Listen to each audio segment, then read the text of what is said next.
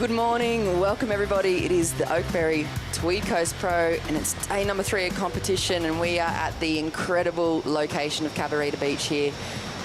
Bundjalung country, big morning of surfing ahead. Myself, Jess Grimwood, joined in the booth with none other than Vaughan Blakey. Good morning, Vaughno. G'day, Jess, and wow, this is so exciting. I can't believe that we're here at Cabarita, one of my favourite waves on the east coast, on the Tweed Coast. What a beautiful zone this is. Incredible drone shots there. But there is so much juice in this swell. It is relentless.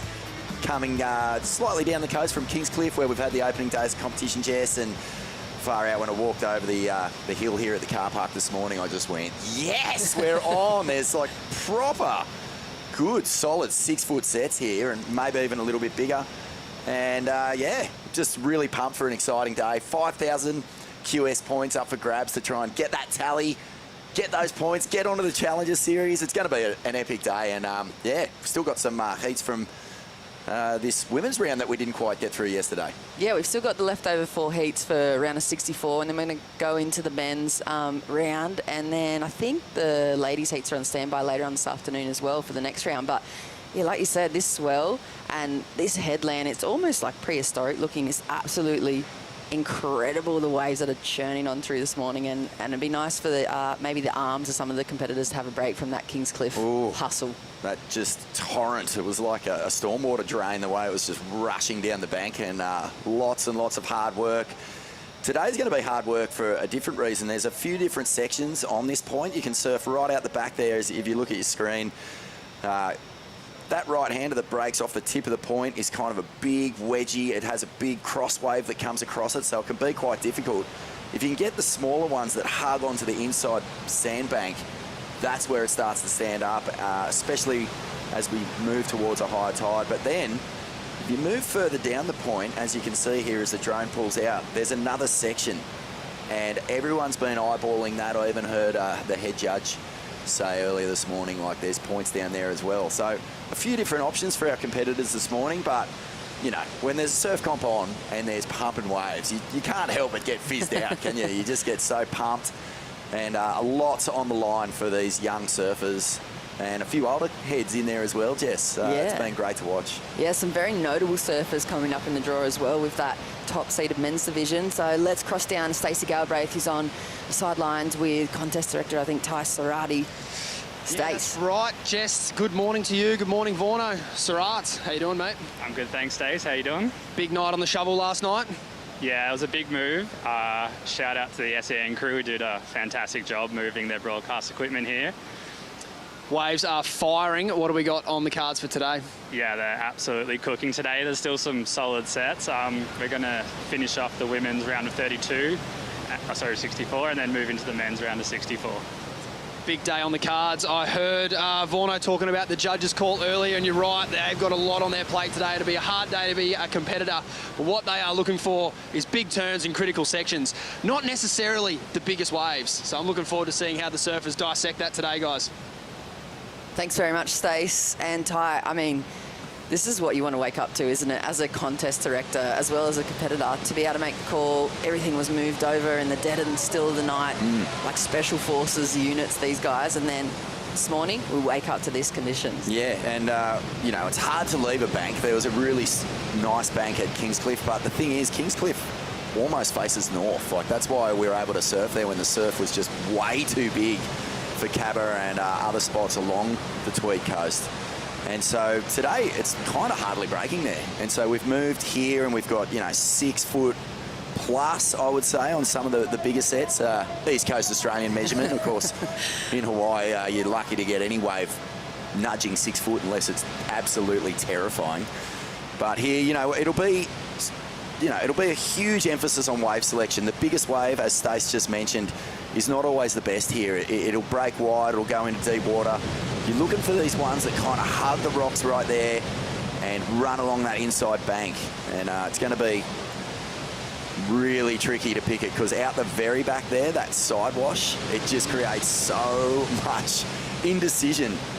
You know, you can be on a steep section, and then the side wave comes across it and just flattens it right out, and then behind it, there's that hollow bit. So, yeah, it's going to be really tricky, and these young women are going to have to be right on it with wave selection. Yeah, and it looks like they've kicked off already. So round of 64, heat 13 in the water of the women. Holly Williams in the red, Kyla Whitfield's in the blue, Ellie Brooks in the white, and Izzy Campbell is out there in the green. This is excellent wave selection here, Jess. Up and riding. Beautiful first two turns. It looks like, you know what, it's going to be very tricky to tell from those colours at this time in the morning. We're looking straight into the sun. It was Ellie Brooks. So first wave for her. She's looking really confident. Such an experienced competitor. There you can see the colours nice and clearly. That beautiful. It almost looks prehistoric along there, doesn't it? Yeah, it's drone footage. Epic headland. I like that wave. It wasn't, you know, a long one. It didn't offer too much, but they're the ones, that little cupped out section, offered a couple little backside turns. And Ellie, you know, she'll feel a little bit of the nerves leaving her body after standing up and getting that one. Just look how much push there is coming around this section. And that's scary and loud when you're out there. Yeah, it'd be so loud, isn't it? There's that cross wave you were talking about too, Vaughan, as it hits that cliff face, bounces back. You could almost... Oh, look, just a big rip moving through it. And that's what makes the big sets here really hard to manage. It's, yeah, it's really difficult. And being in the right place on those waves, because you can feel like you're in the zone. And then that rib moves across and you're just completely out of position. What are you seeing in the equipment this morning? Because I did notice over the last few days, a lot of the guys riding really big step-ups here and like the pintails. And I'll have a look at this replay first for Ellie. Well, I love the shape of this wave. I know it wasn't, you know, it didn't offer too much down the line, but just the way that it scooped out, cupped out, and Ellie was able to stay in the pocket, get a couple of turns off. You know, they're the ones. You get one that actually runs down the bank and doesn't close out, you'll get really good scoring opportunities. But equipment-wise, I'm not sure. You know, Kersey really was the only guy who really took something different out. Josh Kerr, former CT competitor, just pretty much 100% committed to the twin these days on those album boards. But, yeah, there might be some minor differences in length or tail, but... yeah, possibly different fin sizes, but on a day like today, I think most crew will just rely on, you know, their standard board. I know, like, you know, it's pretty rare to mess around with your favourite board. They go good in all conditions these days. So it will be interesting to see whether there's different designs. We'll check in with the surfers post-heat. Yeah, I'd love to see what they're riding. This is Izzy Campbell up and riding in the green. She's working her way back. I love how confident and just kind of on the money straight away these women are in the first few minutes of their heat. There's no hesitation, and I mean, not a great critical wave for her at this point, but that same kind of feeling I got from watching the opening ride for Ellie, and the judges taking their very good time to set the scale here this morning. Yeah, well, we won't really know till we see a really strong wave, just what's possible out here. It's going to be tricky.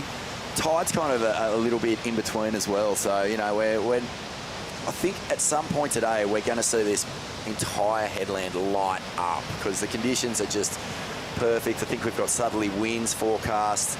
We've got this beautiful groundswell that's basically trailing off Tropical Cyclone Gabrielle, and a few other little weather systems moving up the coast as well. Sort of punchy little powerful ECLs vibe. And yeah, so we're in for a wonderful day of surfing here on the Tweed coast. And Holly Williams now. Yeah, here she goes, just wraps back, looking for the power source. And this thing just stands up in front of her, up into the lip, a little bit kind of caught between two sections there, but you're loving it. You're already clapping. Well, I love that she was able to pull that around. I thought for all money she was going to bog on that outside rail, but she did so well. And she was able to do that because that wave was steep. I mean, if that thing, you know, gave her nothing, she wouldn't have been able to, and it would have just been, yeah, those bog rail turns, which nobody likes. This one here for Izzy, the 233, that's the replay of her opening ride. So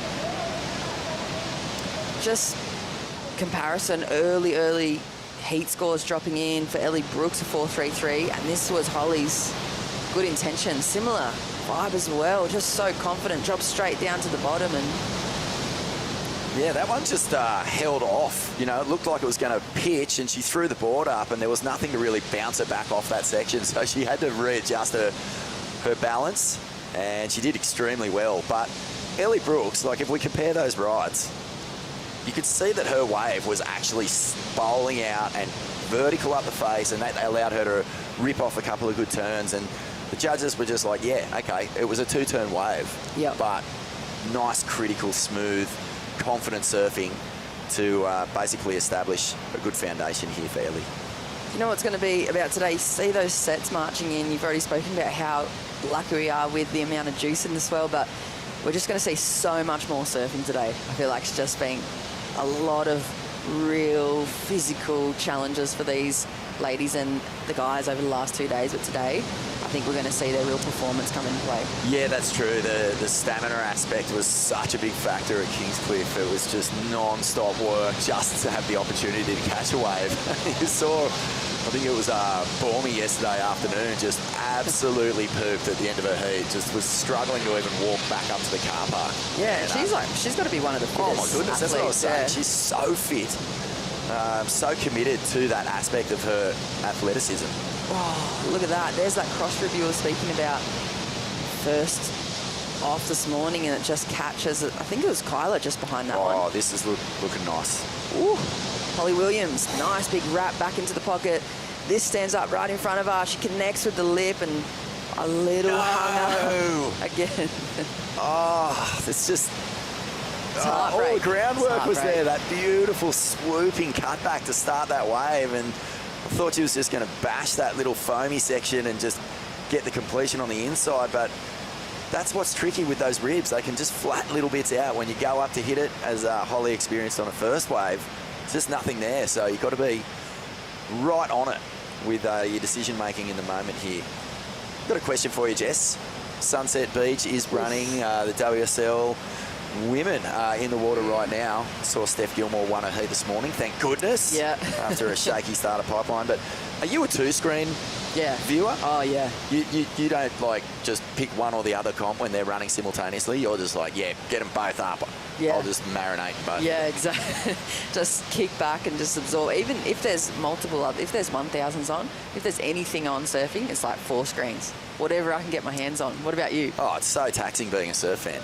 Yeah, I'm such a nerd. I'm like multiple screens, phone over here, trying to sort of keep an eye on everything that's happening. It's just such an incredible world of competitive everything out there at the moment. It's hard to take it all in, but yeah, the WSL doing such a fantastic job of, you know, bringing us just every type of surfing, you know, from the very highest elite level where people are battling for world titles, right, I wouldn't say all the way down because it's only a hop, skip and a jump to get there from here, but we've also got, you know, the Tweed Coast Oakberry Pro here, and it's just so good that you get to see who's coming up, who's going to be challenging that elite group in the next couple of years. Yeah, and it's interesting too, like I was looking through the draw and like even looking at Fantasy Surfer and picking my little team for Sunset, and I was looking for people that are in this draw that I've forgotten that aren't in the draw for Sunset. Like people like India Robertson and those kind of powerhouse Aussie surfers are like, where is she? Oh, that's right, she's here, don't worry about it. She's going to be surfing Cabra at some point. Here we go. Izzy Campbell, nice big gouge on her opening manoeuvre. Look at this. Stand up in front of her and she gets the 2-turn combo and out of there.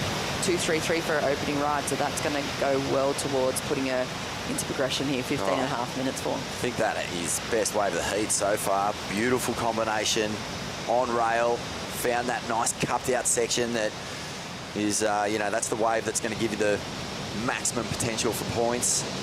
And there's just something to be said for attacking waves like that, not surfing them with sort of a tentative mindset. And a beautiful attacking ride there from Isabella Campbell, and it nets a 5.83, so rewarded for the commitment.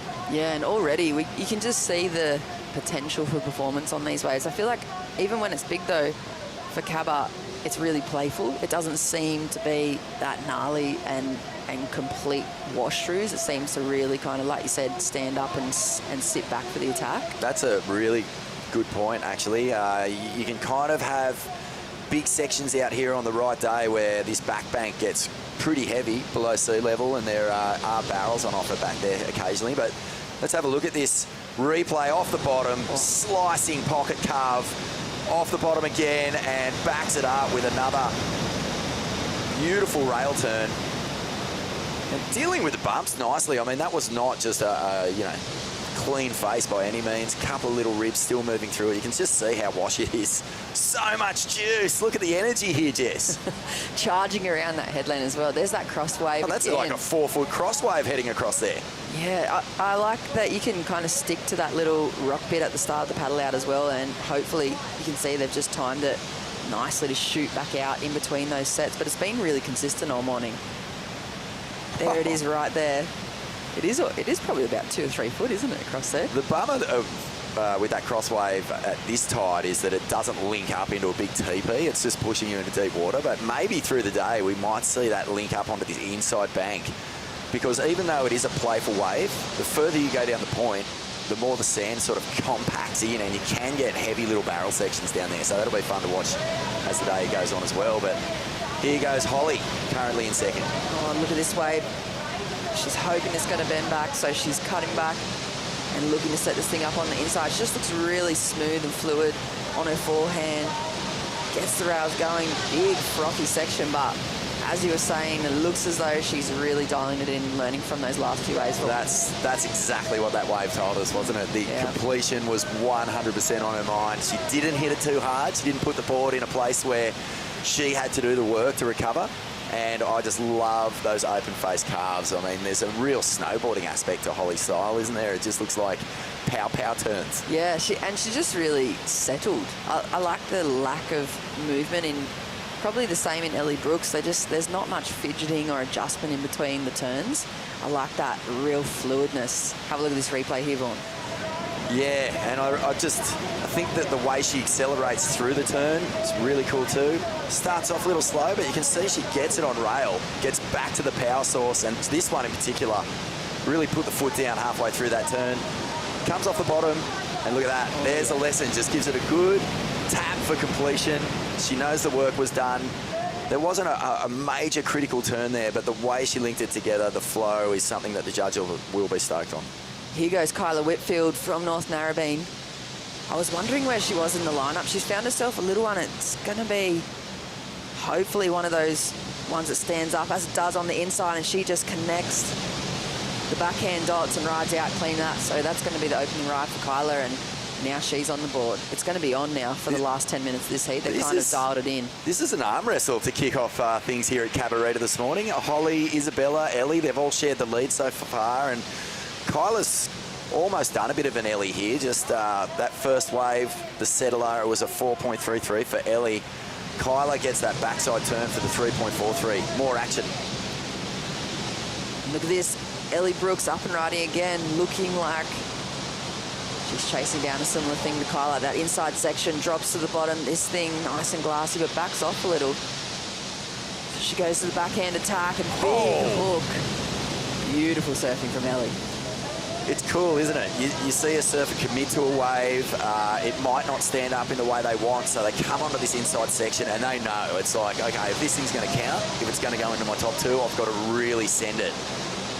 In contrast to Holly Williams' wave, where she did a lot of nice smooth carving, made sure the completion was there, but didn't really feel the need to do something spectacular. Ellie there just absolutely punching that end section. Spectacular turn. I think the judges will be stoked on that one. Really sort of milked a score out of nothing in a way. Yeah, I think that's going to be a really good score for Ellie Brooks. So with just over 10 minutes on the clock, we're going to go to a quick break at the Oakberry Tweed Coast Pro live action. Coming back right after this.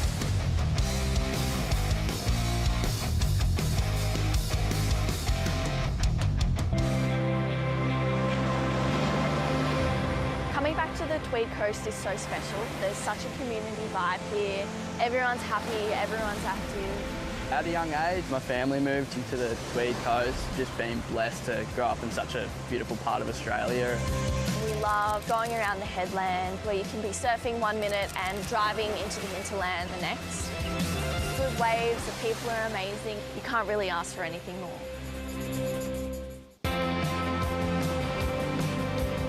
Oakberry, it isn't just food, it's a lifestyle. It's going to the beach all day, being with your friends, being healthy, being fit, being active and fueling yourself to be able to surf all day and keep living the life that we love. To me, eating real food is so important, and real food to me is organic, 100% natural, free preservatives, fresh. You'll find that with Oakberry.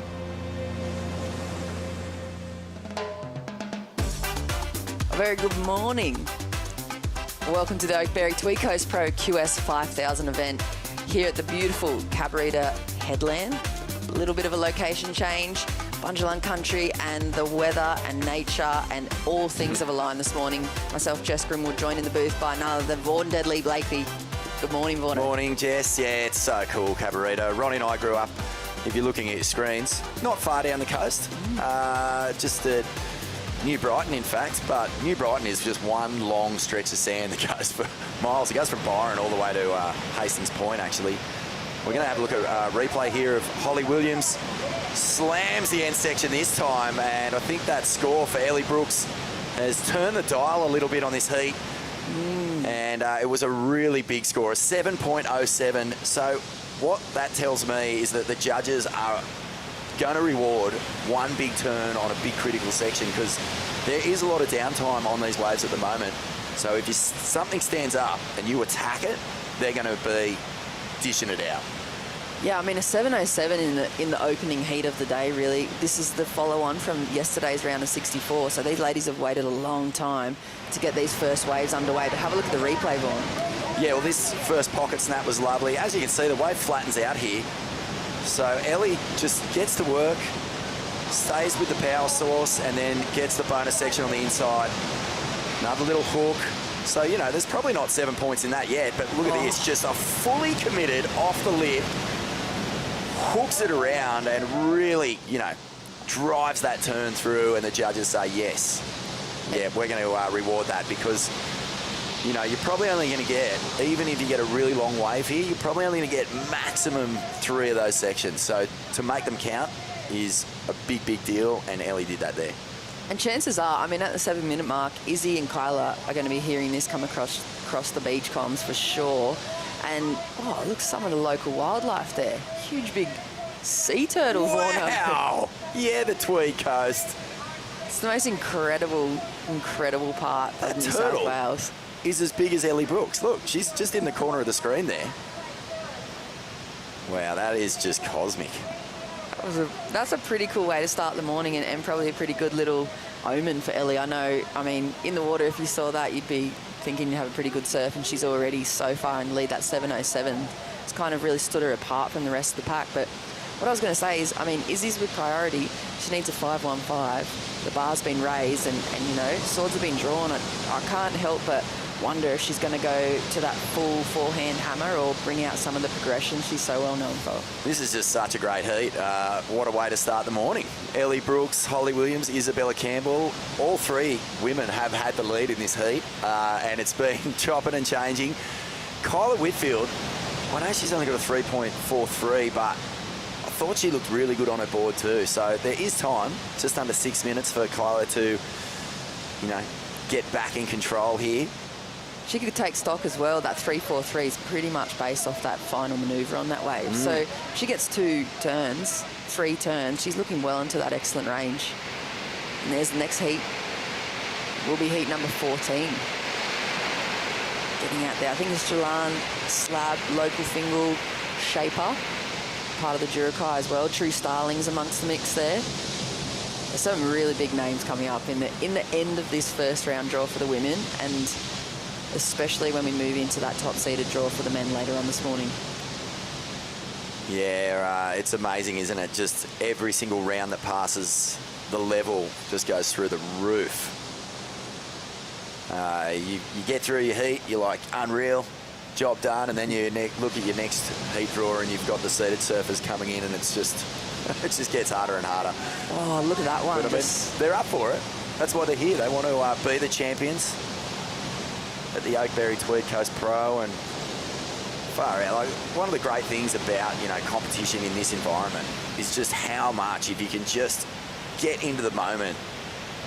I mean, how many people are out there in the world competing and sharing their competitive space with, you know, giant sea turtles and these beautiful marine life, and, you know, the headland that is just absolutely beautiful.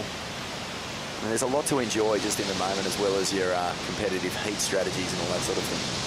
And there's a really nice vibe around this contest too. There's a lot of energy, like you were saying this morning. You're completely tapped into it too, but there's this real community vibe about this group of competitors especially. I feel like, you know, sometimes you go through those decades or years where there's those real, there's the real cliquey kind of rivalry, and you can feel it when you walk through the contest site. But I felt this morning just walking through, everyone's kind of chit-chatting and they're really excited. I mean, with the forecast like it is, it's just, you know, they're not going to be wave-starved at least.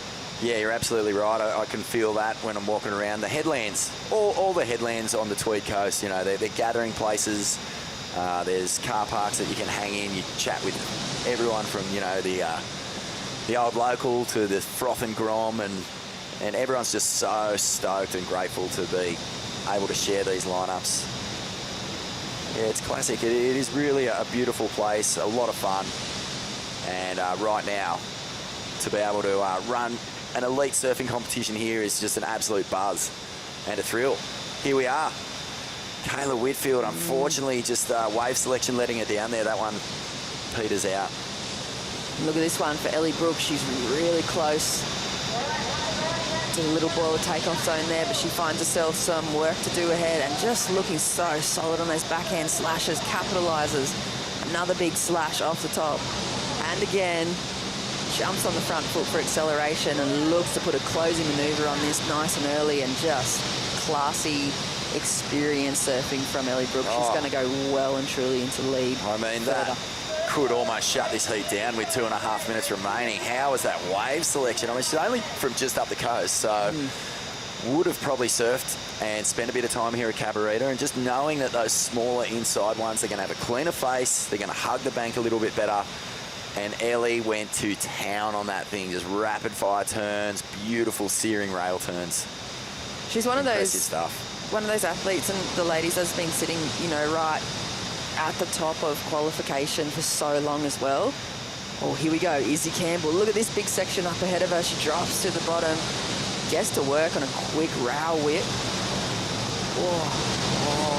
Needs a 5.15 to get into a progressing situation.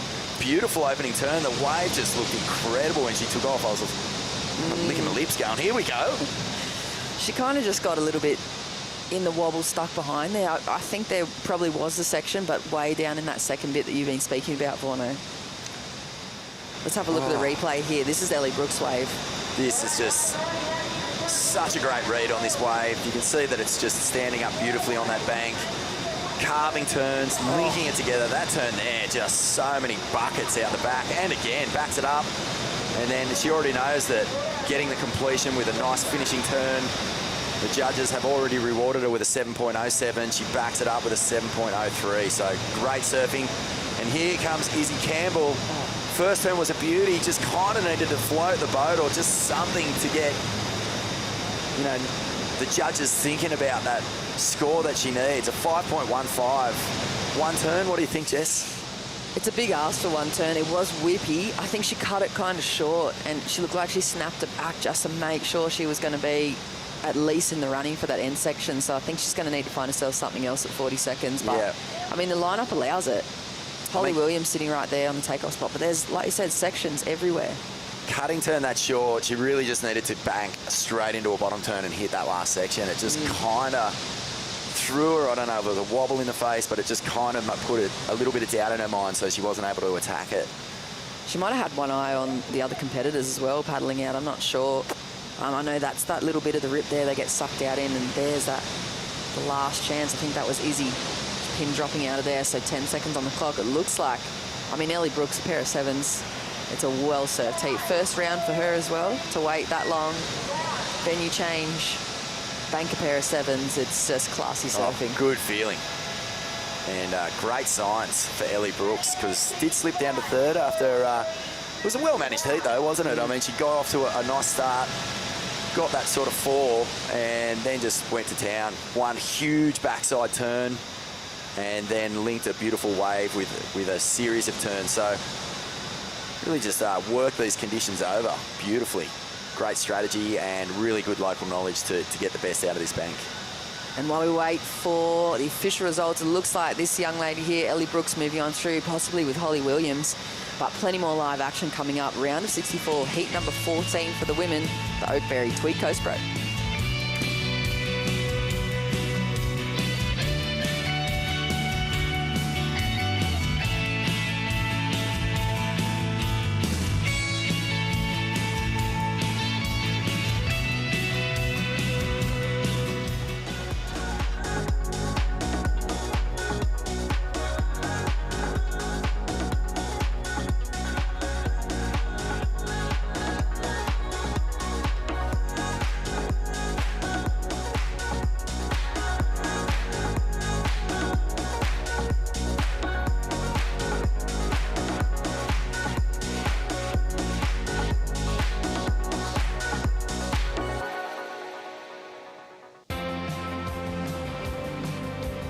Oakberry, it isn't just food, it's a lifestyle. It's going to the beach all day, being with your friends, being healthy, being fit, being active and fueling yourself to be able to surf all day and keep living the life that we love. To me, eating real food is so important, and real food to me is organic, 100% natural, free preservatives, fresh. You'll find that with Oakberry.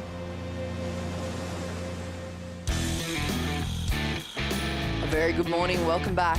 Oakberry Tweed Coast Pro QS 5000 event here on Bundjalung Country.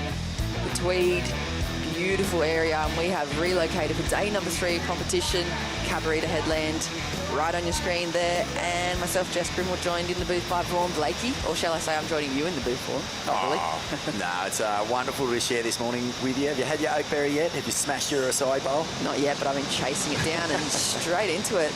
The Coops, Elise Cooper, up and riding in the red jersey, and I'm looking forward to seeing her. I feel like this has just been, over the last kind of 10 heats, battle of the goofy footers from yesterday afternoon to this morning. It's just seen them really kind of rise to the top of the crop. I thought I had sleep in my eyes when I first saw this heat on paper. It looks like a semi-final. This is a really tough draw for such an early round in the event.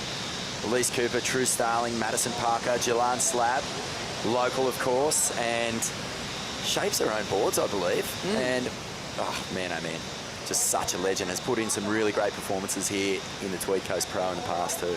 Yeah, and she was involved with the Jurukai in welcoming to country for this whole event and sharing their culture and surf here on, I think, day 1 of the Pro Juniors. So to have, you know, somebody that's as well respected in the community out there, probably on her own board, and competing at this level against people like Elise Cooper and True and Maddie, it's pretty special. It's pretty cool here. Yeah, and connected to, you know, the song lines, the stories of this region, and sharing that with the Slab family and Jurukai Surf. It's one of the great privileges that we all get to share, and it just makes this whole experience of the Tweed Coast Pro even more special. At the morning, the opening wave here in heat number 14 for Coops, just the 1.93.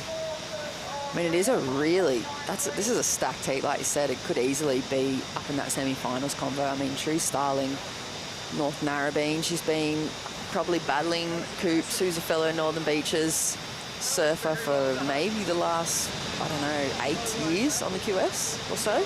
Around about 5 or 8 years, these ladies have been going head-to-head, and yeah, I wonder what the count is between each other, actually. That'd be an interesting question. It blows my mind how long these rivalries can simmer for, you know, before we actually even get to know these women. You know, they might have been surfing against each other since they were 10 or 11 years old, whether it's in club comps or, you know, board riders battles or whatever it is. But by the time they start hitting these you know, high-level elite competitions, they've probably got like 10 wins apiece or even more. And I love that. I love that about pro surfing. You can see, you know, rivalries coming from a long way out. I actually heard a crazy stat the other day that Tyler Wright and Carissa Moore have surfed more finals against each other than anyone. Across in men and women? Yeah. Wow. So it's like one of the all-time rivalries. Pretty amazing. That is. I wonder if that plays into their mind. I feel like for Tyler, yeah. I feel like before you go out for a heat, you've got to be thinking, okay, she's got the one up on me last time. This is it. This is my chance to get back on even or above. Well, I was thinking about it. I was going, you think of like great rivalries in surfing, and you probably lean more towards Steph and Carissa being bigger rivals than Tyler and Carissa. But in women's surfing, a lot of the time, the world champs just run away with it. They don't really necessarily meet top seeds in finals. They, you know, being on opposite sides of the draw, they'll miss each other quite a bit. So that's why the WSL finals has been instigated, so that if you want to win the world title, you've got to beat the very, very best. And but that's incredible that they've surfed something like 8 or 10 finals against each other. That's, for me, that's a proper heavyweight rivalry. I know with True as well, talking about rivalries in women's surfing, she did speak about the fact that she keeps tabs on, there's a couple of other women competitors not here at the QS 5000, but around kind of this regional area, and she keeps well and truly tabs on them, how many heats she's lost to them, and she knows, you know, I really want to get one up on this person, especially like from around their local area. So that rivalry is really strong, and I'd love to see more of those battle style, you know, heats go into play. Well, There's Jalan. It is so rare for a surfer, a professional surfer, to not log a loss. Like, they know exactly who beat them, when, by how much, or what the scenario was. Yep, straight in the little black book, and that just fuels them for the next meeting. One of the only surfers who really I've sort of pinged for heat information many times, and he kind of doesn't have a clue, is Occy. He just sort of paddles out, does his surf, and comes in. I think he's probably, you know, obviously a world champion, so he's got strategy in his back pocket, but he doesn't have a little black book, I don't think. Maybe just in his mind. Maybe, but he doesn't seem to remember. I've tried so hard to get him to open up against, you know, like, I mean, he surfs so many great heats against Tom Curran, and they're probably the ones that stand out the most for him, but and maybe Kelly too, but yeah, there's a lot of heats where you sort of go, what about this heat, Ock? And he's like, I don't really remember that heat. But he'll remember the waves. Yeah. So, yeah, just pure surfer. It's pretty awesome. Totally in his own zone. And have a look at that set rolling on through as well. I feel like Jalan might have got pushed out to that wide kind of paddle out spot. And no one's really locked in any scoring potential at the moment. I know they would have been watching that first heat open up, and Ellie Brooks find those sevens quite, I mean, looked easily to her, but 18 minutes on the clock, and we're waiting for that real score. How much whitewash is in the lineup right now? Big set obviously coming through, pushing everyone out of position. So interested to see who's going to head down to that lower bank during the day. There's definitely going to be opportunity in there at some point. Ooh. The big eject over the back. Yeah, that always gets a hoot from the crowd. You can get an appreciation for how much swell there is rolling around through there when you see someone fully extend like that off the back of something, and you know, it's actually, yeah, there's a couple of chunks. It always used to make me laugh, you know, at City Beach surf comps when someone would jump off the back of the wave and get the biggest hoot of the day. Yeah. People going down there going, oh my goodness, they're flying. So while we wait for those opening scores to come in, Vaughan, I think Stacey is on the sidelines with Ellie Brooks, and a beautiful pair of sevens to take that win.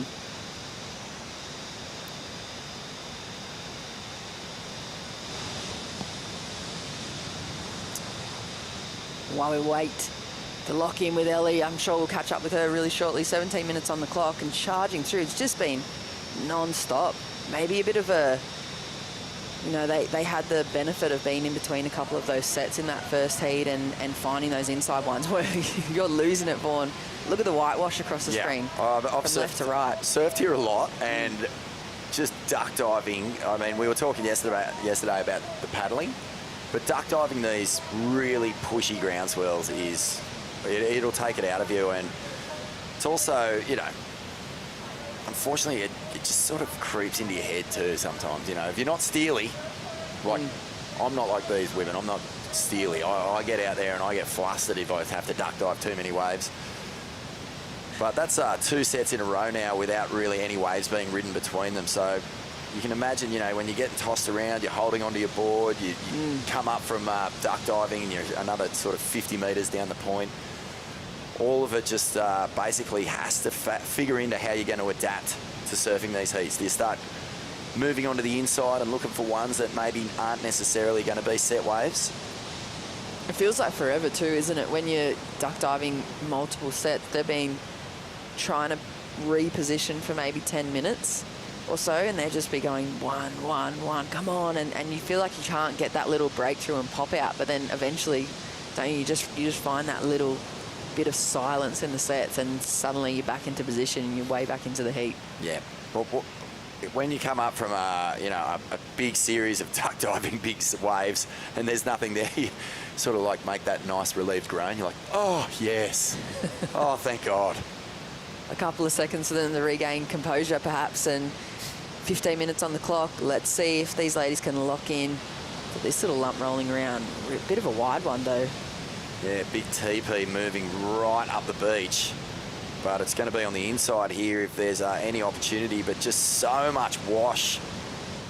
So difficult. The side wash coming off the headland right now is extremely difficult to manage. And in that last heat, Ellie Brooks, call it local knowledge, call it someone who might have surfed here a few times, but she was just so on point with her wave selection, and she wasn't scared to move in close to the headland and pick off the ones that were standing up a little bit like this. And Stacey's with her on the sideline, which we'll get to really shortly, because looks like Maddie Parker up and riding in the white. Nice big section ahead of her. She tags it early, and now work's done. She's got her opening score on the board, and now she can really get into it and release it. But nice kind of two-turn combo for her, Vaughan. Yeah, played it safe, but, halfway through the heat, maybe not a bad tactic. You don't want to fall and just be in the same position as everyone else. So she got the finish. It's a good-sized wave too, so did extremely well there, Maddie Parker. Stace, you're on the sidelines there with Ellie Brooks. That's right, thanks, Jess. Sorry about technical difficulties earlier. Ellie, thanks for your patience. How was it out there?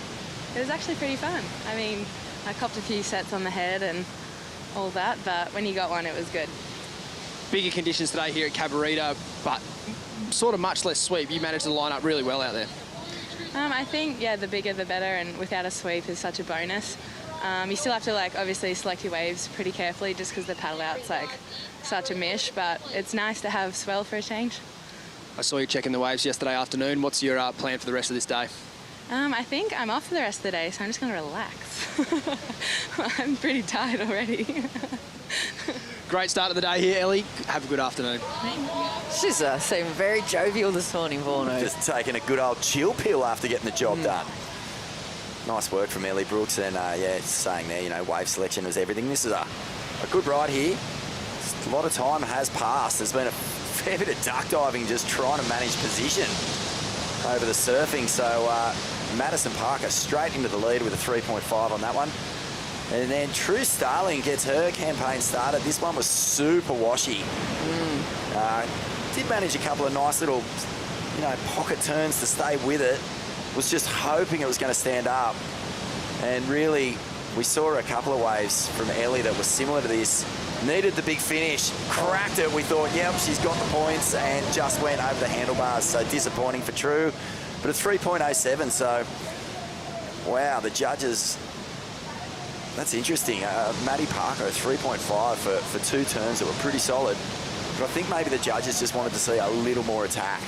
Yeah. Not so much safety. I think she left a little of those points out on that final section. I mean, Ellie and Kyla even was rewarded for just really aggressively connecting with that last, even though it's really foamy, it's not super crisp, they just went full at it. And I mean, Maddie's been sitting out there for over 10 minutes without a score, so in her mind she just wanted to make sure she made it, and it's been so risky.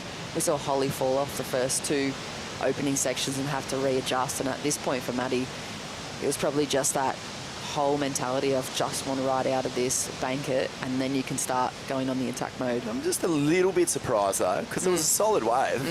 But yeah, I guess, attack will always get the points. You got to whack it. Yeah, you definitely do have to whack it, especially when you were saying earlier, there's only maybe the two sections here. So there's two opportunities. And the judges are just saying, if the section's there and you don't whack it, you're not getting any rewards for it. It's clear. That's a clear message after this heat. If I was watching and I was in these upcoming heats, you'd definitely be going, okay, well, if I get a big wave out there, they still want to see that absolute intent in your surfing. Going ham. I feel like that's such a good thing about Aussie surfing too. Look at this big set rolling through, but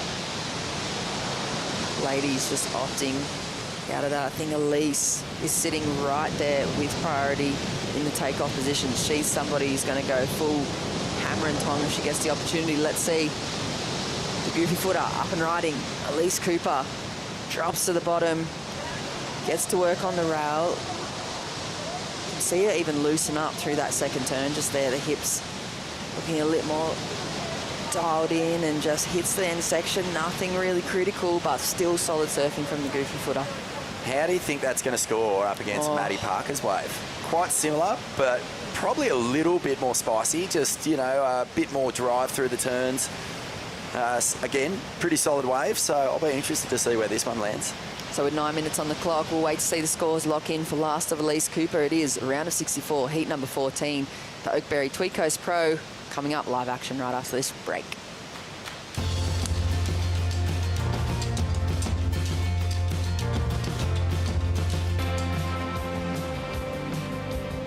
Oakberry, it isn't just food, it's a lifestyle. It's going to the beach all day, being with your friends, being healthy, being fit, being active and fueling yourself to be able to surf all day and keep living the life that we love. To me, eating real food is so important, and real food to me is organic, 100% natural, free preservatives, fresh. You'll find that with Oakberry.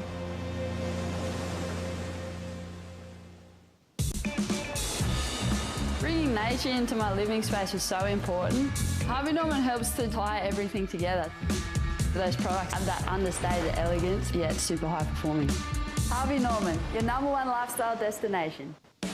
The #1 reason why a student should come study here would be the access they have to staff, and it's just better than any other university. The fact that you can walk straight into the professor's office and get that one-on-one feedback, I think it's just second to none. Oakberry Tweed Coast Pro QS 5000 event right here, Cabarita Beach headland. Beautiful, beautiful day. Kick-off day number 3 of competition. Vaughan Blakey, one of your breeding grounds as a young Rom. Yeah, well, I was saying earlier, you know, we grew up down the coast on this giant stretch of beach. I'm not sure how long it is exactly, but it runs from Hastings all the way to Byron Bay. But yeah, just amazing waves, so much variety. And this is Elise Cooper, the replay. We were waiting to see what the judges would throw at this. Smashes it on the inside. And a 5-point ride there for Elise. So a big wave, 3 big turns. And I think, you know, just without what you said, that critical move, they kind of capped it. That 5-point ride is right in the middle. And they're rewarding the smoothness, the wave selection, but they just want to see a little bit more sting before they chuck it in that excellent range. Yeah, I think so. And you were asking just before the break as well, that comparison where we thought that was going to lay against Maddie Parker's. And I think the wave was a little bit bigger. That first section just looked really sick and bowly. And the cleanness about that rail work at the start might have just made that point of difference for her. But yeah, still wide open at this point. I mean, 7 minutes on the clock. True only needs a 1-1-7. She's kind of been lost at sea out there trying to find that inside one. And Jalan still only looking for a 3.01. Similar situation. I think both of those ladies in that big wash through ended up way, way out wide of the peak and spent the time paddling back through. This is an amazing surf this morning. And yeah, the one thing about growing up at Newey on this big, long stretch of sand that, you know, basically had no headlands, no coverage from the elements, was coming up to Cabarita was one of the real joys of our grommethood. You know, you'd get up here and you'd be like, oh, yes, it's not just a straight closeout. And yeah, it's just a magic place. Lots of good memories here. Some amazing surfers come from this region. Chipper Wilson, probably the most famous Cabba export. Yeah, he's an incredible creative free surfer, isn't he? A little bit of a cult following as well behind him from this area. Big time. And yeah, one of the most progressive and creative surfers you'll ever see. And these waves, you know, surfers are a product of their environment. And these waves around here, they offer so many little chip shot ramps. And a wave like Cabba, you know, you've got so many different sections on it. It's not always the same. So, you know, that allowed a guy like Chipper to really use his imagination and bring something new to the table. It's going to be great to see how these surfers approach Cabba headland today as the tides change and the conditions improve. Ooh, I saw True there just have a real concerted effort to get into that inside one, so loses priority, and it will go second priority now to Jalan. So True, third priority, needs a 1-1-7.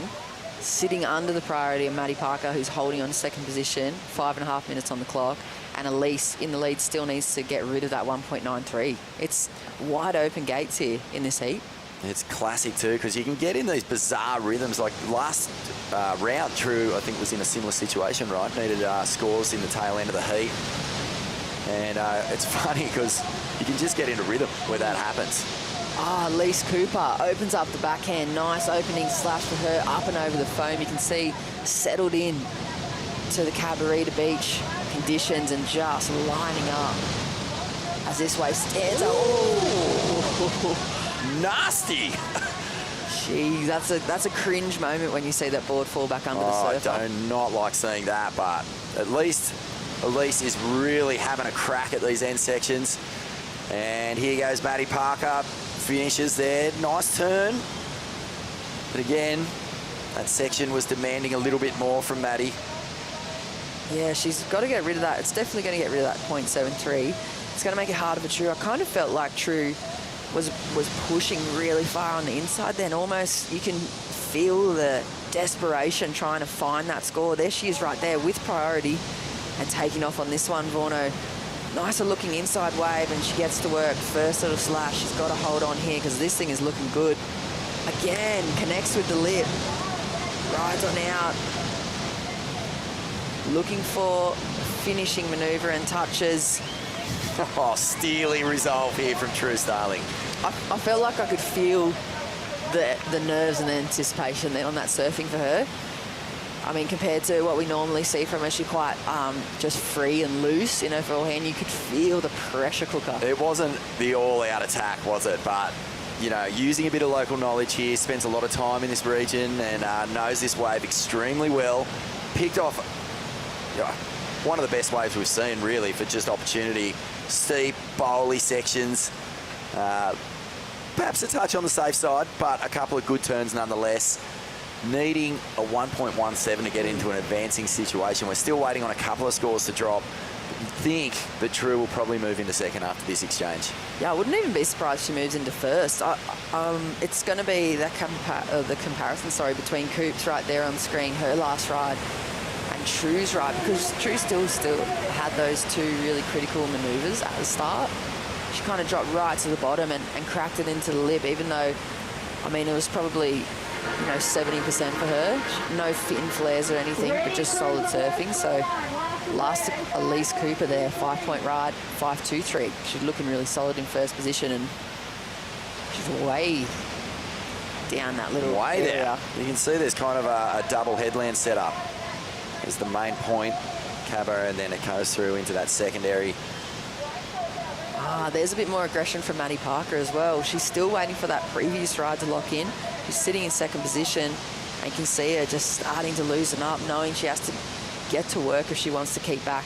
Jalan and True, they've all got scores coming. I think on that last wave as well, Jalan might have got one. Here's the replay. What do you see from True's here? Well, it was wobbly, so it was tricky off the start. That turn was really not much, but you can see it steepens up here, cracks it off the lip. That's a beautiful turn, and the judges will really love that. There's no doubt. Finishing turn, gets the completion, so, it's a bit of a dot in the I's and crossing the T's situation with that last little off the lip, but there's no doubt that snap in the middle, it was a critical section, and True Starling attacked it, so I'm expecting a pretty decent score there as Jalan now on the inside. Yeah, looking smooth on that opening backhand slash of hers, and she's found herself something to work with here. Puts it up into the lip, but can't consolidate. That's going to go well into her efforts. There's so many numbers to lock in. This is really, in the last 1 minute of this heat, it's still wide open at this point, I feel. Well, Jalan's re-entry there, technique-wise, was so on point. Just didn't quite have the speed. Needed to be going a little faster to whip the board back around and ride out in front of the whitewash instead of getting caught in that impact zone. 1 second to go. That's the end of it. Score's still waiting to lock in here, and there's going to be some shifting around, Jess. Yeah, definitely.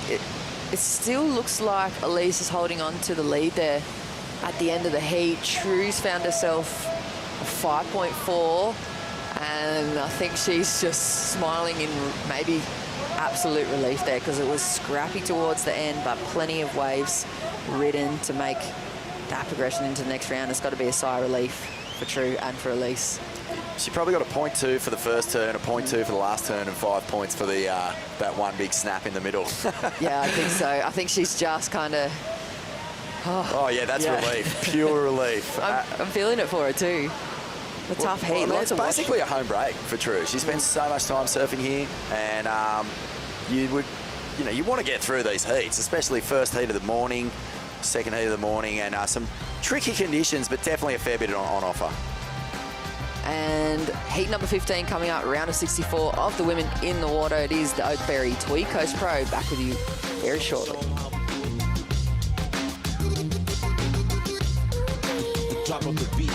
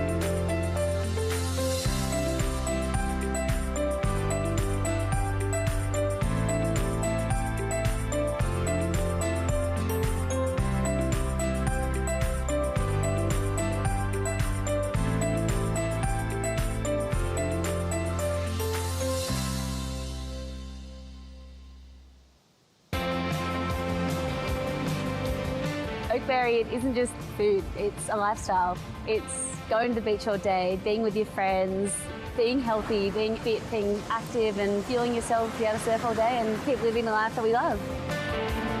To me, eating real food is so important, and real food to me is organic, 100% natural, free preservatives, fresh. You'll find that with Oakberry.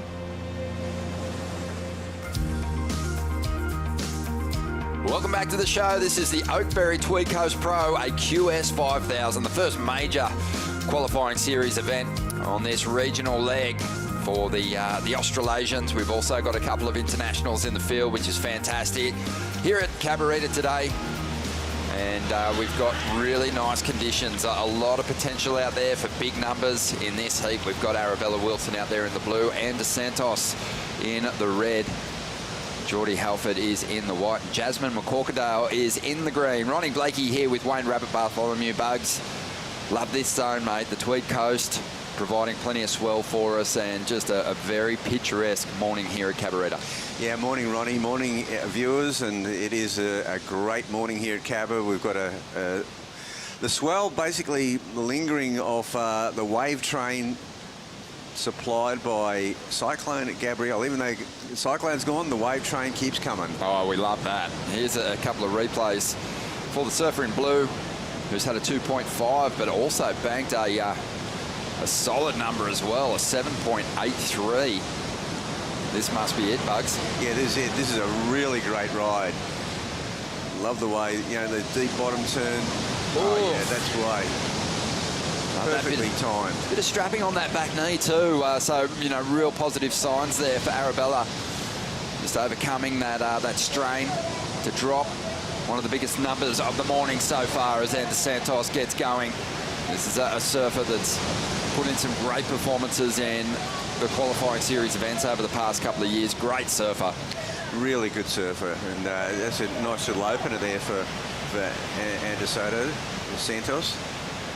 So have a look at that. This is one of the classic Tweed Coast headlands. It's a magic zone. On the smaller days, just a fantastic place to bring the kids down and give them their first taste of surfing. But on these bigger days too, this venue can serve up some really high quality waves. Look, it's amazing, in Cabarita, like we used to call it when we were a kid, Boggingar. and the headland, and this was the Boggangar Cove. That's right. And so surfing in the cove, and then on the bigger days, sweeping out. Sometimes you get the wider banks, and it go all the way down to towards the pub. I mean, there's so many options at Cabarita. And De Santos up again here. This is kind of the quick start strategy. Start out there at the top of the point, get one that really clings to this inside sandbar, and that's a solid finish there from Anne. And she's opting for the runaround. That was the replay of that last ride, excuse me, 5.17 just from the regional cam, New South Wales regional cam, flight cam there. Love that vision. That gave us a fantastic view of the cove. And what's clever about that is that because she ended up just this side of that rocky outcrop that finishes the cove, she'd be able to do the runaround in the cove. If you go further down, it's a much bigger, you know... it's a mission. It's a super mission. You know, we saw big missions yesterday at Kingscliff. I mean, there'll be nothing close to that. But the runaround at Cabba can be quite tricky as well if you go past that second outcrop. Yeah, well, the athletes are just so across their recovery these days. They would have been really into bed early last night, anticipating more big swell today. That's right. Well, there's the cove. There's that outcrop, and there you get that wider section, so you could take in the whole break. You can connect all the way through on the right wave, but it's pretty much they're hugging the cove at the moment, and that's where you probably got your best chance of getting two in the first 10 or 12 minutes. Yeah, magic morning. Just so looked like a relief field. The competitors just looked so happy to see a lineup without that radical sweep from south to north. And yeah, there is a couple of ways to play it. As you mentioned, you can get those ones from really close to the point that stick to the bank. You might be able to finish those rides off on the inside there, where we can see Anne De Santos at the moment. Now there's another section to some of the bigger sets that really starts to turn on down where Anne is. So you can kind of break the competition area up into two parts and strategically, you know, really give yourself opportunities without priority down the line to swoop on something special. And that's right, and we may see that come into play, you know, in say the last 5 minutes of a heat where competitors are really searching for that second wave. They might elect to go wide, and you've kind of got it, you know, to yourself. We've got this low tide incoming now. It will change as the tide. The moods of Cabarita are quite varied. A little like Vaughan Blakey, whose mood is very positive at the moment, Vaughno. Yep, mood isn't varied at all. It's feeling good. Well, yesterday, the surfers, thanks to that big sweep at Kingscliff, they were like twigs in a stormwater drain, just getting flushed all the way down the beach. Today, it's a different challenge for fitness and stamina, getting pummeled and robbed by endless 4 to 6 foot sets. But a great result there, and you managed to find the gems. Yeah, I think I got like really lucky because most of the time in that heat I spent like duck diving or just getting like washed around. But yeah, happy to get 2 keepers at least, yeah. What's the secret to finding those waves that stand up out there, Elise? Because you did find a couple of gems and you really managed to attack them as well. I don't know if it was a secret or just like pure luck, but if they came and you probably didn't want to get the next one in the head, I just had to turn and it's just like, oh, I'll just make the most of this and try and get a wave and then another wave, and yeah. That was a super stacked heat. Were you nervous paddling out, or were you just ready to go? Nah, always nervous. Like that was the first surf for me after seeing all the girls surf yesterday. So yeah, a little bit of nerves, but also really keen to get out there. Well, you did a wonderful job dealing with that lineup. I think it'll clean up during the day, but we look forward to seeing you the next round as well. Thank you. Back to you guys. Good on you, Vaughno. And yeah, well done there to Elise Cooper. Banked a couple of 5-point rides. And much like yesterday, that was kind of a key to getting yourself into a qualifying position. It's still a pretty shifty lineup to read, and I liked her theory in just, you know, if something stood up and there were sets on the outside, rather than kind of fall into that pattern of just an absolute duck dive festival, she'd swing on that wave and try and turn it into something. It worked in her favour. Yeah, and there was a lot of that last heat. There was a lot of sets. It was a definite pulse going on. There was set after set. It was a lot bigger. We haven't really seen this yet. We've seen the women in this heat surfing very tucked up in the cove, looking for that surge that comes off the rock and it wedges. It's a really fun takeoff. It sure is.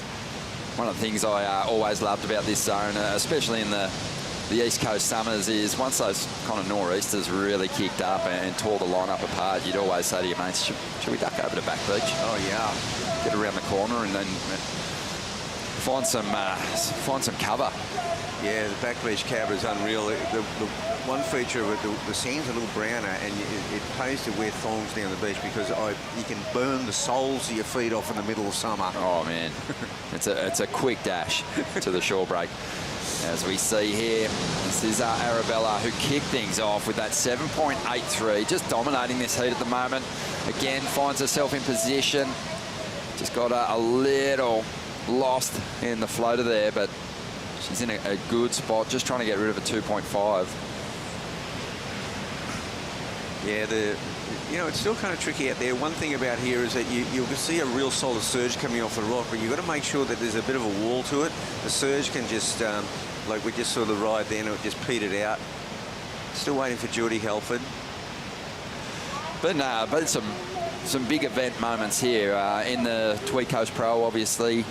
During that pandemic year, we had a great contest here just to, we'll just keep the athletes in the zone well and truly primed for competitive surfing. Ethan Ewing had a victory in that event. We saw Dimity Stoyle perform beautifully in that contest as well. I've seen her down here today gearing up to hit the lineup in the next heat, which will be the last heat of this round of 64.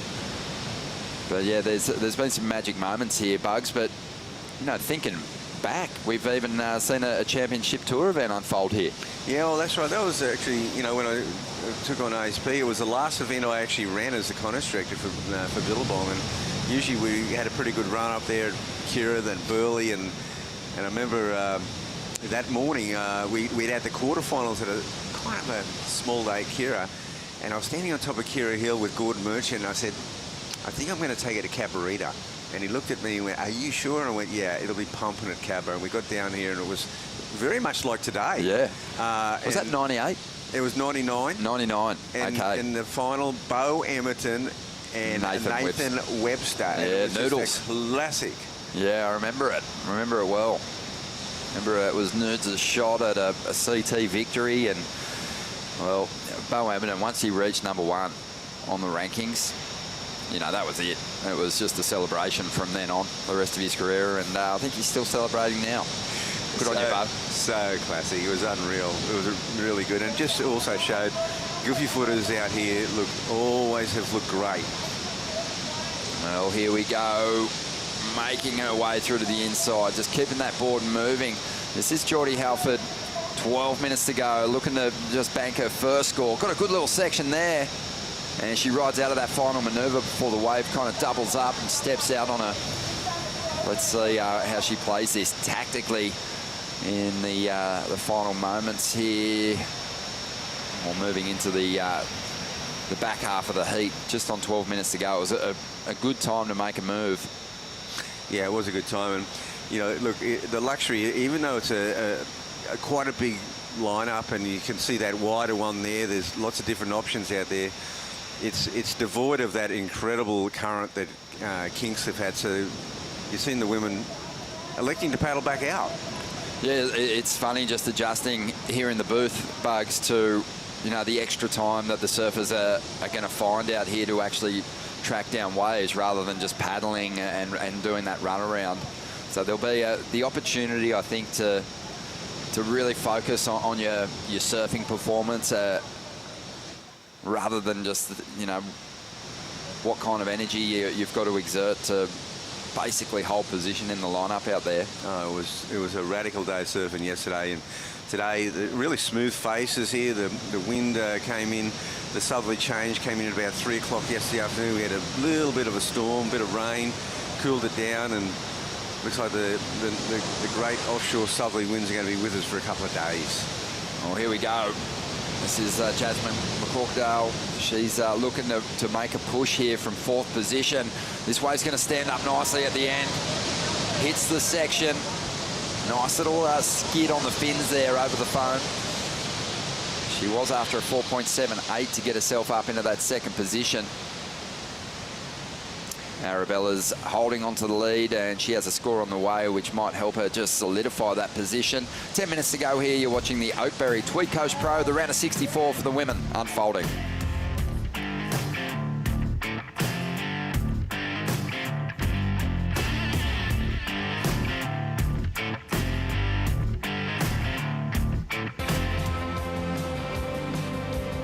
Oakberry, it isn't just food, it's a lifestyle. It's going to the beach all day, being with your friends, being healthy, being fit, being active and fueling yourself, be able to surf all day and keep living the life that we love.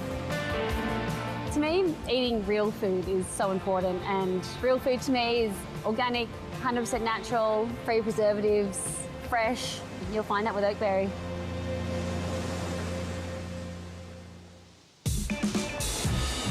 Bringing nature into my living space is so important. Harvey Norman helps to tie everything together. Those products have that understated elegance, yet super high performing. Harvey Norman, your #1 lifestyle destination. The number one reason why students should come study here would be the access they have to staff, and it's just better than any other university. The fact that you can walk straight into the professor's office and get that one-on-one feedback, I think it's just second to none. Welcome back to the show. Great to have the support of Bond University, and interesting to note too, a lot of people behind the scenes working in the broadcast have come through Bond University and their media programs, and it's been fun. I've worked alongside a lot of people in the broadcast world on surfing events, and certainly a lot of sort of different avenues you can chase down there if you choose to tackle a degree there. But out there in the lineup at the moment, our surfers are ripping into these conditions. 8 minutes to go here. Here's your current heat leader, just getting a little ankle tap there from that whitewater, but she's holding on to a decent lead here at the moment. Yeah, getting back to the Bond Uni, there are quite a few competitors in both the men's and the women's doing degrees at Bond Uni. I know young Zach Hedeman from Hawaii, Hans Hedeman's son, is out here doing a degree at Bond Uni, and he's living here for a few years, so that's pretty awesome. Yeah, it's fantastic. Let's have a look at this one. Oh, good-looking wave there for Jasmine McCorkdale, and she really looked to lay that bottom turnover hard.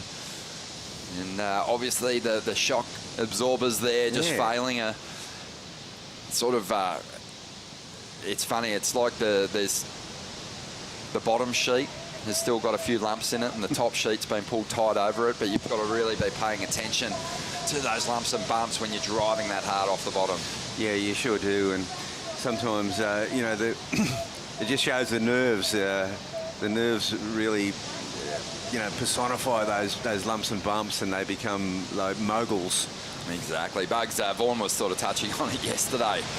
You know, these cyclone swells, I mean, they just really lift everyone's expectations, and, you know, you're just rubbing your hands together at the thought of getting barreled here on the Tweed Coast or up on the Gold Coast points.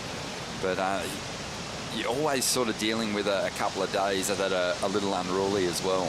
Oh, that's right. I mean, you know, it's so different here. I mean, the swells take a while to reach the peak. You'll get some unruly days, and then often on the backside, you've got this wave train, like especially the ones just like our cyclone Gabrielle, the track it took. You know, that's several thousand kilometres of fetch. So even though the cyclone might be gone, on the backside of the peak, you've got this wave train that just cleans up day after day after day, and you find that day 4, 5, 6, 7 are the gem days. Oh, perfect. We've got a lot to look forward to then. Mate, just reflecting on your surfing life, I mean, you really do have an encyclopedic knowledge of surfing, particularly in this area. Give us your top 3 all-time cyclone swells. Oh, well, you know... What's at number 3? Let's start there. Number 3. You know, okay, number 3 is a radical. It's an eye-opener for Cyclone Dinah, 1967. It was the first one. It's only the top 3, not because of the wave quality, but just with the impact it had on me, what a cyclone can do. it just tore the beaches to pieces. It was when they realised that those Tweed walls had left the Coolangatta area vulnerable to incredible erosion. I mean, they were putting cars throwing cars over to save the high rises in Surfers Paradise. It was really a radical scene, and it really had a lasting impact on me of how powerful cyclones can be. Cyclone Abigail, I remember in January '82, was a magic one. But I think that in '75 we had back-to-back cyclones. Like every Friday night we were batting down the hatches for another cyclone. And that was a pretty amazing stretch. So they're the ones that really stand out. Number one, wave quality-wise? Well, I mean, it'd be Kira for sure. There was one in 1972 that was just, it was before the big groin, and Kira was just unbelievable for like a week, and it was. I remember Batty Trelaw. I saw Batty Trelaw, and he said to me, he said, "Well, these mates came up from Angara, and he said you weren't seen for a week." Meaning that I was in the barrel for a week. How good's that? You still remember some of those rides from the inside? Do. I mean, you know, back then, I mean, now everything's filmed and everything. We'd just be getting 10-second barrels, and no one recording anything. But the sessions, you just remember, like, you know, Kira was so hollow, you couldn't even come off the bottom. You had that groove, that below sea level groove, and you could not even come off the bottom of the wave where you got flipped. Oh, man. You know what? I know that the technology will get there soon, Bugs, but you'll probably be able to download those visions, that footage out of your brain at some point. As we see Andrew Santos here on the replay. Love chatting with Bugs about those classic swells. We've got Arabella Wilson still out in front. She's desperately trying to get rid of this 2.5. You know, because anytime you bank that near excellent number of 7.83, you don't want to leave yourself vulnerable to a late charge from those competitors outside that qualifying position. So, yeah, she'd be feeling pretty nervous at the moment hanging on to this 2.5. Andrew Santos has moved into the lead. I think her competitive savvy is coming to the fore. She hasn't really connected with the best waves of this heat, but she still managed to turn in 2 mid-range 5s. That's got her out in front at the moment. Geordie's after a pretty decent number to get to second, 6.34. Jasmine McQuarkadale's after a 7.01, and the importance now of getting rid of this 2.5 for Arabella is really evident, because she can push the requirement almost out of reach for her rivals with a decent ride. Well, she was in a position to really put this heat away, but she fell on that one manoeuvre and kept her score down. She got that 7.83 really early in this contest. It can happen where you don't actually manage to get 2 good rides in shiftier conditions, Bugs, but I know as a competitive surfer, you know, you reflect on those heats as massive lost opportunities. You do. I mean, the ones that where, you know, you get the 9.5 or even a 10 and then don't back it up, I mean, they tend to stick with you. Mate, thanks so much for having me on the coast again.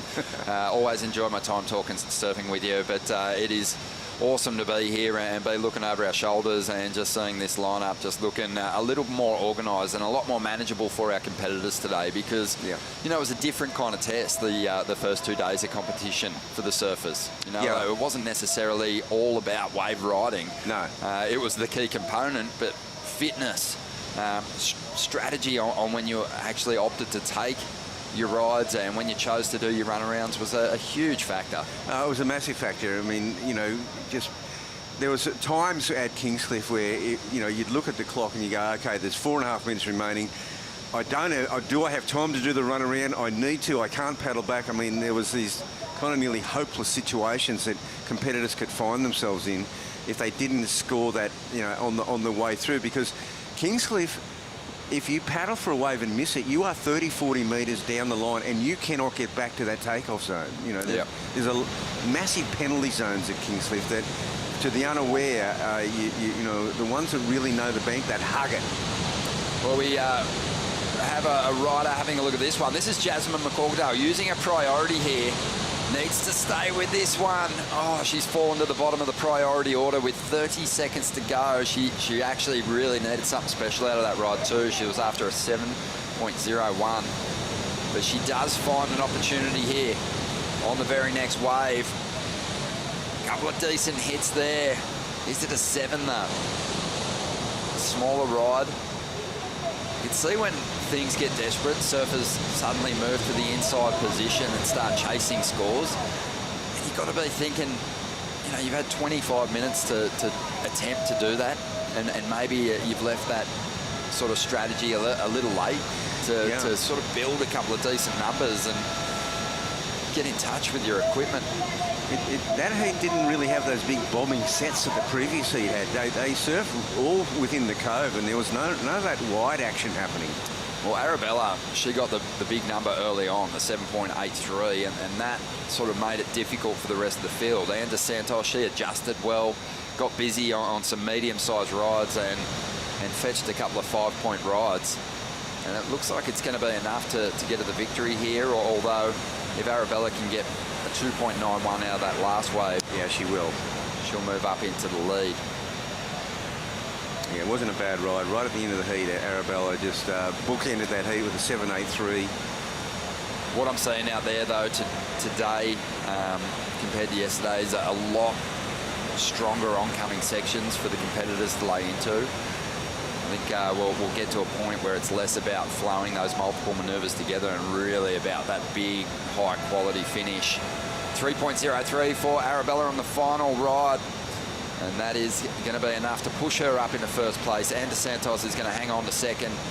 And Geordie Halford and Jasmine McQuarkadale will set their sights on the next QS event on the schedule. We'll take a quick break. One more heat to come from the round of 64 for the women here at the Oakberry Tweed Coast Pro.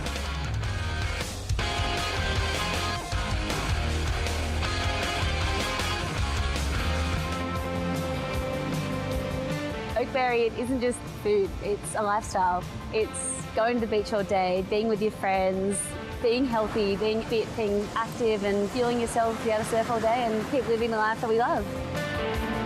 To me, eating real food is so important, and real food to me is organic, 100% natural, free preservatives, fresh. You'll find that with Oakberry.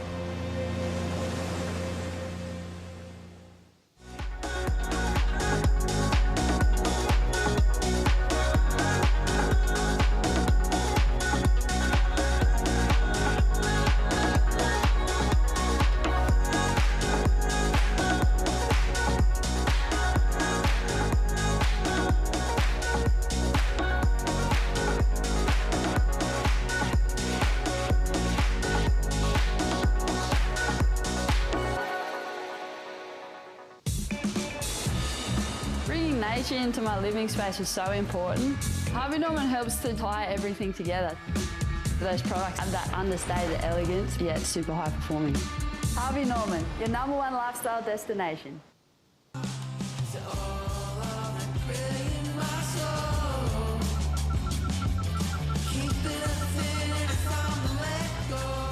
Find your moment at visitthetweed.com.au.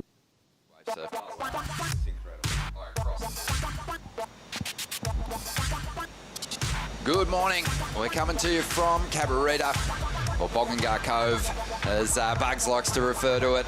It is a classic day, especially compared to what we had the last 2 days of competition, and the competitors, well, they're inspired to put on some big performances.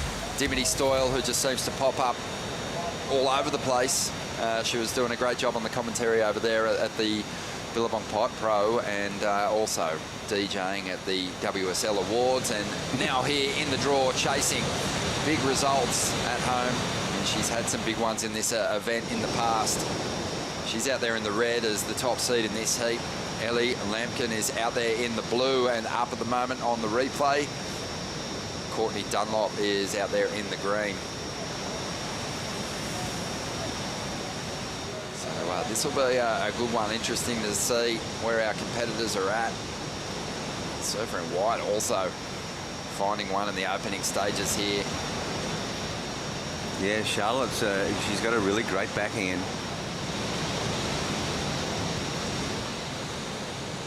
So Charlotte Mullienzo with the 4-point ride. She comes the best out of that first exchange. Yet to see Dimity really cut loose, but she's only got that 2.17. Yeah, I've enjoyed watching Charlotte surfing over the past couple of years. Has had some good, solid performances with just big power turns. Yeah. But Dimity's the top seed in this one for a good reason.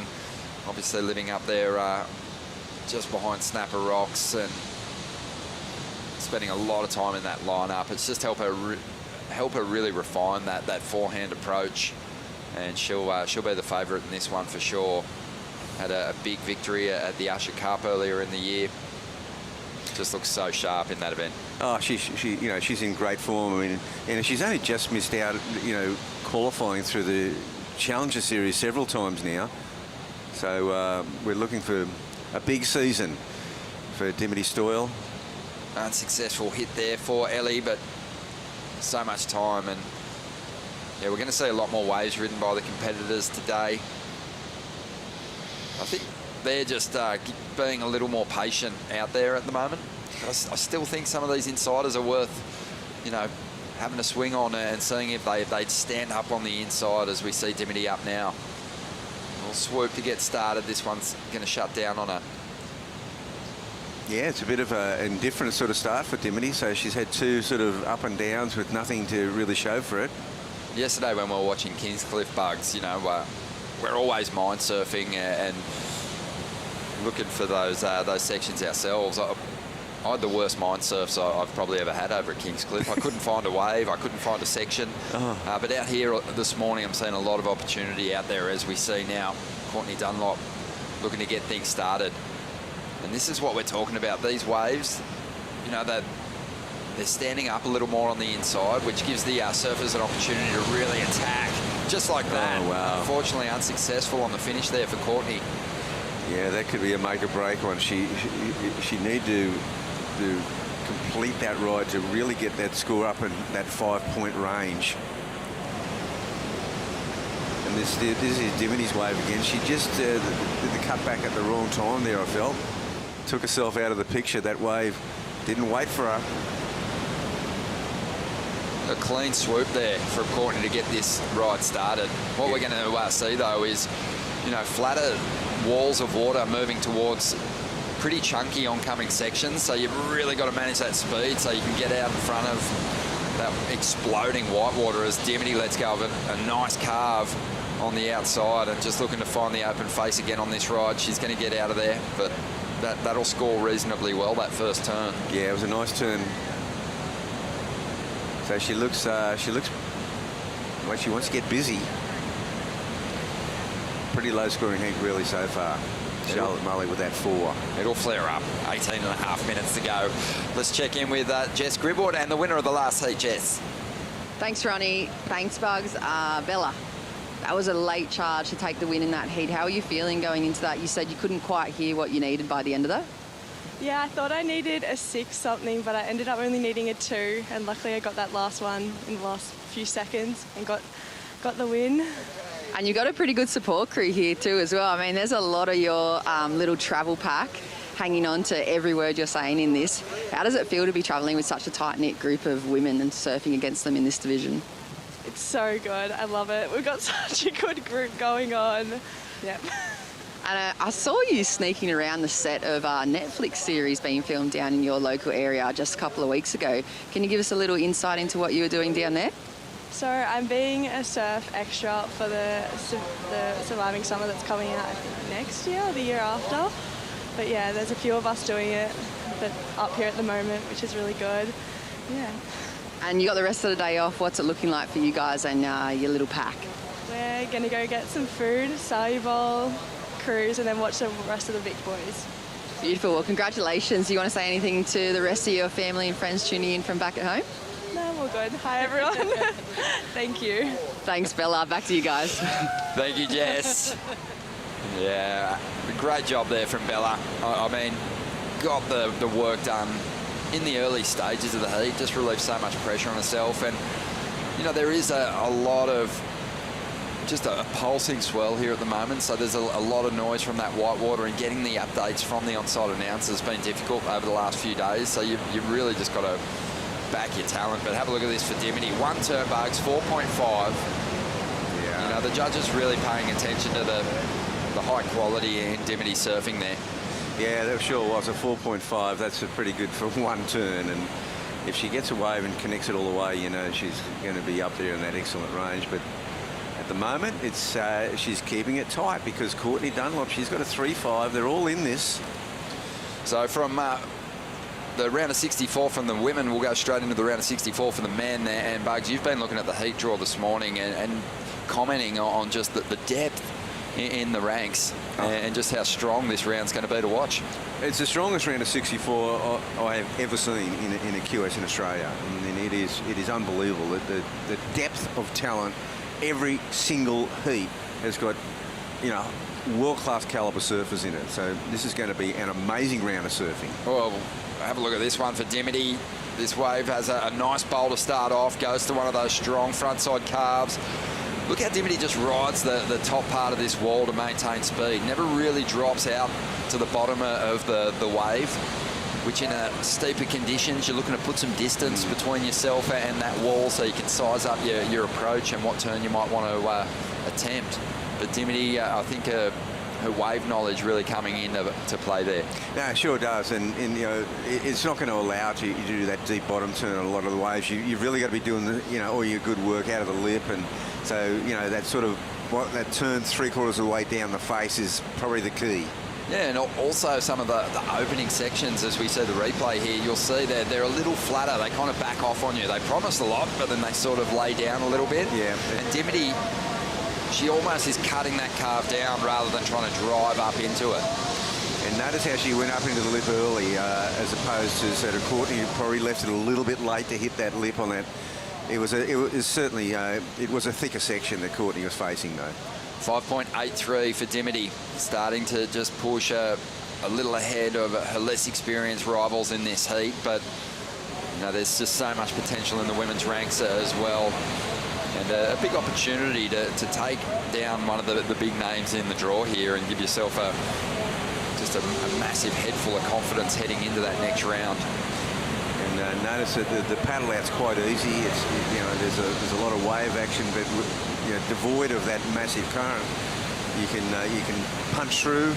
You're out in clear water, and the cove is, I wouldn't say it's a reverse rip, but it's nearly a neutral rip. It's ideal for getting multiple rides and giving yourself great opportunities to bank big numbers. So we were talking about it. The men's draw, the round of 64 here at the Oakberry Tweed Coast Pro, looks unbelievable. And we don't have to run through all the heats, but here's what you can look forward to in the first. Joel Vaughan, who's obviously a really bright star, up against Bodie Williams, Ben Spence, and Kobe Clements, who's just had a great run of big swells over there on the North Shore in Hawaii. And well, I can go all the way down to, say, Heat 15, for example, and Solly Bailey, former CT surfer who's had a victory in a QS event at Pipe before, up against George Pittar, Lennox Chell, who won the junior event here at the Oakberry Tweed Coast Pro on the weekend, and Dakota Walters. That's the standout heat of that round for sure. Yeah, and that's interesting because we just had the Australian board riders battle, and Solly and Dakota were on the same team, and now, well, it's a battle against one another to get through to the next round, as we see now. Ellie Lampkin, a nice little carve off the top there. Sort of some shades of Keely Andrews' approach almost in those frontside calves. Yeah, this is going to be a pretty neat ride for Courtney. She's going to move. She'll move into second place with that one for sure. Yeah, impressive. So 12.5 minutes to go, and Ellie's making a move. She's only after a 1.51 to get up ahead of Charlotte Mully, who's in second place at the moment, out there with priority at this stage. But yeah, it's going to be fun watching these first couple of heats unfold and see what kind of pace those in the first two heats of the round of 64 for the men set. Yeah, the challenge is upon all of them. It's there's certainly no easy passage into the round of 32 for the men. So it's a pretty decent ride here for Ellie. Yep. Read it well. Got a number of calves going. You know, it's not at that point yet where Dimity's put enough space between herself and second place to be just a battle for second position at the moment, but I'd certainly be focusing my energy on getting to that second spot with someone like Dimity in the lineup who's got all that experience. And look, they'd all be aware of that going into the heat, that she'd be the red-hot favourite. She's been in such great form. She's in winning form. So, you know, you wouldn't say for sure at the start of the heat, but I'd say right now that has solidified first place for Dimity Stoyle in this heat. Ellie has got into second place. She got a 2.5 on that last wave. Yeah, not a big number, but you know, job done, and forcing Charlotte at some point to use this priority and just return the pressure to her. 11 minutes to go here in this last heat of the round of 64 for the women, and we'll see if Charlotte Mulley and Courtney Dunlop can charge themselves into the top 2 positions and maybe qualify for the round of 32.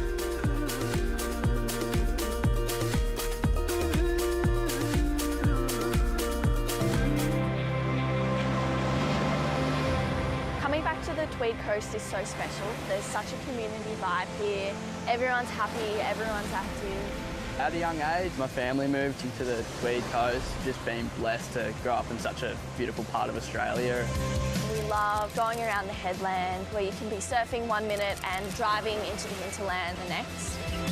Good waves, the people are amazing. You can't really ask for anything more.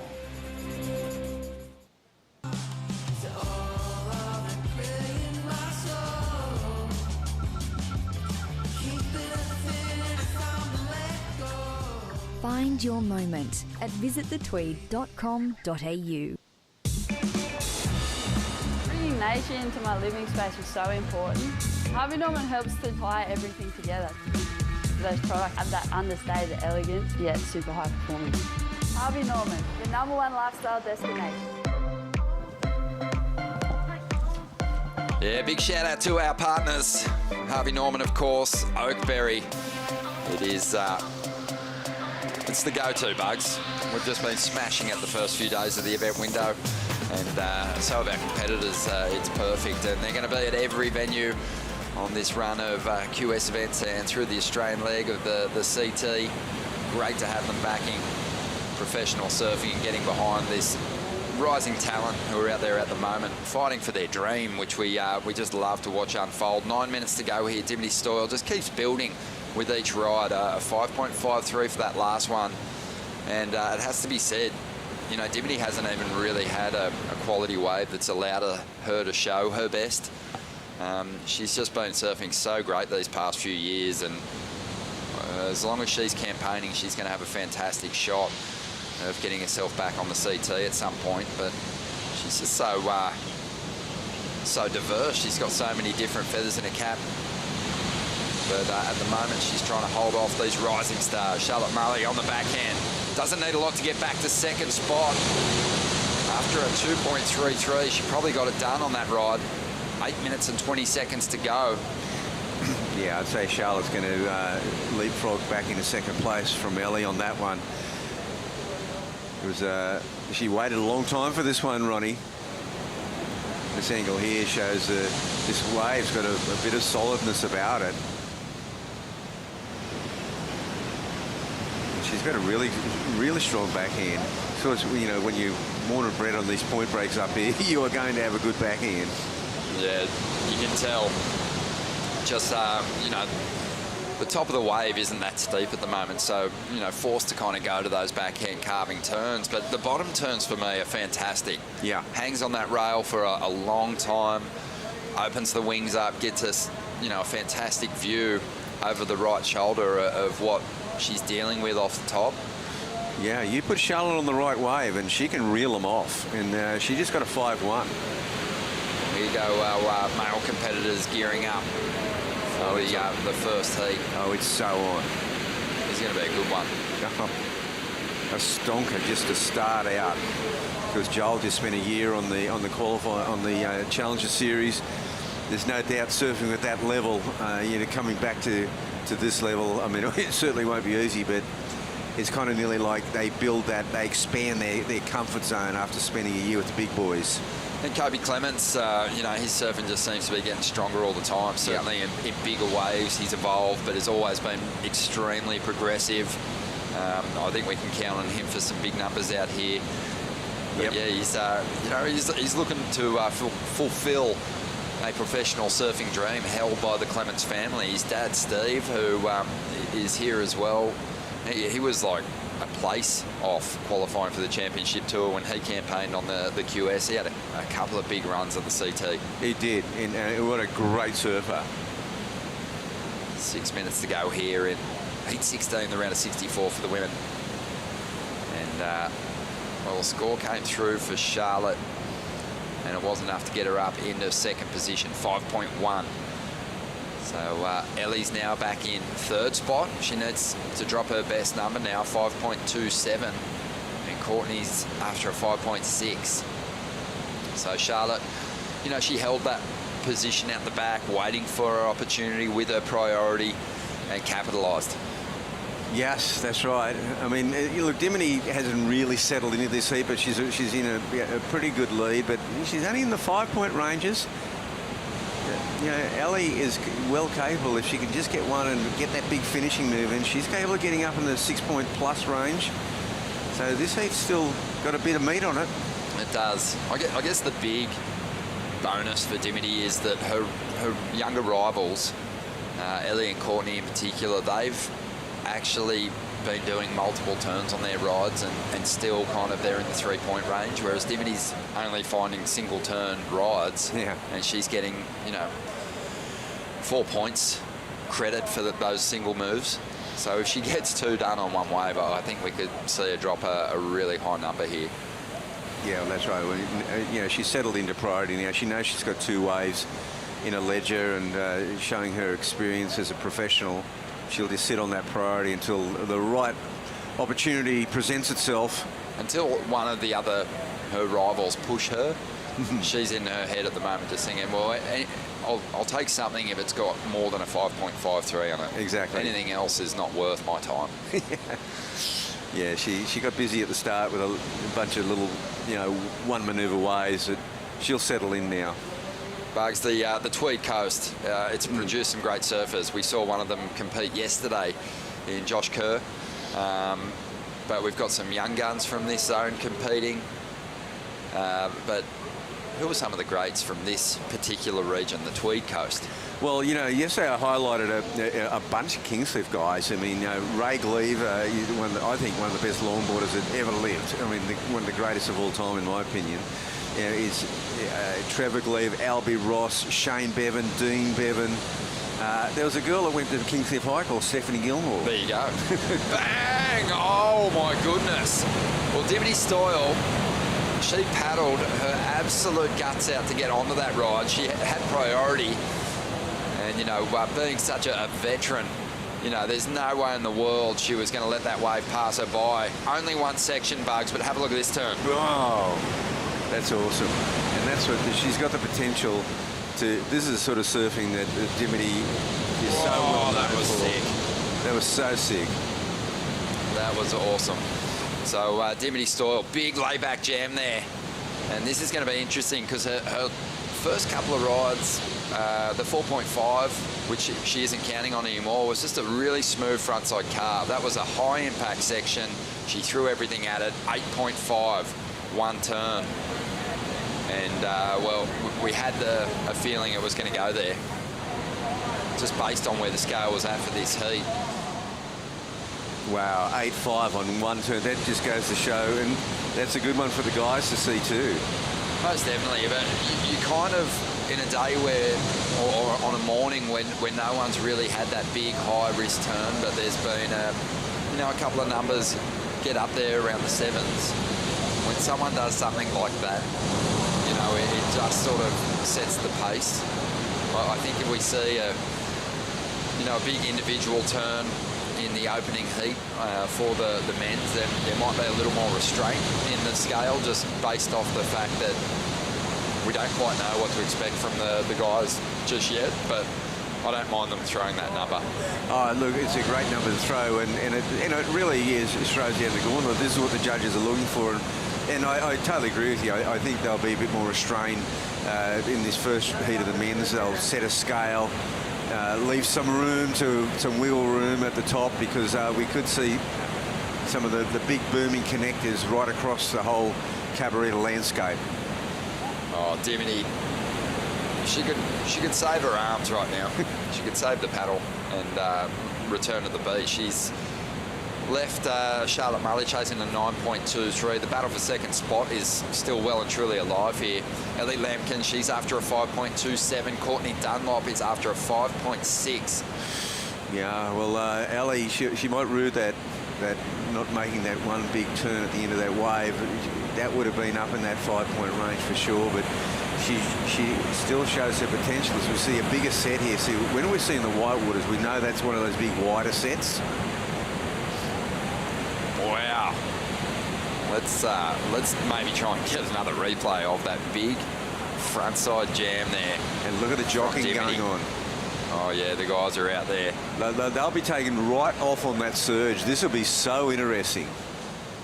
Yeah, it is going to be. We're going to see some intense battles for that inside position with priority being neutral. It's a lot easier to hold that inside, but there's only so far you can go as we see the replay again of Dimity's 8.5. Well, it's the turn of the Oakberry Tweed Coast Pro for the women at the moment. It's the turn of the event. And it's going to be awesome to see the women continue to ramp things up as we move into the round of 32. This heat is counting down, 10 seconds to go. Ellie Lampkin desperate to get herself into one here. Courtney Dunlop also hoping for an opportunity. It's a straight closeout for Ellie. And she was after a 5.27. It's not going to happen for her. Courtney Dunlop, she's going to finish up in 4th spot here. And Dimity Stoll victorious with a very strong heat score total, the best of the event so far, 14.33. And just cruising on in. And well done there too to Charlotte Mulley, excuse me, who with a strong backhand approach has hung on to 2nd spot. Well, stay with us because after the break, we will get the round of 64 for the men underway. Joel Vaughan, Bodie Williams, Ben Spence and Kobe Clements will be out there. Vaughan Blakey and Jess Grimwood will be in the booth for the call.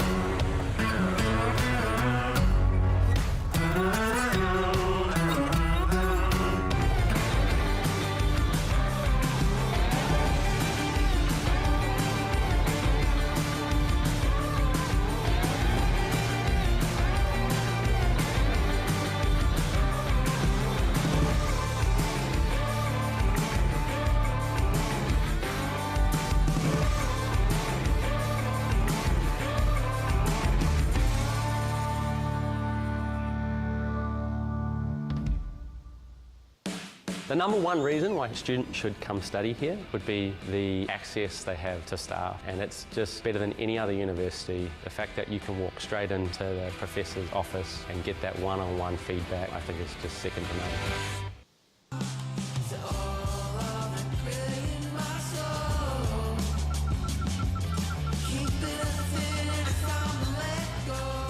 Find your moment at visitthetweed.com.au. Bringing nature into my living space is so important. Harvey Norman helps to tie everything together. Those products have that understated elegance, yet super high performance. Harvey Norman, your #1 lifestyle destination. Through Bond University, I could get all the equipment I needed to do my PhD studies. It's world-class waves and international surfing events. It was a no-brainer. The Oakberry Tweed Coast Pro, we are here with live action, Cabarita Beach headland, the beautiful part of Budjalung country, and we are straight into a sizzling heat, round of 64, heat #1 of the men. Myself, Jess Grimwood, joining Vaughan Blakey. It's hard to contain what's going on in this competition in the area and just around the whole surf league at the moment, isn't it? Yeah, this is a sizzle fest, this one. Round of 64. Hard not to get excited. The big dogs are out in the water. Joel Vaughan, Bodie Williams, Ben Spence and Kobe Clements. And this is Kobe, the young long reef surfer, and straight into just multiple waves. Action slammed on the inside here. And right behind him, Joel Vaughan. Wow, this is off to a flyer. Loses the fins. Wow, it's I mean, can you expect anything else from round of 64 of the men's? The top-seeded guys are coming into play, the top performers from the last 2 days' competition, and you can just see energy levels are just cranking way up to 5th and 6th gear already this early on. Well, everyone who's in this event, Jess, obviously being a regional QS, wants to qualify for the Challenger Series. That's the big, carrot at the end of the line. And this is Kobe Clements weaving his way, getting the connection through onto the inside here. Beautiful footage. Look at that Cabaretta headland in the background, ancient stones, and Kobe, just a little one to start off there. These are some replays from the break. Bodie Williams gets it up and over, works his way through onto the inside. So no one's wasting any time here. There's so many waves coming in. There's just juice for days. And that tropical cyclone groundswell just continuing to provide another replay here. This is Joel Vaughan, of course, on the Challenger Series already, has had a taste of just how elite a Challenger Series tour can be, loses the fins.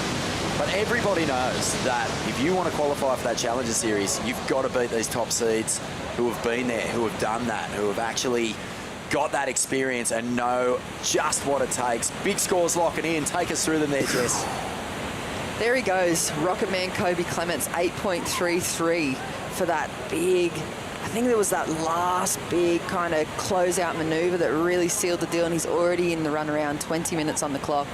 He has been a standout through all of Australia, board riders events, QSs, every single thing he does. That guy from Longreef, I'd love to see his unique style going on to that Challenger Series and just see what he can bring, because he's one of those surfers, I think, Vaughan, that just lifts every time there's a bit more pressure applied. He just lifts a bit further, and I see him progressing each event even. He's definitely at that age too where, he's been around for a little while. He was such a little micro grom when he first burst on the scene. Let's have a look at this replay. Beautiful technique. He gets so low off the bottom, Kobe. Look at that. Really, really drives hard. Got that beautiful opening carve.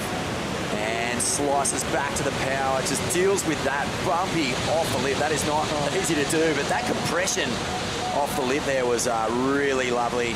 Big points from the judges at 8.33, and Jolie Vaughan, if he didn't lose the fins there. He was probably looking at something similar, wasn't he? I think so. So just a look in and out. But yeah, Kobe's at that age now where, when he first burst on the scene, he was just a tiny little imp of a creature. He was just this, little wonder kind.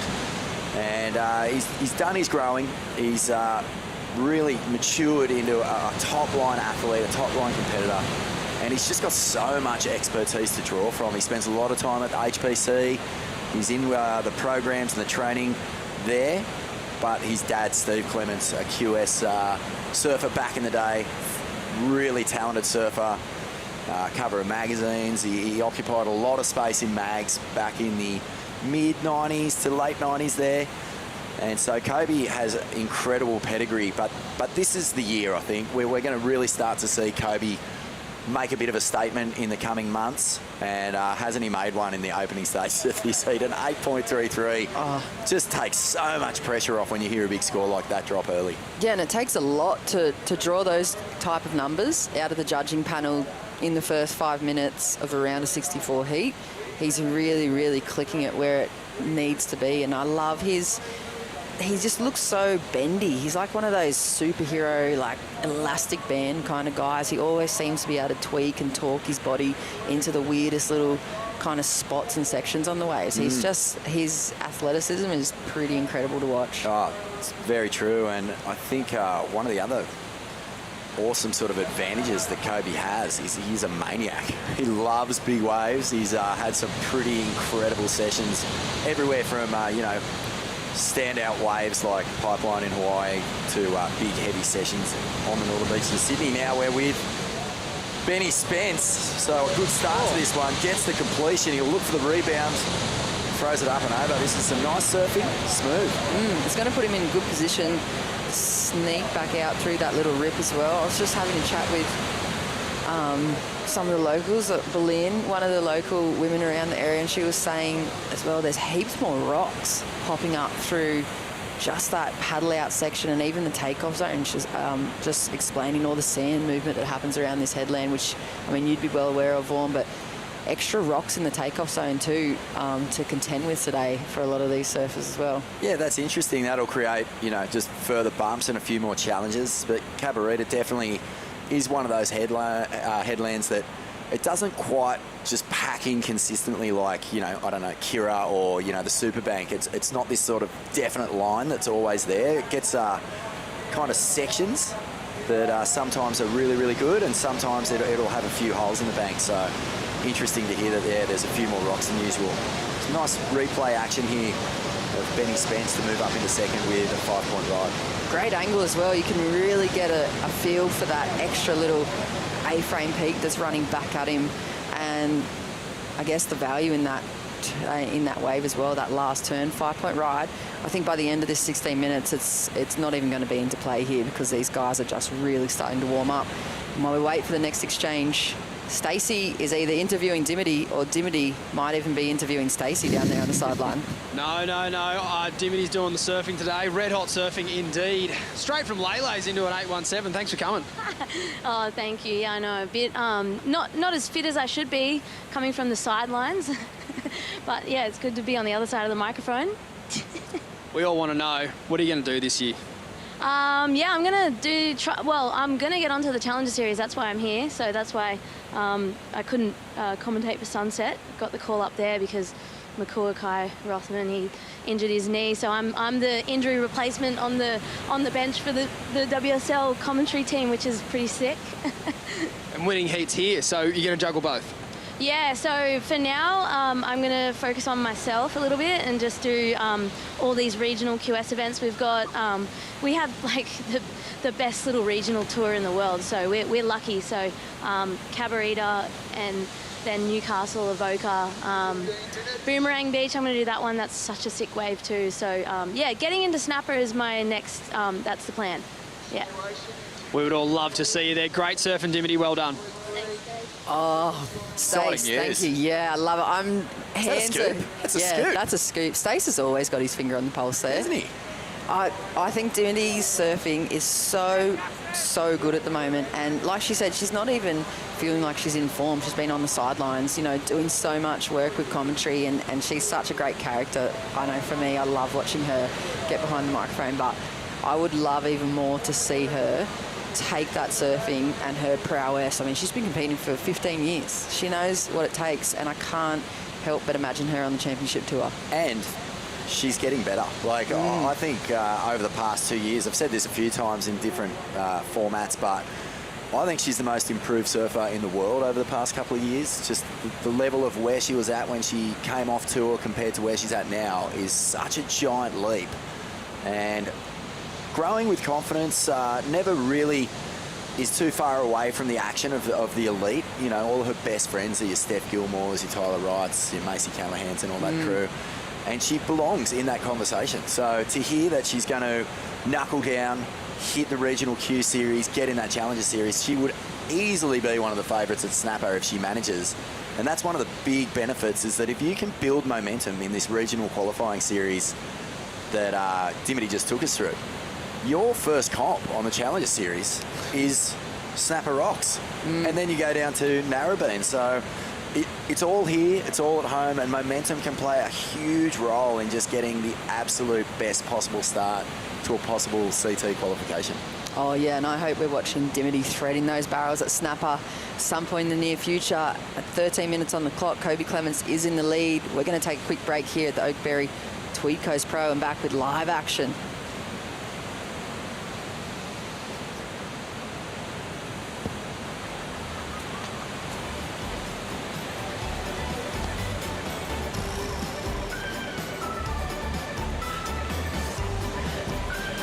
Stop. Good. Rolling. To do my PhD studies. It's world-class waves and international surfing events. You just get to that. It was a no-brainer. Bringing nature into my living space is so important. Harvey Norman helps to tie everything together. Those products have that understated elegance, yet super high performing. Harvey Norman, your #1 lifestyle destination.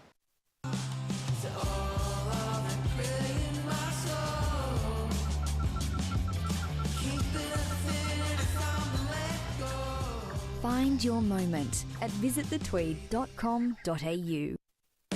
The number one reason why a student should come study here would be the access they have to staff, and it's just better than any other university. The fact that you can walk straight into the professor's office and get that one-on-one feedback, I think is just second to none.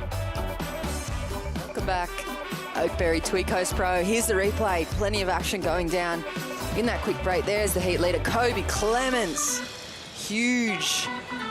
Big little. I don't know what I'm saying. It was a massive explosion on the inside. Yeah, that was actually live action from Kobe Clements. He is in the lead though, 8.33 and a 3.77. Ben Spence sitting with that 5-point ride. Jolie and Bodie a little quiet, first and second priority, waiting for really that opportunity. Joel had that opening wave. It was looking like it was shaping up to be a huge one, but only that 2.93 is a little bit out of sorts on that top turn. If you can get that cross wave into one of those big A-frame TPs on the inside that actually hits the sand, you've basically got an 8-point section just sitting there waiting for you. If Kobe had made that Larry, that would have been a major excellent score, because at this point in the tide, still, we're not seeing waves just stand up and allow for multiple combinations of just really smooth critical surfing. So every now and again, you'll see one hit the bank really well, but the big points are just coming from big sections and a fully committed, hardcore attacking turn. So, you know, Kobe, he was only a fraction millimetres of rail away from pulling that one round, and he would have been banking a pair of 8s, you'd say. Yeah, and just the intention so early on in the draw.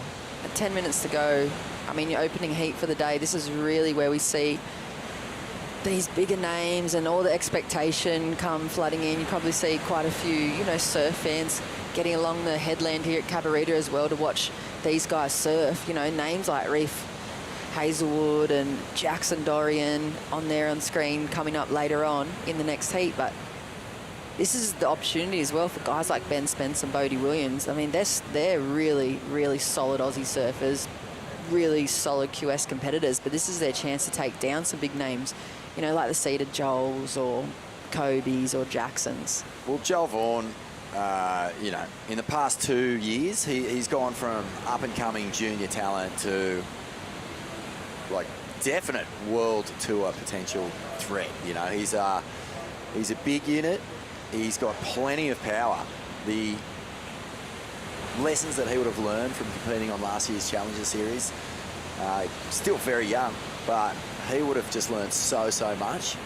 It's been a bit of a strange start to the year for Joel. He was at the ABB competing for his beloved North Shelley board riders, and he got a bit of food poisoning, so that really sucked a bit of wind out of his sails. And it's great to see him back. He's got the head shave. That usually means, okay, let's get down to business. It does. And it's good to see him back here in full health too. He's ready to get going. Here goes Bodie Williams with priority. He's eyeing off something down the line here. Smooth swoop. Waiting, setting up this inside section, looking for the opportunity to attack. But like you said, it's tricky if those little lumps of swell don't wrap in and hit the inside bank horn. You're left wondering. Yeah, well, we've seen it all morning. Wave selection has just been absolutely critical. There's plenty of waves. There's heaps of swell. There's almost zero lulls. Like, this has been one of the kind of stranger little periods without some action. But it's still, you've got to make sure you're picking the gems out of this lineup, because plenty of them do break wide. A few of them have a cross wave going through them. You need those ones to stand up, like I said, or at the very least, link up to something on the inside. Kobe seems to me intentionally sitting wide on that secondary headland. So interesting strategy here. Maybe he saw a few opportunities in those early heats this morning to bank big scores away from the rest of the crowd. Yeah, there he is. Very calm competitor as well. I've rarely seen him flustered. I can't say that I've ever seen him really get into a pickle. I've seen him excited, but I haven't seen him flustered around a contest, regardless, winning, losing, in between. He just seems to be on his own train, kind of like what you're saying about Joel. You know, you can envision them or imagine them on that top Challenger Series kind of podium. and they've got that precision that they've been building over the years. Look at this one. Oh, crack off the top, deep off the bottom, big carve here, Jess. And Jolie Vaughan starts to pull the trigger. And a big fin blow. No, that is so uncharacteristic. Oh, there was so many points in that wave already. Yeah, tricky bump off it. Like, it's not often that you do see Jolie even fall on anything at home, but he does push the limits every single time. And I think what's going to be dangerous in the last 5 minutes of this heat is he's got such a repertoire to pull on. If he just loosens up and just finds a little bit more flow on those end sections, he's needing a 3.34 at the moment for that last score. He's going to be really dangerous. Yeah, let's check this replay. Big, beautiful, deep bottom turn. That hack was just pure power. And I think it's just so random. It's hard to even understand what happened there. It wasn't like a really critical tail blow, a fairly sort of run-of-the-mill move for a guy of his standard. Reef Hazelwood getting ready to get out there. I mean, far out. This whole draw is just littered with potential CT candidates. Reef Hazelwood, another surfer who has just really far out. He's such a standout in the air game. Bit of a global phenom, really. And I'm looking forward to seeing the Sunny Coast Goofy out here in the next heat. But it's all eyes on this one right now. 5.5 minutes remaining. Kobe Clements with that 8.33 in the opening stages of this heat, looking to ditch a 3.77. So at the very start of this one, we thought, wow, this is pulsing. It just seemed like it was going to be on, and it's actually slowed off a little bit. Joel Vaughan in second with a 6 for that last ride, so points left out there for Jolie. But here we are now with Bodie Williams. Bodie, technical foam climb to kick this one off, and this looking really nice for him. He's spotted something down the line too. Look at him setting his intention. Couple of top turn slashes, lines up the lip, kind of goes a little too soft on him there, but he cracks it at the end. A nice completion from Bodie Williams. There's a few points on that one. I feel like his foot disconnected on that second last snap. Just sort of wobbled out of it, but definitely gets the completion. Good, solid, aggressive turn there for Bodie, and that will put him 4.6. Yeah, you'd have to say that's going to be enough to get him into second. I love those. I know they're not big high scorers, but those foam climbs, that's one of the most difficult manoeuvres to pull off, and at the start of a wave too. Oh, it's a high-risk move for very few points. The old foam climb. Ooh. There it is, yeah, you just saw his foot kind of disconnect slightly, but this one, crack on the inside. As we look now at a replay of Ben Spence's last ride. Yeah, this is the way for Ben Spence to getting back into the mix in the last few minutes of this heat. Nice kind of slash down that frothy, foamy section of the wave, and great momentum rolling down the line. He's eyeing off. These are the points right here. This is where Kobe's been collecting the big numbers. Huge beak off the top there. Look like, hopefully, completion for Ben Spence, but there's some big scores to come. Well, we had a little period of wishy-washy waves and not much action, and things have ramped up a lot as these surfers look to get their regional QS campaign underway. Fired up. This is our first stop in the Australasian region for this year. There's a few carryover points from some of the international events at the end of last year, but you know, now it is just home straight. You want to get results, you want to get points, and that Challenger Series is just sitting there. And the advantage of having the home court as your first two challenges is a huge one, so you don't want to miss that opportunity. Kobe Clements off the top. Oh, so elastic, isn't he? Just compresses so deeply to make, like, the amount of ground he travels on those sections and on those bottom turns. Here he goes, wrapping on the forehand, signature hand flare as he drops to the bottom, lines up the lip and blows the fins out the back. Easily controlled at the end, and a crazy technique maneuver. What a dynamic turn at the end there. Absolutely committed to that big punchy finner. That's going to look fantastic on the replay. Kobe Clements has actually been overtaken for first, but we'll wait for a score to lock in as we see Joel Vaughan out in the lead. Still hasn't really put together a wave that I think he'd be happy with in this heat, even though he is holding down the lead. So, you know, his experience on that Challenger Series, it's classic, isn't it? That even when you're kind of having an off one, you can still do enough to put yourself above your competitors. Yeah. But I would say he's having a bit of a frustrating one, really. Let's have a look at this angle here for last of Joel Vaughan. Nice tee up of this section and carves down the face just to reset for this inside. You can see the rest of the swell on the left-hand side of your screen there, just trying to line up. Here's another angle of the same maneuver, I think. Same section. Carves down the face, looking to set up this inside. Like you said, Vaughan, probably in his own standards, personal standards, frustrating, but a pair of sixes at this point. I think he's going to be overtaken by this, though. Yeah, this was just aggressive. Every turn has a bit of sting here from Kobe. The first two turns, they carve, really muscled his way through it. He snapped out of that little foamy re-entry, and then he comes through on the inside, and he's just winding it up and cracks the fins out the top. The extension there, his front knee was completely compressed, his back leg completely extended, so a real karate chop. And bits of that wave just went flying. Kobe Clements, super impressive, a 6.9, and that's a healthy heat total for Kobe Clements. Joel Vaughan now down in second with a pair of sixes. So 30 seconds left. Bodie Williams looking for a 6.9. Ben Spence, a 7.13. Will they get an opportunity here? Yeah, it's going to have to be, you know, some of the best waves of the heat still at this point to roll through for those two guys. But here he goes. Ben Spence up and riding with priority, hits a wobble, and opportunity gone on that one. 15 seconds on the clock. Can he snavel an insider? Throw something radical. Bodie Williams as well, 6.90, but no priority in the last 5 seconds at it. Yeah, there's just such a class difference when you come back from the Challenger Series to these events. You know, Joel Vaughan did not have a great heat, and he still managed to slip into second with a pair of sixes. So that's pure experience there. Yeah, and exciting surfing from Kobe Clements. He's going to be feeling good after his opening round performance here. Round of 64 in the water for the men. Coming up, heat number 2, live action here at the Oakberry Tweed Coast Pro. We'll see you soon.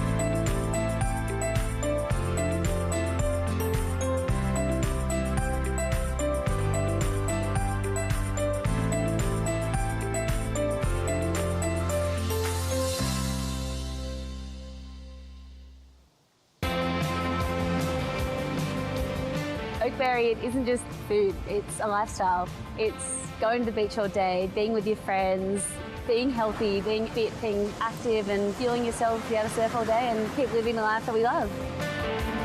To me, eating real food is so important, and real food to me is organic, 100% natural, free preservatives, fresh.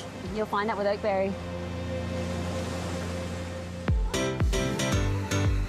A very good morning, the Oakberry Tweed Coast Pro, and a huge day of surfing ahead of us here.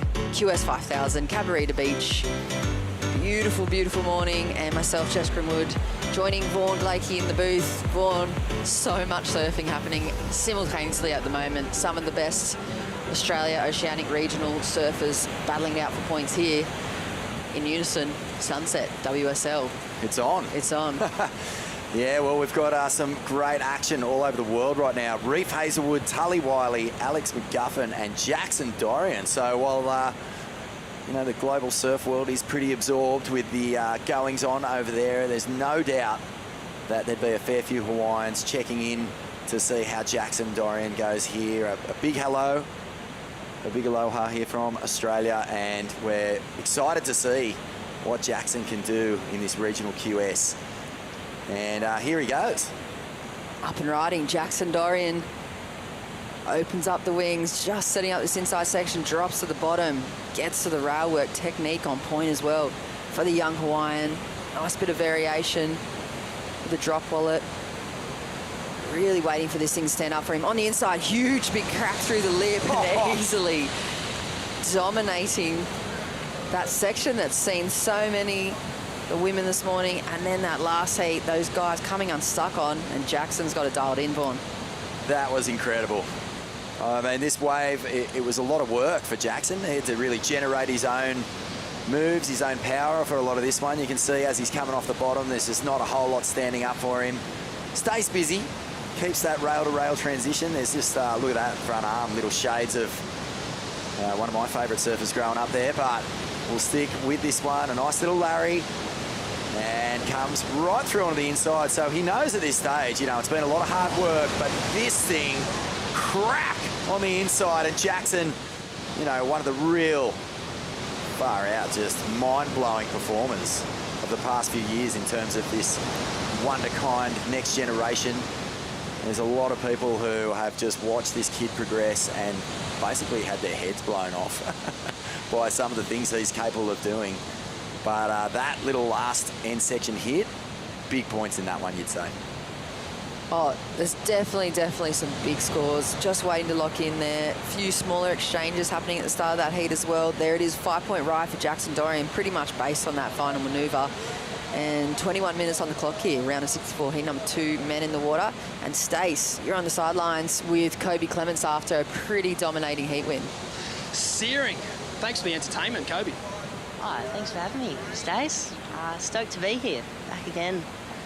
Love this wave. It's good that there's swell too. A bit comfortable with swell, so it's good.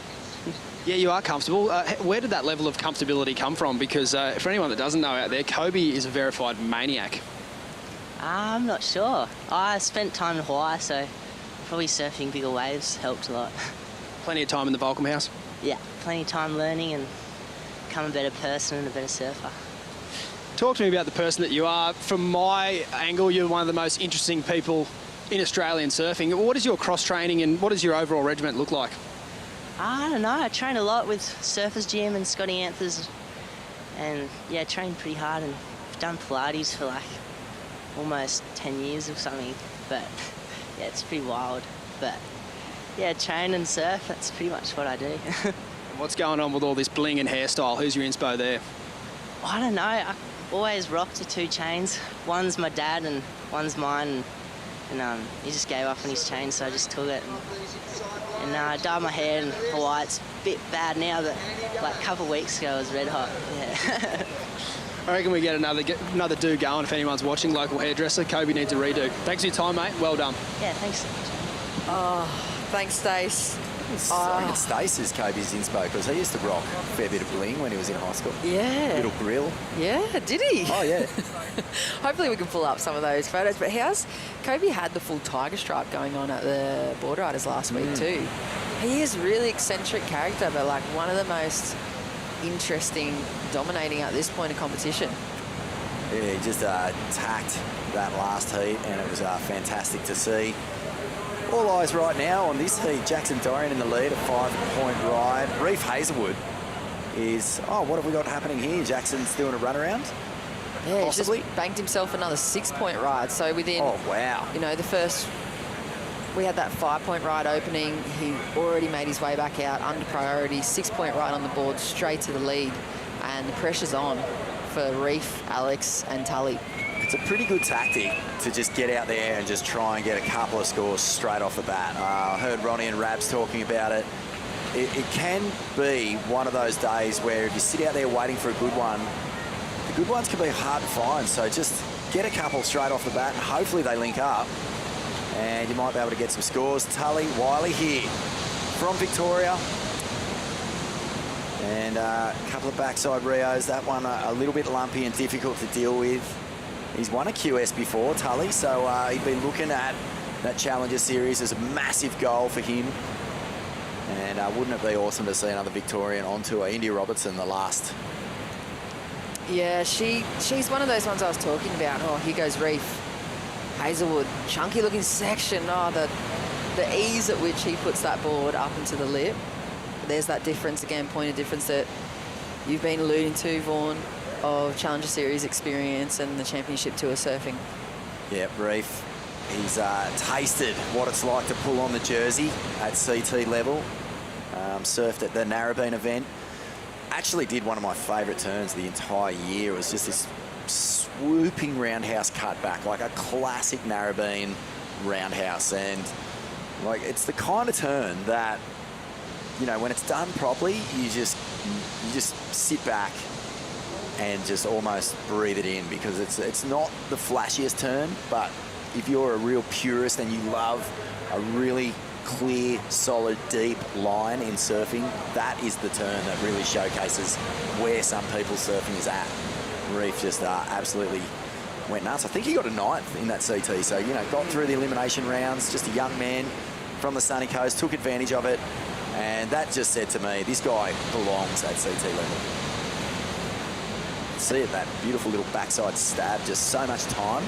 Some people look hurried off the bottom when they've got a bit of a closeout coming at them, but not Reef, just really cruises.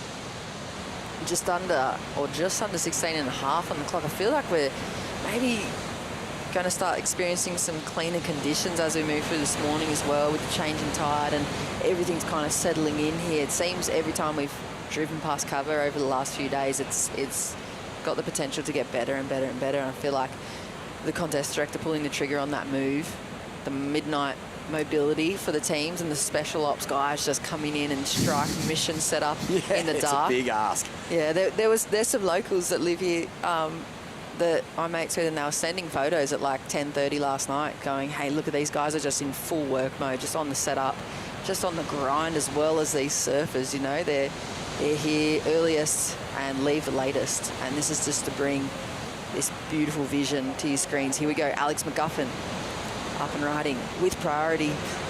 Weird little lumpy, bumpy start of that wave. He's going to have to find himself some open face to work with, and it looks like it's not really going to offer him up too much at this point. Seems like the wind's kind of cooled off a little bit as well. We had a little bit of a ruffle on the wave face this morning, but with this cloud cover, it's cruising. It looks so different, doesn't it? When the sun's out, it's all crystalline and beautiful, and just look at that, plenty of time to really twist off the bottom, and there's nothing better than backside vertical re-entry, just a big old nooner alert. Bread and butter surfing for him too, like he's saying, Vaughan. Just so easily able to collect something like a 6.83, and you really haven't seen him hit, I don't even think, you know, third gear in his strides at this point of the heat number 2. Nah, not at all.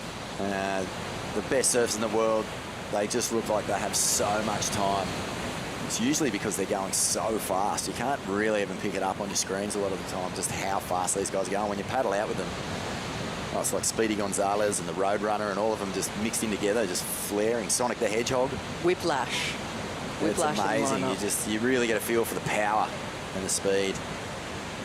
Sunset Beach, any surprises in the early rounds this morning, Jess? I know, you know, everyone who is a crazy surf fan probably has both screens going, so we're probably not even alerting people to anything too surprising, but... No, I reckon they've got the split eyes going on, left eye on this QS 5000 and watching guys like Jackson Dorian in the lead here, and right eye on this opening round of the men at the moment. And I don't know, no crazy like upsets. We had the women all this morning.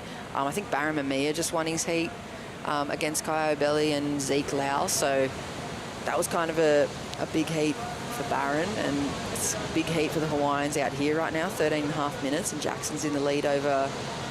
It's a pretty steely Australian regional setup between Reef, Tully and Alex. They really bring about that core essence of power Aussie surfing. Yeah, well, 3 goofs against the lone regular footer in this one. Reef Hazelwood, I think he would be someone who Jackson Dorian probably looks up to. Reef's air game, I would class in the top 10 in the world. I reckon he is he gets so much pop. Like, he's one of those guys who hits the lip, barely looks like he's trying, and just gets so much elevation. And I think I saw a clip from him testing out the new ramp in the Urban Surf wave pool, and he did something like 13 or 14 different variations of aerials, and every single one of them was, you know, between 4 and 8 foot high. I mean, you're talking about a guy who really understands what it is to get that perfect pop technique. Jackson Dorian, well, he's another guy who has really used wave pools to not just launch his career, but get that perfect understanding of, you know, where to hit the lip, when to hit it to get the ultimate height. Tully Wiley, big unit from down in Victoria, and his strength will be the power game here. Off the bottom, snaps it off the top, just dealing with the bump. You can just see he just drove through that like it was not even there. Yeah, how was the start of that wave too? I can't wait to see again on that replay how bowly, and I even saw a few of those little sections spit early this morning, like it's fully spitting off that takeoff where he is, and Tully's got to be feeling comfortable as well with this swell. Have a look at the replay here, look at that thing. Great drone angle here, off the bottom, hooks it. You can see it's moved off that bank though, it's breaking out a little bit wider, so it's not standing up for Tully as much as he would like, so he does get a couple of sections here. That was super impressive. I mean, he really pushed off the whitewash there.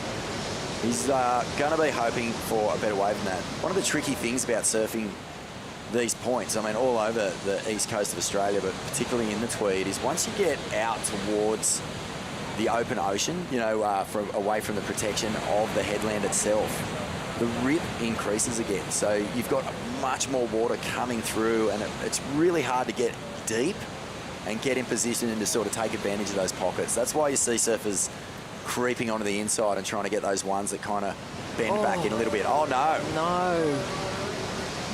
This is a replay of an interference situation that's going to be happening. Look, both guys just pretty adamant that they're in the right position there priority-wise. It'd be interesting to see who actually had priority deemed from the judges. Last time I looked at the screen, it was Alex McGuffin who had priority. There was a big P next to his name. Jackson just losing a little bit of attention to what was happening, and he has copped an interference. So, devastating for the young Hawaiian. He was in such blinding form. Already put some great performances in at the Oakberry Tweed Coast Pro, and now he's just got to regather his composure, try not to let that ruffle him too much. And this is really frustrating scenes here where you don't want to see surfers cop interferences. You want to see them cut loose. No, it's always confusing too because we're so used to seeing these guys just so onto it. Here goes. Oh, no. Whoa. Now what's just going on? Just seeing a double interference possibly. There goes Reef Hazelwood just collecting just one single backhand hook with the priority. I feel like there's going to be... I don't know if Alex was rattled from that previous interference situation with Jackson and didn't kind of adjust and reset, but I'm pretty sure Reef had priority. Yeah, look at this. Crosses his path directly. Oh, no. Well, Reef didn't even look inside then. He was just so sure that he had priority, so... What a dramatic... I'd say he's got the experience to know what's going on. It's an interesting rule because Alex did have priority before that interference. Do you lose your priority? I'm not 100% clear on what happens there, but anyway. I think he remained in second priority. He bumped down to second priority and Reef took first priority and he'd adjusted to it. Well, there it is. It's an interference against Alex. So, no, he's definitely been put off by what happened with Jackson. His head got a bit muddled and now he finds himself with an interference. So this is just chaotic. This is chaotic. All over the shop right now. Yeah. So Reef Hazelwood and Tully Wiley, they're just sort of sitting out there going, what is happening? Obviously in the box seat. But they're also the two surfers who have found opportunities as well. So a bit of frustration, but I really do feel for Jackson Dorian and Alex McGuffin here. This has just been a bit of a melt. We've seen some pretty rare situations unfold already throughout, you know, the technicalities of priority and alternates and all these different things that have popped up in competition over the first 2 days. To see both these priority interferences go down within 2 minutes of each other at the end half of round of 64 is, I think, pretty rare. I don't know the last time I saw a double like this, unless they were on the same wave. I haven't seen this situation happen too many times, and it's so unfortunate because, you know, Jackson was well on his way to... Oh, he was in pretty good command. I think that ability to reset and take this experience, you know, under the cap and figure out where it went wrong, that's going to be the gold in this situation here, Vaughan. Well, I like that he's asking for information. He's sitting out here. He's still engaged in the heat. He hasn't given up by any stretch, so he's staying with it. Is there the possibility that he thinks they just changed the priority interference as well over to Alex, and he's saying, wait, do I still have an interference or not? Because it was such a weird little jumbled situation that happened so quickly for them. A bit baffled by the whole situation. Yes, I've never seen anything like it. Here we go. Let's see what Jackson Dorian can do here. Oh, here he goes. Getting reset, still looking sharp as ever, and just a little unstuck through that top turn, a bit of wobble and bobble under the fins, and no real connection through the top of that turn. But 8.10, I mean, he's still in the game.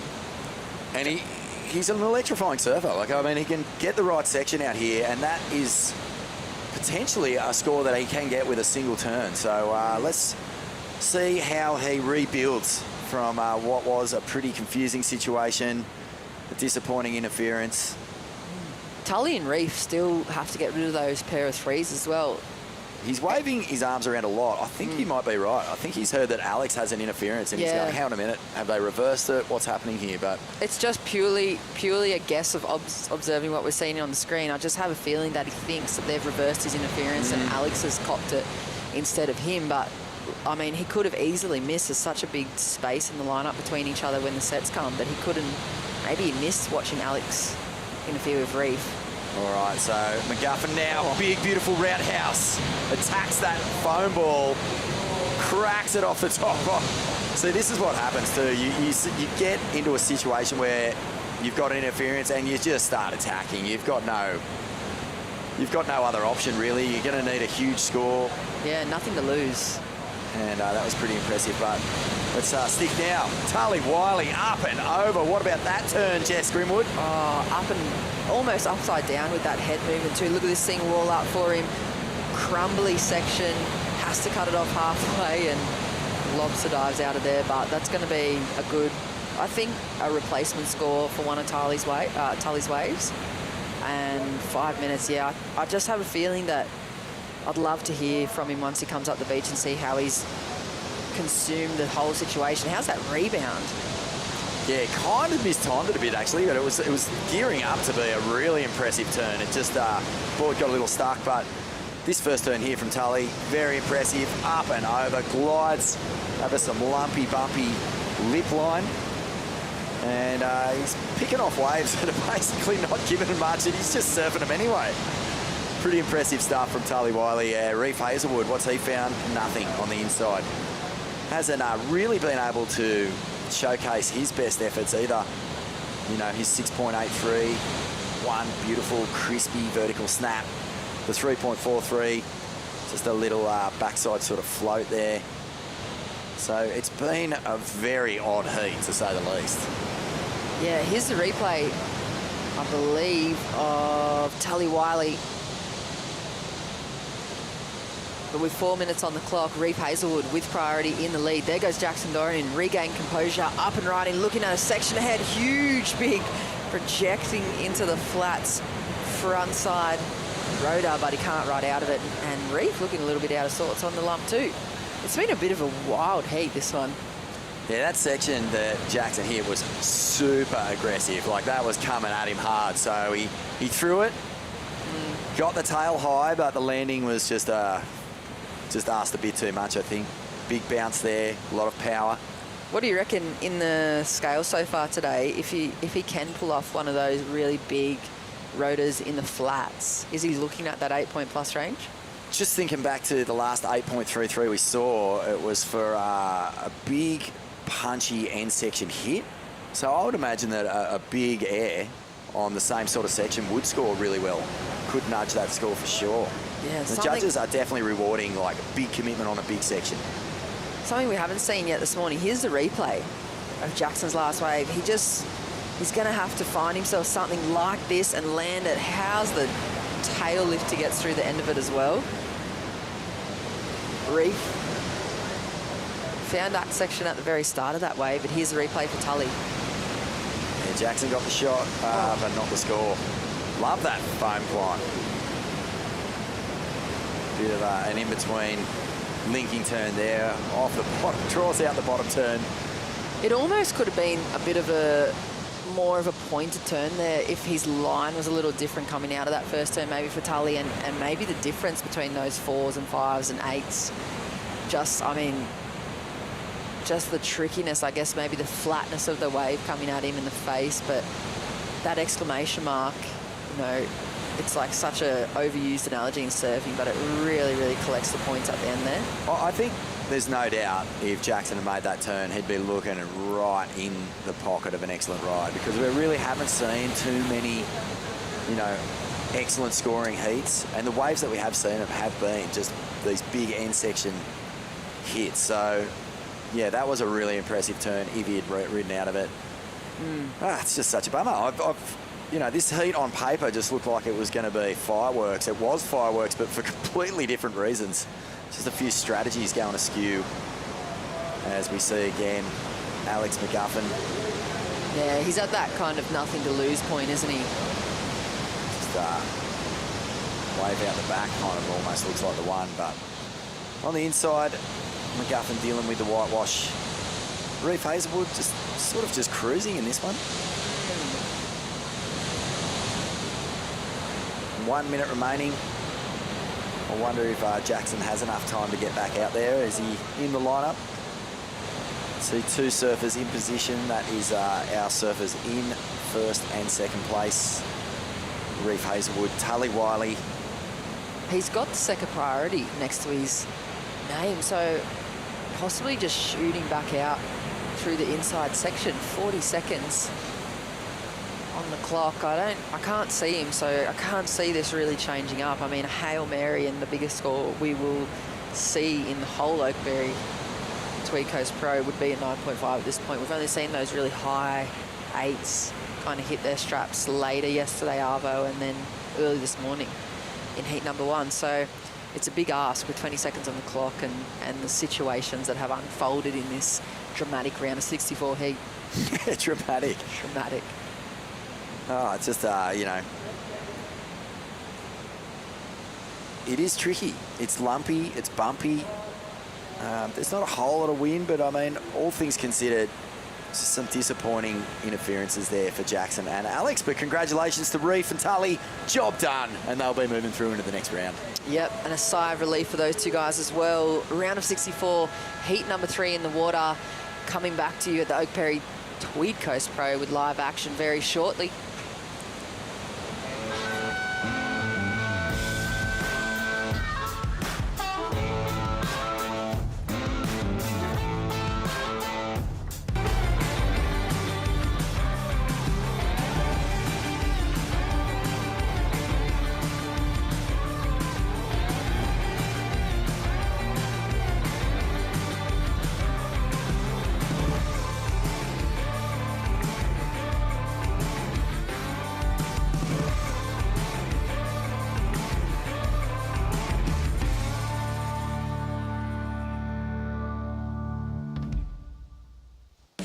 The number 1 reason why students should come study here would be the access they have to staff, and it's just better than any other university. The fact that you can walk straight into the professor's office and get that one-on-one feedback, I think it's just second to none.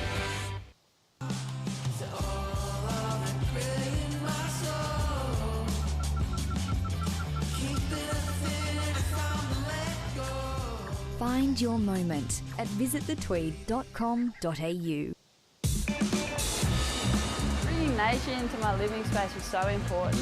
Harvey Norman helps to tie everything together. Those products have that understated elegance, yet super high performing. Harvey Norman, your #1 lifestyle destination. Through Bond University, I could get all the equipment I needed to do my PhD studies. It's world-class waves and international surfing events. It was a no-brainer.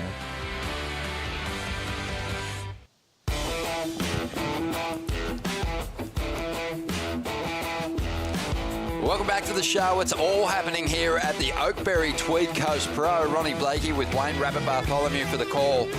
And big heats in this round. Bugs calling it maybe the best round of 64 he's ever seen here in Oz. Big call. Well, it's a big call, but it's incredible depth, and it's a depth of talent. 64 surfers and not a struck match between them. Oh, I love it. We've got a big one now. Xavier Huxtable, one of the strongest competitors on this regional qualifying series, is out there in the red. Harry Phillips in the blue. Corbin Hutchings is in the white. And Luke Brumby's out there in the green. But interferences, Bugs, we don't want to see any more of them. I hate watching that, and feel really bad there for Jackson in that last heat. It is something you've got to pay attention to, obviously, with 4 surfers in the lineup, but we just want to see good surfing winning through. Yeah, I know. Yeah, he would have got through that heat. Well, here we go. Let's see what was dished up in the opening exchange here. Replay of Xavier Huxtable, the Victorian powerhouse. Got a lot of potential, this kid, and that's why. Great variation, plenty of power and punch in his surfing, and that's going to be a pretty decent way to kick things off. 5.5 for that one. Yeah, we saw a lot of bombing sets in the second half of that first match. We saw Reef Hazelwood go wide. We saw lots of different options out there, and this one started out there. Those ones just kind of hugged the cove. So a couple of good, easy pointers there, because Xavier and Corbin will be able to paddle out really quickly. Corbin's got a second wave yet to score. Well, prior to the event becoming a QS, it kicked off as a kind of an in-between sort of showcase piece during the pandemic, and Ethan Ewing won. He's out there in the water at Sunset at the moment in the CT event. He just dropped a 9-point ride, and yeah, really looking sharp, and like his chances this year of getting back into that final 5 and getting another shot at a world title. Yeah, well, he had a, he lost to Liam O'Brien at Pipeline. That was a tough heat, and Liam went on to the quarterfinals. Another young gun from Burleigh Heads who's making inroads, but Ethan, Sunset, gosh, you've got to be thinking it's right up his alley. Yeah, he's had some unbelievable, excellent scores over the last couple of seasons. Oh, there we go. Harry Phillips just losing the back foot, ended up sitting on the tail pad of his board. This is Corbin Hutchings on the replay. 4.5 and a 4 to kick things off for him, but he's still back in that. Well, he's in the lead, but he'll want to bank bigger numbers. We've seen solid scores drop down already in the opening couple of heats of this round of 64, and we're expecting them to go into the excellent range with some better conditions for our competitors today. Yeah, well, Luke Brumby sitting out there in the green. You can see him sort of hugging the closest to the rocks, got the inside position. He's also got priority. Cabaretta was like a driver's hazard when we were kids, Bugs. You just couldn't help but keep watching the lineup as you drove around the top of the point here. Oh, always. But yeah, the Tweed Coast Road is it's a great trip. It sort of used to help share traffic with the old highway. We'd always nag Mum to take us this way so we could check the surf at Cabaretta. Also at some of the point breaks down the coast. Yeah, you pull in at Hastings and have a bit of a look at there what's happening on the back beach or Hastings Point or down near Potty. Yeah, I always love it. It was a bouncy old trip back in the day. Oh yeah. Usually the card break down, you'd spend a couple of hours on the side of the road kicking the footy, waiting for the NRMA to come save you. And as we see now, Xavier Huxtable up again, already at 5.5. And believe it or not, even though he's putting a lot in these turns, that's Xavier pacing himself, just figuring out this lineup. He's got so much to give. And yeah, expecting that he'll jump up into the lead here. Only needs a 3 to get to first. Yeah, you're right. He's surfing well within himself. Getting the points on the board. He would have seen that last seed. Even Reef Hazelwood, he had that 6.83, but he only had a 3.7 backup. So Xavier's trying to get at least the 2.5 2 5s in the ledger before he starts to settle into the heat. And now we got Luke Brumby having a look. Oh, Luke Brumby goes down. Big chunky takeoff there and couldn't stick it. No, he was definitely on the wrong rail on that one.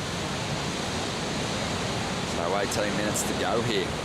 And look at that score for Xavier, 6.73. As I said, it was almost kind of in third gear maybe, and still just has so much to give us. But it was I think the points came on the beautiful drift on the outside, great control. Finished it off well here. Yeah, that was a pretty neat ride. That big points on that first turn. So this is really, competitors can really check this out on what the judges are looking for. They pretty much know. But Harry Phillips and Luke Brumby both coming undone on the takeoffs. Yeah, promising signs though, with some nice meaty steep takeoffs on that outside. You get into one of these waves early, you're going to get a big steep section to deal with. So 17 minutes remaining here. Let's hear from Reef Hazelwood, who's down with Jess. Thanks, guys. Reef, that was pretty wild and confusing kind of heat for us to kind of absorb. How was it feeling in the water out there? A lot going on. Yeah, definitely, definitely kind of changing in the wave and kind of positioning and stuff. So I was pretty clear on everything myself, which is good. I guess kind of helped me get through the heat. But yeah, definitely for the other guys, looked like there was a bit of confusion. And yeah, just not being able to be like, okay, like we can see the priority when you're deep, and then yeah, just like sitting down the point, getting prior, like just things were changing up a bit in that heat. So yeah. Well, you were well on top of the situation. I mean, you had a pretty good first score, but you had that smaller backup. Was that playing on your mind with guys like Jackson trying to throw those big hucks into the flats? Yeah, definitely. I wanted to shut the door, and yeah, I didn't really quite get it, but was able to still get the win, which is good. So yeah, just trying to leave it out in the water, and yeah, trying to obviously keep improving. So I've left some room to improve, which is good. Yeah, you definitely have. But I mean, have you got one eye on sunset as well today? So many of your fellow competitors from your time on tour are competing, and it's just a big day surfing. Will you be absorbing that for the rest of the day off for you? Yeah, absolutely. I hadn't tuned in yet, so I'm looking forward to going and watching that. And I'm staying with Geordie Lawler, so he's currently here. So I'll be watching him in the next heat, and then going and supporting the Aussie boys back at sunset. So it should be awesome. Beautiful. Thanks so much, Reef. You're such a class act, and we look forward to seeing you surf again soon. Thanks so much, Jess. Appreciate it. Cheers, guys. Good on you, Jess. He's a class act. Old Reef Hazelwood. Just he's not just an aerial surfer. He's really evolved his surfing over the years, and I'd love to see him get a good shot on the Challenger Series. Just love his approach. He's got that kind of foot to the floor approach, always on the attack. Oh gosh, he's such a dangerous competitor. He's just got so many arrows in his quiver. There is a couple of strange waves though. Luke Brumby really looked like he was getting going in this one. He says that here he goes, Luke. Nice cut back there, and then just catches that rail again, the outside rail really hanging him up. And then Harry Phillips again coming off on his first turn. So both Harry and Luke just at odds with Caparita. Absolute shockers to kick off this campaign. I mean, as you said, there's not a lot in it. All these heats are really stacked. All the surfers are capable of putting up big scores. What you can't afford to do is make mistakes early on, because if you're up against class surfers, they'll absolutely punish you. And have a look at the requirements already for Harry Phillips and Luke Brumby just to get to second position. They're after mid-range sixes. So, it's not out of reach yet, but they kind of really need, the pressure's on them now for this next wave. Yeah, they've really put themselves in a hole, because we're 90 seconds from the halfway mark of the heat. They are in third and fourth priority. First priority with Corbin Hutchins, second is Xavier. I mean, that is a real, on a chess piece, they're in check. Not checkmate yet. Yeah, that's the big point, isn't it, is that priority. In a two-man heat, you know that you can sell it.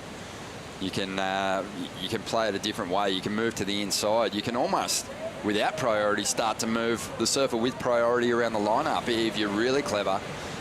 But in a four-man heat, it's a different game. You've got to keep your eye on a couple of people. And yeah, it's really easy to just find yourself sitting in that position of just no priority for the majority of the heat if you're not clever. Yeah, that's right. You can be completely out of rhythm. And a couple of falls will put you there.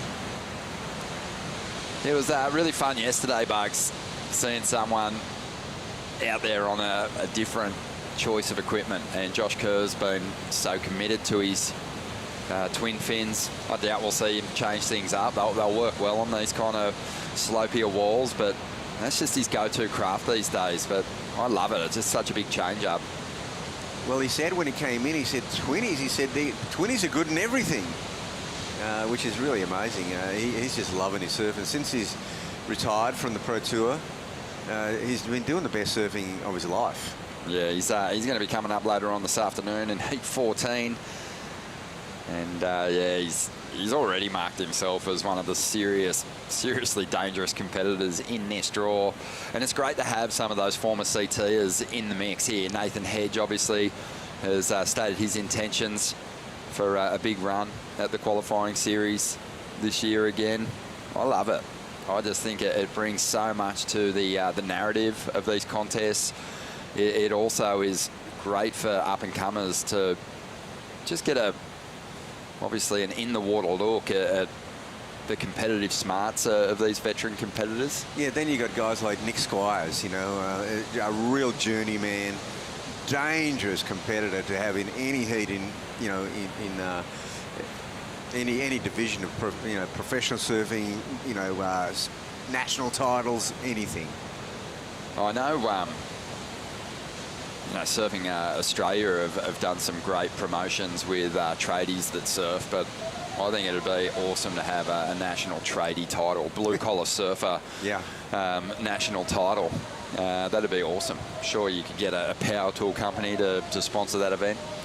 It'd be so fun to watch it unfold because, even Chris Zaffis, who was competing on the Challenger Series last year and got some pretty decent results. Yeah. He's A Sparky. Yeah, so working as an electrician between events, and he'll be back in the mix, I'm sure, this year, giving it another nudge. But here we go, 11 minutes to go. And we saw Luke Brumby on the inside without priority, just having a good look at one there. Let's take a quick break, though. You're watching the Oakberry Tweed Coast Pro. Loving bringing you the action from Cabarita, and there is so much more to come.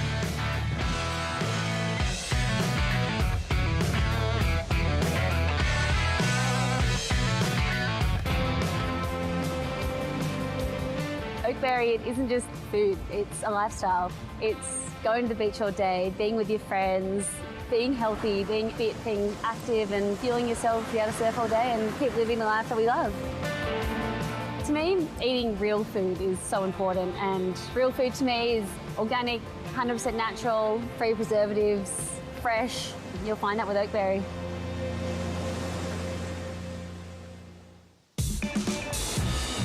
Bringing nature into my living space was so important. Harvey Norman helps to tie everything together. Those products have that understated elegance, yet super high performing. Harvey Norman, your #1 lifestyle destination. The #1 reason why a student should come study here would be the access they have to staff, and it's just better than any other university. The fact that you can walk straight into the professor's office and get that one-on-one feedback, I think is just second to none.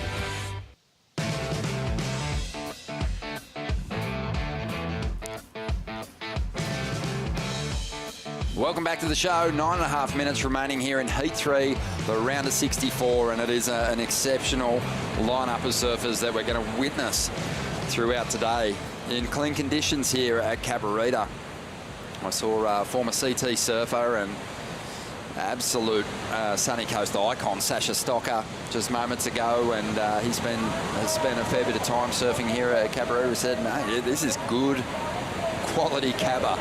He goes, it's not too often that you get the waves clinging to this cove section of the point. And what it's giving the surfers is the opportunity to get back out there with absolute ease rather than have some monumental runaround as we saw them do yesterday. This was Corbin Hutchings during the break. Whoa, wild old floating rebound there. He wasn't able to stick it. Huxtable just swinging that tail around. Can he ride out of that white water? No, he gets swamped.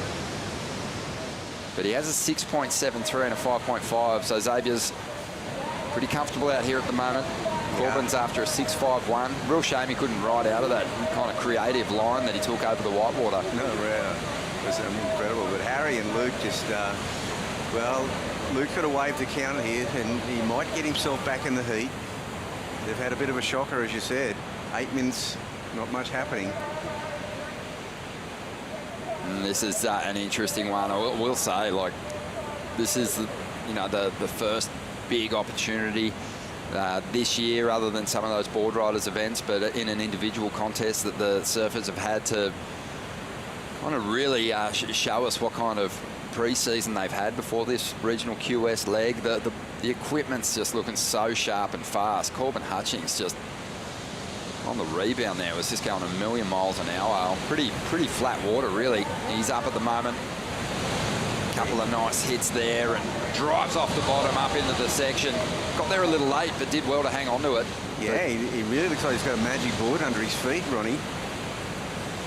Yeah, I think, always down there when we're at the Sydney Surf Pro Bugs, where we get the opportunity to celebrate, just that incredible zone there for, all the experimental shaping that happened in the area. Some real pioneers in that zone. But up here on the Tweed Coast and also on the Gold Coast, just an incredible collection of shapers and trailblazers, just foam cutters.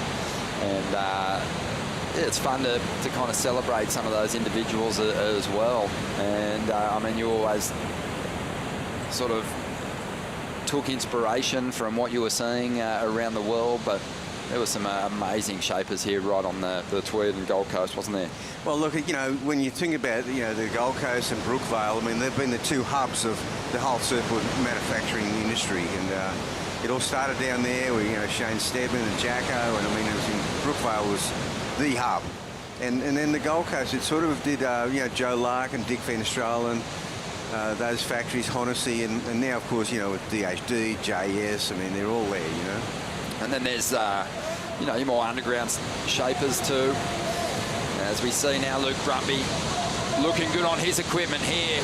Beautiful carve off the top there for Luke.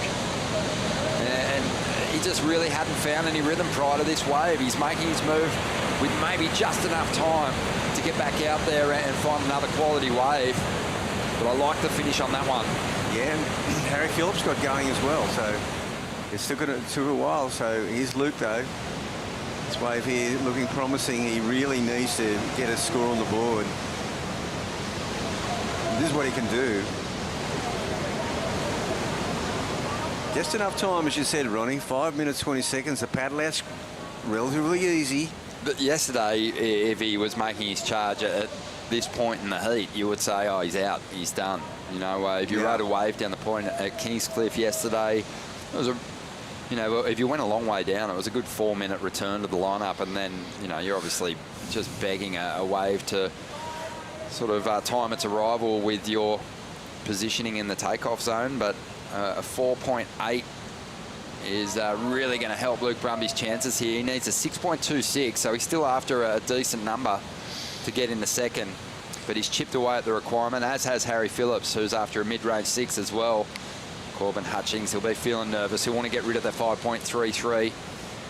And Xavier hasn't really kind of been able to build on this lead that he set up pretty early in the heat. So we'll see what he can do with 4 minutes and 20 seconds to go, holding priority on the outside. But yeah, I do like to, tip the cap to the great shapers in this zone. As you said, there's the big names, the Hollywood shapers, Darren Hanley, JS, who are doing such fantastic work, but some great boutique shapers up here as well, creating absolute masterpieces, Bugs, as we see Xavier up once again, trying to improve on that 5.5. Yeah, I reckon he's done it. If he gets a good finish here, this is a really good wave. Xavier just showing what he's got in his bag of tricks. He's got a big repertoire. As you said, he's got a lot of potential, this kid. He has, all the way back to watching him in the grommets in the under-12 division of the Skull Candy and Oki Grom Comp and all those events. He's been coming through the ranks. Yeah, looks like he's on the sharp eye equipment too. which has been a real go-to for those the world's best at the elite level. Yeah, I was going to, for a while he was going to go, has anyone not on him? Yeah, exactly. So we see Corbin Hutchings there just trying to just put a bit more distance between himself and Luke Brumby and Harry Phillips here. You know, saw another great shaper yesterday turn up at Kingscliff.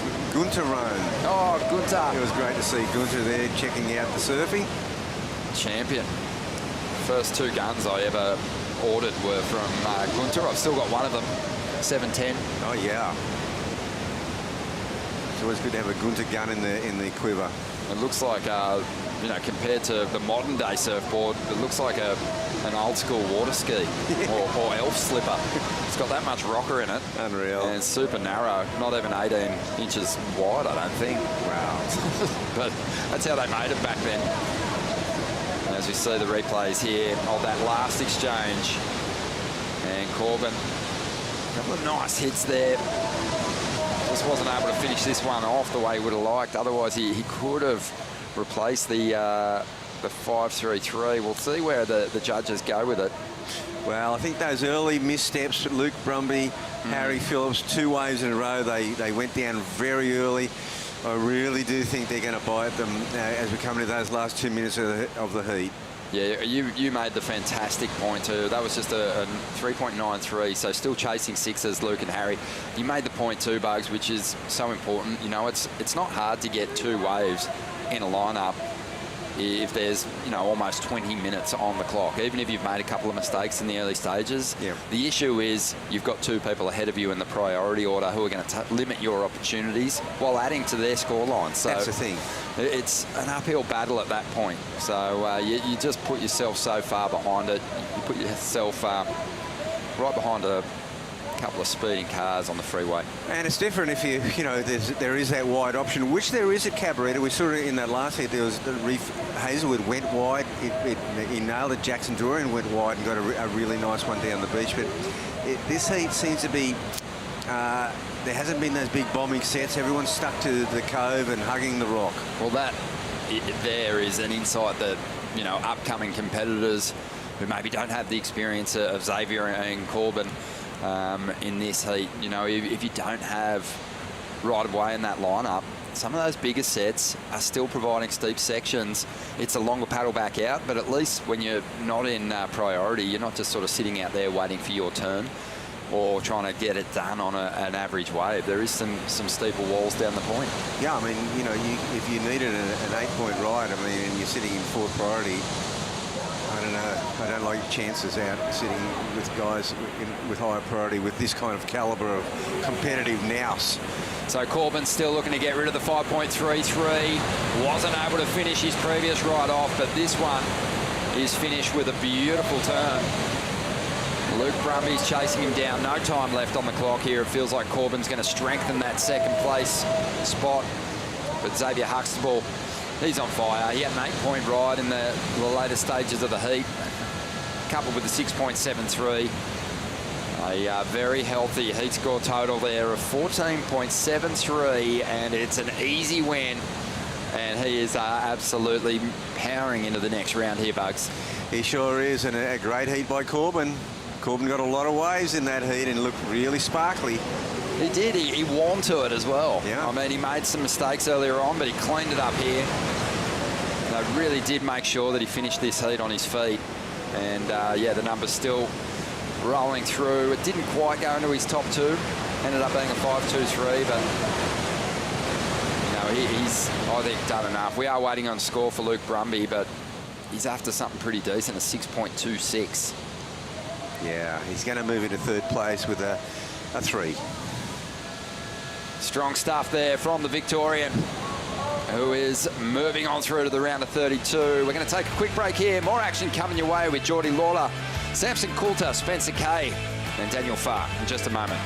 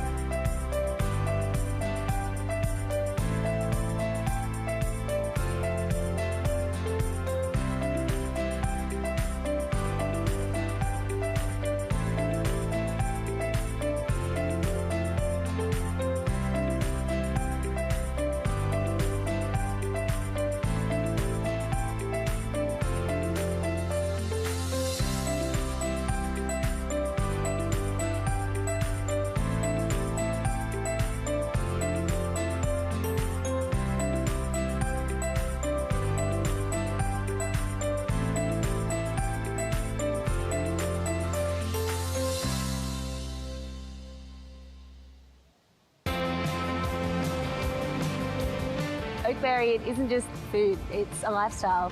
It's going to the beach all day, being with your friends, being healthy, being fit, being active and fueling yourself, be able to surf all day and keep living the life that we love. To me, eating real food is so important, and real food to me is organic, 100% natural, free preservatives, fresh. You'll find that with Oakberry.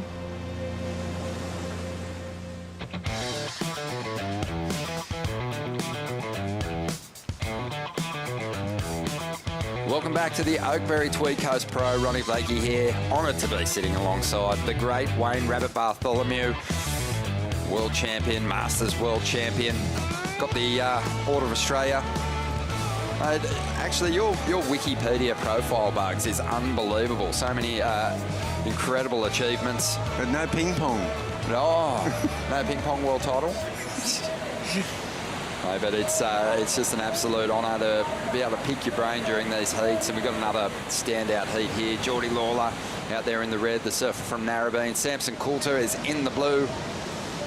Daniel Farr is in the green. Spencer Kay, who was victorious yesterday over at Kingscliff, he's out there in the white, but we're seeing a replay of the absolute class and style of Jordan Lawler here as he finishes that one off with a bit of a fall, but he did some nice work on the outside. Yeah, he did some work on the outside. That fall would have held his score back, got a 3.67.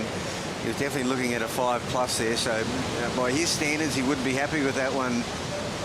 As we see Samson Coulter here, and he trying to finish this wave up, and that's why his score got pegged back as well, Ronnie. Yeah, I always love to talk about Samson Coulter and the fact that he's been alongside one of Australia's greatest actors in Simon Baker, who was in that movie Breath, and the Tim Winton story that was just an unbelievable film, but he's always had that pro surfing dream. So I love that he's here chasing that. But Guy did so well. He didn't have a whole lot of acting experience when he took that role on, and yeah, it was a great film. Well, we've got both actors in this event. That's right. Yeah, it's so cool. Look at Geordie though. You can just see it, can't you? Even when he's doing like basically in transition, there's just an absolute class about him. He sure is. He's a great young surfer. And he, like a lot of these surfers, powered through the Challenger Series and the qualifying series and got himself so close to making it on the CT. As a result, has had some call-ups. He got the call-up to compete at the Pipe Pro as a CT event, and man, he put in a great showing. He didn't get too far through the draw, but he got one unbelievable wave. Didn't he? Yeah. And he pulled into a couple of bombs that he didn't exit as well. But that's just such a tricky event to get called up to, because obviously you don't have a whole lot of experience and you get big, throbbing, scary pipe, and to throw yourself over the ledge, it takes a lot of courage. Yeah, that ledge is something to throw yourself over, and Jordan surfed it with aplomb. So Spencer Kay sitting out there with priority. He's in the white. You can see him sitting pretty close to the rock. Remember there was a contest in Brazil, Aprador, and I was in a heat, and to keep the inside, I actually went over and actually put my hand on the rock. I held yourself in position. And I said, get inside of that. I love it. I don't know, their rocks are just a little different to ours, though. They're not quite as many barnacles. And yeah, but you had spectators standing on the rock spitting on you. Oh, perfect. Yeah. So that made it a bit, spicy. Yeah. No doubt. Here we go. Let's see what Spencer Kay can get done. Sticking with this one. Driving up into the lip. His dad, Steve, mate of ours, and a great goofy footer. He must have been shocked when Spencer stood up on his first wave and he shook his left foot forward. And I tell you what, those kids, once they get up, they're stubborn. Yep. You can't change them. No. Many have tried. But here we go on the outside. Let's see what Daniel can do here. Had a 3.6 earlier on. He's a lanky guy, but just looks like he's super agile as he hammers across this wave. Wow, that wave's had a horrible bump in it. Yeah. right at that point where he went to drive into the turn. He did all the work and was coming to the money turn, so it's a couple of waves now for Daniel that have really got away in him on the scoring. It keeps him well below, you know, doesn't even get in that 3 and 4 point range on that one. It's just, I mean, you've really got to remind yourself to just stay focused on the heat and the water, because there's good surfers in every single clash here, but it's hard not to look forward to what's coming up. We've got an Olympian in the next heat, and Billy Stairman, Thomas Cavallo, who you know, is a great surfer, Ben Lawrenson, who just blew minds in some of the board riders events that we had at the start of this season, and young Lennox Smith. Then heat 6, Kaius King, who obviously had a big win here last year and is a great surfer. Yeah, and Kaius, defending champion, but unfortunately the back injury took him out of the Challenger Series, so he's back on deck, which is great. Ready to rip in, no doubt. Well, ripping into that last heat and dropping an excellent score with Xavier Huxtable, an 8 and a 6.73. Let's hear what he's got to say for himself. That's right, Ron Dog. Xavier Huxtable not scared of a slopey right-hand point. Yeah, a bit like home out there. Pretty flat, but when you get the right section, it really bowls up, so it's really nice, yeah. Bells in boardies, you could say. Yeah, pretty much. It actually is. There's a bit of size out there when they bounce off the rocks, but no, it's really similar to Bell's Bowl, kind of section out the back, flat, and then an end section. So, no, just like home, but warm. Looking dangerous. Yeah, tried to get a couple, and no, boards are feeling really well, so, no, it's great. How you been enjoying your time on the Northern Rivers, Xavier? You've got a great pack of blokes you're travelling with. Anything to report on? No, I mean, we've had pumping waves last couple of days, just staying up at Cooley, so yeah, as you've probably seen all over Instagram and that, there's been some really fun waves. We actually had my mate's Tully, one of my best mates who I'm staying with, actually hurt his ribs today, so couldn't even paddle out this morning and had to, yeah, get some Panadol, and we had to get some foam on his ribs, but he got out there and nonetheless got the job done, so no, stoked for it. You taped him up, you had him looking like Michelin Man. Yeah, I had him looking like he was wearing a buoy vest, so no, he did the job and got him through, and that's all that matters, so no, he's ripping. Bit of extra flotation for Tully, it is getting a bit big out there for him. Well done, Zave, and good luck to you and the rest of the gang. Thanks, Steve Stace. Cheers. Yep, looking dangerous in the water, looking dangerous on land too. How's those shades?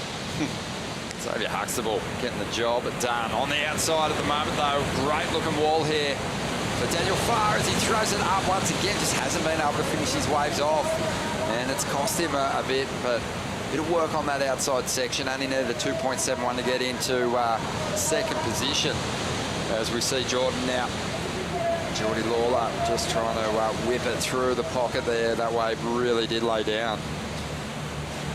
But you can tell that Xavier was pretty comfortable on just these faces, these flatter faces, with his experience down there on the points around Torquay.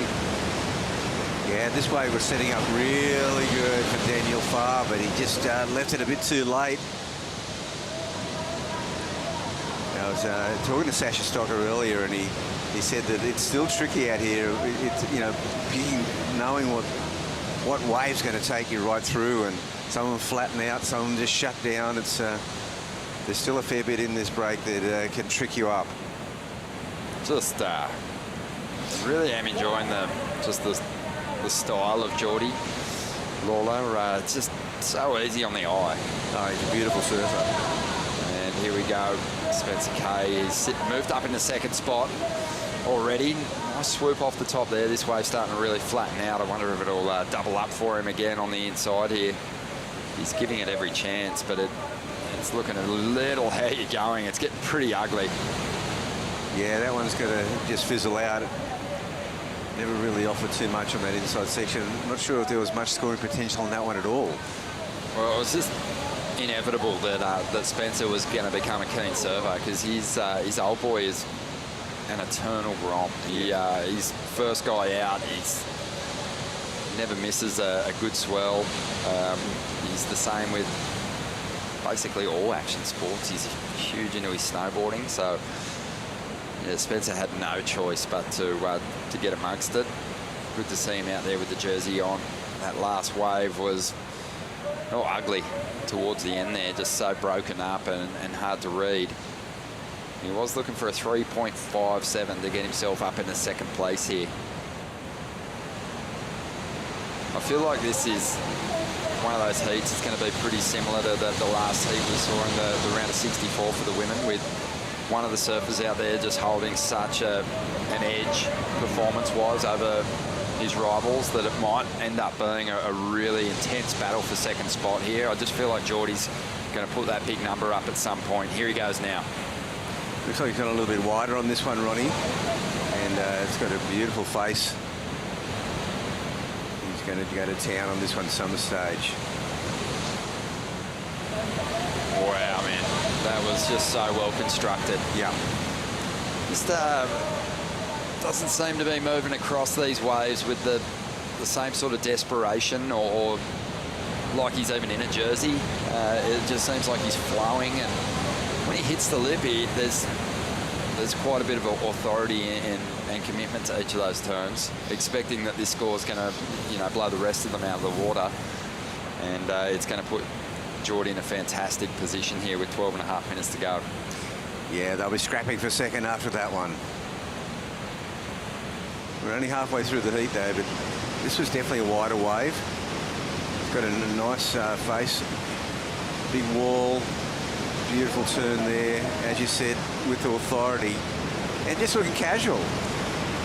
Yeah, it's sort of a nice place to get to when there's still a couple of bumps, isn't it, Bugs? If you typically when surfers are feeling nerves or feeling a little under pressure with that jersey on, you see people get a little front-footed and driving hard off the bottom sometimes through these lumpy conditions. You can come undone. We've seen a lot of falls in this round already. It's a high-pressure event, this one. But also, Sasha really pointed something out, a great insight to this wave. A lot of the times, instead of trying to squeeze that extra turn in, just holding back and getting and nailing that final turn. That's one of the real keys out here. And we're seeing a lot of falls on that turn because of the missed time. They're not ready for it.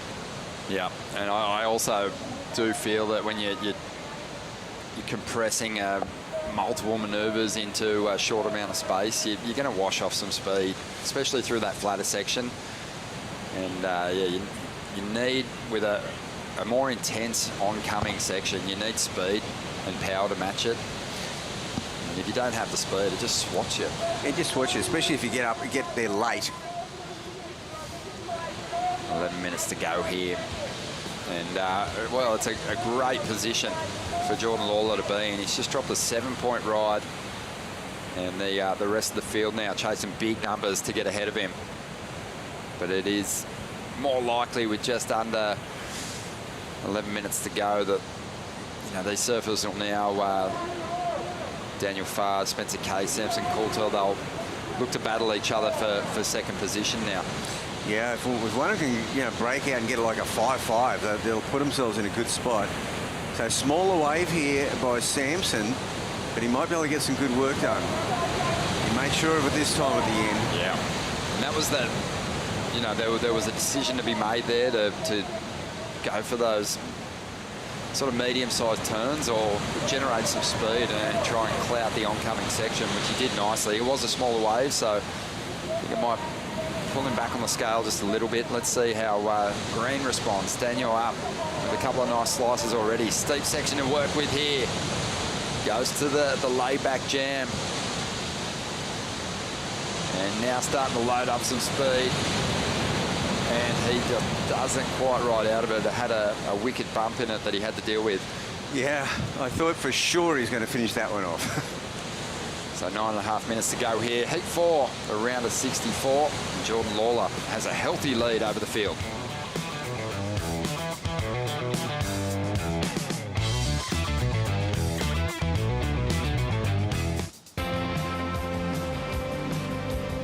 Oakberry, it isn't just food, it's a lifestyle. It's going to the beach all day, being with your friends, being healthy, being fit, being active and fueling yourself to be able to surf all day and keep living the life that we love. To me, eating real food is so important, and real food to me is organic, 100% natural, free preservatives, fresh. You'll find that with Oakberry.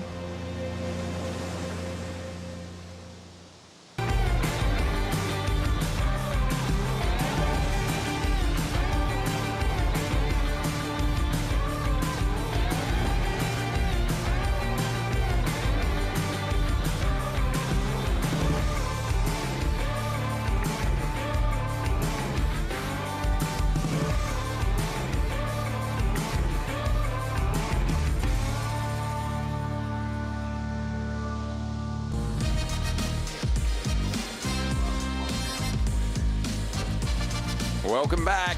As you can see, we've got pretty fun conditions here today. Bogganga Cove providing Cabarita. It's settled down the ocean just a little, just enough for us to relocate. We spent the first 2 days of competition of this QS 5000 over there at Kingscliff, just seeking some protection from the intense swell that was rolling through.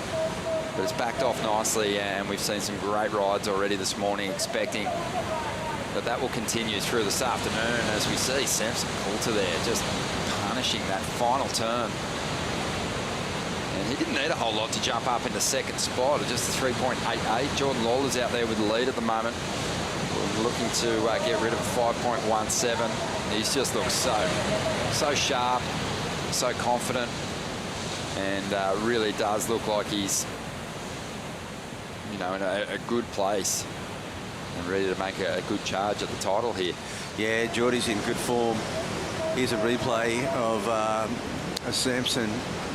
As you said, he doesn't need much. That was a great turn. Yeah, that was a good turn. So it should see him move up into second place. Geordie just surfing within himself and really a very relaxed mode. We've got a great entry into this wave. Just gave him so much time to set up these first couple of turns. Yeah. Got a great backhand. Would have been growing up watching Damien Hardman, Nathan Webster. I mean, yeah, Nathan, both the Nathans. Yeah, both the Nathans. Nathan Hedge, Nathan Webster. I mean, North Narrabeen just had so many talented surfers. So many CT level surfers as well.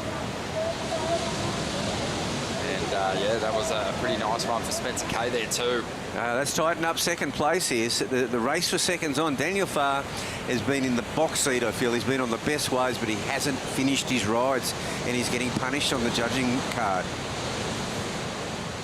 Yeah, Samson Coulter, he only had that one big turn on that previous ride. It was a real shame if he got something done on the outside. He didn't get it. He would have got the number he needed. He needed a 3.88. It was a 3.73. So he's back in second position. Daniel Farr still hanging on, but we've got a number on the way for Spencer Kay here, who needs a 3.67 to get himself up in a second. Geordie Lawler, though, continuing to build on this impressive two-wave total. Drops a 6.17 for that last wave. He's just cruising out there too. Oh, he's so cruising now. Daniel Farr, can he put a wave together? This guy he's a really powerful surfer. You can just see that he's got a lot in him, and the rhythm is great on the wave. A nice little 2 for 1 there. Behind him though, Samson Coulter. That wave fizzles. Just finds an absolute fizzer. Yeah, well, the Spencer Kay still got that score coming. Will it be enough? He doesn't. None of them have broken through the ceiling of a 5-point ride, and it is. It's a 5 straight up. Spencer Kay gets himself into a qualifying position.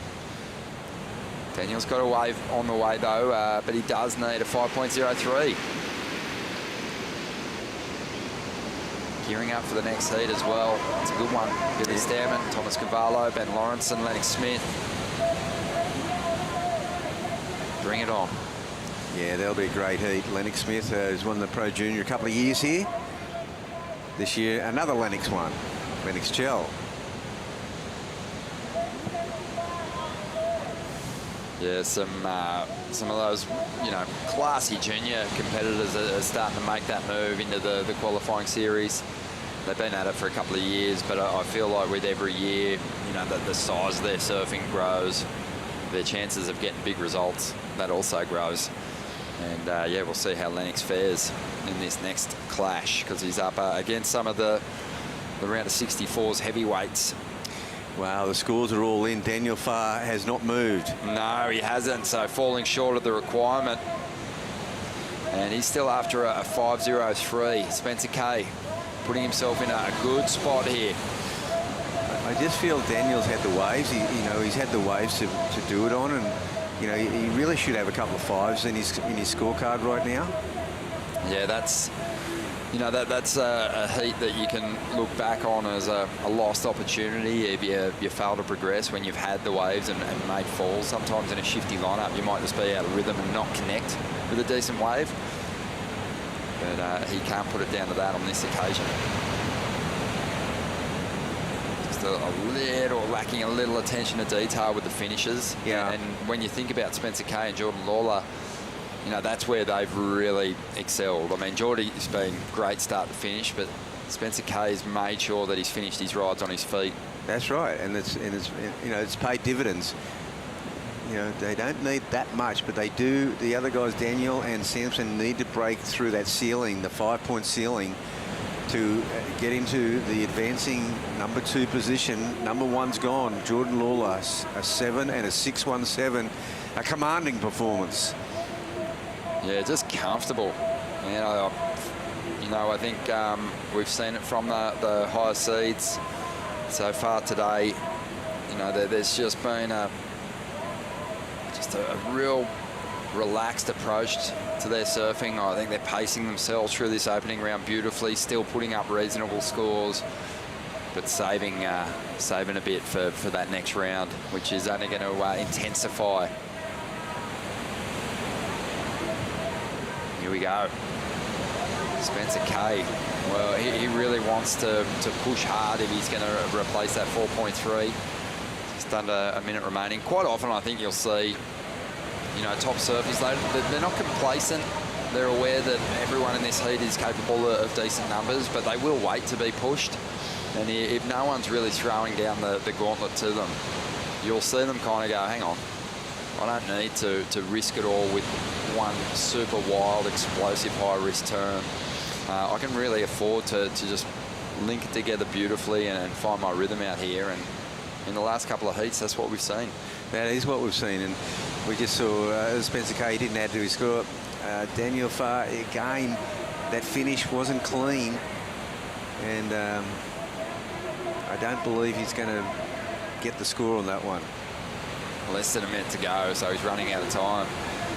Got to keep an eye on Samson Coulter. He doesn't need a whole lot, 5.2. No. I'd say of the 3 surfers fighting for second spot, he's had the best individual turn of all of them, but he just didn't link it up with any other manoeuvres. So it's in him at the moment to turn this heat, but he's going to have to pray for that opportunity with time ticking by here. 30 seconds. 30 seconds, a little bit of movement outside. Don't see any major set coming. He'd want to get himself right next to that surging rock.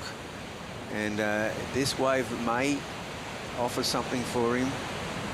He's scrambling, trying to get in position here. There's that surging rock you were talking about. He's going to get the opportunity. 10 seconds to go here for Sampson. And this wave is stretching out in front of him. And I don't think he's going to get back out in front of it, Bugs. No. Oh, it's got a double up in it. But he is after a pretty decent score. I mean, earlier on we saw him hit an oncoming section on a set wave for a 3.73, and this one's just not going to do it for him. No. So you've got to give props to the youngster, Spencer Kay, hanging in there, getting himself up into that second position. But it was the Geordie Lawler show out there. Oh, wow, he just dominated the heat and served well within himself. Strong performance on the outside, we're already seeing a ride for Lennox Smith to kick off Heat 5, the round of 64. As he rolls through to the inside, we'll get you caught up with a replay. Right after the break, you're watching the Oakberry Tweed Coast Pro.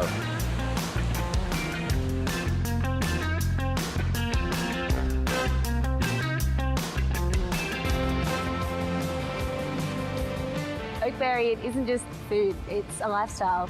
It's going to the beach all day, being with your friends, being healthy, being fit, being active and fueling yourself to be able to surf all day and keep living the life that we love.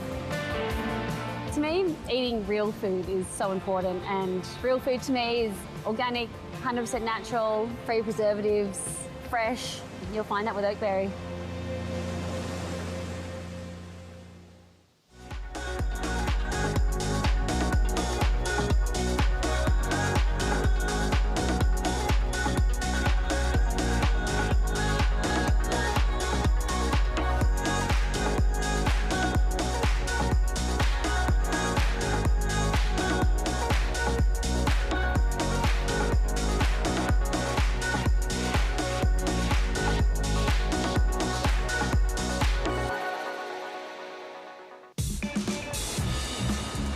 nature into my living space is so important. Harvey Norman helps to tie everything together. Those products have that understated elegance, yet super high performing. Harvey Norman, your #1 lifestyle destination.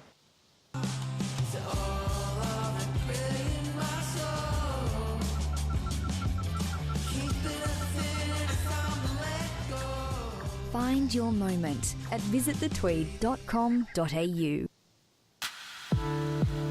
Oakberry Tweed Coast Pro QS 5000 event, and we are straight into it. Wildlife galore here this morning. Little oyster catcher down there on the rocks. There's been so many little locals popping their head in this morning, including, but not limited to, that massive turtle we saw at the kickoff. First thing this morning, Cabarita Headland. What about that? So we've got oyster catchers on the inside. That's little black bird with the red beak sitting right in the prime posse watching these heats. A huge sea turtle this morning. A giant carpet python just in a pandanus palm out the front, and out the back, probably the 4 biggest animals in the whole area. Lennox Smith, Billy Stearman, Thomas Carvalho and Benny Lawrenson. Surf's cooking here, Jess. What? Wow, that's a big start from Lennox Smith. He's already got a 4.67, so the former Pro Junior winner here is stepping things up as he moves into the regional qualifiers. Now, this guy's been so impressive for a long time. I really loved his act in the recent ABB Australian Board Riders Battle down at Newcastle, making some good contributions as we look here now to Billy Stearman, the Kiwi. Yeah, the journeyman.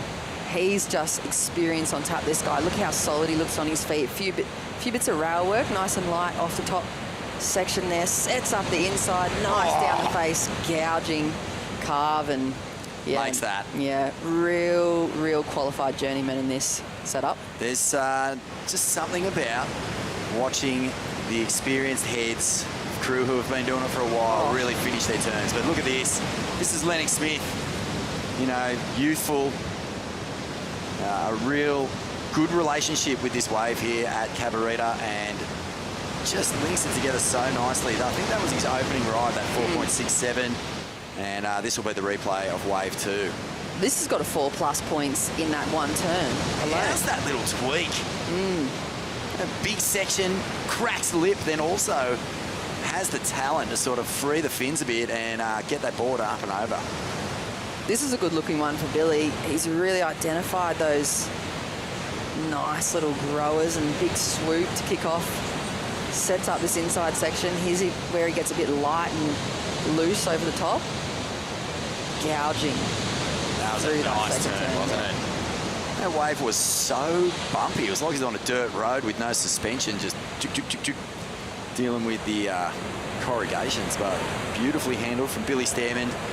Our guys come so close to CT qualification and never quite got there, but geez, he's got talent. Whole of New Zealand be watching on.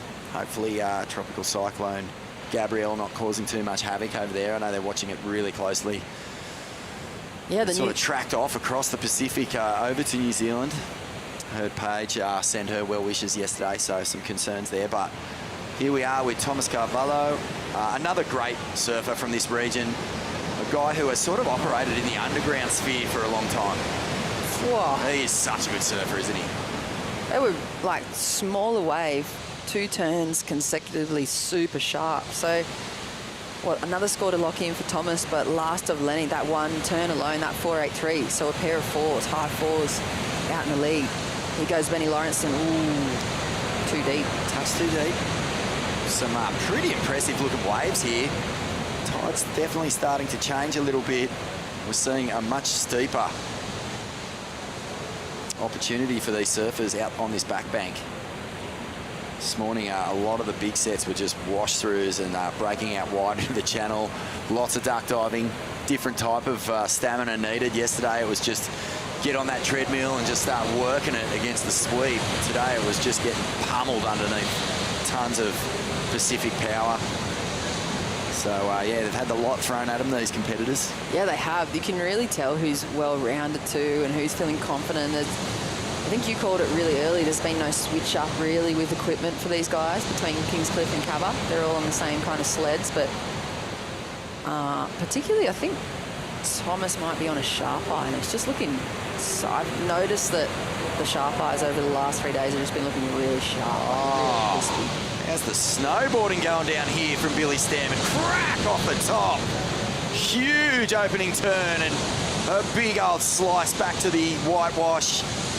This is beautiful surfing from Billy, and this thing has given him a few options. It doesn't find the link up, but what about that opening just explosion out the back there?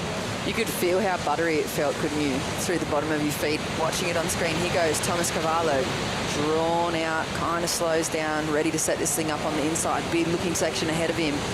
Gets to the rail work. Stylish, buttery, big distance foam climb there. Full commitment to the rail. Didn't sort of peel out of it. It's one of the real strengths of Thomas Carvalho. It's all in the name, isn't it? He really does carve. And he comes off the bottom. Is he going to get a finish here? Just a little tap off the whitewash. These waves are definitely linking up a little better than we've seen from earlier this morning. And again, if the section is there and you attack it, judge is going to go, yeah, there's a nice healthy reward in it. This one stood up beautifully for Billy. Here's that buttery, you're saying snowboarding-like feel, big snap, perfectly timed up in the lip of that first section. How drawn out was that bottom turn, Vaughan? It's really, I mean, pretty stock standard surfing for Billy. Nothing critical, but you can see already with 16 minutes, 40 seconds on the clock, a 6 and 5.27 out in the lead, but here goes Lenny. Oh, it's just so many smooth cats in this heat. They're just linking together, lots of action. Little pulse in the swell here. Out the back, Benny Lawrenson. And he is the lone goof, so he's got some work to do. Puts it up and over. He's had some good results in this event so far, getting through the early round heats. Things are definitely stepping up here for Benny, so he's going to have to find a better option than that one. Billy Stammen locking away a 6-point ride and a 5.27 to take the lead. Lennox Smith, a 4.83 and a 4.67. Thomas Carvalho there, pair of fours as well. So no one really running away from it yet. But some good rhythm happening here. Plenty of opportunity. And just looking at our next heat in the water, Kaius King, the defending Oakberry Tweed Coast Pro champ, up against Cooper Davies, Dane Henry, the local, and Willis Droomer, the world champ. So that's a stacked heat. They're all stacked. They're huge. This is huge. And here goes Benny, just keeping one eye on the screen, one eye on things going on over in Hawaii. And what about Ethan Ewing dropping a big fat 9 in his heat? Just pure Formula One surfing, hitting the burns at 300 k's an hour and just not letting one bit of power off that accelerator. He's so good. It is a really good day for Australian surfing, isn't it? And the judges have got their work cut out for them as well. Let's go down to Stacey, your sidelines, ringside with Geordie Lawler. Yeah, that's right. Thanks, Jess. Geordie, you look pretty calm out there, mate. Ripping. Yeah, I wasn't really. I was pretty tired. A lot of work. Yeah, but I guess on the waves I felt all right because I wasn't paddling and stuff. So, yeah, it's fun. Ronnie Blakey put it a lot better than I'm about to put it, but you're in the red jersey for a reason, mate. There's quite a difference there in ability to the rest of the other guys. You've been on the championship tour. You've had a sniff at it. How do you come back to this level of competition, but with the CT in mind? Do you hold back here, or do you look to still put on the same level of performance? Cheers, Ronnie. Nah, same level. It's pretty much the same thing in my eyes. Like, there's so many good Aussie surfers. It's ridiculous. So, I mean, honestly, I don't know too many people in the draw this year. There's a lot of new kids and stuff like that, but it's not like something that I'd be like, oh, I don't know. I'm gonna smash them, you know. Like, they're all amazing surfers. Like, I was watching the other day just in a free surf, and I was like, who is that kid? And they'd just flare, and I was like, what? But yeah. So same level. Feels like that was you just 5 minutes ago. Nah, not that good. No, it is. You're right. The depth here at these events is amazing. What's the plan for the rest of the afternoon, mate? Might go and have a little ice bath, I think. Go put the feet up and yeah, watch a movie or something. Yeah.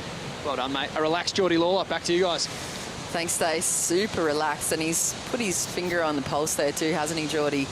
You just keep looking in the free surfs in the morning, going, "Wait, who was that?" So Yeah. many little flary groms coming up through the ranks of the men's and the women's here in this region. Well, this is our first regional qualifier, isn't it? This is our first sort of look at where the talent level is at across this Australasian region. And every year, you know what I mean, you turn up to the beach, you've got your rivals, you've got your crew you've got an eye on, but then all of a sudden you turn up to the free surf and some little grommet that you weren't paying any attention to is just flaring out of their mind. It's always the unknown. Just gives you the heebie-jeebies. It's the unknown, isn't it? Yeah, well, Geordie Lawler, you know, has tasted CT heats, the high-end pressure cooker. And if he's turning up to these events and keeping a really close eye on that junior talent, you know that it's something special's brewing. And but he did well. Looks very relaxed. Wonder what movie he'll watch. A rom-com? You reckon he's a rom-com guy? Could be.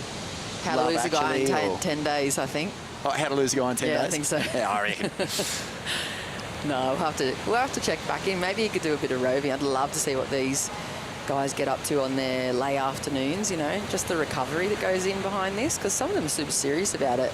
But some of them, I feel like I saw Coda Cologne before, just doing burnouts all the way through, you know, the contest area on his little electric bike, up and down the contest area, and some of them really get into the vibe of things here. Well, you just got to make it fun. I mean, surfing at the end of the day is something we all do because it's awesome, man. But yeah, no, you know, I love the fact that, you know, one of the main teachings, one of the big lessons that they're doing at the HPC, which is, you know, basically creating that pathway or making the pathway visible and achievable for all this next crop of Australian talent. And it's just to enjoy the journey. You hear the Challenger Series guys say it all the time, you know, I don't want to be results driven. I want to be in the moment. I want to be enjoying the moment. Because if you can do that, that's when your best surfing is happening. You know, like it's all about reacting to what's in front of you right there. And if you can sort of translate your whole life around the comp into that, it'll bring out your best surfing. You'll be much less stressed. Oh, crap, Benny Lawrenson. Well, this is the kind of surfing that being in the moment delivers. And he has really gone to town on this one. He gets the completion. Oh, does he? Ooh. Geez, they don't like a question mark on your finish, but you'd have to say there's some points in that one, and he needed them. He has a 4.4, so he's right on par with Lennox and Thomas at this stage. Billy with the top scoring ride, but as I was just saying, Jess, if you can just stay completely in the moment, not stress out about where you're at, what's happening with your ratings or your results, you're going to have a lot more fun and you're going to surf better. Wise words from almost a bit of a guru of surfing at the moment, Vaughan, for me. But we're coming back with live action. Let's see how Benny Lawrenson's been able to lock into the judging moment. A score to come, really important one for him here. Round of 64, heat number 5's in the water. Oakberry Tweed Coast Pro. Vaughan Deadly spitting words of wisdom in the booth. Back with you shortly.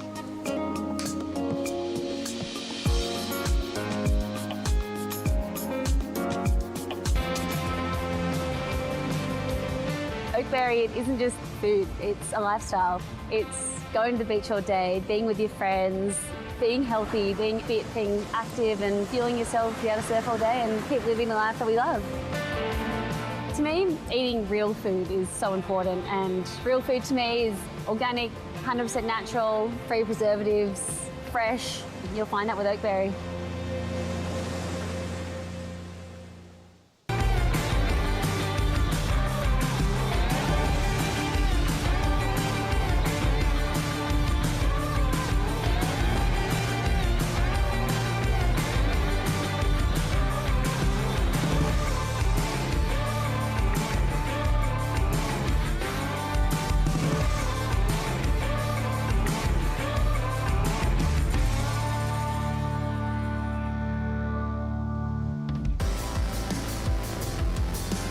Oakberry, Tweed Coast Pro, Bunjalung Country here, Cabarita Beach, Headland on your screens right now. It is live action, round of 64, heat 5 of the men. Billy Stemmen in commanding position at this stage of the bus. That is the QS 5000. Vaughan, we've seen plenty of action go down throughout this heat already. 8.5 minutes left on the clock, and it's kind of been small numbers just trickling in for the last of Benny, Lenny, and Tom all around that 4-point ceiling range. Yeah, I think everyone's kind of in the same boat. There hasn't been a whole lot of opportunity. There's been a lot of waves like this where it stands up on the bank and it's not offering a whole lot. Here's a replay of the last of Lenny Smith. Or is this live action, actually? So we're back with Lenny, and he's getting some beautiful little slicing turns done and a good little finish for Lennox as well. But trying to bust past these fours into something a bit more meaningful is going to be crucial as we wind down into the 8-minute mark. So that's Harvey Norman, red tents, the chill zone down on the beach. It's been nice. Oh, this is a replay of Benny's wave, and this was a good one. Yeah, look how beautifully this thing sits into the bank as well. Really nice, clean, open face. Huge, big attack of the section. I mean, it was kind of a soft section, but he's done all that he could on the backhand there and just gets to work. High work rate on the inside. This probably is the difference. Yeah, it cost him. They won't. If there's the seed of doubt, a millimetre of doubt on the end of those rides, they will not reward it. They gave him a 4.9, and you know there was probably a 5.5, 6 gone begging there. That finishing turn needed to be cleanly made. It's just so frustrating, you know. You put a wave together well, you know you've got one high impact turn in there. All you need to do is grease that last one, and you kind of leave a question mark. And the judges, they hate question marks. They hate them. It's like a Riddler. Like, so the judge is a Batman, the question mark is the Riddler, and he just goes, pow! You're gone. Well, it's kept him in third position at this point of 5.87 for BL to move back into the mix with Lenny and Billy. But Billy's been sitting pretty patiently. I think he's searching out something a little over that 6-point range. There he is, the defending champion of the Tweed Coast Pro. Looking forward to seeing Kai's back in the water. I know he's had a long road back from injury. Really derailed his year, 2022. So this is a big chance for Kais to get back to where he wants to be. And it really is going to be one of the more intriguing heats. I think we're all excited to see what this kid can do. He's just such a complete surfer. Really been impressed with the way he's progressed. Upside down, and that section was... he was asking the question, and he was laid off the bottom. It was always going to be a high-risk move, and he got pounded, Benny Lawrence, in there. How's the rest of that wave too, just perfectly peeling off that part of the bank? He would have known on takeoff. He's been able to identify the best waves coming through. He's been on both of them. He just hasn't been able to put it all together for the surfing to find those 6+ rides yet. But 5.5 minutes on the clock. I just feel like he's seen a little point of difference here in the lineup that these guys are just letting go unridden at this point. He just hasn't been able to capitalise on it. Oh, it's such a tricky lineup with this swell size, the way it is. It's not quite on the inside one, but there's the odd one.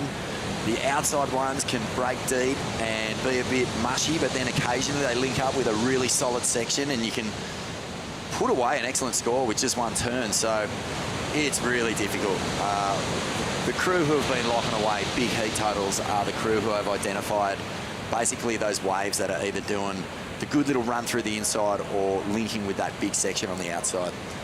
What about in the land of surf spectating fandom, fangirling, whatever you want to call it? Yeah. I mean, the sunset's going on right now for Aussie surfers. Jack Robbo's on the back foot. We did just see Ethan Ewing his way through his heat. I mean, 9-point ride for him. There's this QS going on. This is the next crop going into that Challenger Series. I mean, also, I don't know if you had a chance to look, but I just saw this clip get dropped from Katie Simmers on her backhand somewhere. She's wearing a wedgie, so I'm not sure where it was filmed, but it was over the last few days. And this full-on pop shove it landing switch, and it was so clean. She had so much lift, and there was no grab involved as well. If you haven't seen it yet, get on. There's just so much surf to be absorbed this morning. It's so different. I mean, anyone who's from my age or roundabouts my age, which I'm not going to tell you what it is, but I'll just say that surfing barely existed on any media other than Surf Mags. You go down the surf shop, get your VHS if it turned up once every few months. You just ride your pushy down to the local shop, New Brighton shop for us, do a big skid out the front, shower a few rocks into someone's Duco, run inside as fast as you could, grab your tracks or your Surfing World or your Waves Mag and just surfing life all of them, because you had to get all of them. And then, yeah, you just go home and just, that was the only surfing you got. And now it's everywhere all the time.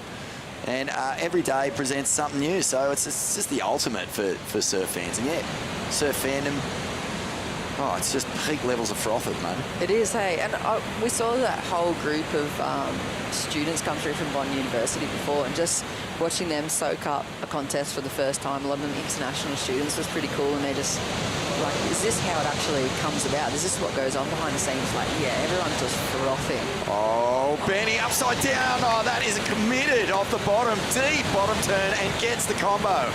So beautiful stuff from Benny. And as you said, Jess, he has been on every single bomb in this heat. He just hasn't put it together. That was 3 monster turns in the last 2.5 minutes. He's going to fly into contention for progression here, no doubt. Yeah, and they've let it go. Have a look at the replay here, Blue. Letting it go under the snivelling of Benny Lawrence, upside down on the first turn. Beautiful, searing cutback. This is why he's the man of the moment at the moment. Oh. Look at the emotion here. Oh, yeah, baby. He's feeling that one, and rightfully so. That was impressive. A big set, super scooped out, and Benny on the attack. Needs a 5.87 to get into a progressive situation. I see it in there. I see it well and truly in that last turn at least. Well, what are you thinking for this? It's got to be an excellent ride. It's just so beautifully put together. Oh, I think the only thing that'll keep him down... Oh, don't even worry about it. Hold the phone, Vaughan. 9.07? It's pretty good.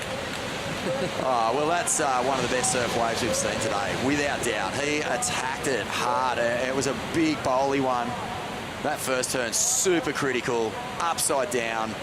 I know the second turn wasn't that great, but actually he linked it perfectly, and it set him up for that last turn.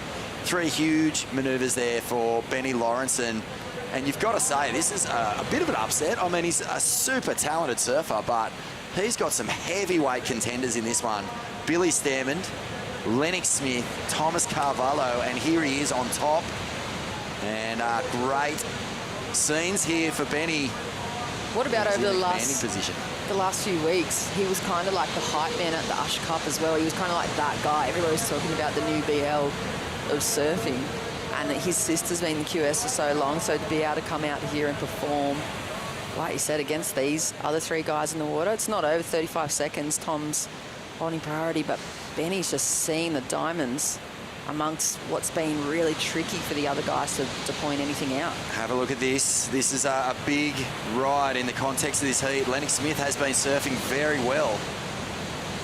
But is the wave selection going to harm his chances? It looks like he's got a little connection here.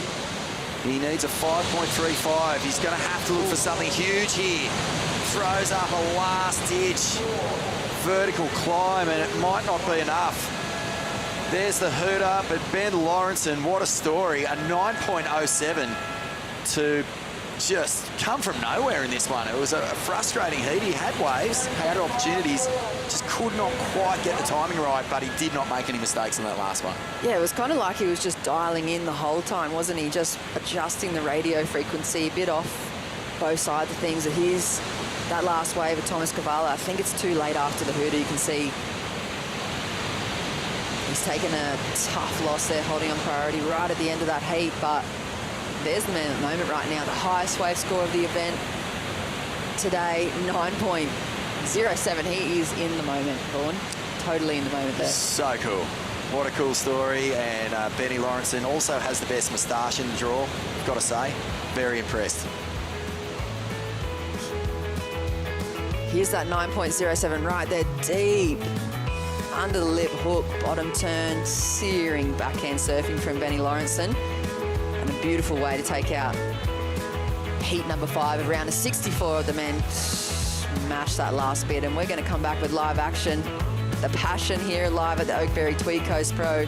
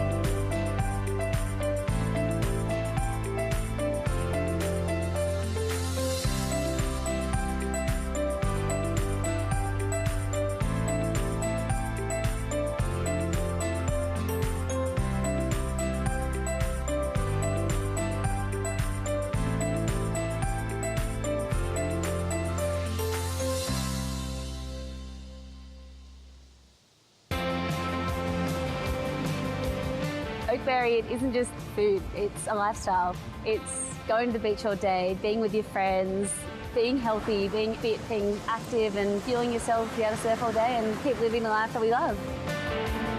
To me, eating real food is so important, and real food to me is organic, 100% natural, free preservatives, fresh. You'll find that with Oakberry.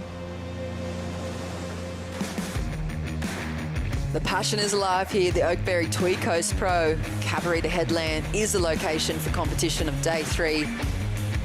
World Surf Leagues, Australia Oceanic Regional Qualifier, and we have seen the biggest wave score go down already this morning. Myself, Jess Grimwood, joining Vaughan Blakey in the booth to call all the frothing action coming to you live. Willis Dreamer up and riding. Willis Dreamer already has a World Championship under his belt. The ISA Games, and just not a huge wave there, but a great young surfer. He's on the come up, one of those guys who, you know, basically was a bit of an unknown a few years ago, and now here he is competing in this QS, and no one is taking him lightly. Here's Cooper Davies as well. This is the action went down in the little break. The very start of this heat, number 6, and yeah, not really offering much up for this, but look at this. Just the style, the patience. I mean, it didn't really click and connect there for that opening turn for him, but you can just see how he just settles into a textbook roundhouse cutback. You were talking about the feeling of them before, Vaughan, and being a purist to surfing. Yeah, there is no turn that really just sets you off like a pristine roundhouse cutback. I think about the greatest exponents of them. Kelly Slater, of course, Andy Irons, Tom Curran. I mean, crew who just really banked it and just hit that whitewash. Taj Bro, one of the all-time great roundhouse cutty core lords. I'm a big fan of the Taylor Knox figure 8. Really big fan of his. Well, he's probably right up the top of the tree. Arc. No, this is a great opportunity for us to see Kais King back in the water as well. The defending champ here. And Dane Henry. Wow, this kid is on a huge roll. He's from this region. Tweed Coast represent, and got off to a fly this year on the Australasian Junior ratings, I believe. Took out the first event, was at number 1. Not sure how those ratings have changed since the Pro Junior here, but definitely a kid with, you know, huge props. He's dropped a couple of clips that have just been absolute bell ringers, and that's, you know, over the past 2 years. So we've seen him coming from a little ways out, and he'll be looking to upset the apple cart here. He's got some junior surfing left in him, but always great to see the juniors start pushing on these experienced heads with that uppity grommet attitude that they've got. Yeah, back in my day, you'd cop a crow peck if you paddled out in a heat like this. Not anymore. You might be put in the bin at the end of the 20 minutes as well. Gone to those days. These young groms that are going around the competition too, their sense of self, I think, around an event at least, and it's kind of, I saw it a lot in the women's before I saw it in the men's, like the Mollies and the Katies, and that I saw that just underlying kind of self-confidence where they just, their cages weren't rattled by these big names and by their heroes and idols and stuff. They kind of just revelled in the opportunity to upshow them. I remember Steph Gilmore saying the first time she met Molly, she was like, who is this grom? Wreaking havoc. Well, I mean, look at what she's achieved. That self-confidence doesn't come from nowhere. She's backs herself in solid waves. She's done so much hard work around those Sunny Coast reefs, and now she's a pipeline master. So, I mean, she had a reason to be cocky. It's one thing to be cocky and not be able to back it up. It's another thing when you can go out at pipe and win the comp. So, huge stuff there from Molly Picklin. But yeah, she is sort of a perfect example of just how good these kids surf. But still. 18.5 minutes on the clock. Stacey, you're down there with Benny Lawrenson after posting a 9.07. Just putting on the mic, the emotion and the passion behind that one. Yeah, that's right. Benny Lawrenson, 9.07. Walk us through it. Having a bit of a shocker at the start, but just stuck to my game plan, and Duff told me a couple words before I went out, so I just kept breathing and fixed up my mistake and got the lead with that 1.9, so frothing. We hear that a lot. What was the game plan? Ooh, top secret. No, it was just like saying 3 words in my head. It was just powerful, precision, and poise. So just stuck to that, kept saying it in my head, kept breathing, and fixed up. Yeah, that end bit. So how can you reflect mid-heat when the poise wasn't quite there? You've quite clearly got that power, but you just weren't connecting. We could almost feel it in the booth that you were coming. How do you reset? Just backing myself, backing my ability, because I know what I can do, and I still feel like I haven't done my best surfing over the comp, so I'm just going to keep going up from here and keep showing everyone my best performances and lots more to come. Well done, brother. Sensational performance, and thanks very much for the insight. Good on you, Ben. Cheers, Stace. Cheers, guys. Backing himself in there. Yeah, Jess, I love that. Exactly what we were just talking about, was it? Thanks, Benny. Thanks for making us look like the couch potato experts that we are. But no, I mean, that was a solid performance. The 3 Ps. Yeah. Linking them together. Power, precision, poise. He was a little hesitant to dish it out as well, wasn't he? He was a little bit like, wait, what? It's top secret. Yeah. Well, you know, whatever's working for you, you don't want to spread it too wide. Every little hint of an advantage can work to your favour. 16.5 minutes remaining. Who's going to make the first statement in this heat? A couple of low-scoring rides. Everyone's had a little sniff at something. And it looks like Kai's King. Let's see what he can do. Oh, yeah, he looks so good, doesn't he? It's so great to see him back in competition. Big section ahead and big whack. So effortlessly, so critical. Goes to the rail, down the face, carve. Oh, beautiful surfing to watch from him. This is a great wave choice. Here we go, winding up, wrapping up on the inside. Critical section ahead and nice big lip line floater. Really projects out parallel, and you can hear the claps. You can hear the beach. And when you start hearing that beach announcer's voice just blasting through Headbuds microphones, you know it's going to be a good score for Caius. I just love that view of someone opening up, you know, linking into a section, having plenty of speed and just opening the body full extension into the turn. Caius, one of the things, you know, I've really been impressed with over the past couple of years is just the precision. That second P that Benny Lawrenson mentioned, and it looks like Willis Droomer on the wave behind Caius got some work done as well. So he has just got a lovely swooping style. I think he's had a huge growth spurt since he won that World Junior title. He really does look like he's, gosh, got an extra foot or 2 on him. And he does get a completion as well, Willis Droomer, so he'll be stoked on that. But let's have a look at this wave from Kai's King. Takes off, a little bit lumpy at the start, just has to be patient here. And as it starts to stand up on the inside, oh, crack, gets the tail release over the back of that one into this section and just opens up, drives off the bottom. And I think that it is impressive, isn't it? The precision, when the turn is there, he backs himself to get it done. And a lovely finish. Easy on the ice surfing from Kai's King. And this is the replay. Whilst we were replaying, Cooper Davies answer back at the moment. A little 2-stage cutty, but really setting up this inside section. Draws out a few lines, looking for this final manoeuvre point. Nice, not as crisp as Caius's. I think the difference is the exciting point of Caius's at the end there was watching him just increase that air time. He kind of floated through that last section and readjusted mid-turn home, and he just looks so dialed in, almost like single fin-esque, soul arching. Actually, that's such a good point. Great observation, Jess. I love that Caius, in between his turns, he's just cruising. And then when he hits the lip or he wants to, you know, make it known that he's like going to cut loose, it just comes in this sort of like venomous little snake strike. It's just crack. And it really makes the turns dynamic.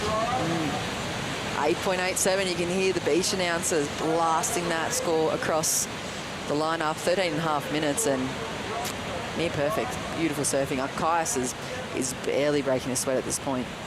8.87. Wow, judges loving what Caius is bringing to the table. Back here at the Oakberry Tweed Coast Pro right now, Dane Henry. Let's see what he can bring to this heat yet to get started.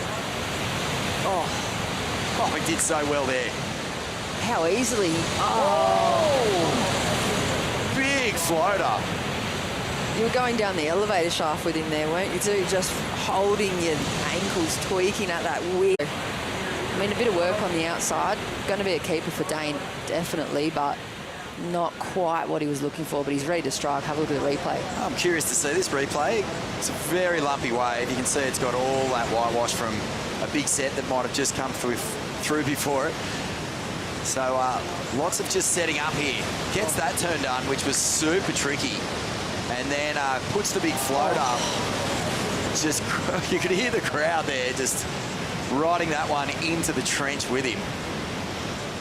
And yeah, big shockwave just bringing him undone. And here we go now with Cooper Davies. This kid has just got such a nice connection to his surfing. Very, very smooth. He's going to bring this through, and let's see what he can do here. Big jam on the inside. That is a monster turn. And he really needed that. It's a little bit slow out the back. Section came, and he just slams it shut. Judges, work cut out for them. Explosive surfing in the first part of this of this heat number 6, round of 64 in the water. But Stacey, you are down at the Oakberry Caravan. You're getting a fresh bowl. How's the girls going down there? Yeah, it's going amazingly down here. What are you guys chasing? Vorno, I know you've tucked into a couple. You a couple more? Oh, the lot, mate. The works. Get me all my dietary requirements just facilitated down there. So thank you, Stace. Oh, I love it. I love it. Alex is the events manager here at Oakberry. They've been supporting this event for 3 years. And in that time, they've gone from strength to strength. Alex, how many shops have you got around this country? So we have 29 now, and we are opening a new one in Rose Bay in 2 weeks. So you got one in Bondi, one in Rose Bay, one in Kingscliff, Burleigh. Any other locations nearby? Yeah, so we have in Broad Beach as well. We have one in Adelaide that we just opened, 2 in WA, and yeah, never stops. Taking over the world, one acai bowl at a time. Thanks for your time, Alex. We're down here at Cabarita Point today. If you want to come down for a bowl, we've got the caravan, or if you're in Kingscliff, you could pop into the shop. Yeah, Stace, I remember when these guys first came down to the events, and they are some of the biggest surf frothers around. They literally are non-stop, whether or not they're serving up or dishing up the acai or they're just soaking in the surf action. They are actually hardcore surf fans, aren't they, Stace? Yeah, they love every bit of the action down here, and they're actually in the process at the moment of getting a 52-inch LCD screen actually put up in the side of this cart so they can always watch the surfing wherever they go. Beautiful. Well, thanks for visiting them. We'll be making sure that we're getting out of this box and over to the caravan at some point. I'm going to turn purple by the end of this comp because I'm just smashing them left, right and centre. How lofty is that first section too of Cooper Davies' replay here? This thing is really looking like it was going to offer him up something, and he just gets to work. That complete reliance on the rail there, and his weight, the fins were completely free as well. That's a really nice looking wave for Cooper. 7.77, judges loving that. The beef, the meat on that bone, all in the last turn. And he's just, you know, building beautifully. I think one thing that Cooper's done really well in this heat, put it together with style and flow. He has, and we'll be watching the rest of the style and flow unfold just after this break. The Oakberry Tweed Coast Pro.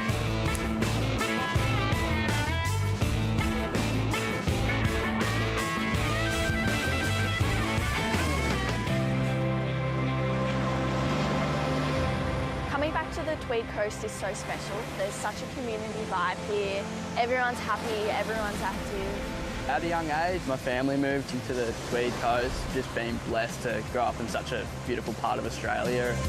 We love going around the headland where you can be surfing 1 minute and driving into the hinterland the next. Good waves, the people are amazing. You can't really ask for anything more.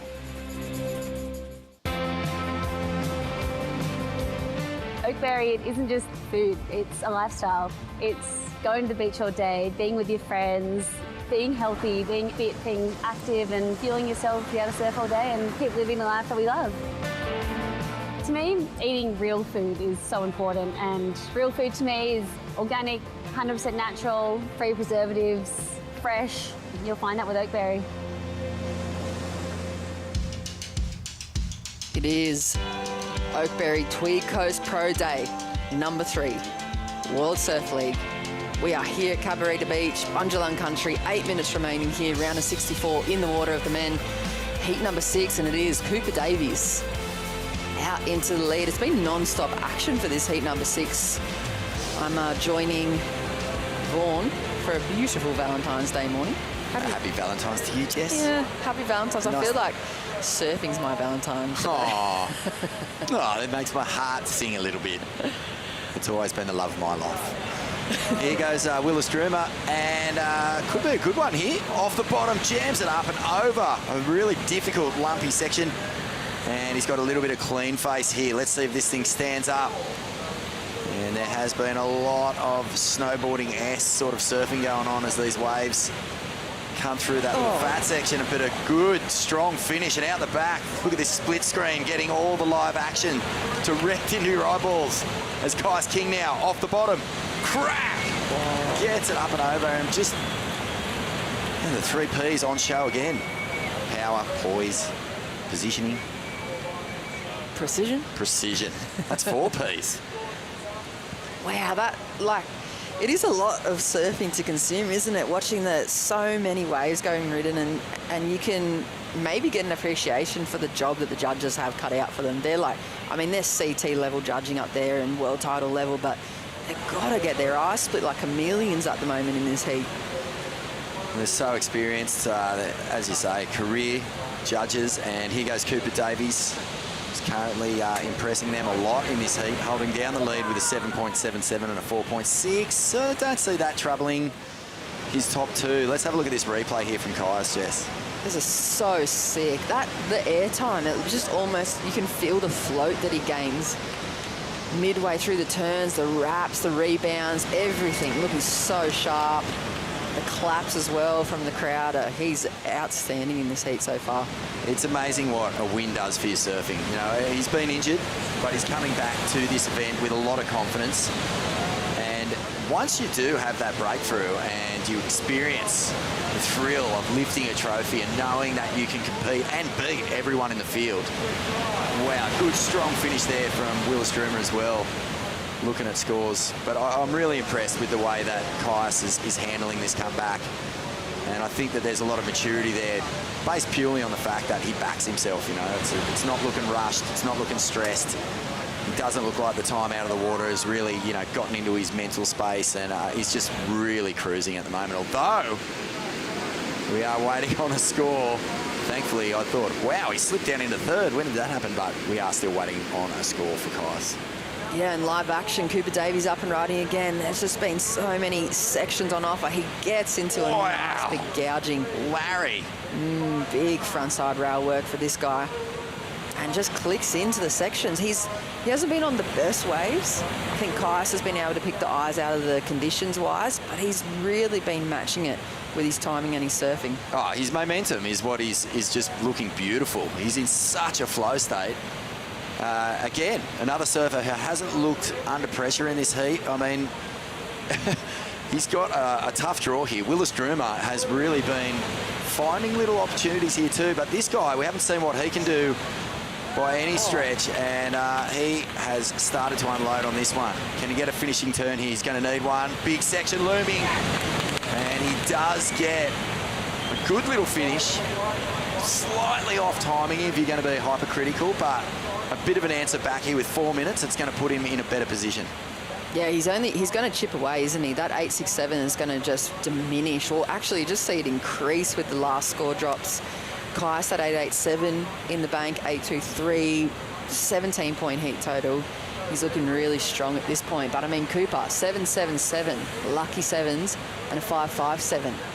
So that last wave of Dane is going to reduce that 9.64, but he's still going to need like a near excellent wave to get him into the mix here, and as does Willis. Yeah, Kais and Cooper are turning the screws here. They're in rhythm. They're finding plenty of opportunities to catch waves. Kais is being a little more patient, but Cooper's just in a very nice, relaxed flow state as well. He's just going to have to be a little cautious here. Cooper, I think that Willis and Dane, you know, Dane just dropped a 5.93, so he only needs a 7.42 now, and you would back him if he gets the right wave. You know, we just saw Benny Lawrenson come from nowhere in the last 2 minutes of the last heat to get a 9 and just leapfrog everyone into first place. And at that point, you know, with 2 minutes to go, it looked like Len Smith was cruising to a progression. So no one's going to take their eyes off Dane Henry or Willis Droomer in this heat, and Willis has the P next to his name. First priority, Jess. It's a huge, you know, I mean, it can add pressure, but you really want it. If it's dying stages of a heat and there's 2 minutes to go, strategy's out the window, you want to have first pick of the best wave, so he will be sitting out there hoping for that opportunity to come in.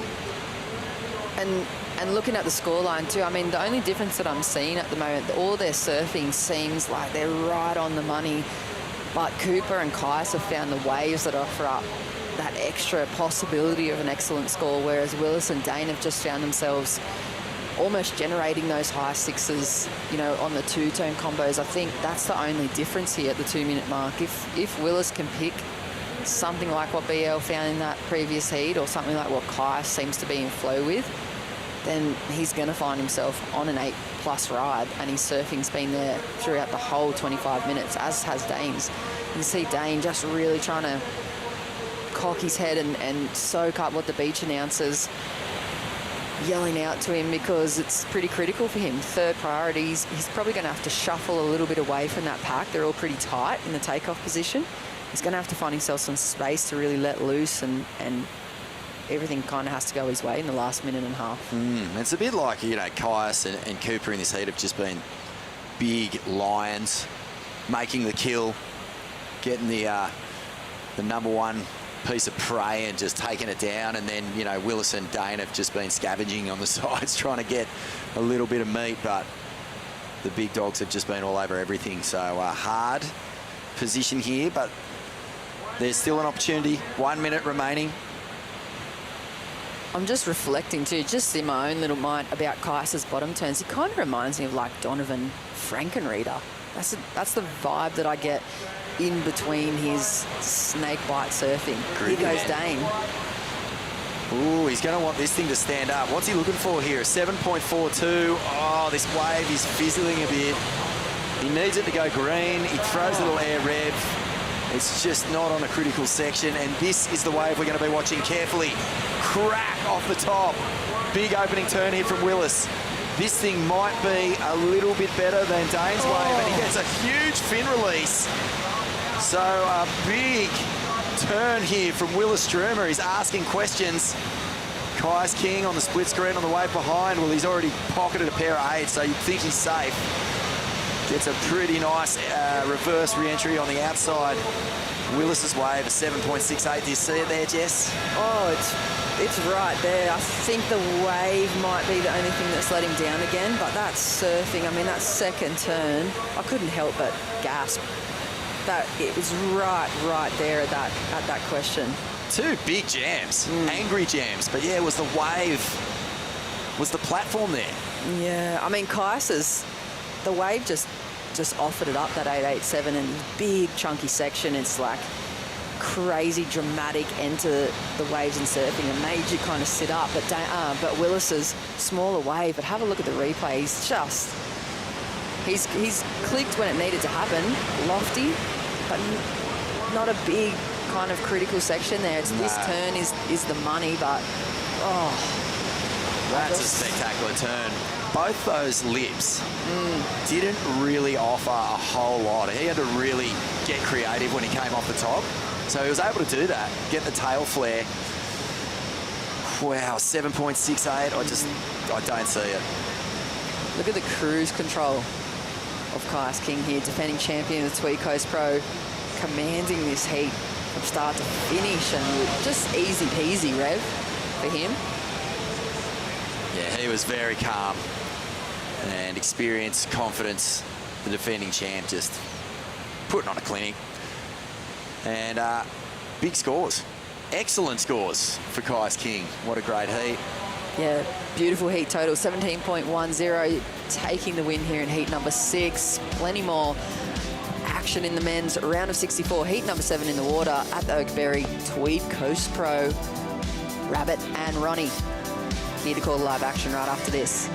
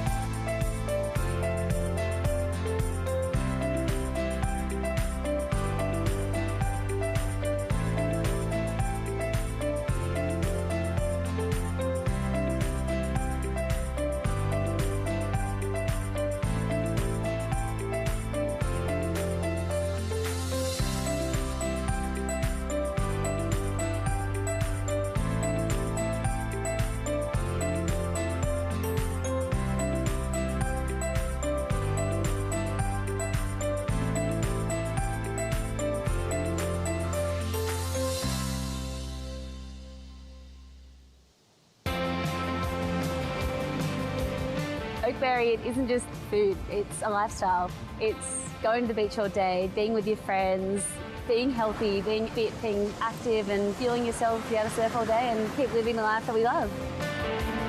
To me, eating real food is so important, and real food to me is organic, 100% natural, free preservatives, fresh. You'll find that with Oakberry. Welcome back to the Oakberry Tweed Coast Pro. There's QS 5000, also a Pro Junior component, and we had spectacular wins for our junior competitors who have also stuck around to compete here in the main event as well. But this is the round of 64, Heat 7 out there in the lineup, and it is a solid cast of surfers that we're going to watch perform in this one. Oscar Berry will be out there in the blue jersey. Taj Stokes will be surfing in the red. Joshua Stretton will be in the white. And Fraser Martin competing in the green. Ronnie Blakey alongside Wayne Rabbit, Bartholomew and Bugs. This will be fun. Oscar, I've enjoyed watching him compete through the opening events of the year. He put in a good showing at the World Junior titles. Got himself to the quarterfinals in pumping conditions, and he's going to get things started here, Bugs. Yeah, Oscar straight out of the gates. Now this wave here, this nets him a 7.17, so this is a great start for Oscar Berry. You would have seen Caius in the last heat. Josh Stretton gets his feet going in the wax. And, well, Josh is one of the survivors from Kingscliff, from the onslaught at Kingscliff. Now, he only gets a 3 here, so something definitely goes wrong, because this wave looks like it's going to do good stuff. He gets out of there. Taj Stokes up at the moment on the replay. Yeah, Taj is an aggressive young surfer from the sunny coast. Looking pretty slick on this one, Ronnie. Oh, how was that? Love that wave. Well, really tried to fit in that last turn and just got viced. That's what Sasha Stocker was saying earlier. Just sometimes trying to fit too many turns in right at the end of the waves. Yeah, so just a brilliant start there for Oscar Berry. He's hit rare form, you know. Well, actually, it's pretty consistent, his form. But his surfing's just gotten so big over the last couple of years. And competitively, he's really hitting his stride right now as Fraser Martin looks to get his first number on the board. Yeah, bogged a rail there. Well, Joshua Stretton and Fraser Martin survived the Kingscliff onslaught, as I said, yesterday and the previous day. So they have already got through a couple of rounds of competition, and they're finally going a lot easier out here at Cabarita. But they're up against the seeded surfers now in the round of 64, Oscar Berry, Taj Stokes. Yeah, you just have a think about it too, what we've seen so far from our top seeds in this round of 64. I mean, the class, the experience, the performance has been well and truly on show. The red jerseys have had their way with the lower seeds. As we see the 7.17 here from Oscar Berry. Yeah, Oscar really goes to town on this wave. It just sets up nicely, gets around that white water easily. More open face to work with here. And this wave linking up all the way. Now it goes down, way down the point at Cabba. A great opener there for Oscar Berry. Just the fins were dry at the end of that ride, Bugs. He just hung them out the back of the wave the entire way. And I think that's the reason for the score. So really putting it on the line and not backing away on that opening ride. Not trying to find some kind of rhythm or measured approach out there. Just on the attack from the outset. You love to see it. Well, let's hear from one of the performers of the contest so far. Two-wave total of 17.1. Caius King with Stace. Thanks, Ron Dog. That's right. A massive heat total there, Caius, but that's got to feel bigger than just a heat win. You've been out of action for a long time, mate. Yeah, that was pretty epic. It's really fun waves. Yeah, just doing this event was a win for me. I had I don't know, 6 to 8 months out last year from my back injury, and that was just pretty gnarly. It was a roller coaster of emotions and highs and lows. So I made it my goal to be able to surf in this event as my comeback. So I'm just happy to be here surfing. It's epic. Yeah, that's got to feel good. Talk to us about the anticipation, sort of having that date set in stone and working towards that. I just kind of got to the point where I didn't want to put any pressure on it, so I'm just, you know, whether I get to compete or not, I just want to be surfing and feeling good again. So, you know, that's why everyone surfs. We don't actually surf for the comps or the whatever, you know. We just surf because we love to surf, and that's what I'm doing. And this is a bonus, being able to compete. I'm just so stoked. So, yeah, this is a win for me already. I'm just pumped. You live pretty close to this part of the world. What's the plan? Are you staying locally or commuting every day? Yeah, I can't pass up mum's cooking. It's too close, half an hour. Are you kidding? No way I'm missing that. And no doubt they're watching online at home?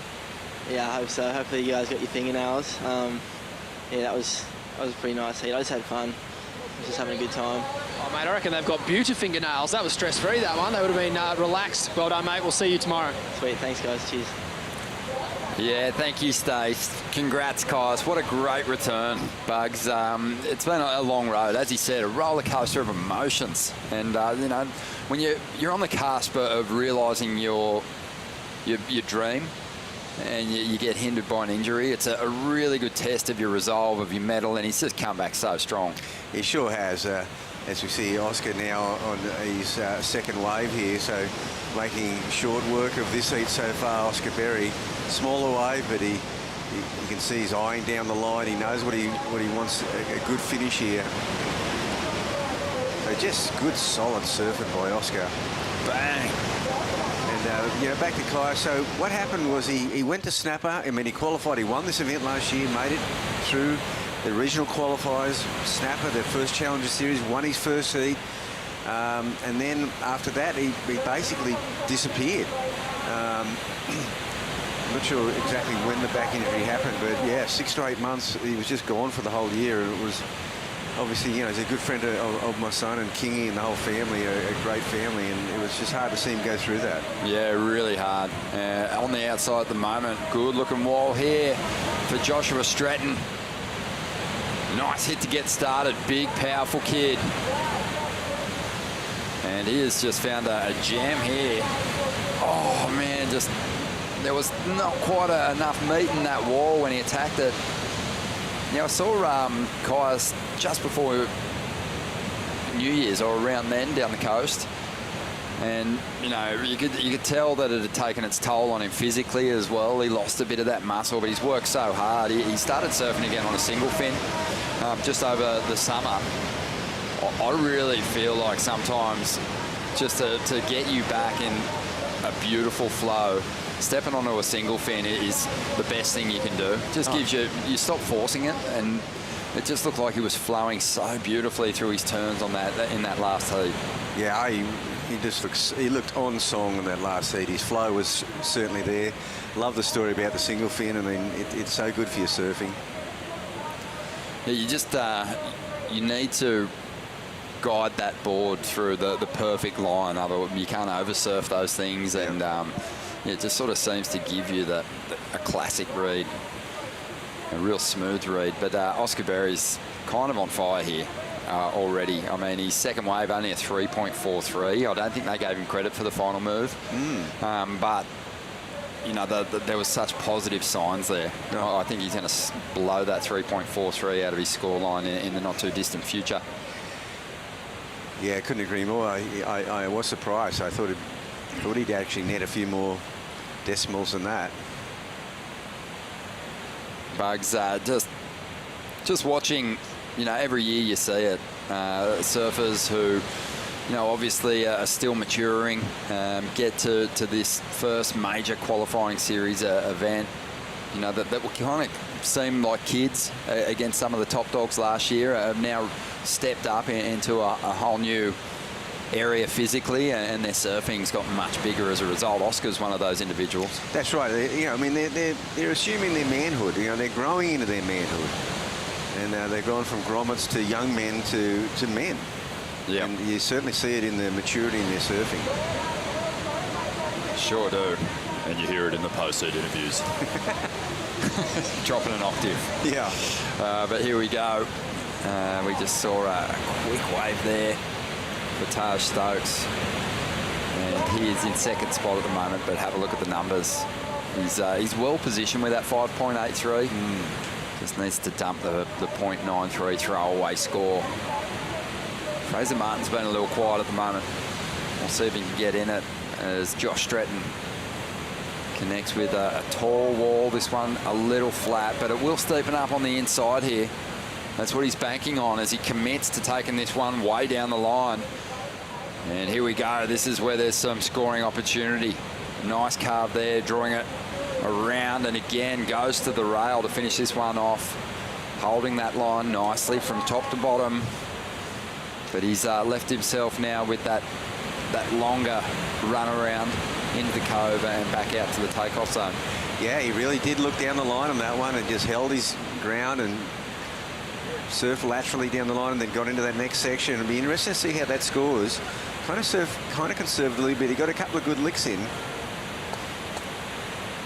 Yeah, it just didn't have that steeper wall. We've seen some of those wider ones get down there and actually kind of transform into pretty punchy little rides with a lot of opportunity. But that one did stay relatively flat, and even by Josh's standard, they were stock standard sort of manoeuvres. Yeah. So not expecting a massive score, but probably enough to see him up in the second spot. It's a 4.67. So he is up in the second spot now. Taj Stokes after a 2.47. As we said, a replay here, Bugs. Yeah, this first section here didn't offer a real lot. These little sort of roundhouse cutties, they don't really score much, and now he looks down the line and goes, okay, so he's just standing there, maintaining the speed.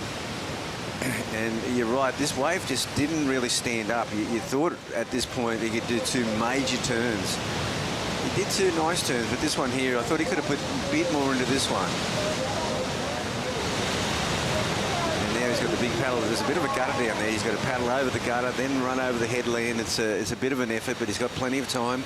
He's put himself in second place. Taj Stokes, he's only carrying that .93. Fraser Martin yet to really get going in this eddy. He's had a couple of falls.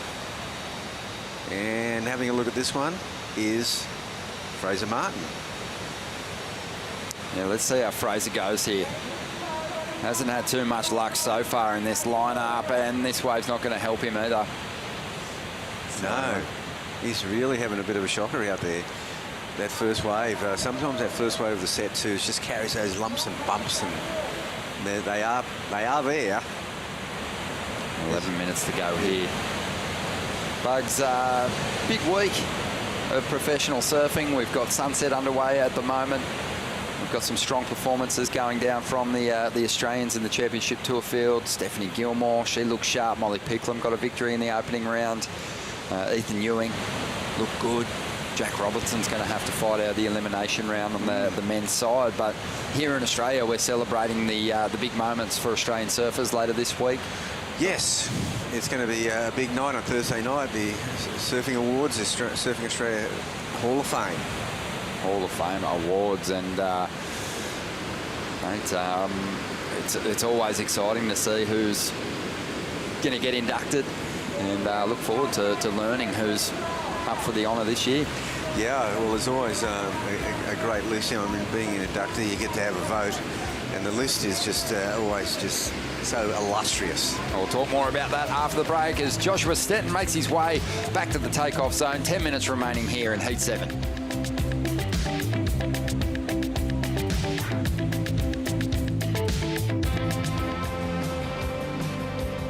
Oakberry, it isn't just food, it's a lifestyle. It's going to the beach all day, being with your friends, being healthy, being fit, being active and fueling yourself to be able to surf all day and keep living the life that we love. To me, eating real food is so important, and real food to me is organic, 100% natural, free preservatives, fresh. You'll find that with Oakberry.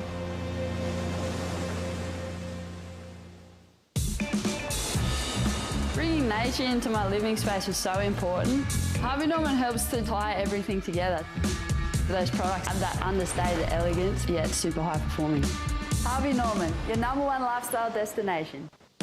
The number one reason why a student should come study here would be the access they have to staff, and it's just better than any other university. The fact that you can walk straight into the professor's office and get that one-on-one feedback, I think is just second to none.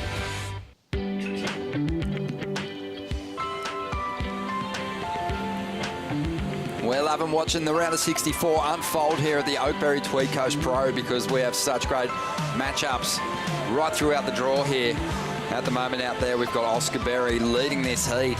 He's got a 7.17 to his name, expecting that he'll get rid of this 3.43 pretty soon.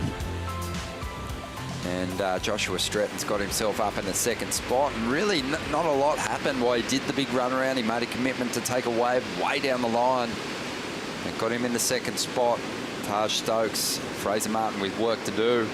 As we see Tim Bain on screen, gearing up to hit the lineup next. He's going to have his hands full. He's got one of the hardest heats in the round of 64 up against Matty Job from Burleigh, Ricardo Christie, the former CT standout from New Zealand, and Jacob Wilcox, who got so close to jumping onto the CT last year, and he has been close in the past before. Probably, you know, one of the best surfers not to get there internationally, I'd say.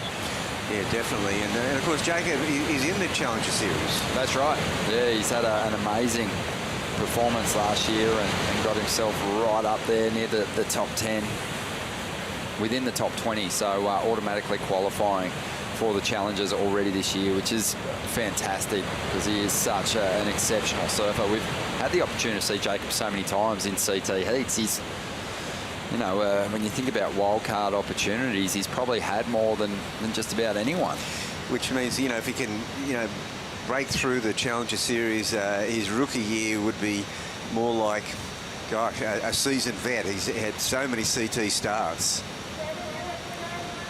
Well, speaking of solid starts, Liam O'Brien from Burleigh Heads, you know, got robbed of the opportunity by injury last year prior to the first event on the schedule. Did so well to fight his way back into a qualifying position on the Challenger Series, and he's had a great start to the year.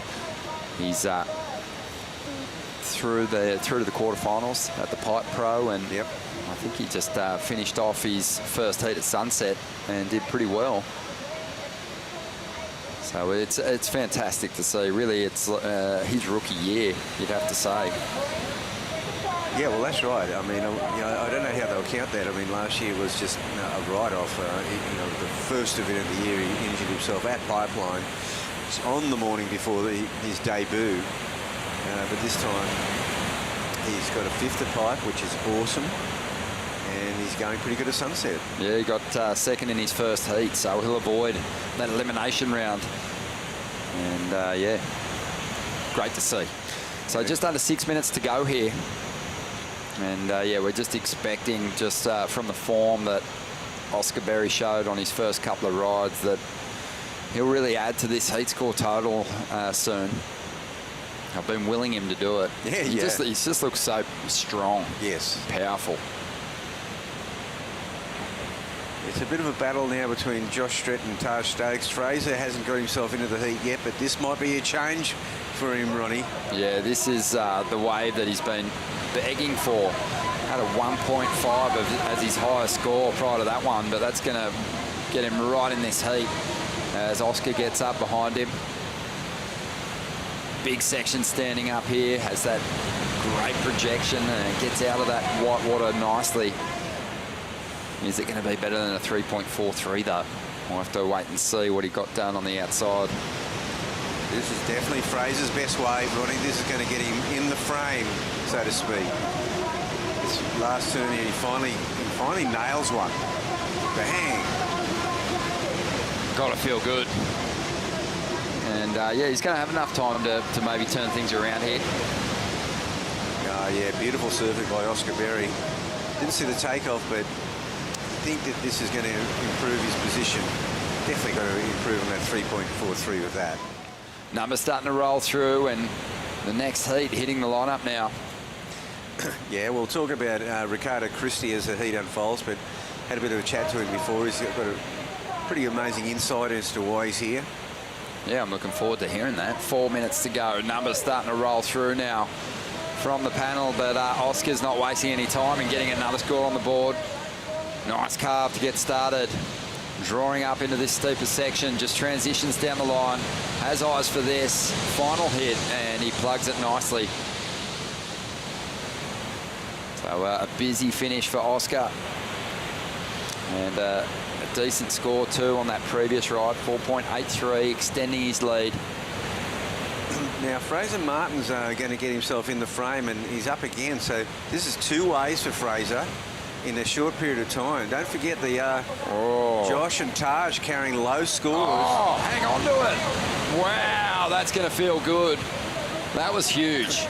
Okay. I mean, that was 2 quality waves. He did so well to kind of rob those from his rivals who are sitting out there with priority over him. So just hanging on the inside's really paid off for him in these final 3 minutes. Oh, they're all up. This is a great exchange, this wave here. Josh Stretton finishing. Here's a good wave for Taj Stokes. And this wave doesn't offer any more. Fraser's going to be making the jump here. You just sense it. He's got a couple of scores on the way. I mean, his previous ride was pretty decent. Yes. That was a 5.63. And the last wave was better. I thought it was better. It was the strongest, probably strongest ride of the heat. So I'm expecting a big score. We might even see a jump up into the lead here for Fraser Martin. This is amazing. I think Oscar's going to carry on. He's got a 4.83. I'm not sure if this is this wave or the previous one, or I mean the one he held. Yeah. This was the last one he had, yes. Score yet to drop for that one. But this ride was just a gem. It had a clean face. It had a couple of steep sections. Yeah, it is a great section here. Got that move in, and this one here's the money move. That is a very critical turn, and he's happy with that. And so there's Josh Stretton in the white. Here's Taj Stokes. This wave looked promising. Josh Stretton looked like he goes down on his wave. Ate it big time. And numbers are in. 7.4 for Fraser Martin. So Josh Stretton on the replay, he had another ride too. Just a flurry of activity. This might be that last one that he went down on, actually. Hits it, and the wave just sort of cups out and loses contact with the face. But here's the numbers. Look, big push from Fraser Martin in the dying stages of this heat. A 5.63 with a 7.4, the highest number of the heat. Jumps all the way from 4th place up into the lead. Oscar Berry holding on to 2nd in a pretty solid position too. Yeah, you called it big time there, Ronnie, and that is the quickest turnaround we've seen in the tournament so far at either location. He'll be baffled. He could have paddled out with 5 minutes to go and done that. Saved himself some time. But yeah, 7.4, impressive number there. And just a fantastic example of holding your nerve when you're up against it and things aren't going your way. It can shift quickly. And I guess the benefit, Bugs, of having a really consistent lineup with a lot of opportunity with some decent insiders as well. Yeah, that really is it. The opportunity, you can just make it happen for yourself. Here's Josh Stretton. He's sitting in 4th. He needs something big time to happen here. You see Oscar Berry on the earlier wave on the split screen. Josh needs something pretty special to happen, and it's not going to happen. No, you could tell that he wanted to throw something dynamic, but he didn't have a whole lot of speed, and the section really wasn't that steep. So he's going to fall short of the requirement.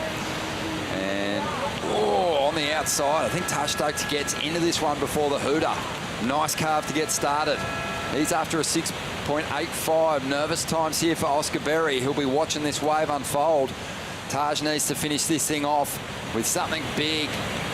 Solid hit. Still has room to move down the line. Glides through that carve, bit of foam on the face. Doesn't seem to be any problem for him as he sizes up the final section. Doesn't obviously erupt into celebration, knowing that he didn't really get that huge, big turn done on that ride, but he certainly performed pretty well under pressure. Yeah, it's a solid ride under pressure. Whether he gets a 6.85, the outside, that's a nice carve. The wave goes a little flat on the middle of it. It all comes down to the finish. I don't think it's going to be the 6.83. That's a good turn. That had to be a real money turn. Yeah, that's right. Just to link this whole ride together with three big manoeuvres. I think that middle one had to be stronger. And the last one, just there were so many lumps and bumps on the face. I mean, he got close, but just fell short. A point short.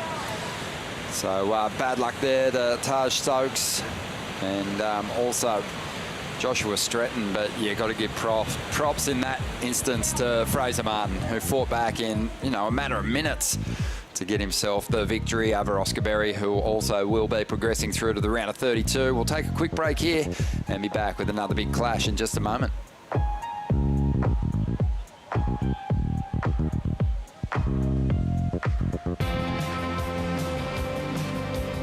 Oakberry, it isn't just food, it's a lifestyle. It's going to the beach all day, being with your friends, being healthy, being fit, being active and fueling yourself, be able to surf all day and keep living the life that we love.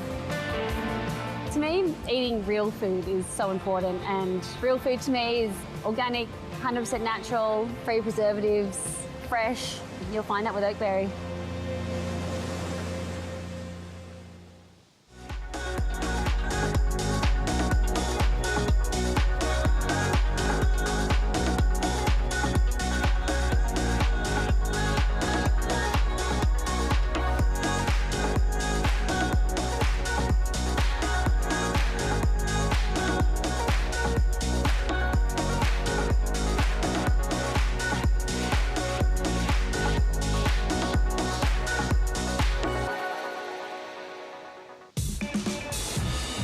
Bringing nature into my living space is so important.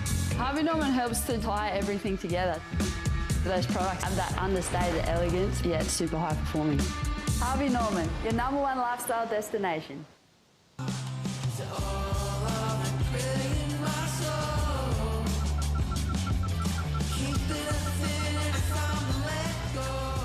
Find your moment at visitthetweed.com.au.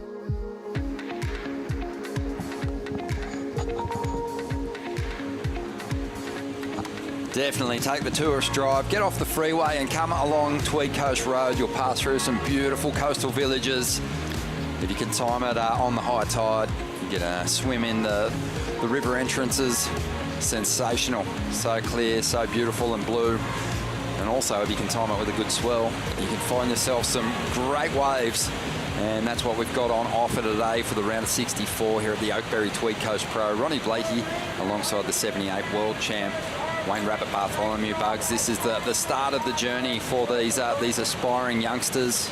You've been there, man, but when you were first getting on the scene, it wasn't really a pro tour to speak of when you were a Grom. It all kind of came after. Oh, yeah, definitely, yeah. There was no pro tour when I was these guys' age. But, man, you were right there at the perfect time. And Matty Job is right there at the perfect time to finish this wave off. Great surfer. I love watching him compete. Yeah, and here we see Ricardo Christie. Good to see Ricardo back in the Connes jersey. This wave here, it's a smaller wave. It didn't get much going on it, but I spoke to Ricardo earlier, and you know he's here. He's going to do all 6 events, and as first of all we'll see Timmy Bain up and riding. So this is a nice solid heat on our hands. Got a guy who's already in the qualifying series, and Timmy just sort of frothing around, trying to get some points on the board. Get some reps.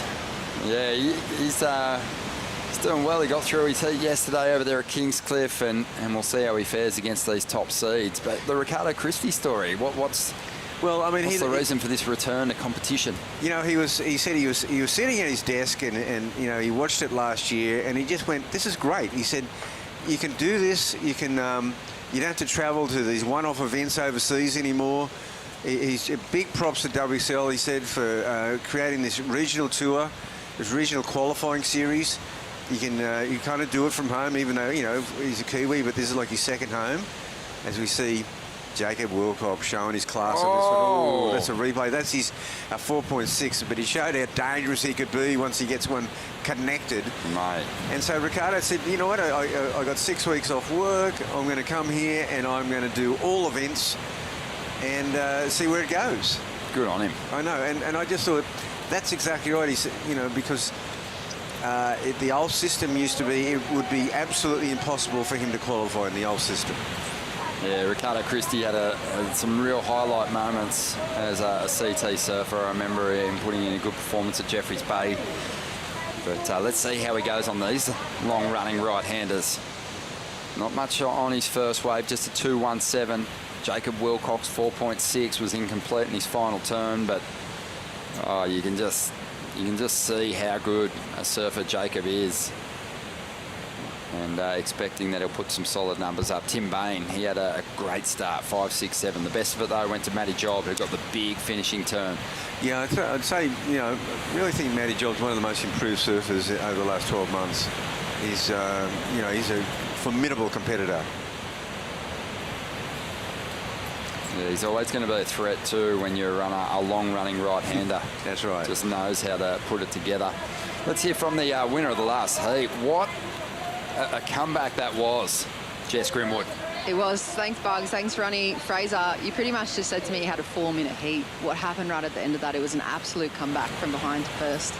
Yeah. I was kind of a little bit out of rhythm at the start, and then just sort of trying to relax and stay calm and think all I need is just 2 waves. I've been training for this with my coach, Shane Horan and Steve Horan and that, Sergio, so we've been training for these moments, and I was just trying to stay calm, and glad I got one and got lucky, so stoked to keep going.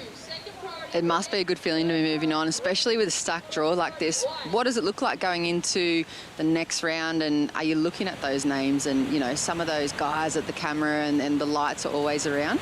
Yeah, it is pretty overwhelming when you start looking at that stuff, but I sort of always get carried away looking at that, so I just try and stay in myself, not really look at anything, just stick to my strengths, to what I'm good at, and focus on myself more so than everyone else. So that's pretty much what I'm focusing on, just trying to not look at the draw. Yeah, because everyone's at this level, everyone surfs so good, so it's kind of just stick to your game plan, and yeah. And you're a local chippy as well, out on your own on the Gold Coast. What would it look like to put the hammer down and jump on the Challenger Series if you get the chance? It'd be so stoked. It'd be so good. That's what I'm aiming for now. But yeah, shout out to Nash Building, Reggie. So good, good blokes. They help me out a lot. Let me go surfing whenever, and stoked. But I'm really starting to focus on going further and deeper into the draws. I've only been competing for 5 years, so I'm just feeling my way out, but I think I'm ready to start putting the hammer down and start moving forward instead of hanging it up. But yeah, it's good fun. Beautiful. Well, congratulations, Fraser. We'll let you go and relax for the rest of your day off and look forward to you in the next round. Thanks, guys. Yeah, good on you, Fraser. Well, mate, he's put the hammer down, but he's still hammering sections out there, Bugs. Absolutely punished that last ride for the highest scoring number in that heat, and I love it too. Giving props to the boss who, understands that he's, chasing this competitive dream, and it's really interesting how the love is returned to those employers who allow their staff to go chase this competitive dream. It's almost like they get the sponsorship advertising and a plug every once in a while that they can win a heat. Yeah, that's true. And, of course, he gave big props to Shane and Steve Horan. Yeah, who that's coached cool. him, and you got him ready for that extreme situation of a 4-minute heat. Yeah, well, I'm pretty sure it was the standard 3-fin thruster, though. So, Shane's kind of just giving him that tactical advice. Hasn't got him on the wing kill yet. No, but he would have got him on the extreme situation of being prepared. He was able to come back in that heat cool as a cucumber. That is extreme. And here's Ricardo Christie. Great to see former CT surfer back in the jersey. He's come over here on a mission from New Zealand. Oh, that was nice. This is a big combo. Yeah. This is a bit more like it from Ricardo. 2.17 on his opener, and this is going to be a really solid score. And he finishes it off nicely on the inside. Okay, so now this is going to put a bit of pressure because, look, Jacob Wilcox is in the lead, but he's only got a couple of pocket 4.6s. This is cool. This is like, you know, the old dog just out there teaching these young guns a lesson. You know, if you want to take the big result, you've got to overcome some of these experienced heads. As Jacob Wilcox starts off with a nice flowing float straight into a big lip jam there, Bugs. Yeah, and there we see Timmy Bain having a bit of a look. So Jacob, he's putting the hammer down himself now. Yeah, starting to sort of assert his strength, competitive strength and performance strength over the field here. Still hanging on to just 4-point rides, but if he just gets a wall like this one, I think we can expect something special. But Ricardo surfed this wave great. Yeah, he looks alive. He looks to be in fine fettle. That's a great turn. Just snaps it, he maintains the speed, zigging and zagging and keeping that speed up and looking for that finish. This wave didn't really line up at the end, but as you said, he surfed it brilliantly. Score still rolling through. I thought that was a really well-placed manoeuvre. Good combo. Good combo. I think that'll be Jacob's best ride. Yep. So still waiting on the numbers to come through from that last exchange. Well, the ocean's been good to us today. It's just that energy's just dissipated enough to restore some order out here and allow the competitors to hold their position. They're not fighting that current like they were yesterday. All that energy is not being used on the paddle and the run around. It's being used on throwing down some big turns. And also with that tide coming in now, it's sort of all just moved into the cove. So you're not seeing so many of those wider waves and different options. It's chaos out to sea. I mean, there is quite a bit of wind blowing, but we're just tucked away nicely here in the cove. Still clean faces for our competitors. Judges taking their time with this last exchange. 6.5 for Ricardo Christie. That's got him up into second position. And we are waiting for what we think is going to be a pretty decent number for Jacob Wilcox, 5.87. You know, that was an interesting one, wasn't it, on the exchange? The judges giving Ricardo the credit for a little bit more work down the line. Yeah, now this is one of the tighter heats we've had so far, because you look at the first scores of all four competitors. 5.87 for Jacob, Ricardo 6.5 the high point, Timmy Bain at 5.67, 5.93 for Matty Job. So that is pretty poised. We haven't seen that line up for a while. The second wave's pretty weak. Yeah, exactly. You got a big battle for that second score for all four competitors now as Tim Bain makes his move. This wave's got a tricky split in it, but it looks like it might have a steep section to finish. And he did get some nice extension in that back leg and just push that tail through that final manoeuvre. Yeah, that's going to make it really interesting. Just noticed that, you know, some of the best scorers today, their turns have all been kind of connected. There's been a real flow between and linkage between all the major manoeuvres, and then those who've kind of generally found themselves with scores in the sort of 5-point range, they're a little more choppy. You know, they'll hit the section when it pops up, and then they're not really linking it as nicely through to the inside. So I think the judges are really paying attention to that. They're looking for that clean flow from one manoeuvre to the next. That's right. That's definitely what they're looking for. Timmy Bain comes in there with a 4.73. It's enough to bump Ricardo Christie out of second place, but bear in mind, Ricardo carrying a 2.17 low score doesn't need much to reclaim second or first place. So this is that replay, and it's a great finish in there, but not enough to get him up in the 5-point range, Ronnie. No, and I'm just kind of reflecting on some of the performances that we've seen, the strongest performances we've seen today. You could almost kind of gauge what kind of form a surfer was carrying based on what kind of flow that they had. Jordan Lawler just seemed to be pacing himself out there, but you know, the strength in just that flow helped him drop pretty decent numbers. Even Ricardo on this wave, at times it got a little broken up. There was a dynamic first turn there. So this one was actually during one of those replays. Ricardo Christie got another good ride. Yeah, well, that's going to eliminate that 2.17. Oh. He is well and truly in this heat now. So, Ricardo, you could expect him to go shooting up there. He only needed 3.9 to go to second. I think he goes to the lead with that ride. I think so. So waiting on that number to drop. Ricardo Christie looking sharp out here at the moment. We'll update you on the situation just after the break. You're watching the Oakberry Tweed Coast Pro as Kalani Ball gets set to hit the lineup in the next heat.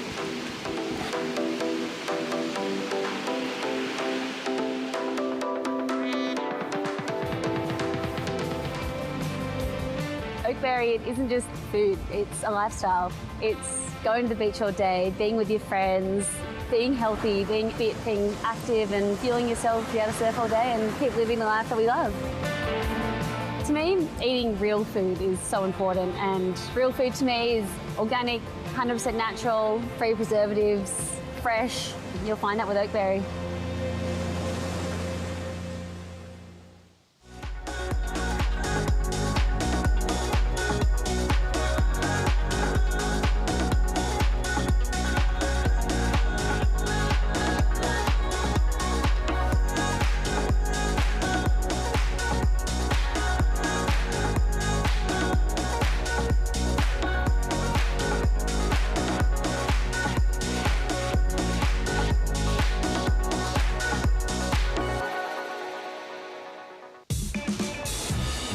Bringing nature into my living space was so important.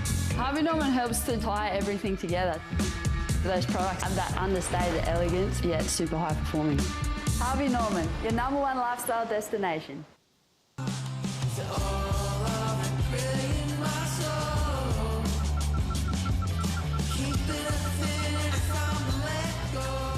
Find your moment at visitthetweed.com.au. Welcome back to the show. Ricardo Christie, the former CT surfer, Kiwi legend, has actually just dropped a couple of good numbers out here. A 7 on his last ride, also hanging on to a 6.5. And he's up again. Having a great heat out here at the moment, Ricardo. And he's going to kick out of this one. Not seeing extra points in that one down the line. So Jacob Wilcox pushed back into second, Bugs. We've been talking about just the positive signs he's shown on his first couple of rides here. Needs a 7.63 though to get into the lead, and had this one during the break. Wow, so much spark in those top turns. But he goes down on the finishing move on the outside. Matty Job is going to tap into his second ride. It's a good-looking wall. Yes. Been waiting for this one for a while for Matty. This is a decent-looking wave. So this is the replay of what unfolded during the break. And Matty Job, he's going to get himself a 6.67 for this one and climb up in the second spot. So well waited for. He gets over this double-up section. You know he's got the finish in him. Yeah, he's happy with that one, 6.67. And there's Ricardo on this shorter wave, but he still holds the lead. So the pressure goes back now to both Jacob Wilcox and Timmy Bain, because the equation has increased now. A 6.73 now for Jacob. Yeah, that's big, just to get into second spot. And, you know, like I was kind of talking up just the form that he looked to be carrying, but he has had a couple of unfinished rides in this heat, Jacob, and it's kind of costing him at the moment. He really needs to connect with one of those longer walls like we've seen Ricardo Christie on, and also Matty Job, because he just has that incredible variety on his backhand. Even his backhand swooping carves are, you know, worthy of good numbers. So we'll see if he can hold it together here in the final 6 minutes as we gear up for yet another exciting heat. The next two are exceptional, but Kalani Ball's going to be out there. Micah Margison, who's a local on the Tweed Coast, Nathan Cook and Archer Curtis. What a heat. Yeah, that's a great heat. And then heat 10, that's exciting too. We'll have Jacob Bartholomew. You might be familiar with him, Bugs. Alistair Reginato, Oscar Salt and Ed Hamady. Yeah, that's a gnarly heat. There's a couple of absolute bombs for you to watch unfold. Just over 5 minutes remaining here And it's, it's a high pressure situation here for Jacob Wilcox, who, as we mentioned earlier, has been so close to qualifying a couple of times. And his surfing, would belong on the CT. Oh. So belong on the CT. Regardless of this result, he's in this Challenger Series. So Jacob's, this is, I think he's just looking for a bit of some heat time, maybe a bit of pocket money. Oh, no doubt. I think every single one of these competitors, though, is looking for big positives, aren't they? That's right. To kick off their competitive season in 2023. And you don't want to be bundled out against competitors that you feel you hold a performance edge over. Matty Job's going to be feeling good after that last ride. Yeah, that's put him in a good position. We just saw a fairly good-sized set come through. It was too wide. You see all that white water just waiting for it to settle down now. So every now and again, a bigger set comes through. And it's not that, the ideal conditions where, you're out there with priority, being patient, understanding or looking down the line and really being able to determine that a wall's going to give you great opportunity to lock in numerous turns, high-scoring turns. It's a bit of a lottery at times, and Matty Job played the patience game, and it was lucky that it paid off for him, because he was kind of in that situation that we've seen him in a few times over the years, Bugs, where he's doing great surfing, but he just hasn't found the two rides. That's right, and he's only had two. Well, he had a quick one. Yeah, a little throwaway in there as well. But two, meaningful rides. He used his priority very well that time. So let's see what unfolds here. Tim Baines, the surfer now, out there with priorities. He's going to be throwing it all into his next ride, you'd think. Yeah, it's just taking a little while to settle down now after that big set roll through. But, it's going to take a couple of the best numbers in this heat to turn it around for Jacob and Tim. And here goes Timmy. Well, this looks like a pretty decent wall. Not quite as big as maybe what we saw Matty Job and Ricardo Christie on earlier. It's not doing much at the moment. No. I mean, it's holding its line, but it's got no steepness to it. Oh, it really petered out badly. That was not the best choice of priority.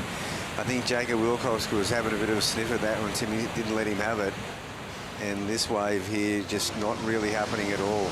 Yeah, it might have been a tactical sell from Jacob there. That's going to make it very difficult for Tim now. With 2 minutes 20 seconds, he'll go to fourth priority. Well, he might be still ahead of Matty Jobs. There's Jacob having a look at that. Jacob Wilcox can manufacture a 6.5, a 7.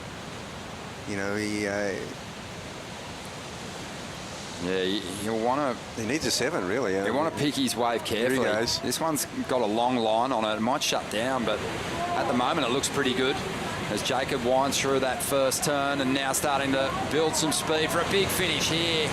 And again, he just can't get on top of that section and he goes down, and that might be his heat. 1 minute and 45 seconds to go. Fourth in priority and still looking for that big number, the 6.73. Yeah, that's going to make it difficult now. There's a reason why you focus on those red jerseys when you get to this round of 64, is that these are the proven performers that over time have built their seed up and consistently put up good scores, but this just hasn't been Jacob's day. I was expecting a lot more from him. Yeah, so was I. I mean, he just hasn't really put it together. You saw Jordan Lawler, just breezing through his heat, and we were kind of thinking the same with Jacob. But it just, it's been a quiet one. A few missed opportunities. Let's see if he can do the Fraser Martin and just find some room on the inside here and turn his fortune around. Does need a 6.73. Tim Bain after a 6.93. And Matty Job just creeping up the priority order now, holding his position on that outside section. Ricardo Christie, he's sitting pretty at the moment. He should be able to hang on to this lead, you'd think. He's got a pretty healthy two-wave total, 13.5. Great return to competition for him. This is an awesome return for Ricardo Christie with 26 seconds remaining. He's looking solid. He is through this heat. I was trying to identify if there was any set waves that were going to push wide here. No, nothing. There's Jacob. You can see both red singlets there from this heat and the Kalani ball in the next heat, so no, nothing doing. Well, impressive stuff here from Ricardo Christie. You've also got to give props to Matty Job, who held his nerve just the 2 waves. Super patient and managing a pretty decent heat score total. Jacob Wilcox and Tim Bain bundled out of the event here in the round of 64. And there hasn't been too many slip-ups from those top seeds so far in the round of 64. That was a bit of a shocker there for Jacob. But you're going to see it. That's how stacked these heats are. We're going to take a quick break here at the Oakberry Tweed Coast Pro. Bugs, all the best for Jagger in his upcoming heat. And we'll see you soon, mate. Take it easy. Back with more in just a moment.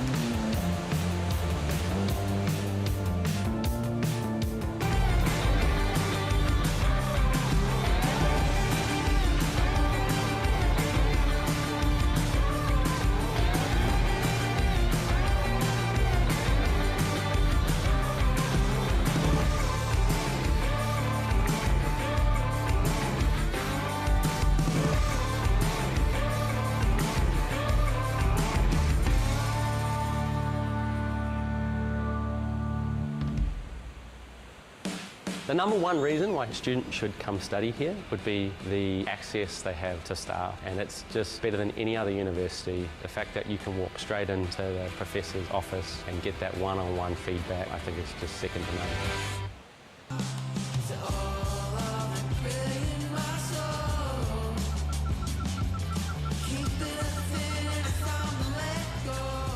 Find your moment at visitthetweed.com.au. Bringing nature into my living space is so important. Harvey Norman helps to tie everything together. Those products have that understated elegance, yet super high performance. Harvey Norman, the #1 lifestyle destination. Through Bond University, I could get all the equipment I needed to do my PhD studies. It's world-class waves and international surfing events. It was a no-brainer.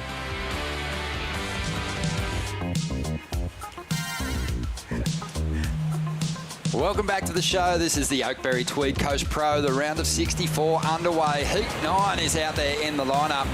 And Michael Markison getting things started here nice and early. He's out there in that blue jersey. Nathan Cook, he's going to be in the white. Kalani Ball in the red. Archer Curtis in the green. Ronnie Blakey, well, alongside a QS journeyman. An absolute veteran in the game. He won a big QS event, beat Shane Dorian in the final. Heath Nutty Walker, good to see you, Nutty. Yeah, Ron, thanks for having me, mate. You're kind of a local in these parts these days. Just your folks live up the street, but your nephew's out there in the lineup at the moment. Yeah, we're all very excited. Young Micah, he's definitely keeping the fire alive in the Walker Margison family, so we're pretty stoked as we see White there kind of ripping the bag out of it. But oh, man, this guy, Nathan Cook, he's just come on so strong this last year. Spending a lot of time up on the Gold Coast. And have a look at this wave for the nephew, mate. Yeah, little testing conditions there, but obviously if anyone knows this wave, Ron, it's Micah. He spends a lot of time out there, just floats the boat over there and just constantly trying to get around that section there. And unfortunately, okay wave to start, but nothing great.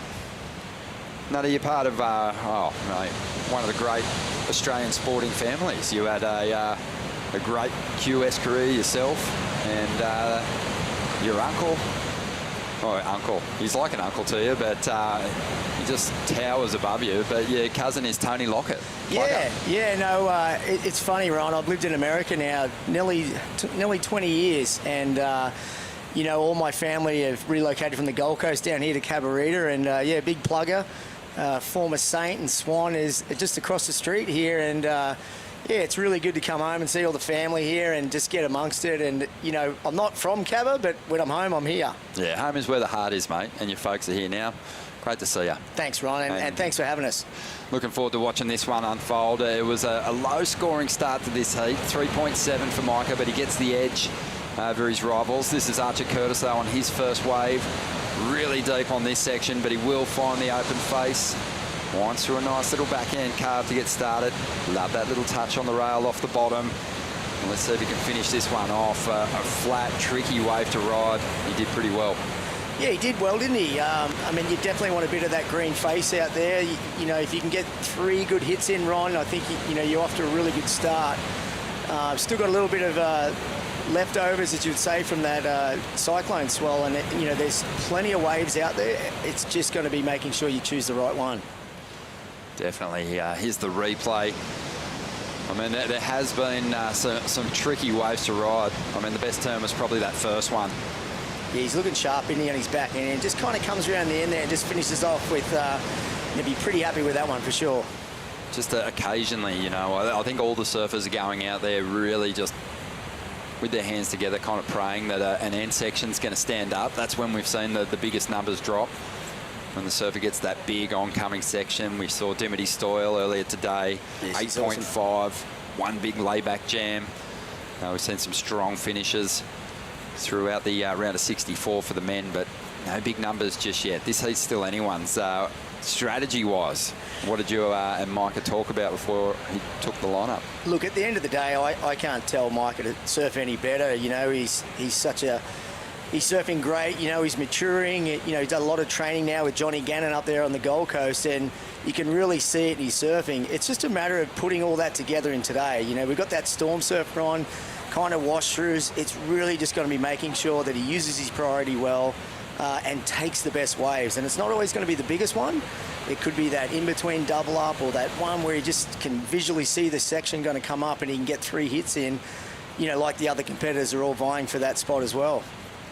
Oh, I see so much of Micah's mum in him as well. Just a lovely person, but, does have that competitive fire somewhere inside him. But there's probably also a bit of his dad in there as well, who is just one of the most gentle, chilled, relaxed people you've ever met. And, Margot, I think, sort of favoured free surfing because the competition thing wasn't necessarily for him.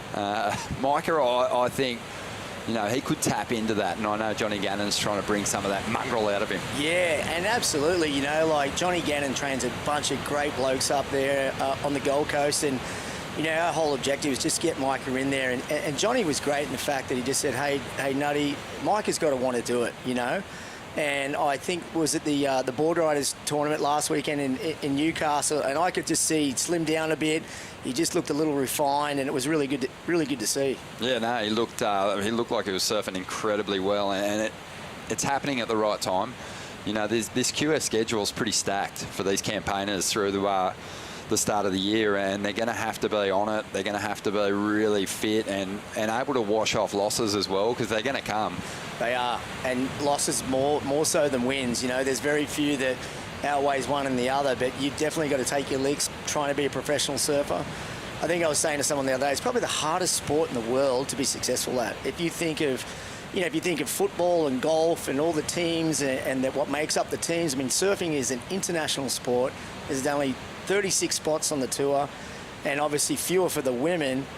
You've got to make sure that you've done the work. You put it in, and you can paddle out in that lineup, and whoever's next to you, you're going, well, hey, I've worked harder than you. Yeah, that's so true. And also, obviously, you go out into a lineup with 3 other competitors. Priority becomes a factor. It's not all riding waves. And yeah, it's very strategic. I mean, in our era, we didn't have the priorities, and I probably would have lost more heats. Oh, how did you go against some of the absolute animals that you were competing against back in the day? It was vicious. Who was the gnarliest competitor to come up against? There was a lot of Brazilians that were really, really good. Like if you think of the Pupos, like Wagner Pupo, who was the Miguel's dad. Yeah. Miguel's dad.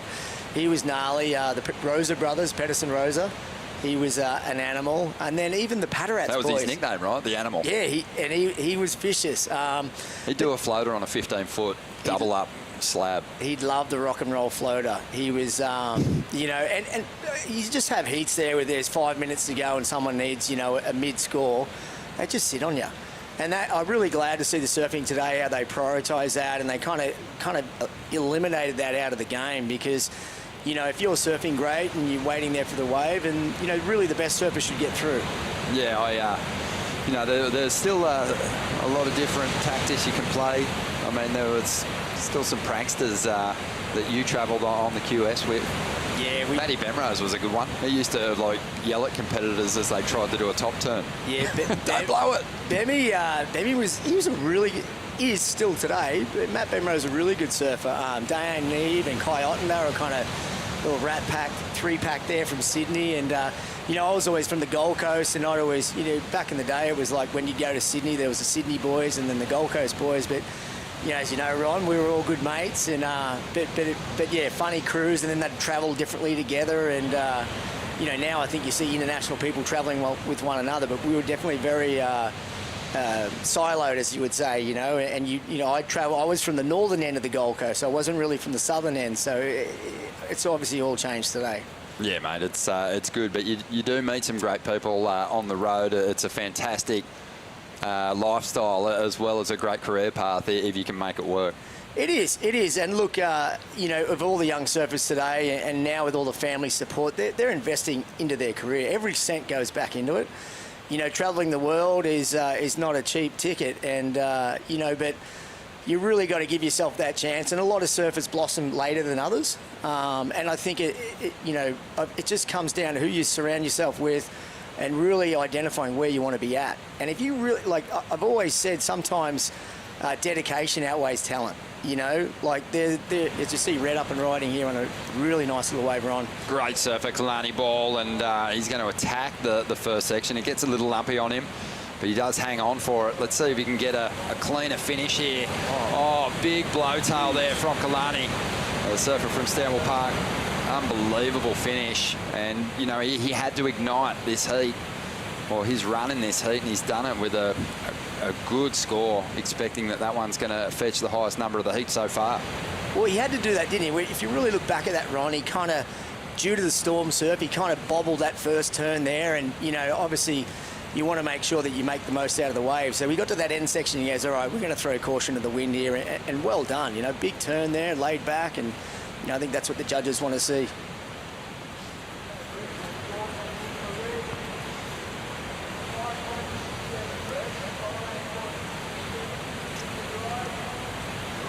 "13 minutes to go here, and Kalani Ball, he has jumped up into the lead, 5.67 for that one big turn." Let's check in with Jess. She's found the winner of the last heat. Thanks, Ronnie.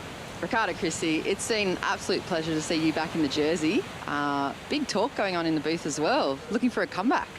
Yeah, I don't know. I'm here doing these Aussie comps, bit of a personal challenge, and yeah, I'm stoked to be out there again. It's been a while.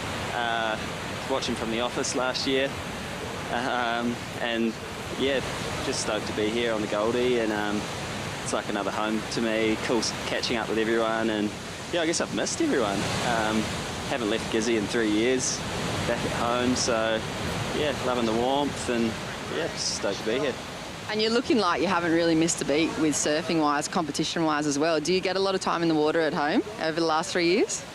I've honestly only been surfing when it's barreling. But the last few months leading up to this, I've got back in the water, and I've been riding twin fins for a couple of years. But I got my shaper at home, Tommy Dalton, to whip me up some thrusters, and just getting in that mind frame a few months ago, and learn how to surf again, and yeah, I guess I can still kind of surf. I think you can still really kind of surf, but putting the jersey back on, is it kind of like, you know, jumping back behind a manual or jumping back on a bike? Does it feel just like second nature to you at this point? Yeah, like I've done it my whole life, I guess. So yeah, it just feels like home. Stoked to be here again. Beautiful. We're stoked to have you here. Thanks, heaps, Ricardo, and we're looking forward to seeing what you can bring to the next round. Cool. Thank you. Cheers. Thanks, guys. Thanks, Jess. Yeah, we love having the New Zealanders competing in this region, and wow, they really are part of the pack once they hit the Challenger Series. It's a thick group, and they stand strong together. We've got just under 11 minutes remaining here. Archer Curtis has taken the lead. Kalani Ball in second. We'll see if Nathan Cook and Micah Markison can fight back right after this.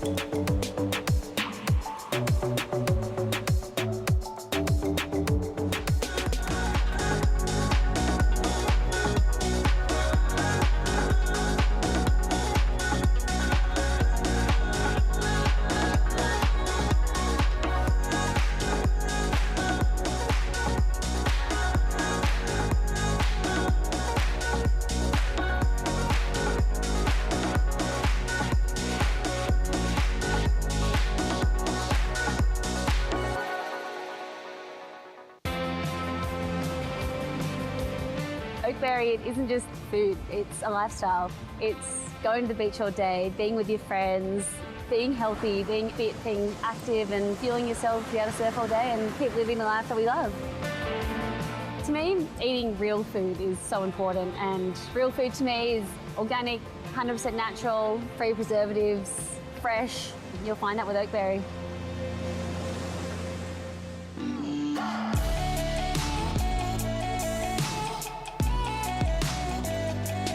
Welcome back. We're loving bringing you the action from Cabarita for the Oakberry Tweed Coast Pro. Ronnie Blakey in the booth with Heath Nutty Walker, whose nephew is out there at the moment. He's up against it at the moment, Nutty. He hasn't got the big number just yet, but he's still within reach of the top two at this stage. Yeah, Ryan. And look, we've all been in, halfway through the heat there, and you're needing a score. So, look, hopefully he can bring in his mindset to, being a local from here and surfing out here, and, wave selection is key. He's number 2 on the priority. Looks like he's paddling for something here, just on the inside, but electing to pull back. And, stormy surf, Ron, kind of, like it's smashing up against that headland there. You really got to be selective. Here goes Kalani Ball, using his priority on this one. It was an easy call, nice steep face, and just goes on the attack again, moving with a lot of speed. Equipment looking sharp as he glides through that cutback. Big section here, and he absolutely slams it. And that was impressive. He only needed a 4.48 to get back into the lead. He's going to just blow that out of the water. Just a really well-constructed ride. Yeah, and now in a really commanding position. So used his priority well. Big turn off the top here, Ron. Coming down here, getting a nice little kind of wrap cutty. And then really, this is where the comment goes. Just finish it and bam. Look at that. Judge is going to love that one. Just looking at the replay there too, you can see he didn't drop too deep to the bottom of that wave. There is some flatter sections out there, mid-face bottom turn to carry more speed into that final hit. But I love the link. We were touching on that, just the flow that the best performers today have had in these tricky conditions. And even though he wasn't completely laid over and on rail because he just didn't have the speed for it, he kind of generated speed through the cutty, but just set himself up for a big finish. Just flowing beautifully there, 8.17. It was excellent surfing. Yeah, and I think if you think of a lot of the guys today, Ryan, and especially in the main round here, is they all surf very similar to one another at a very high level. So it's really catching 2 waves that are going to allow you to get 3 turns in. And the young fella in red is, with a commanding position right now, he's in a dominating position. Yeah, he looks good. Yeah, I've kind of noticed that of all those red jerseys, coming up against some of the lower seeds, even if they've lost out, like Jacob Wilcox did in the last heat, when they take off, they're linking this wave together. They're almost ironing the creases out of these waves with their incredible flow. And it's even though you made the point that they surf similar at a very high level, the best kind of clean these conditions up. As we see Micah up. Yeah, nice turn from Micah, and he really needed that. Oh! Committed. Yeah, and that's a bummer for Micah. He played the patient game. But look, 6 minutes left there. He's got to get busy now. It is a bit make or break. Let's talk expectations, because you surfed in plenty of events around the Gold Coast where you were competing in front of friends and family. You just so desperately want to put in a big performance for them. Does it eat away at you a little bit? Does it take its toll on you? Oh, for sure. And I think I found it easy to compete when I was away, to be honest, and just hanging out with my mates. I really leaned on my friends to tell me, where to sit and what's happening in the water and so forth. And I think when, you've got a wild card or you're competing at home, you've definitely got the local community behind you, you've got your family behind you and stuff, but you really just got to treat it like another heat. And at the end of the day, you've worked hard to be there, so you just got to make sure that you catch the 2 waves, and 2 good waves. I loved hearing Ricardo Christie say in his interview, it's so good to see everyone, and then he missed people, and we were touching on it before. It's a very difficult time, or it's a very challenging sport to get to that elite level, just such limited spots at the top end on the CT, but, you've got to enjoy the journey, and you're one of those people who enjoyed it more than most. But I think it's, what's amazing when I think about former competitors like yourself is that you're still very close with all those people that you travel with, and you've got friends all over the world. Yeah, and there's a brotherhood, Ron. I mean, at the end of the day, we're watching a contest here in Cabarita, and there's a lot of local people, and whether they're a drive away or an hour flight, but you know, when we were traveling all over the world. I mean, we'd have 6 weeks in Europe and 6 weeks in Brazil, and you know, they became a brotherhood. And the times that you'd spent, you know, living in and out of the suitcase with these guys, they're friends for life.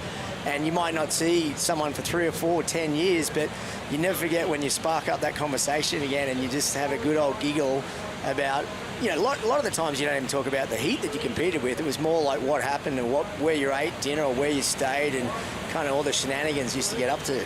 Yeah, I think it's a pretty common thread for all sports, men and women, you know, when they talk about their competitive years, post-campaigning, they always say, you know, what do you miss?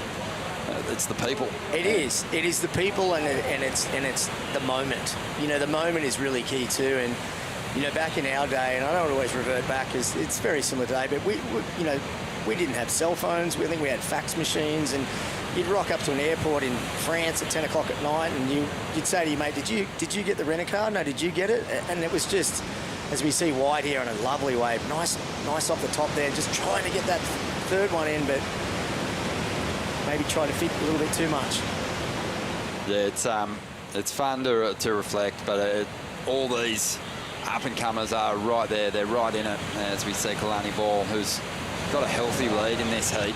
It's a good little wave too. It's one of those middle double-ups, and you can just tell the confidence. Look at him. Oh, man. Love it. Love that he's pushing it. Medium-sized wave, knows that he needs to better a 5, 6, 7, so willing to throw everything at that final move. But he is sitting pretty at the moment. 3 minutes to go here. Micah's back out there with priority, chasing a 6.37. And this is where it comes down to, you just got to remain calm. There's plenty of waves coming through. He only needs a 6.5 score, and he's got priority. So you could have, you know, 90% of the heat being out of rhythm, but you can come back within 10%. Yeah, usually in this situation, when you've had an unmemorable heat, it gives you an opportunity to do something memorable in the final stages. So that's what Micah's looking for now. I think he had a look at one on the outside there, though, and he's lost that first priority. So Archer Curtis is in second spot. He can really control the takeoff zone now, and he'll probably be very wary of Micah on the inside here. Yeah, it's a bummer for Micah. He kind of, I don't know if he got caught inside there, but he's not, unfortunately, not having the heat that he would like. And however, 2 minutes remaining, anything can happen, and a score that's more than achievable. You know, I guess Nutty haven't been in this position a bunch of times, and you know, travelling much longer distances. Micah's obviously competing as a Tweed Coast local, but having travelled to places and lost out early in heats, you know, like, what advice would you have for Groms who lose out and are disappointed with an early loss? I think you just got to, first and foremost, you got to own it. You got to, you know, at the end of the day, when you've walked out of the water and you know you've taken the loss, you've got to own that yourself. And as long as you can understand where to build from it, go back and watch some tape, see where you went wrong. You know, in conditions like today, it's storm surf. You know, I'm not going to lie, there is a bit of luck involved for sure, but just knowing that you're always going to have a start next week and break down this week, put it behind you, and then, you know, start fresh next week. Rip into your training and get yourself prepped for that next contest. Bit of movement here, scratching into this one. This is Micah. He's going to try and make a late charge here. He's going to need a really big turn to finish this wave off after a 6.37. So much speed. The wave is all stepped out and just fizzled on the inside. Archer Curtis looks like he might hang on to this second spot. Nathan Cook's going to be the danger man on the outside now. Kalani Ball is a bit of a victory lap, really. One big section standing up, and he's finished with this heat. He's done the work. Yeah, he's done well. He really had a good heat. You know, took priority early, consolidated a couple of really good scores, and then just basically held it all out. And you know, congratulations to Kalani there. He's going to be very happy with his performance. Yeah, he's been really sort of evolving nicely, and he'll be giving it another good push, you'd think, on the Challenger Series. But that was just a super composed performance. Just powered through those big end sections. Did, and you can just, there was confidence. There's, you know, he's got a bit of pep in his step. He, as I said, got those 2 scores under early and just really just kind of took it away. Well, Nut, an absolute pleasure to have a chat with you, mate, and we'll reignite some of those old tour shenanigans over the next couple of weeks. But congratulations to Kalani Ball and Archer Curtis moving through to that next round. You better go have a chat to Micah, mate, while we're in the break. Yeah, no dessert for Micah tonight, unfortunately.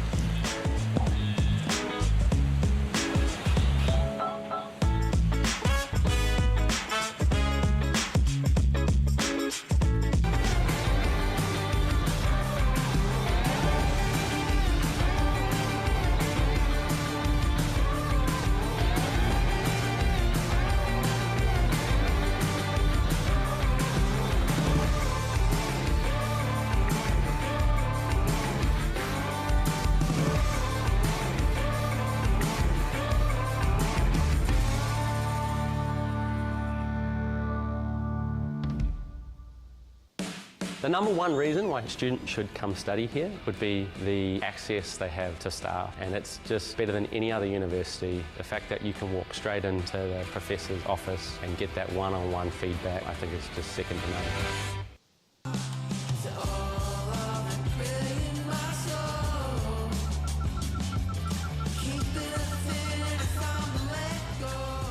Find your moment at visitthetweed.com.au.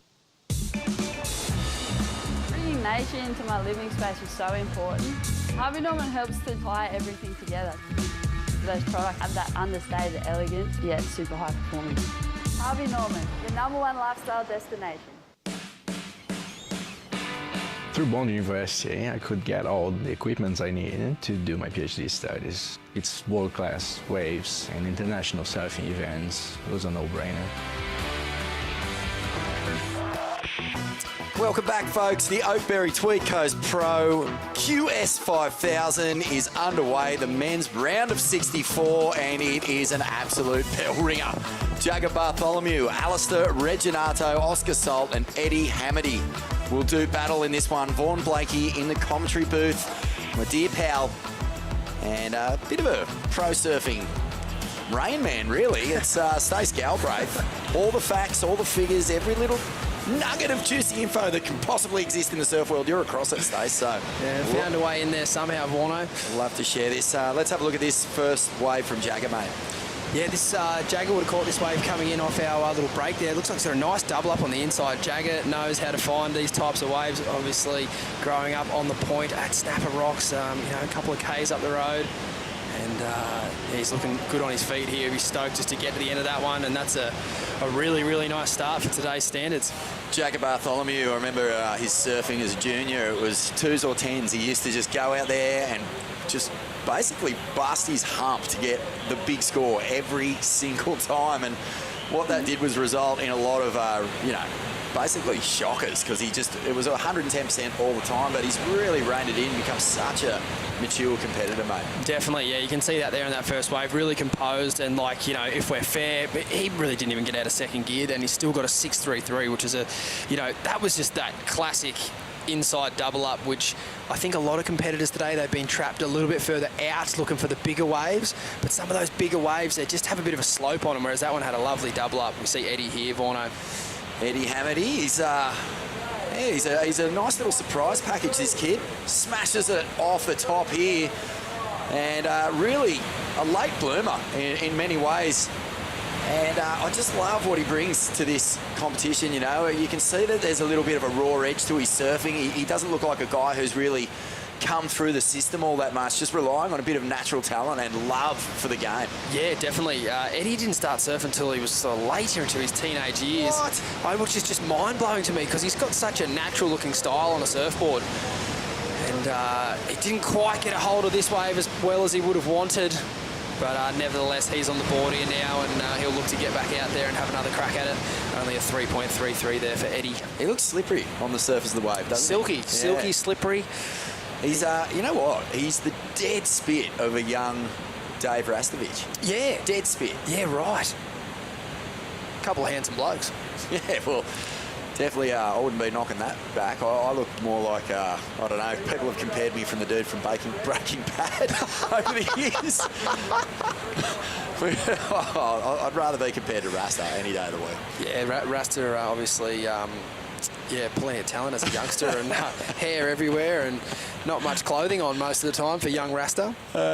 Alistair Reginato also in this heat. Oscar Sold. Tell us a little about these guys, mate. Yeah, Alistair obviously hailing from the Sunshine Coast and, had a breakaway result there at the ABB a few years ago, which was obviously a fantastic event. We got to hang out there a few weekends back. Still recovering from it, actually, I think. And then Oscar Salt, he's from down Boomerang Way. Great part of the world and really understated young character, but certainly does his talking on the surfboard. Yeah, this is a great heat. Super stacked, as we've seen all through the round of 64. It's business time.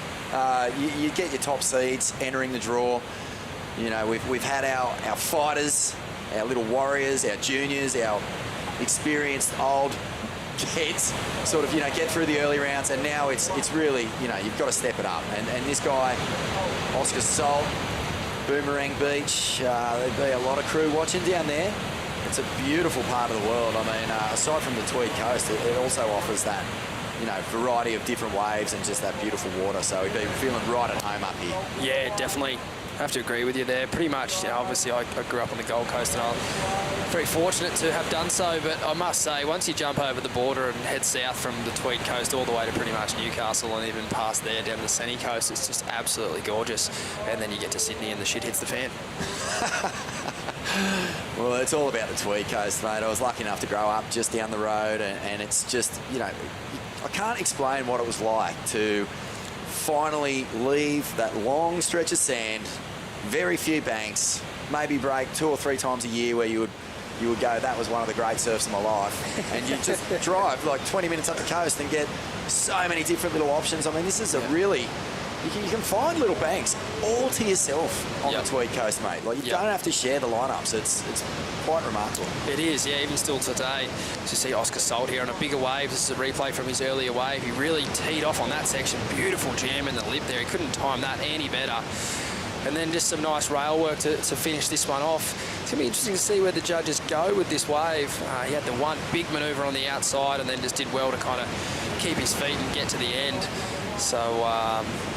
it's an interesting day for the judges. They've got a lot of different waves to score, and we've seen a lot of close heats with a lot of scores coming in between sort of 5 and 7 for a lot of crew. So we're going to see a great start here from Jagger, and now I'm really curious to see where this score of Oscar comes in at.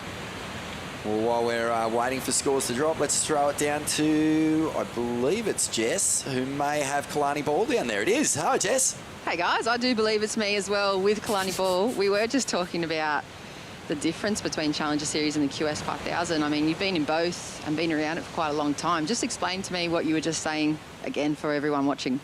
These events are like super gnarly. The competition's like at such a high level, but I just think from this to the Challengers, you can not really make any mistakes, and like if you do, the guys just smoke you. So sometimes you can get away with a few things in these ones, but and you just kind of can fight back a bit easier in these ones sometimes. And you'll be getting a bit of a taste of normal everyday life in between the regional qualifying events. What is it like to jump out of that and back into the coloured jersey? Oh, it's awesome getting back in the jersey. It's way easier.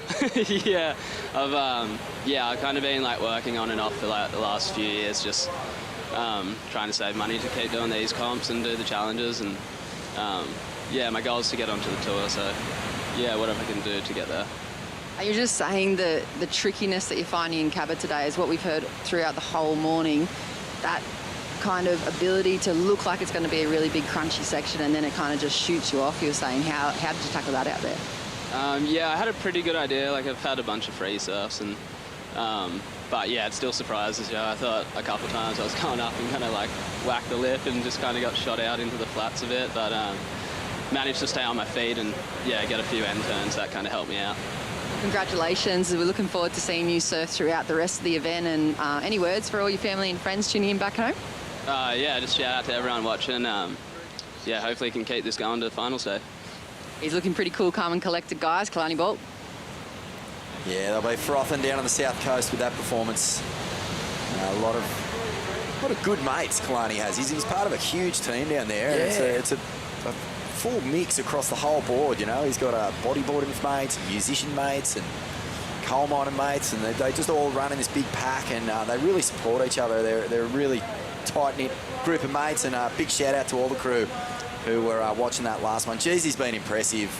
Watching him grow on the Challenger Series has been just a joy, really, because he kind of did all the hard work, got on there a little bit uncelebrated, lost his major sponsor, got some backing from O'Neill, and towards the end of that last year, Stace, you must have been impressed with the way he just grew and grew with every event. Well, Kalani's had a really interesting two years on the Challenger Series. He's finished really strong both years. Really strong results at Haleiwa. Last year he had a bit of a result in Brazil and a result in Haleiwa. He just needs to put it together for a whole year, and it's a lot easier said than done. But the thing for Kalani and what he would draw a lot of confidence in is knowing that he can finish strong. If he can come out of the gates at snapper, which, to be fair, he really should. That wave is tailor-made for Kalani. He would know that in the back of his mind, going into Hawaii and going into Brazil, he's feeling pretty good. Whereas a lot of guys probably going into Hawaii thinking, oh, God, he'd be feeling stoked. He just needs to put a few more points on the board earlier in the season. And we're here with Jagger Bartholomew ripping the lid off this thing. Gets a couple of good sections. Oh, my goodness. Well, it's lucky Rabs isn't in the commentary box here because he can barely keep his wits together watching Jagger at the best of times. But when he starts putting together combos like that, look out. He'd be jumping up and down, shadow boxing, doing the classic old Rabs moves. Yep. He'd be absolutely frothing down there. Strong ride. Rightly so. Fantastic ride. Eddie Hamity here has got a bit of foam to work with. I'm not too confident this will manufacture into anything. It's a good call to get out of that one. But, yeah, Jags is looking solid. He had the little stumble on the 283. Pretty hard wave to read, but this one, he's done well to get this wave because he would have had third or fourth priority here. So he's done well to sort of sit underneath everyone. He would have done that at snapper for the better part of his junior career. He's one of the top dogs out there now, though, but he knows how to sniff an insider, and he jams it. The judges are going to definitely like that one. That was huge. Oh, high-speed extension from Alistair Reginato, North Shore Board Riders Club, and a guy who, far out, man, we've seen so many impressive performances in that team environment, and we're really waiting for him to just put his hand up, stick the flag in the sand and say, hey, I'm here as well. I can do this on my own merits. He is a guy, though, who has really blossomed in that team environment. Definitely, and there's a lot of them. You can think of a lot of surfers like that who just step up for their team, but then when it comes to just doing it for themselves, the pressure seems to be too much. But it's a funny one because those team events, it's a different type of pressure, so it's interesting to see who can perform there and who kind of can't. And Alistair, yeah, man, I feel like the way he performs in the team events should definitely be able to bring that to these individual contests. It's so weird. In a weird sort of way, it's a compliment to the character of the guy, because that team atmosphere brings out his best. He wants to do it for something bigger than himself, and some crew, I guess, just find it a little bit tricky to motivate themselves into that same, I don't know, aura of passion that you need to just generate. You know, we see the best surfers in the world do it. They know how to tap and manufacture energy, even in sort of, you know, subpar conditions or tricky conditions. I'd love to see Reginato do that because he is just a world-class surfer. But here's live action now. Ed Hamity, beautiful sort of acceleration into the foam ball. It's the wave selection here for Ed. Just struggling. And turn selection too. He probably didn't need to go all the way back around there. You saw a beautiful oncoming section there that he was just unable to get to because he was too busy fighting the whitewash. It's one of those things. Once one little mistake, you know, fell on his first ride, and then he went a poor second wave, and these, you know, turn selection there wasn't quite on, and these little things just start adding up. It's you know, this is where you learn a lot about yourself, and can you drop all those and kind of start fresh? Because that's what Eddie's going to need to have to do here, mate. Break down this 7.93 for me from Jagger, because I thought there was more points in that last turn, but the judges just keeping a little bit of a lid on it there. Yeah, I think if we we'll round it up for the judges. We'll give them the extra 0.07 that I think we were probably thinking, and we'll call it an 8. For the better part of it, this wave's at an 8-point ride. It's excellent surfing, and most of the judges would have given this an excellent score. It's probably just the setup turn there at the start that maybe kept some of the judges down. This two's just sort of a check turn, but where he got all his money in this wave here is these two combinations. Beautiful wrap off the top. Did really well not to cut it all the way around. Just cut it short a little bit so he could get to that section nice and early and just sink the boot in. That was sick. I was talking to Ty Connigan, the head judge, this morning, and I feel like that wave is the perfect example of what Ty was talking about. He doesn't need to see the surface on the biggest wave like Alistair Reginato's last 6-point ride, which was a good score, a bigger wave. But the surfing wasn't as good as, say, Jagger on a smaller, cleaner, steeper wave. That's ideally what the judges are looking for if you really want to break into that sort of 8, 8.5, 9-point range. Yeah, that opportunity, the steep face, it loads up, you know, all the power of the wave into the lip. And like when you're hitting something that's hitting back, that's where all that spray comes from. Yep. All the power is generated, and the judges, they can't deny it. And it's a really funny thing to put it like that, because in a way you sort of have to do less. The wave does it for you, and if you can match the wave sort of energy there, and you don't really need to over surf a wave like that. Like Jagger, the first 2 turns on that wave, just beautiful setup work, and it's the hallmark of a great point break surfer. They're never too rushed, and then they put the good turns where they need to be, and if it's not there, they don't try to overcook it. And it looks easy, but it's quite hard in a heat. Because you've got the rashy on, you're stressed, and That's it, mate. You know who springs to mind when you talk about matching power but not overcooking is Andy Irons, because he'd come off the bottom with so much speed, so much intent, and he just would absolutely balance out whatever section he was hitting, and it came off looking like the most aggressive turn ever, but he always came out with speed. He was never fighting it. Totally, yeah. And it's like, you make a great point there, it's the anticipation off the bottom. That's what catches the judge's eye. And then the hallmarks of a really great surfer are the ones that can kind of change what they're going to do halfway up the face. They never look like they're premeditated. Alistair Reginato now. He is in second place. He's banked to 6. So this one might stand up for him. It looks like it's loading. There's that steep section we're talking about. Clouts it. And he's going to get a nice combo here. Little down carve, gets a finishing turn, and yes, he'll ride out of that one. Great shots from the drone. You can actually get a feel for just how fast the waves are moving from that top angle. You know, a lot of the time we're sort of moving with the surfer. We can kind of feel how fast the surfer's going, but from this top view, you can see just how quickly those waves are barnstorming down this point. Yeah, definitely. Barnstorming, underrated word. Oh, Eddie Hamady. Pushing it. I'm in his head, rent-free. He's a fantastic surfer, Ed, and I know he'd be beating himself up underwater there. He just needs to just cool the jets a little bit and find himself another opportunity. He can probably sneak into a decent priority here if he heads back out and one of the other surfers take off. He'll get another couple of chances. There's a lot more opportunities here than Kingscliff the last couple of days, so you know, Alistair's last ride, that was going to be an interesting one. Yeah. As we see the replay of it here.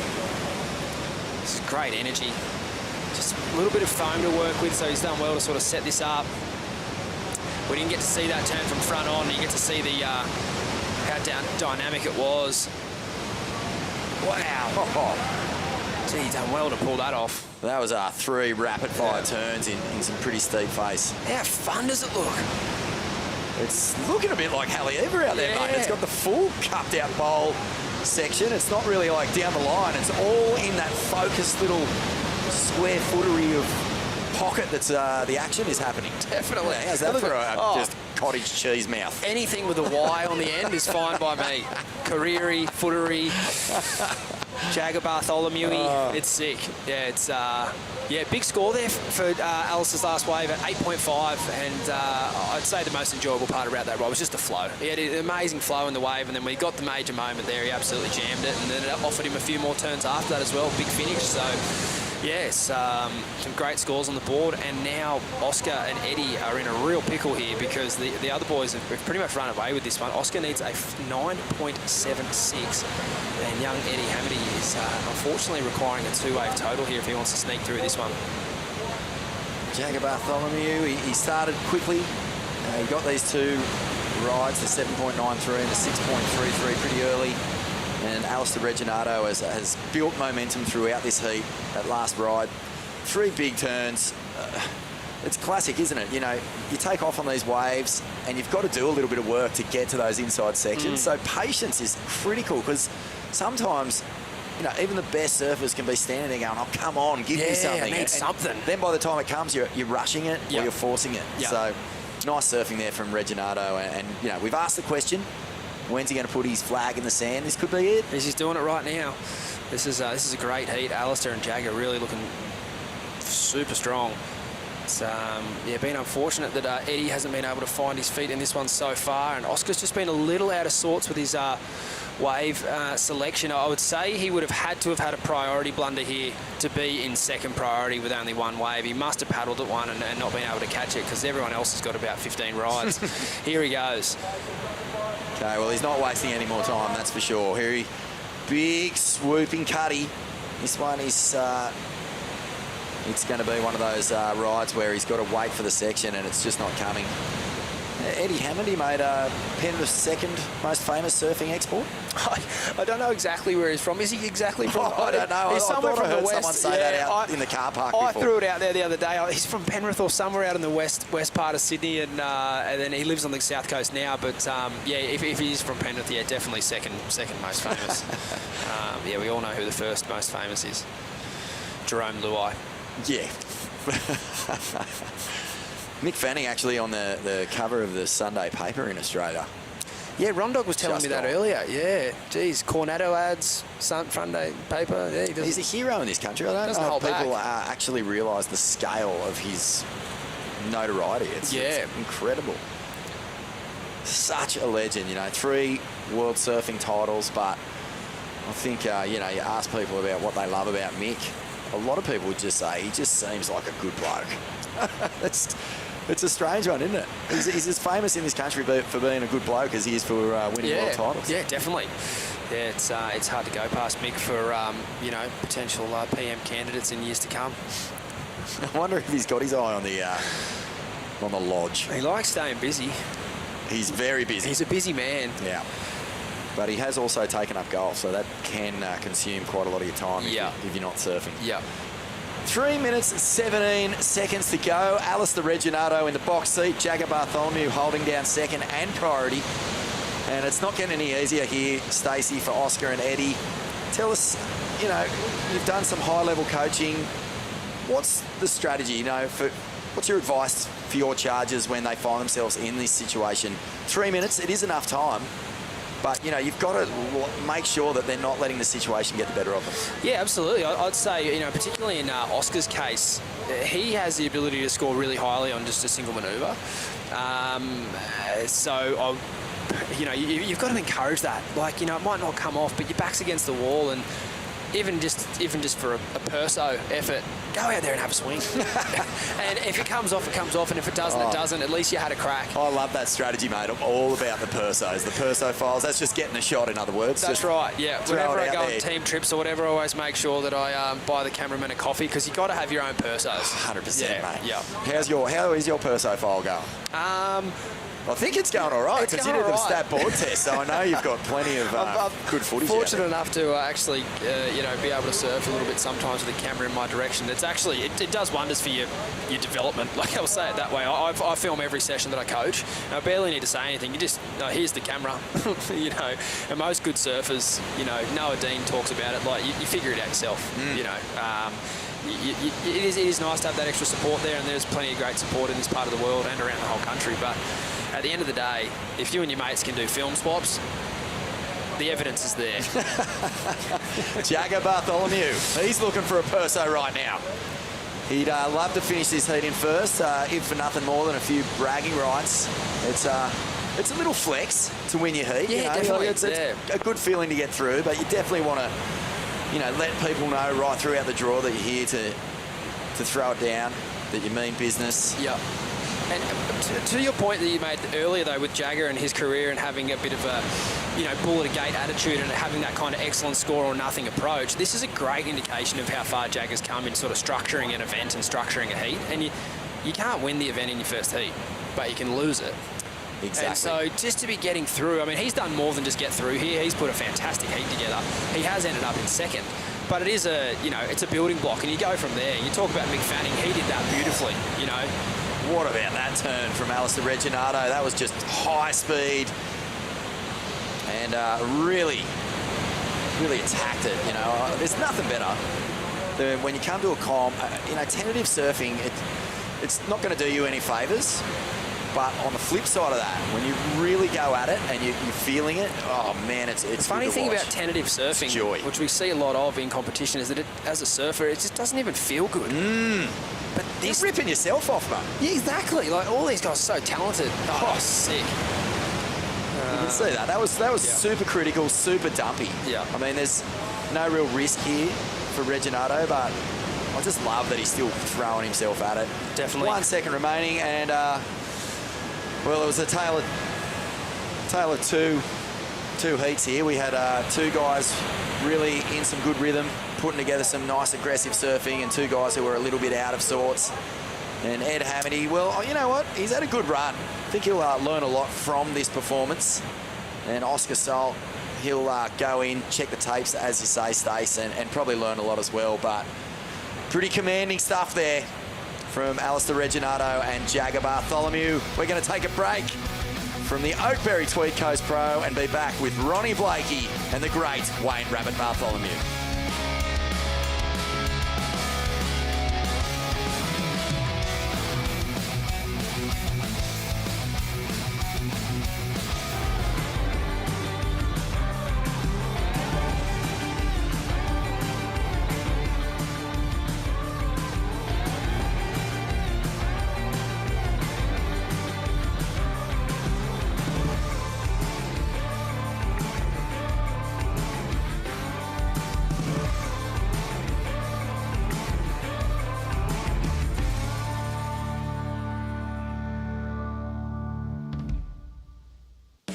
The number one reason why a student should come study here would be the access they have to staff, and it's just better than any other university. The fact that you can walk straight into the professor's office and get that one-on-one feedback, I think it's just second to none.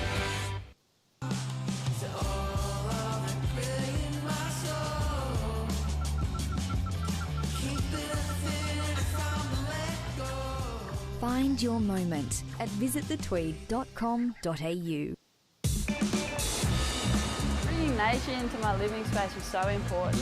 Harvey Norman helps to tie everything together. Those products have that understated elegance, yet super high performance. Harvey Norman, your #1 lifestyle destination. Through Bond University, I could get all the equipment I needed to do my PhD studies. It's world-class waves and international surfing events. It was a no-brainer.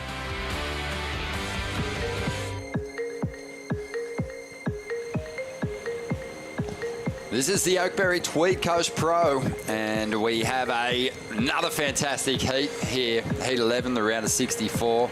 Kehu Butler, the Kiwi, is out there up against Nathan Hedge, who will always be a formidable test for these up-and-comers. He's in the blue jersey, Saxon Reber in the white, and Finn Hill out there in the green. Ronnie Blakey alongside a relieved Wayne Rabbit Bartholomew. Jagger, a solid performance. Alistair Reginato continues to show that magic form as well. Very healthy heat score totals in that last exchange, Bugs. Yeah, oh look, Alistair and Jagger have been going at each other since the under 10 schoolboys. You know, it's just classic.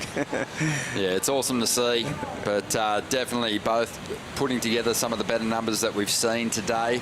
And we'll see now how Saxon Reber fares as he gets into one of his opening rides. This is the replay.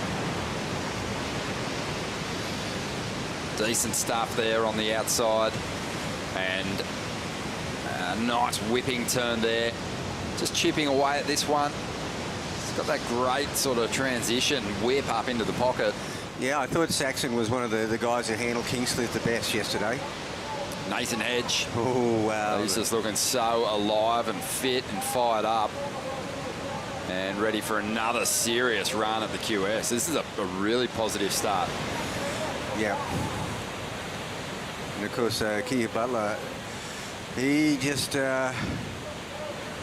he was on the Challenger Series. He's coming off it, so, you know, he's going to have all that experience. Great surfer from New Zealand, classic character, really celebrates his heritage. And I love that. I just love following him on social media, and yeah, it's an education as well as a lot of entertainment. Yeah, great young surfer. So a couple of scores in. So Saxon Reba, yeah, not surprising. Just got the slightly better of that exchange. A bit more work, and that was about it. 4.83, 4.57 for Hedgie. So, you know, just doubt if those two guys will have those scores in their top two at the end of the heat, but not a bad start. So Nathan Hedge was the 11th place surfer after the regional QS last year, so missed out on getting into the challenges by one place. He got second in the final at Newcastle. But he did get his opportunity to shine though last year with a wildcard spot over in Tahiti. Oh, that was just marvellous. That was just one of the best things of the year. There were a lot of highlights last year, but that was pretty much near the top. Yeah, I honestly thought he was going to go on to win it. He made the semi-finals, lost out to Kyle Belly. It ended up being just a fairy tale finish, that contest, with Miguel Pupo breaking through for his first CT win, and what a win it was. But yeah, Nathan was one of the event standouts and proved that in those kind of conditions, he can match it with the world's best. Because I was there with him when he was number 4 in the world, number 6 in the world, and making the final at Chopu. I paddled out with him one morning, me and him and Bo Emerton. Obviously Hedgie paddles out at dawn every morning, and we paddled out one morning, and as bad luck would have it, it was my turn in the lineup when a solid 6-footer comes through, and there the boys go, go! Like I couldn't not go, How'd you go? I went. That's all I'll say. Oh, I love it, Bugs. Just over 19 minutes remaining here, and we've got some mid-range fours on the board for Nathan Hedge and Saxon Reba. We're expecting more, but right now let's hear from the winner of the last heat. Thanks, guys. Alistair Reginato. To my shock and bewilderment this morning, you walked up the beach from your free surf and warm-up with the snap board. You were just saying it was your magic sled. Yeah, it wasn't the best of starts this morning. Didn't even catch a wave, and then ended up snapping my board. So luckily I've got a lot of good boards under my feet from Mayhem. But yeah, the backup board came out this morning, and it went really good. It worked a treat. Felt really nice under my feet. So yeah, so lucky to have so many good boards.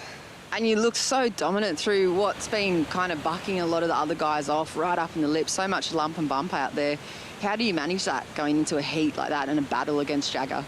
Yeah, it's tough. Like you said, there's so much lump and bump. On my first wave, I got bucked off straight off the lip first turn. It looked like a really good wave, so I knew I had to dig a bit deeper, probably get a bit lower to the board. And Jagsy's such a big boy, so he's probably not going to get bucked off. But yeah, it's just staying strong and knowing that you've done the work, so you should be able to power through these waves. And the guys are speaking about during your heat, you're like the ever clubman, and you seem to be able to dig deep for the club so many times over and over again. What is it going to take for you to dig that deep for yourself individually and qualify for a Challenger Series? Yeah, that's been probably the biggest problem for me. Is I've done well in a fair few club events, but nothing major in individual events. But yeah, it's just like it's pretty similar really. Like knowing everyone from the sunny coast is backing me just as hard as when I'm surfing for North Shore or surfing for myself. So it's kind of feeding off that as well. So yeah, just digging a little deeper and giving it a good crack. We love watching you surf. I love those big power turns and hacks. And to everybody tuning in and supporting you on your individual journey on the QS, some words for them? Yeah, massive thanks to all the crew at home, Kerry at the OPC, Grant on the sunny coast. We've been putting a lot of hard work in, and I'm sure it'll pay off this year. Great. I'm loving the vibes coming off you, Ali. Good luck going into the next round. Thanks, Jess. Cheers. Cheers, guys. Yeah. Thank you, Jess. Yeah, I think that this is going to be Alistair's year. He's just looking so strong. His form's been brilliant, and he's just primed. He's primed to get that big breakthrough result. It might happen here at the Oakberry Tweed Coast Pro, but he's got to dig deep because he's got the talent. I haven't seen too much of his backhand, funnily enough, over the years, but I don't think he'll be leaning on it at this event. No, not this event, but unlike Saxon. Yeah, no, Alistair's got a great backhand. Saxon Reba's off to a great start here, Bugs. Really looking sharp. Love the way he's sort of sizing up those pockets on the outside. And as we see Butler now, just trying to get himself into the heat here. Yeah, class act on the screen right now in the red jersey. The pride of New Zealand. Gosh, he looks pretty crisp. Yeah, I saw him just before he ran down. He was fired up, but just, you know, as sort of chilled and relaxed as he always was at the same time. Big smile on his face. I think, you know, everyone's excited to get this new year underway competitively and have a really good run at qualification here as Finn Hill.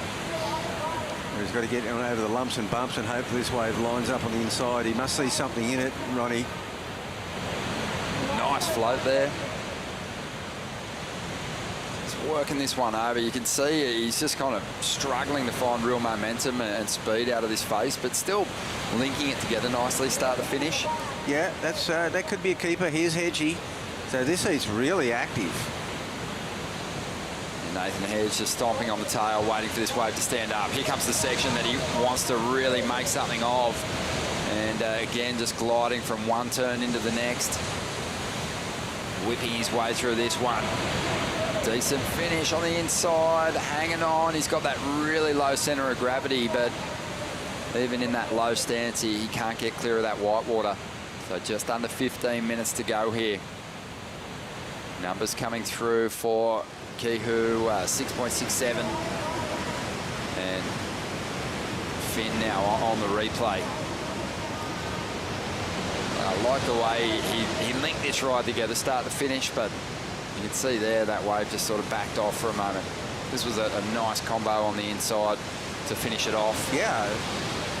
Big last turn. Big last turn. That gets him in the heat, big time. They're all in this one. And Nathan Hedge, unfortunate not to finish this wave off, but you can see he's just got those kind of really traditional lines, timeless stuff. But he really did want that completion on this ride. He gave himself time to set this final section up and just got kind of hung in the lip.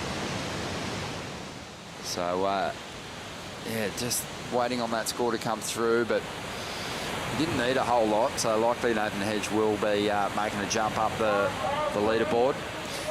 Yeah, well, really only one surfer has broken through the ceiling of the 6-point range. That's Kihu Butler. And all the rest are in that mid-range fours. We'll see what Hedgie's second score was. As you said, he didn't quite finish it off, but he got some handy work in the middle of that wave. And here's Tihu. Yeah, he doesn't find the connection through to the inside on that one, though. He'll head back out and get himself right in order for some priority on that outside section. So Nathan Hedge gets himself a 4.67 on that last ride, and that's enough to get him up into the lead momentarily. Saxon Reba only needs a 4.41 out of this ride to move into the lead. Yeah, he hasn't quite broken into the 5-point range. We've seen some good surfing off him. Just needs something probably a bit more dynamic, Ronnie. Yeah, he's just... Look, he's in transition, or has been in transition a lot on his rides. So he hasn't really found a section like this to lay into. Nathan Hedge is starting to build a little bit here. Doesn't have the biggest numbers in this heat, but he's building a nice foundation. On the outside, Kihu looking to really make his move now. Doesn't need a lot since he's got the highest scoring right of this heat already. Yeah, that was always going to hold him up. He did that one great move, but you can see that he didn't come out of it cleanly, so he was not going to be able to progress further on that wave. One big move, though. Yeah, it was a nice one. Should be enough to get him up into the lead. It is.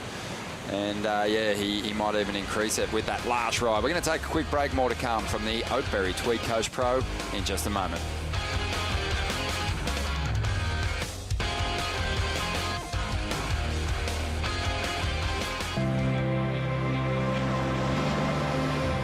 Coming back to the Tweed Coast is so special. There's such a community vibe here. Everyone's happy, everyone's active. At a young age, my family moved into the Tweed Coast. Just been blessed to grow up in such a beautiful part of Australia. We love going around the headland where you can be surfing 1 minute and driving into the hinterland the next.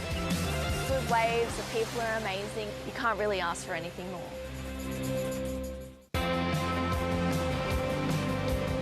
Oakberry, it isn't just food, it's a lifestyle.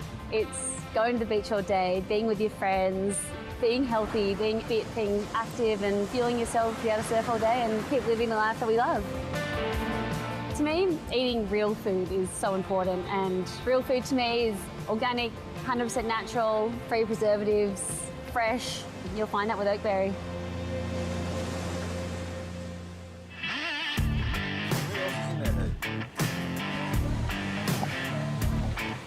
Welcome back. There is just under 11 minutes to go as our some spectators opting to get that bird's eye perspective of this lineup.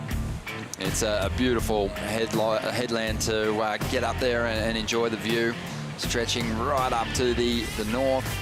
Yeah, I was up there. Cliff. That's where I was. Oh, you went for a walk up there? Oh, yeah. I wonder you're a little hot and bothered when you came back down the hill. It's quite humid out there at the moment. Kehu Butler is really starting to build out here. 3.43 for just a single turn on that last ride, showing great commitment. And Nathan Hedge has been building as well, improving his numbers with every ride. Look how locked together they all are, though. Yeah, it's close. It's super close. No one's broken three. That's 6.67, a point of difference, but he's carrying a low one, Kehu. But look at the rest of them. 4.77, 4.83, 4.5. And Hedgie with that 4.67 backup. With the strength of the 6.67, there's a 2-point buffer or advantage in there to Kehu Butler. It is at the moment a battle for second place. That might change on the next exchange, but Kehu's in the driver's seat. He's got the lead. He's got priority. He's controlling this heat at the moment. That's right, and none of them are out of it. We just saw Finn Hill. If he gets a decent wave, Saxon's in second priority, so if Finn Hill gets a good wave, he's got some pretty powerful moves, so there are a lot of danger. Saxon, I just think it actually hasn't quite got a wave yet that he can really cut loose on. So this is a great one. And Hedgie the same. He hasn't quite got a connector all the way through, and that's why they're all in the 4-point range. He's a small wave for Hedgie, but you know what? Beware the small ones. Yeah, I think just asking questions of his rivals and just they've been looking down the point going, what's he up to? He's so crafty, he's so competitive. And I just love Nathan Hedges' MO with these qualifying series events. Obviously, he realises that, you know, he's got one life and he's had the taste again last year at the championship tour level and got himself a semi-final. He knows if he can get there, he can still win some heats. So the other motivating factor is that he really wants to instill a bit of competitive fire in this next wave of Australian junior talent or rising stars.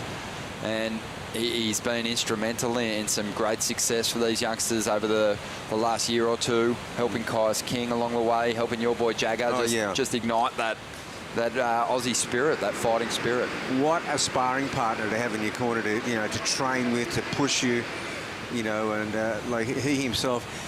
He came on pretty late last qualifying series. He got second in Newcastle. You kind of felt if there was one more event, he was going to charge into that top 10. And he's just in that cruel position, number 11. I was having a coffee with him one day, and he's going, should I go to Bolito? Maybe I'll get in, maybe I won't. But as you said, the fairy tale still came with Chopu. Oh, Hedgie with a head full of coffee. That's a scary prospect. Oh, it was a frenetic conversation. Here he goes. He's found some room out here. So with no priority, he finds room to move. He's hammering down the line. It's a big bumpy face. Wow. What a turn. Threw everything into it. If he gets a reform here and gets another manoeuvre in, could work out all right, but this one is going to roll on by without him. But it'll be interesting to see what he scores for that. Well, he had fourth priority, so he obviously got this one a little bit wider of everyone. There's one huge turn here. Yeah, I mean, does that get him out of the 4-point range, Ronnie? Just that one turn alone. Well, Kehu had a 3.43 on the outside for a big floating re-entry. Nathan's was pretty comparable. Yeah, that was Kehu's. That was a big one-off turn. Now the box seat is for Saxon Reba with the second priority. Obviously, Hugh Butler holding down first priority. He's going to use all that experience. Nathan's competitive experience. Well, have a look at that. Judges loved it, 5.3. Yep. So he increases the requirement by almost a point for Finn Hill and Saxon Reba. And a mid-range 4 and a mid-range 5, different looking rides. Yes. You need to really give a section a bit of what for to get yourself up into that 5-point range now. That just showed his tenacity, his hunger.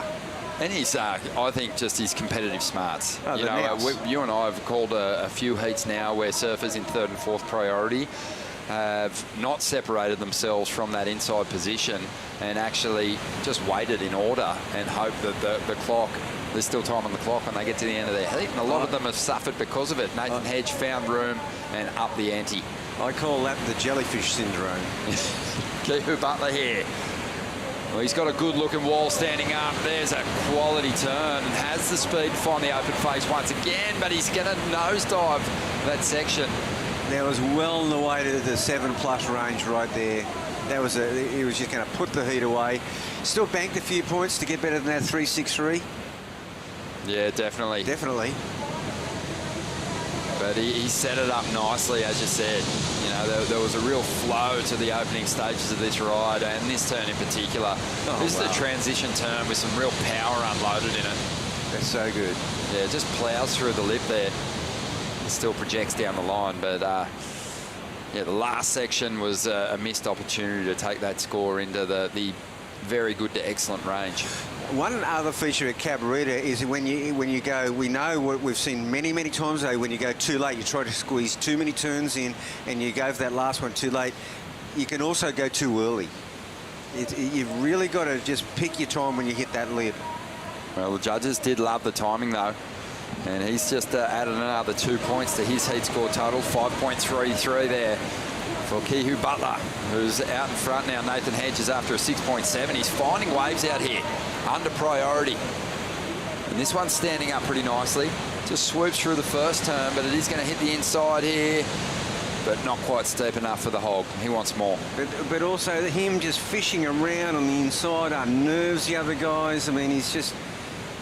And look at that. There's Finn Hill just utilising priority and coming up with nothing. Saxon Reba, he's got priority now, but Finn Hill, he'll regain second priority very quickly.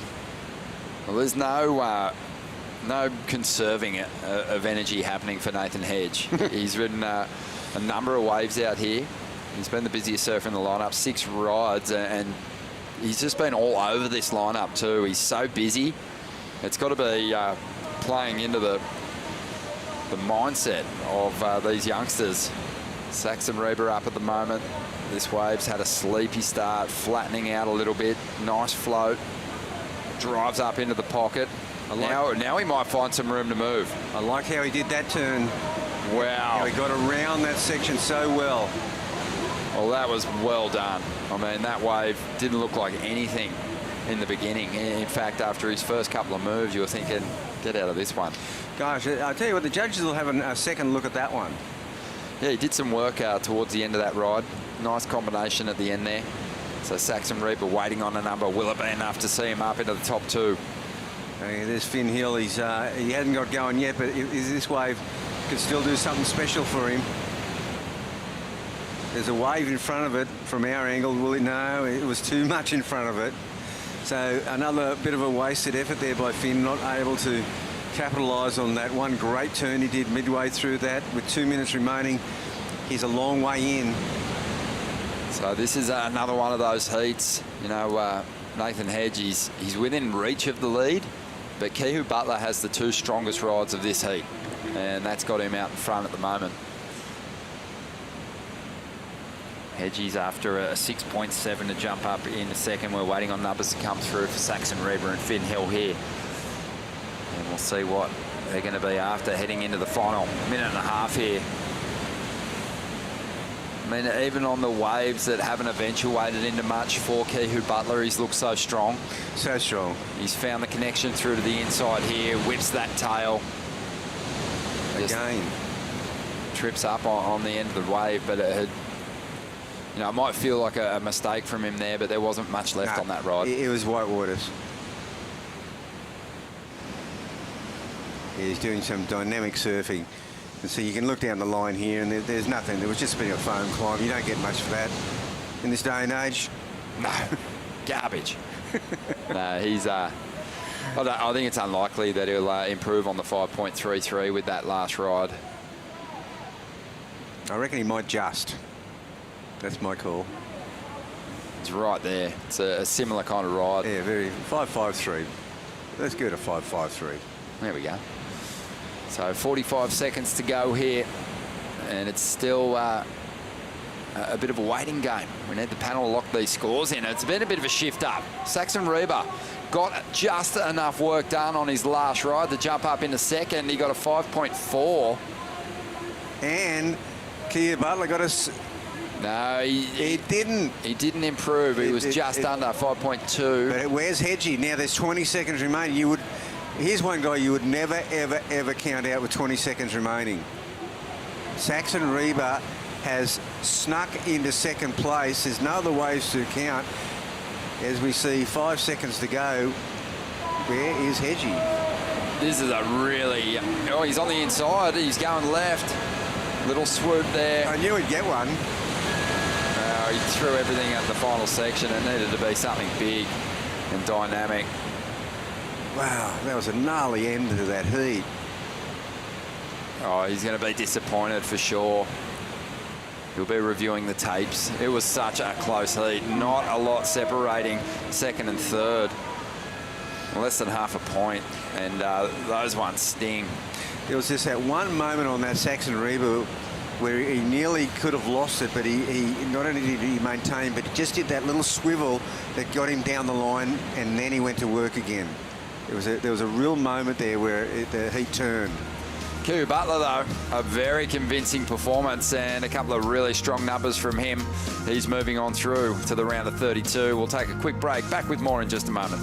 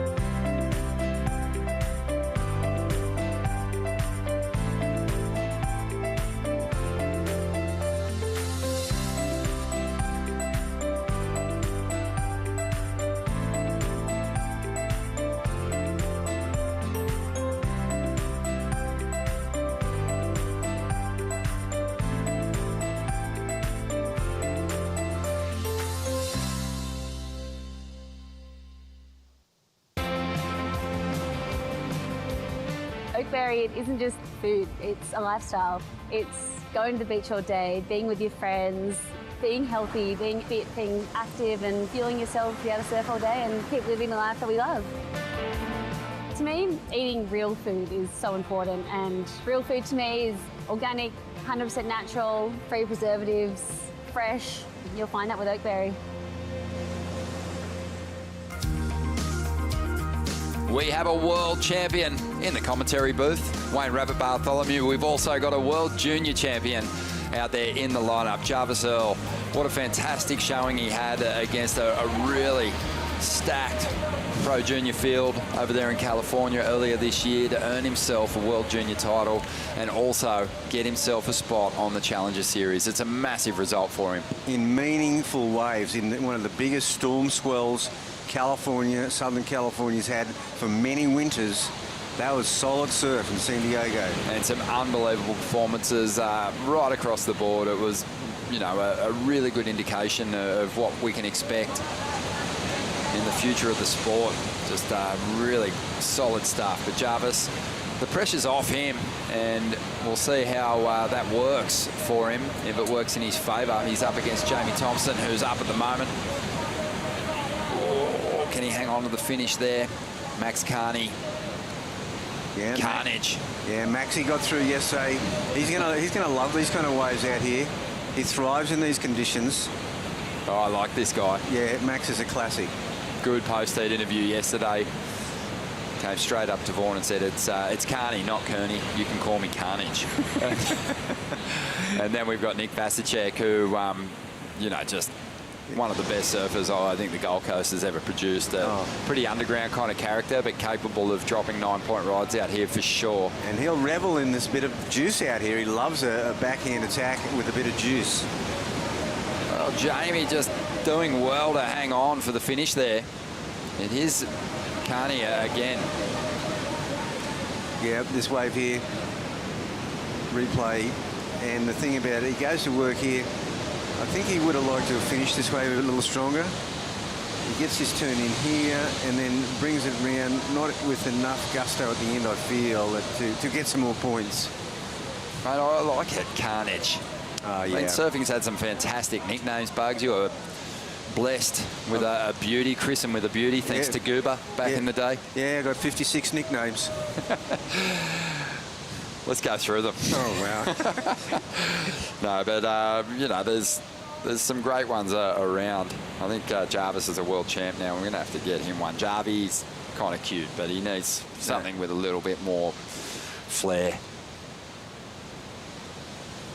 Yeah, well, just over 20 minutes to go here, waiting on numbers to come through from that opening exchange. Kehu Butler, Jess, just a strong performance, and he didn't even find the finish on a couple of his rides. Yeah, he just looked so in command of that whole heat. Talk us through how you were feeling out there, Kehu. You just looked so solid and just so ready for action, but you didn't quite find those gems out there.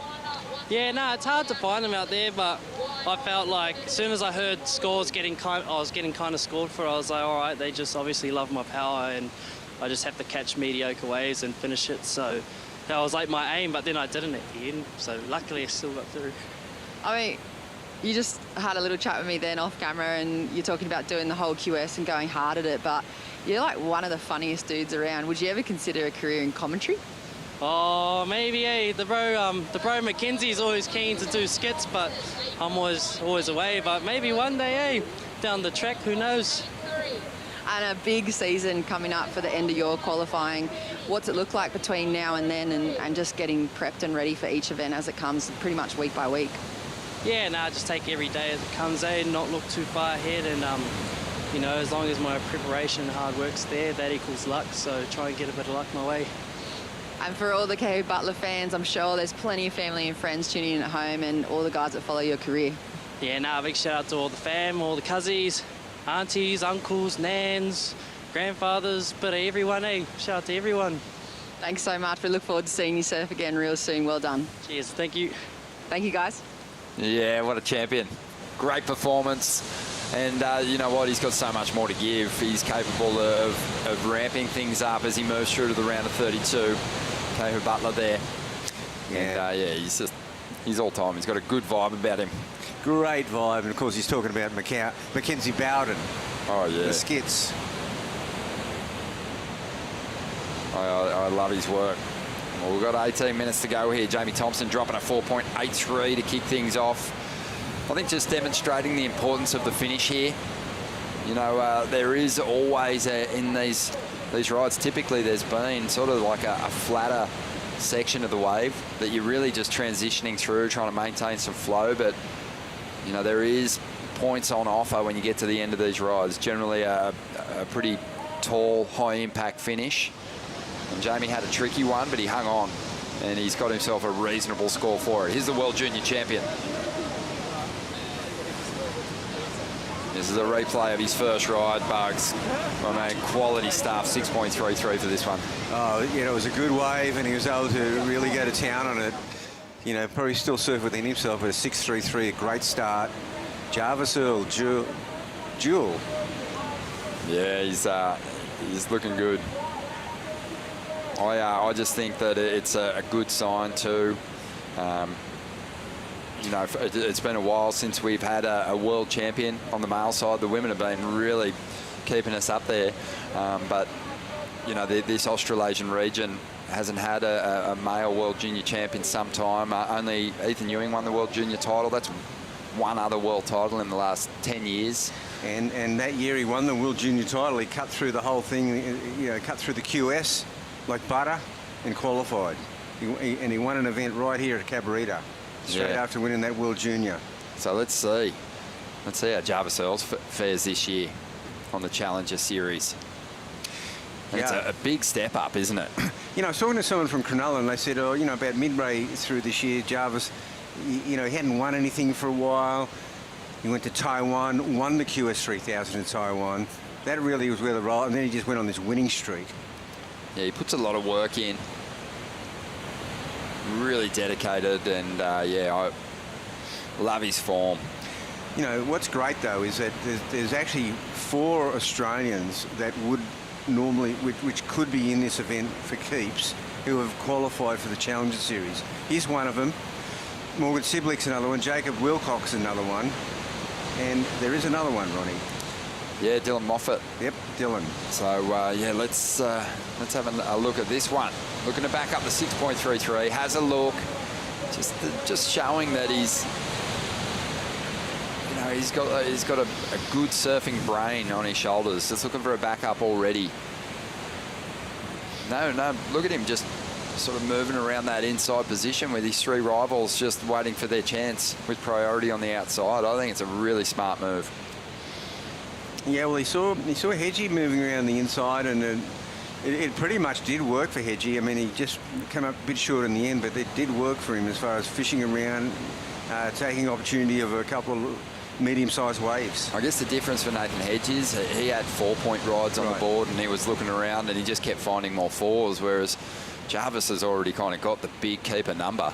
Yeah. If he can get a 4 from that inside position, he's in a really strong spot. And then, you know, he'll just go at the back and settle into priority. You're right. Jarvis Earl, Bogues, one of the things I like about him is we saw it on that opening ride.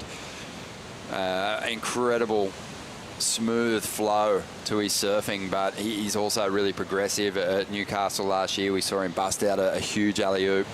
One big individual turn. It was one of the turns of the contest.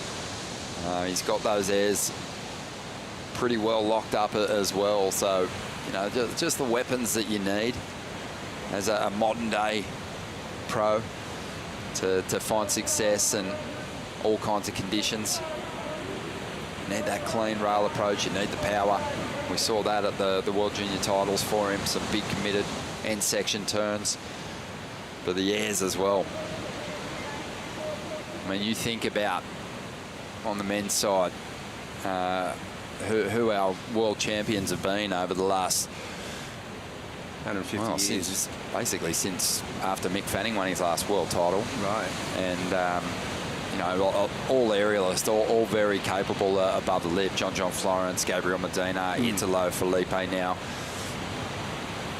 Seems that maybe you can't do it without him. Yeah, well, the world is pinning their hopes on Ethan Ewing to kind of turn the tables. Of course, Jack Robinson's the other big hope, but he's got it all. Jamie Thompson, 4.83 on his opening ride. Nice finish there. Just a big bang on an otherwise kind of sleepy sort of ride, so he saved it. Nick Vasicek's just looking a little unenthused on that one. Yeah, you know, Nick's kind of looking for a special wave, and I think Jarvis Earl might have got it. Oh, there's a high-quality turn. And Jarvis isn't done with this one just yet. Just look at the speed as he comes off the bottom. And you can tell this guy is finely tuned at the moment. Just an unbelievable amount of kind of pop in his surfing. Just spark off the bottom. Covering so much of that face in a quick amount of time. And, you know, moving at that sort of speed is going to give you plenty of time to really tee off and get the timing perfect on those final manoeuvres. It definitely is. He looks so sharp on that wave. Here's Jamie. Looks like it's just 2 guys surfing this heat at the moment. There's a replay of that last heat. And this last manoeuvre here, it's just really solid. Just make sure it's done. Yeah, let go of a lot of water. Yeah, that'll be a good score for Jamie. Still waiting for that score to come in. This will be the best score of the heat, though. Wow, that was so good. Punch. And even here, look how quick he kind of gets back into this wave here on the inside. Look at this, just really accelerates into this final turn. I mean, there's not much in it points-wise, but it's the completion of a well-orchestrated wave.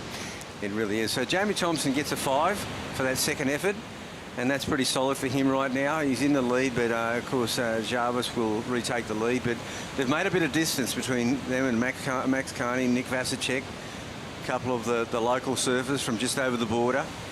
I think Nathan Hedge might have paddled around the headland on his way out there. Always something different. It's just a surprise. But it's kind of almost like a tough entry into this lineup. You're hitting the side that's getting bashed by the energy out here. That's one way to get the inside.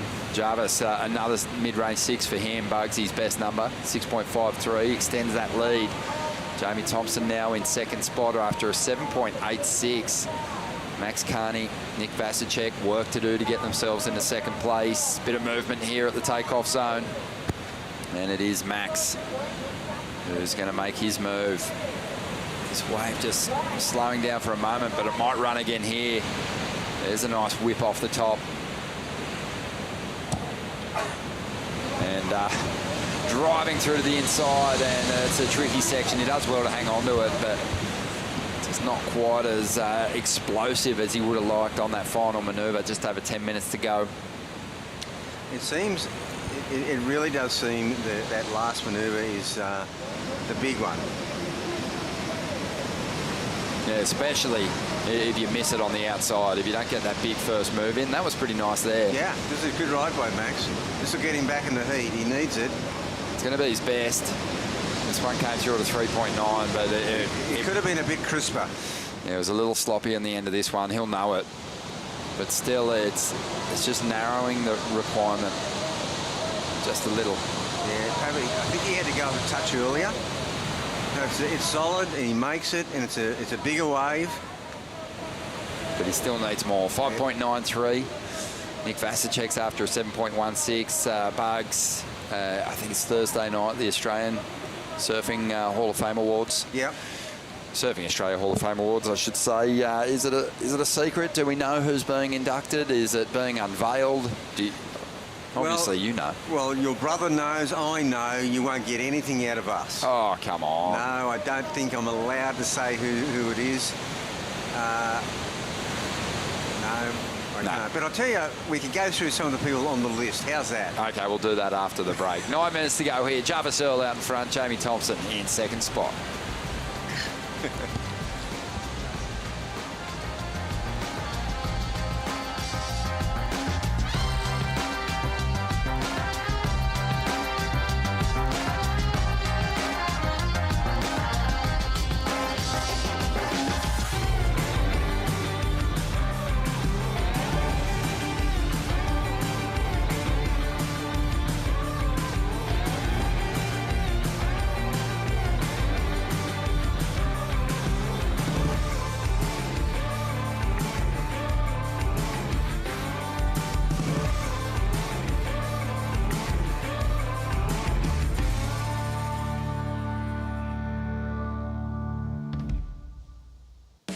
The number one reason why a student should come study here would be the access they have to staff, and it's just better than any other university. The fact that you can walk straight into the professor's office and get that one-on-one feedback, I think it's just second to none.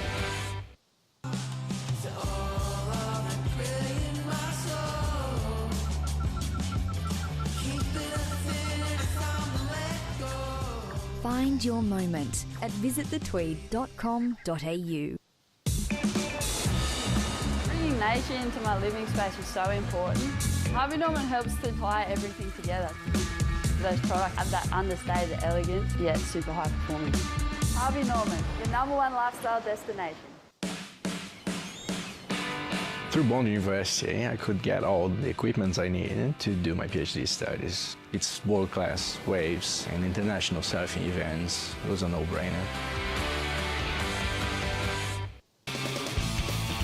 7 minutes remaining here in Heat 12, the round of 64, as we take the regional New South Wales flight cam view of Boggangar Cove here at Cabarita. And it has been delivering us really fun conditions for our competitors today in what is a completely stacked round of 64. Heat 12 in the lineup, being led by the world junior champ, Jarvis Earl, Jamie Thompson in second place. Max Carney, he needs a 5.93 to get out of third position. Nick Vasicek, he's had a quiet heat, but he had this one during the break bugs. Nick, he's going to come alive sooner or later in this heat. He's too good not to. Yeah, such a stylish surfer. Forced that last turn in over the section, and he's going to get himself right back in it, waiting on that number to come through. We'll be talking about the exciting Surfing Australia Hall of Fame Awards coming up on the 16th, this Thursday, Bugs. So just how it works, Ronnie, I mean, I'm sure you know, but all the inductees, there's quite a few now, they get to actually vote the new inductee in. So I get one vote, but the list is pretty amazing, and it really goes all the way back. I mean, my first sponsor, Joe Larkin's on the list, of course I voted for him. And, Robert Keneally, 1968 world champion, Australian champion, Keith Paul. Then you go to the next generation, Derek Hine, Bruce Raymond's on the list.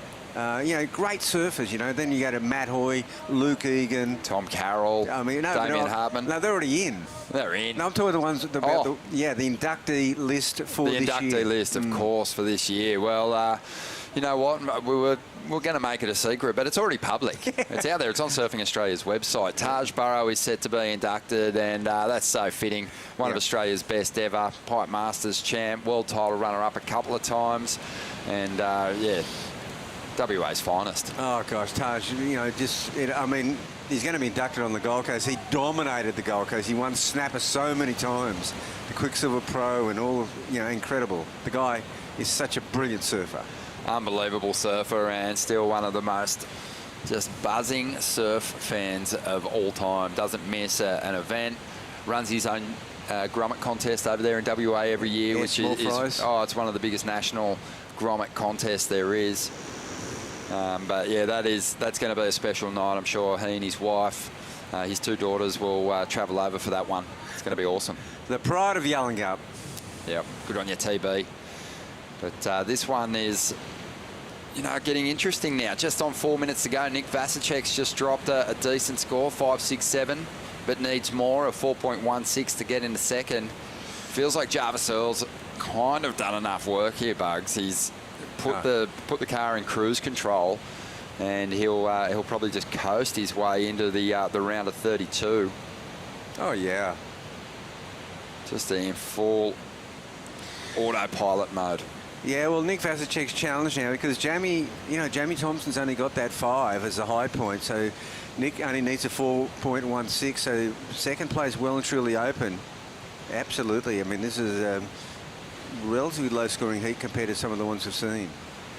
Yeah, and, you think about just the pedigree of Nick Vasicek, Jamie Thompson, both from super competitive lineups. Jamie from down there at Narrabeen, and just know that they're going to play a smart tactical game here. Well, Jamie certainly will with that priority. He'll forget all about Jarvis Earl now, and he'll really set his sights on Nick Vasicek and be watching him and be wary of him moving into the final 3 minutes. Yeah, and Max Carney might just slither on through. Slither. Without being on radar by Jamie. Max is still a dangerous customer. We just haven't seen him finish a wave with that slick backhand attack that he does have. Yeah, you can't take your eyes off Carnage.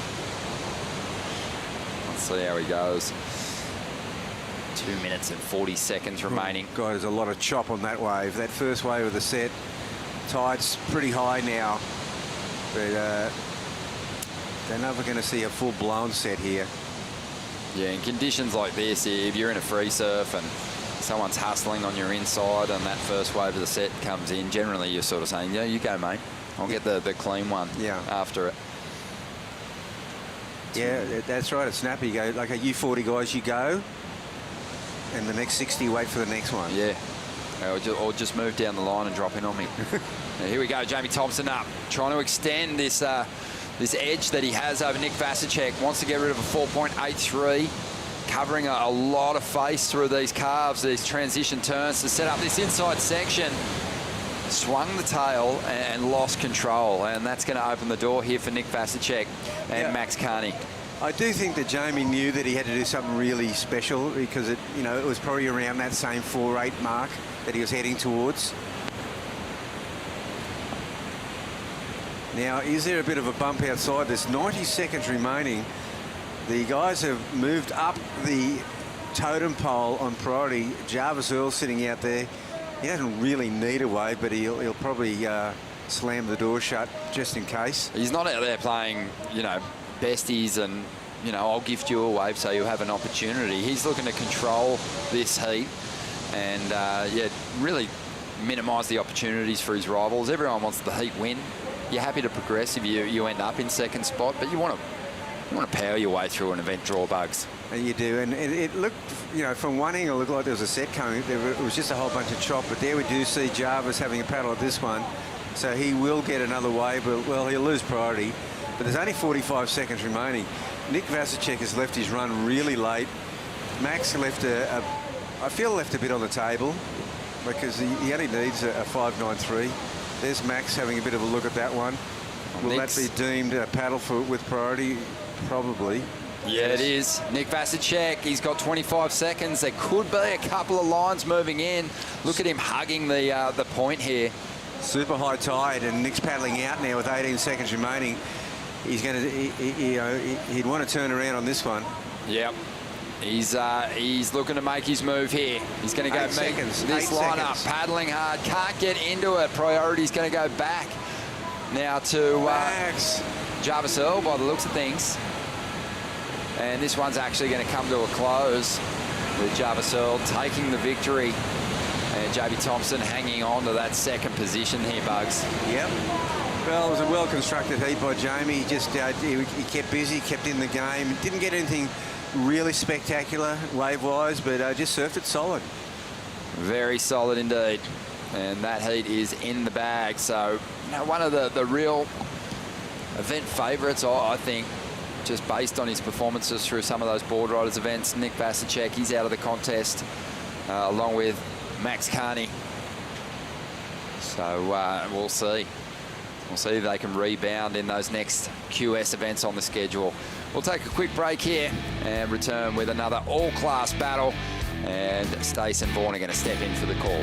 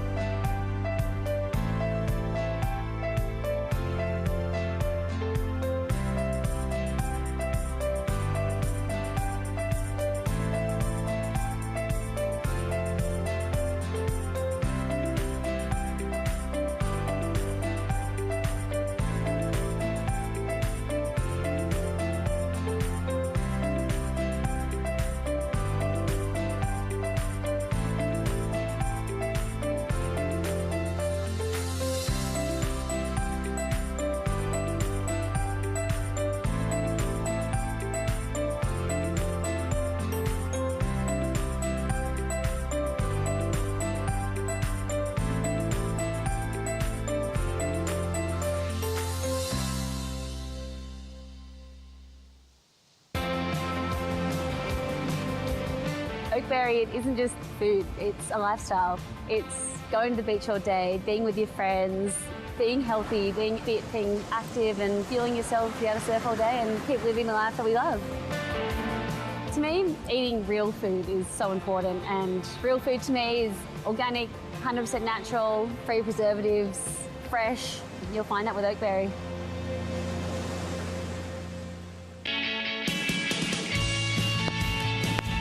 Welcome back to the Oakberry Tweed Coast Pro QS 5000. The beautiful Tweed Coast continues to deliver here at Cabarita, the beach, the headland. Bogagar on the inside, Vaughan Blakey and Stace Galbraith. It's our great pleasure to bring you a round of 64 still going, Stace, and this is a beauty. We got Nicholas Squires out there. Cool, calm, aggressive customer. Surfed a few heats in his life. He's actually on holidays with his family. We saw him down the beach prepping for his heat. He had a little colourful bucket and spade set up down there. He was moving logs around for his kids to watch his heat. So, yeah, just slipping in a few QS heats into his family holiday, and Mikey McDonough, Hanada Aizawa, and Darcy Crump as well. So this is Nick, and I love Nick surfing, mate. He's such a powerhouse. This is Mikey McDonough, one of our Challenger Series competitors from last year. Just a guy who continues to go from strength to strength. He was such a little whippet as a Grom, and now he is a beast of a man. Proper man. Isn't he? Just such a huge dude. You stand next to him, you're like, whoa. It took Nick Squires an 100-kilo log to get Mikey off his perch down there earlier. Yeah, it did. I remember years ago I was commentating the Vulcan Pipe Pro, and Nick just turned up out of nowhere. Just got absolutely coned off his dial in big, juicy backdoor. But what I loved was backdoor. You know, pipeline, yeah, you see guys knife it, come out, and do that classic Tom Carroll gaff. You don't see that at backdoor all that often. No. Kelly kind of goes there a bit. John as well, but Nick threw down one of the most insane hammers I've ever seen on this big closeout section of backdoor and just destroyed it. Yeah, I mean, he was one of the few surfers who got one over that end section of backdoor. Yeah, he would have hurt the reef if it had fallen. And then he spent a few heats in the commentary booth. He did, yeah. He was the star of the show. Well, everyone was just like, who is this guy? Like, let's get him up here and find out a bit more about him. And, of course, he's got his own surf school. And, yeah, you know, a bit of a journeyman, I guess, but a guy who has really enjoyed some QS campaigning over the years. This guy, Darcy Crump from Avalon Beach, and always a standout. North Ave, love that hook, nice and tight there, Stacey. And we were down on the beach before. What were you seeing from down on that beach level that you don't necessarily get from this top angle? A real fun QE bank, that's for sure. I think a lot of these competitors would just be chomping at the bit to get out there. This is one of them, Hanada Aizawa. Burley Heads, local, and just getting caught behind, but can flare up big time on that backside. Burley Bowl, mate, it's kind of a strange one, isn't it? It's all, the point there, the way the wave breaks, it's not like Kira where it's racing all the way down the point at high speed. It's kind of got this real thick, angry bowly bit that can really bring you undone. There's a photo of Burley club president or former club president. Or yeah, I know exactly the one you're talking about. James Lewis in the 50 years of Burley board riders book.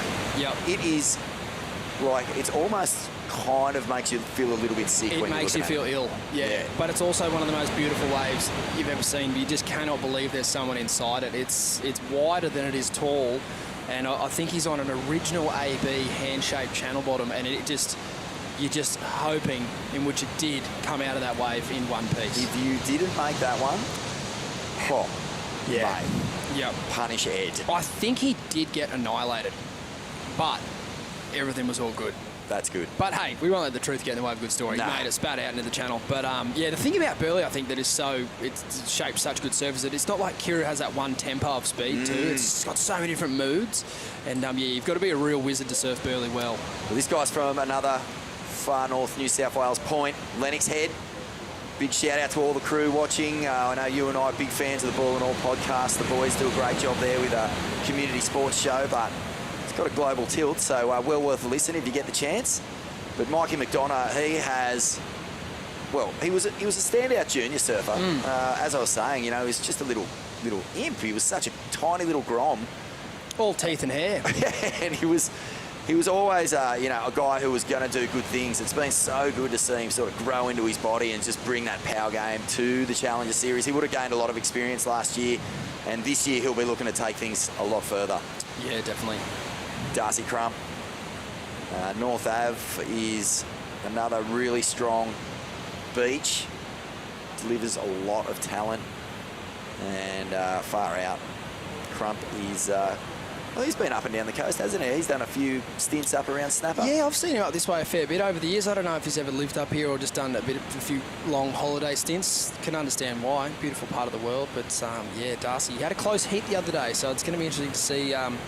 how he goes today. I often think some of those times, those close heats, they can get you kind of fired up to blow up because you know, that one the other day was 50-50, got nothing to lose here, and you just start unloading. So, yeah, I'm excited to see what Darcy can put together for the remainder of this heat.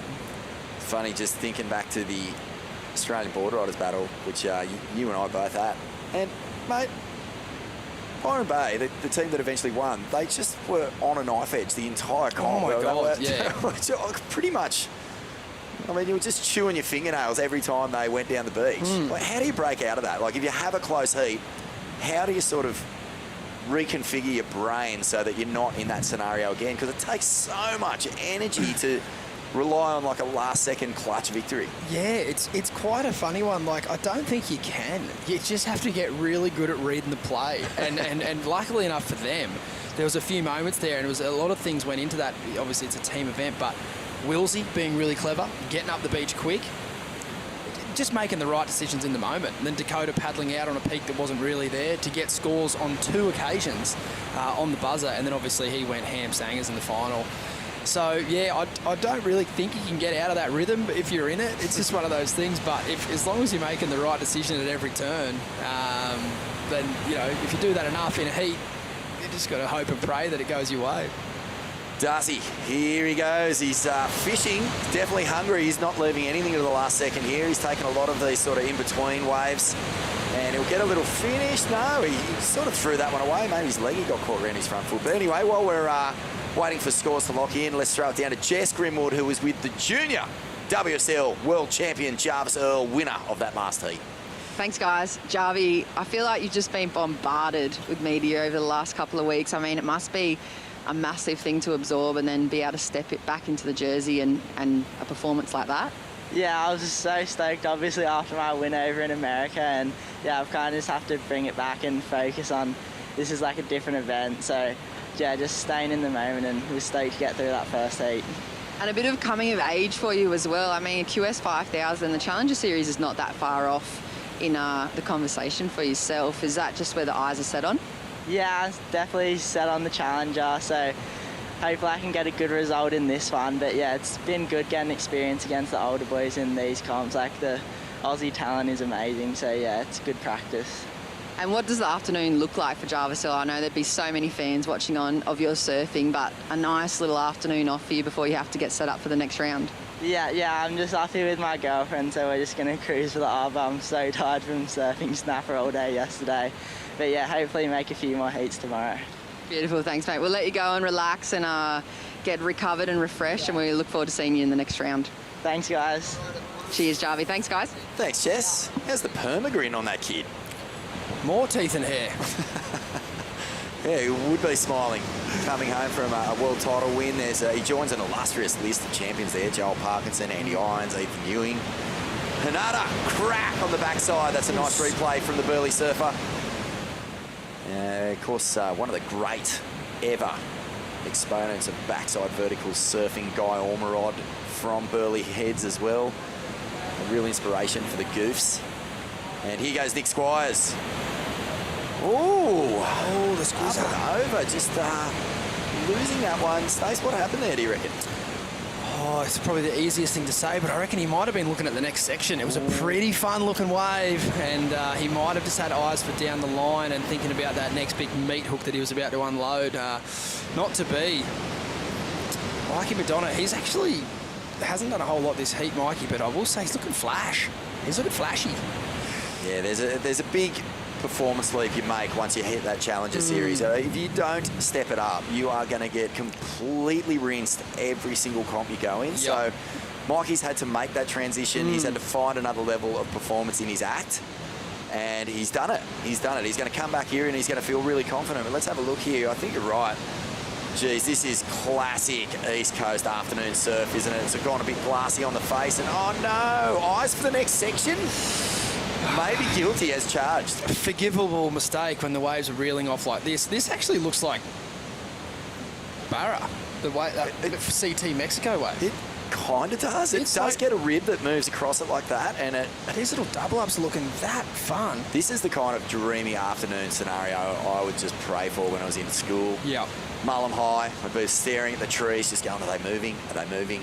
They're not moving. It's going to be glassy when we get home. And sure enough, you get back there, there'd be a little bit of wind ruffle from the day, and if you had afternoons like this, you would surf until so late, mate. You could smell dinner coming out of all the houses, all through the streets, and get home and get grounded. What was the rule? Home before the lights come on? Well, yeah, home before the lights come on, but, you know, you had to ignore it. Yeah. Yeah. Especially on these sorts of days. Bad rules meant to be broken. Micah McDonough in the lead. We're going to take a quick break here. We'll be back with more from the Oakberry Tweed Coast Pro in just a moment.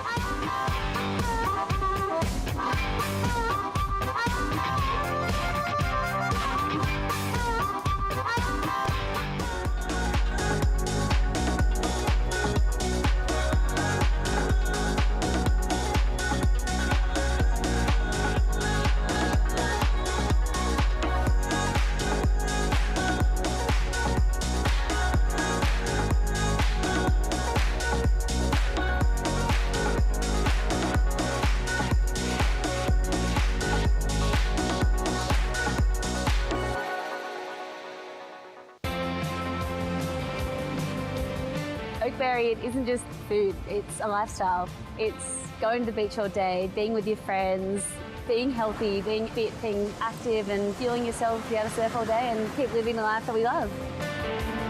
To me, eating real food is so important, and real food to me is organic, 100% natural, free preservatives, fresh. You'll find that with Oakberry.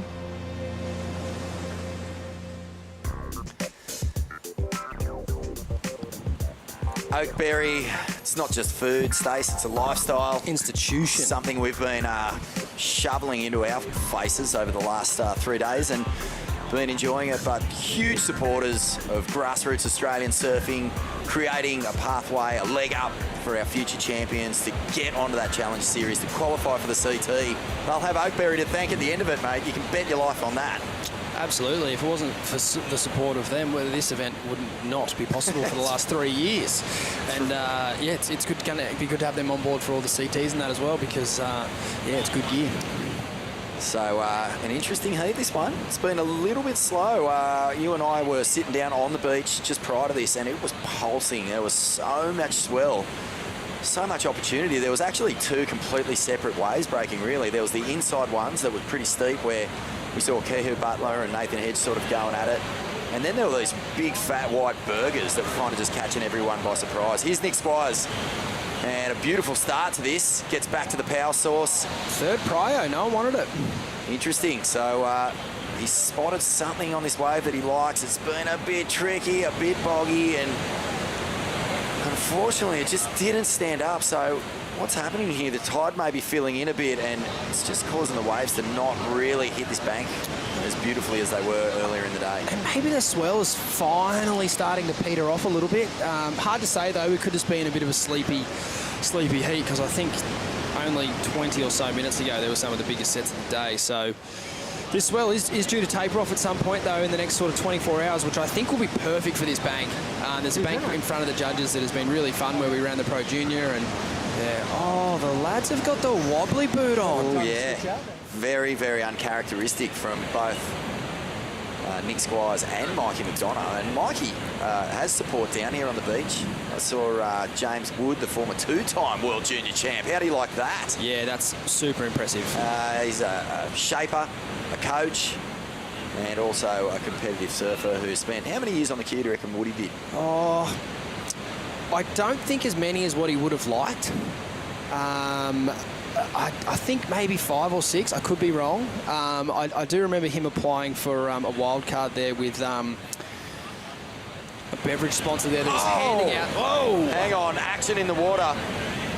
That'll give Woody, well, as well as being, you know, a high-level surfer and shaper, he's also a podcaster, mate. You've got the hat on. I've got the hat on. The Ball and All podcast. Running the merch. James Wood, Beric Barnes, the Wallaby, Steve Kondo, one of the local personalities down there, and also got Ben Satsy joining the crew. So, epic show. Check it out. Good to see lots of support for the boys. And Mikey McDonough getting something a little more meaningful here. Slash. Sick. Puts the back foot down, stays and hammers that end section. Thanks for coming. That'll feel good.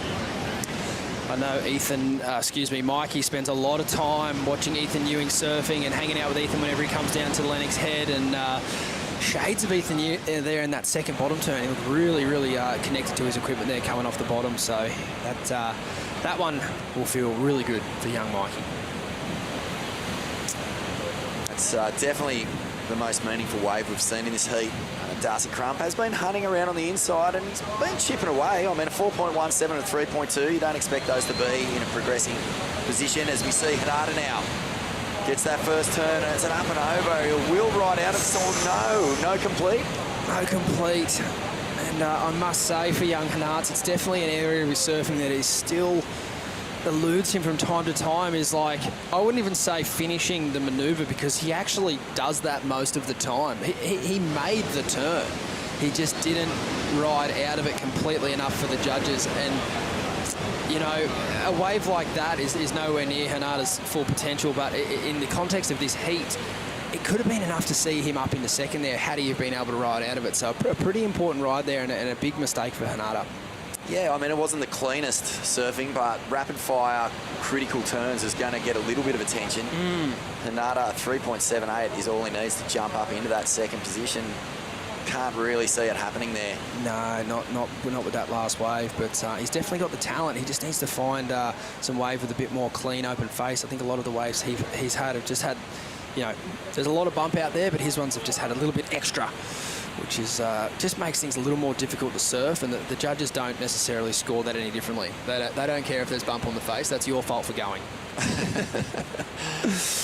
just thinking of Lennox Head while we're on that sort of thread.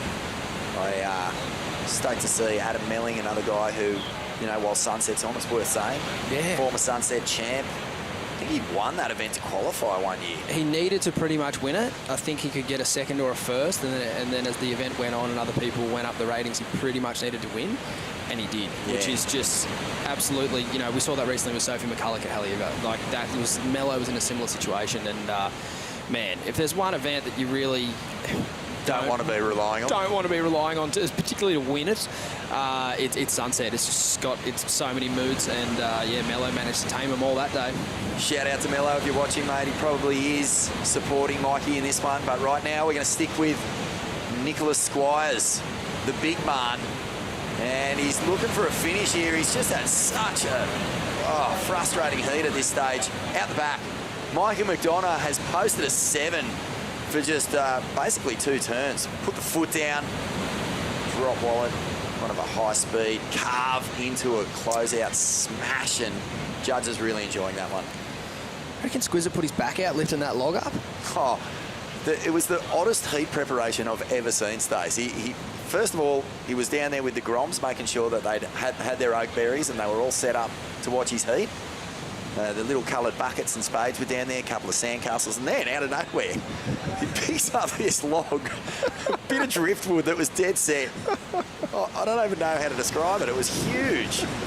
And just moves it in position so they've got a spot out of the sun. Yeah, he's a responsible father. Father of the Year award nomination right there. Classic. But I know he'd be loving to just be, you know, just putting on a bit better of a show for the family, and that, it's, you know, obviously making heats is what he wants to do, but at the same time, you definitely want to make the most of your 25 minutes, and unfortunately, Nick just hasn't been able to connect to anything so far. He's picking It's still wide open, though. Yeah, a 4.97 is just a one turn for a guy like Nick. He's so capable on any big He sort of reminds me of like a Michel Perez. He could just kind of angry his way into a 9 right now. Like, he'll just go straight into the lead. But, yeah, we'll have to wait and see. Crump kind of needs to step up here. Oh, he's just leaving the door open. Well, I was going to say, Nick Squires has just picked every single wobbly way. It's like he's surfing South Curly or something. It's just wobble, wobble, wobble, mate. Yeah. It's like a bowl of jelly every single wave that he's caught.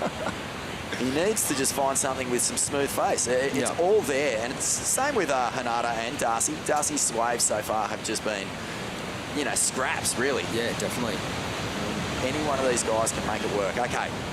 This is a little roll in here for Hanarta. Ozawa off the bottom, slashes into the pocket. Nice bowled out section. Gets the finish, and he will make sure of it on this one. There we go. Oh, I actually had my tongue in my throat there because I thought, oh no, Stace has made me all worried about the completion. You reckon he knew it too? Yeah, he was telegraphing that. He was like, no, definitely not. Yeah. Going to lose my focus. Patience off the bottom though. That first turn was really nice and comboed up beautifully. And you know, no offence to South Curly, sorry, I just realised, but it is such a wobbly You go to South Curly for Manly warm-up surfs, and you get to Manly and you think it's amazing. So it's a beautiful part of the world, plenty of good coffee and that, but yeah, a lot of backwash. And there should just be perfect rip bowls everywhere. It's sort of similar to like Sakurama. You go down there and you're just like, this is the best beach in the world. And there's just 4-foot backwash every time you stand up. Hanada, lovely carving turn out of the top there and combos this one up nicely. He was a little bit early, but he made sure of it. And he needed to. He's taken his spot in second there at 4.9. Darcy Crump on the replay here. He now needs a score. He needs a 4.3. Excuse me, that was a replay from a few waves earlier. So, yeah, Darcy's position still remains the same, which is third place, but he's got first priority. Oh, and the Squizzer melt continues. Not the performance he was hoping for. He's really strong in round one. He's still in it, though. He needs a 6.1. 90 seconds to go. If he can peel away down the end here to a different part of the bank, he could definitely get in a second spot. But Hanada looks like he's hitting his stride here. Not quite on the second, but... Yeah, Hanada, he's built this heat. I mean, he's kind of had a frustrating one. Every single wave has almost just been 2 turns. So Nick Squires, he's just cannot find any open face to get busy with here. 1 minute remaining, and you'd think Hanada is going to replace this 3.6 stace, I think. I mean, that was a beautiful That was a turn. sick first turn. Deep pivot off a bit of whitewash off the lip. Does get the completion. We'll see where that one lands, but yeah, Hanada, as well as being able to grind it out in the 3-foot bump at Caparita, he's actually a certified lunatic. Big pipeline, big toomies up in the west. He's got a few screws loose, young Hanada. Goes hard. There's nothing better. Nothing better than meeting someone who's, you know, fairly quiet, reserved, polite, and you see them out in the water and they just turn into an absolute animal. So a bit of a replay here, I believe. Oakberry Tweed Coast Pro, 20 seconds to go. And what have we got here? Off the end. Nick Squires on the inside. That is Darcy Crump on the outside. And Nick has found something here. He gets one more good turn here. Snaps it on the inside and... Oh, no! It's just one of those heats. 6.67 there, Stacey Galbraith. I just can't see it. I mean, maybe if he makes the last turn, he could ask the question of the judges, maybe even a bit of at the end to rev it up, but I don't think so. Certainly looked good on his equipment on that wave and found some good, clean, open face. It was a great start to the ride. He just needed to punctuate it with something a bit more at the end, I feel, if he wanted to really challenge for second. And Darcy now, this is a replay, he's chasing a 4.91. Won't be enough. I believe it is all done and dusted. We will confirm that. Okay, well, it's Mikey McDonough who takes that one out. Hanada Izawa gets it done. We're going to have a quick break and be more from the Oakberry Tweed Coast Pro.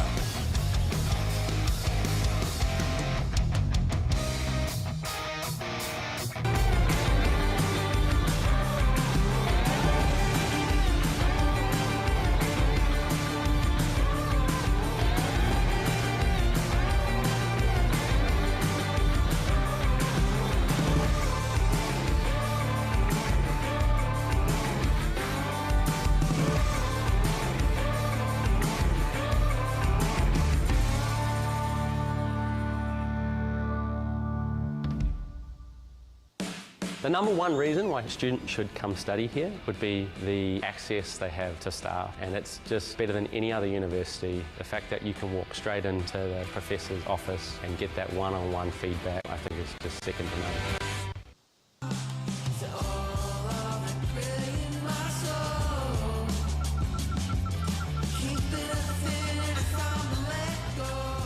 Find your moment at visitthetweed.com.au.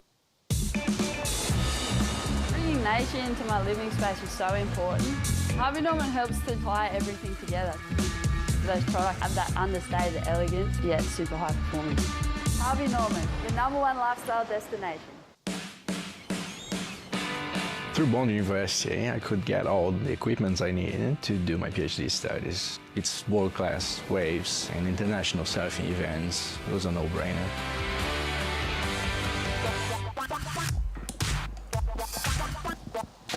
It's the Oakberry Tweed Coast Pro. Welcome to round of 64, heat number 14.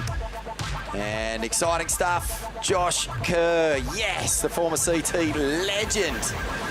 He's out there in the white. Mike Clayton Brown out there in the red. Axel Kurotta out there in the blue. And Connor Lyons in the green. Vaughan Blakey and Stace Galbraith. Absolute pleasure to be here. What a day of surfing it's been, but you can't not get excited when Kersey's back in the Rashi. This is a real pleasure, and here's his first little look-see on the twins. Not going back to the CT mindset. He's here to have fun, but it doesn't mean he's not taking it seriously. He wants to get through a few heats. He wants to impress someone very special to him. That's who right. is very impressive herself. That's right. And also his lovely wife, Nicole, who is on the beach watching, and it's Valentine's Day, so, you know, big heat win. Is that a present? Yeah, it might actually put a bit of a pin in the balloon of Valentine's Day if he has a shocker out here. But this should be fun. I mean, I don't know about you. Talk me through it. You do the board testing for Stab Magazine, mate. A 20 in these sorts of conditions, how do you think it's going to perform up against these high-performance thrusters? I think that the waves that Kersey will be looking to find will actually go beautifully. So it's dangerous for the other competitors out there. There's those sort of smaller, mid-sized waves, they're really clean face, and that little flat board's going to fit into those waves perfectly. In a way, the equipment that you're riding, I'll be very surprised if I see Josh on a wave, one of those bigger set waves that have all that chatter and chop in it that, you know, you can still surf to a 5 or a 6, but he'll be looking at those and just going, no, thanks. I know what I'm looking for. I'm going to be waiting for those smaller double-up waves like Mikey Madonna was getting and those kind of things. If he gets a hold of one of them, he'll be lights out. Yeah, it was pretty amazing to see Josh compete in the early rounds.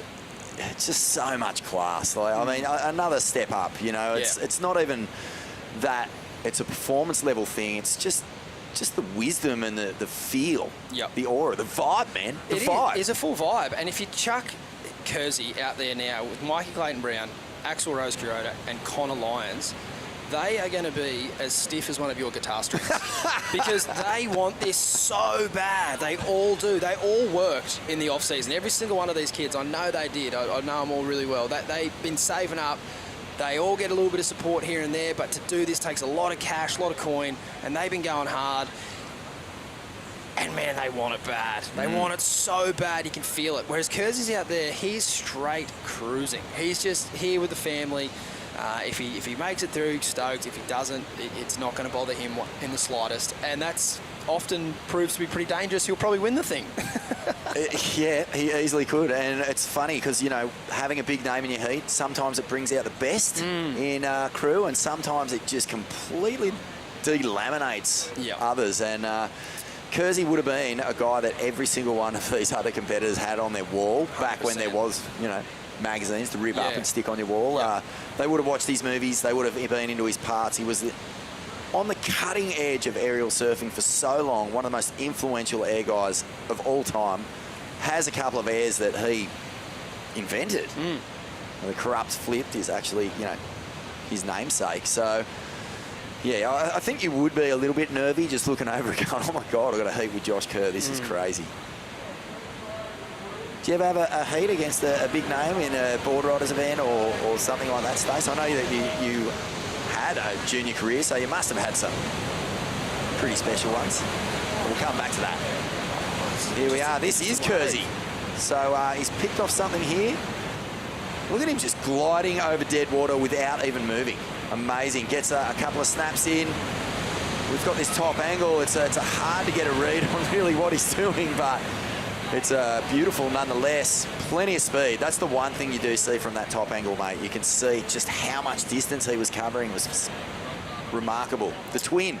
That's the advantage. No drag. You're just flying across sections. Yeah, see, interestingly enough, Connor Lyons had priority, I thought, excuse me. He must have paddled for a wave. Yeah, so Kersey obviously rightfully belongs on this wave, and he comboed this up just beautifully, held that speed from out the back, and, you know, I don't think too many people could have milked all of those points out of that wave, but Kersey certainly did there. He couldn't have done any better on that wave. That was really well surfed. If there's a criticism to be made of the twin fin out of the lip, it just lacks that little bit of punch sometimes. I mean, it depends who's riding the board. Kersey is more than capable of adding that extra bit of spice, but, you know, that's really one of the small things that you do sacrifice for that extra speed. Yeah, and just like board height above the lip too. Like if you watch Axel here on this wave, if he gets a snap in, you'll see his front foot. Oh, Kersey, not really that stoked to get out of his way there. That was interesting. He nearly lost a leg. So yeah, we'll see how that one plays out. But yeah, you just get a little bit more kind of, I don't know, fiberglass and foam above the lip, and it can just look a little more sort of expansive, top dynamic. to bottom. Yep. But what you lose there, you make up for in sort of responsiveness and agility, and you know, the ability to kind of free the tail up and things like that. So it's all, you know, it's still all compromise, and Josh certainly makes it work pretty well. Josh Kerr, Mike Clayton-Brown. Gonna have a look at this replay because it's a nice cutty to kick things off. Axel staying with this one. Looks like he's going to get a really good section here. Kersey right there. Wow, look out. Fins must have missed him by just millimetres. Now, Stacey, are you one of those guys who, if you were flying down the line and you saw your mate in the perfect position for a big old face full of spray, were you one of those guys who'd drop the hammer and just shower your mates? Is there any person that doesn't? Oh, I mean, I was Is usually it one on of the great joys of surfing that's never spoken about? Yeah. I would even surf past a good section to go to a bad section, just to just make sure that happened. But yeah, quite an interesting scenario there. It's something that happens more often than people realise, but it's one of those things. It's really hard for the surfer paddling out to know what the surfer on the wave's thinking. The surfer on the wave sort of has the control of the situation, but I don't know, like that section was kind of begging, and it was probably there for a long time. I'm wondering if Kersey came from a pretty wily era of competition. They don't lose their touch, these old boys. No, they don't. That was interesting. One thing to Axel's sort of defence, he's on the Quicksilver team, and I've took a job there about a year ago, and he sort of asked me before he paddled out, like, what do you reckon, 2 to finish or just one big one? And I'm like, mate, always one big one. Like, go for it. That wave was kind of slow enough that he probably could have maybe squeezed an extra one in, but if you have that in your mind, it's quite hard to adjust mid-wave, and that's what all he was thinking there, and rightfully so. Finish with a big turn and give the judges something to think about. But unfortunately, he just sort of didn't get the right amount of, I think, speed. I think even if Kersey wasn't there, he might have struggled to ride out of that turn because he didn't quite carry the speed the entire way across that dead section. So, yeah, hard one. Just saw Mikey Clayton-Brown. He picked off one of those beautiful little insiders with a really smooth face, but a bit of backwash brought him undone at the end. And Connor Lyons here. Let's see what he can do. This one has broken a little wider. You can see there's a bit more water in the face. More work to do, really. He's relying on his own power to generate these turns. That's a nice one. And he'll get a pretty spectacular off the lip and a bonus foam climb. And it looks like he might try and get this one through. He will. And releases the tail, so something out of nothing there. It was a really tricky wave at the start, but Lyons has done well as we wait for these scores to drop in. Let's throw it down to Jess Grimwood, the winner of that last heat, Mikey McDonough.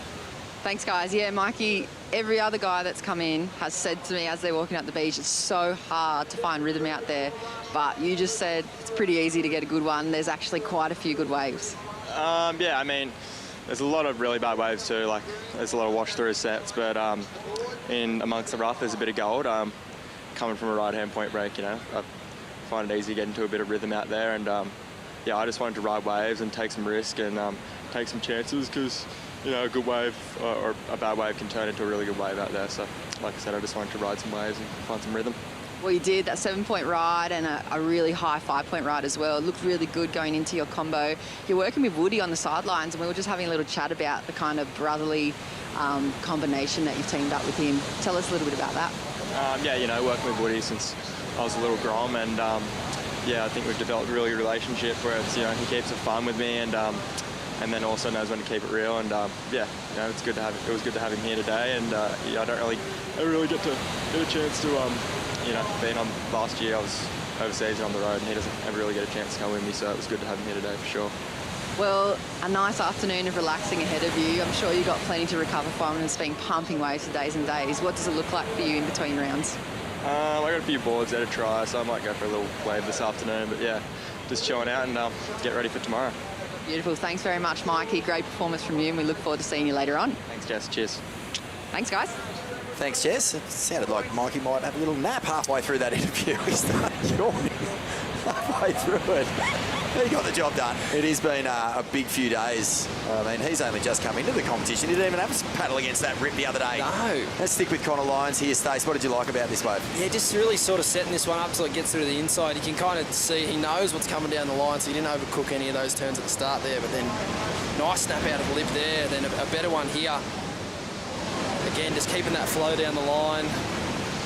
Connor's got a fantastic aerial attack, so I think that given that he started this wave so well, I mean, it's not really conducive to airs today out there, but I feel like if you grab your board and you find the waves on the inside that aren't too windy, we could see some fireworks here. Mikey Clayton Brown. And this one I thought might stand up for him nicely when he got through this little bit. You can see it's nice and smooth on the face, so he gets that lacerating turn off, the full body extension, pulls the rail through with speed, and I thought, here we go, smashes it, but the backwash brought him undone, and then Josh Kerr on this thing. Yeah, this is exactly the kind of wave that I did not expect to see Kersey on. A big, lumpy outside burger, but I guess the class of Josh Kerr is he still made an excellent, you know, might not be an excellent score, but the way that he surfed this wave, again, he extracted every single point out of this wave. Lovely check turn there to keep his speed down the line. Uncharacteristic little catch there, but that board, just so much speed, it just doesn't really stop. And then classic rock and roll floater to finish. I love that finish. Another solid wave for Kersey, so he's out in the lead at the moment. Kersey in the lead, folks. We're going to take a quick break in this heat and be back with more from the Oakberry Tweed Coast Pro in just a moment.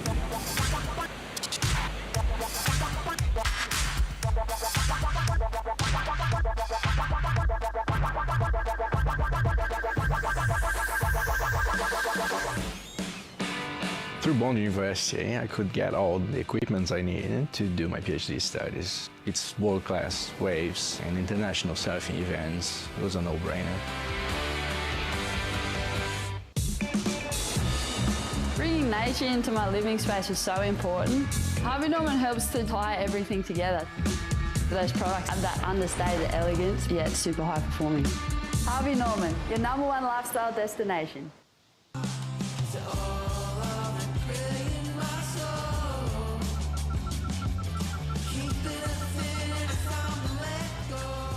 Find your moment at visitthetweed.com.au. The #1 reason why a student should come study here would be the access they have to staff, and it's just better than any other university. The fact that you can walk straight into the professor's office and get that one-on-one feedback, I think is just second to none. The Oakberry Tweed Coast Pro.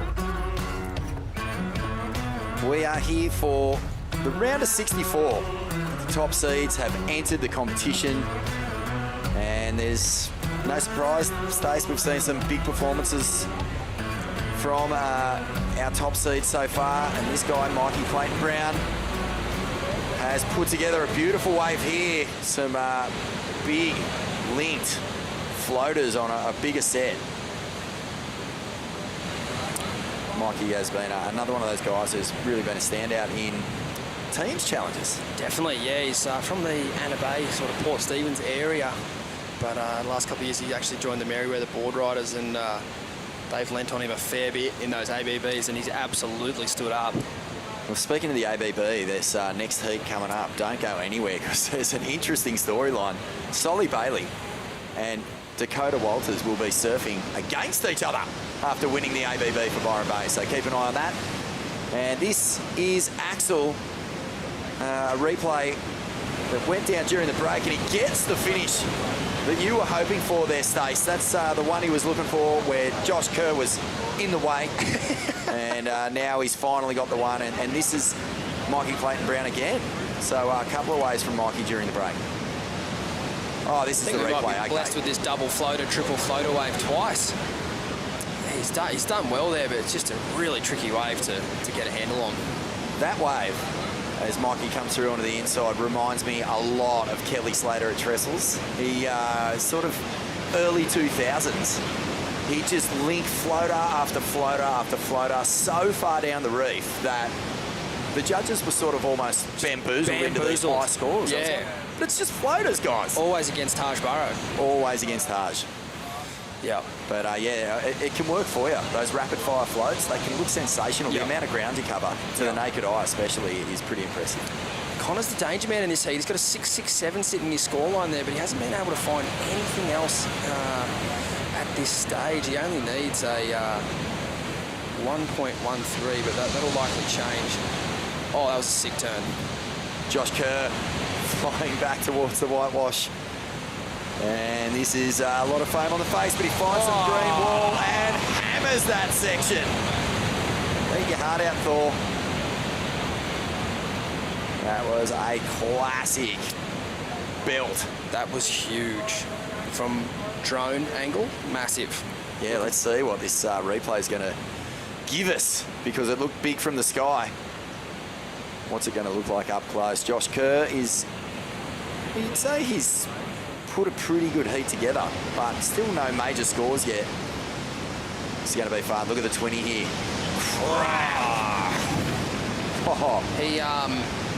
He probably hasn't picked the waves that he was exactly looking for, like with that steep bowly curve to him, but the waves that he's picked, he surfed them. Yeah, he's extracted every single point he could have out of the waves that he's ridden, so yeah, he's been on a good roll. And the thing about Kersey and what the best guys do so well is it's that early completion piece. They just, like, it's kind of boring to talk about, but they just finish their waves. And it sets them up to be in a position like this, to put the best score of the heat on the board. And now they're looking so rock solid. And the guys behind him, they're, you know, apart from Connor Lyons, the other boys are still really chasing that breakthrough number. So, yeah, Kersey's done a fantastic job there, 6.93 on that last ride. You and I were down the beach before, Stace. We saw Nathan Hedge hit a section just like that. I think one of the most, I don't know, the coolest things about it is the acceleration into those lips, coming off the bottom, full intent, and just launching it, having the talent to just clobber an end section like that and just back yourself to ride out with speed. It really is what sets the great surfers apart from the rest of us. Yeah, definitely. And you're kind of going just on feel on some of those big sections because it's just an absolute whiteout. So, yeah, that was a cool turn. And Nick Vasicek was walking past us. He kind of just looked up and went, oh, yeah, like, you know, you kind of feel those turns from the beach. Getting a bit of a rev up there from Coach Crispy on the runaround, maybe some electrolytes. He's rock solid, Mikey Clayton Brown, but similar to Kersey, but prior to Kersey getting the 6.93, Mikey and Kersey had just found those running waves, but just had a bit of lump in them. And he's done all he can to kind of get the scores that he needs, but he hasn't. No one's really found. You know, prior to that, it was sort of Connor Lyons that really had only found the clean face. So yeah, it's going to be interesting to see if Axel and Mikey can find you know, that breakaway number here, because Connor Lyons sitting in fourth with a 6.67. Certainly the danger man at this stage of the heat. Yeah, just under 5 minutes remaining. Connor Lyons looking for a 2.13. It's just nothing. I often hear commentators say, Stace, you know, sometimes it's harder to surf for like a 4 or a 5 or something like that, but we've seen it before. Surfers can get a 10 in a heat, need a 2 to get through, and really struggle to find it. I mean, what is it that blocks you from making a move at just something small? It's just the fear that there's something behind it, you know. Oh, yeah. And you're going that wave to get the 2, and then all of a sudden, you know, the person that you should be smashing out of the park is then on the best wave of the heat.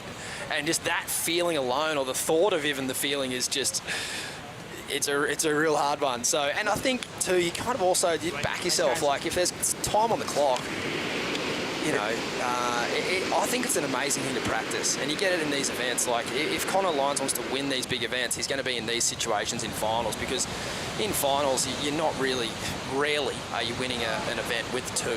I watched Carissa Moore and Nikki Van Dijk in a final in Portugal once. So Carissa did need a 2 and did not get it, but that's the only time I can think of that ever happening. So nerves starting to kick in. Yeah, it's not exclusive to competition either, wanting that one behind. Josh Kerr lays it down. When you're surfing with mates, it's so nerve-wracking when a big set comes. But this is nice from Kersey. Starting to find some rhythm. I love the lean on that bottom turn. Full body lean. and just backing his equipment. And he's really just, found a new home on these twin fins.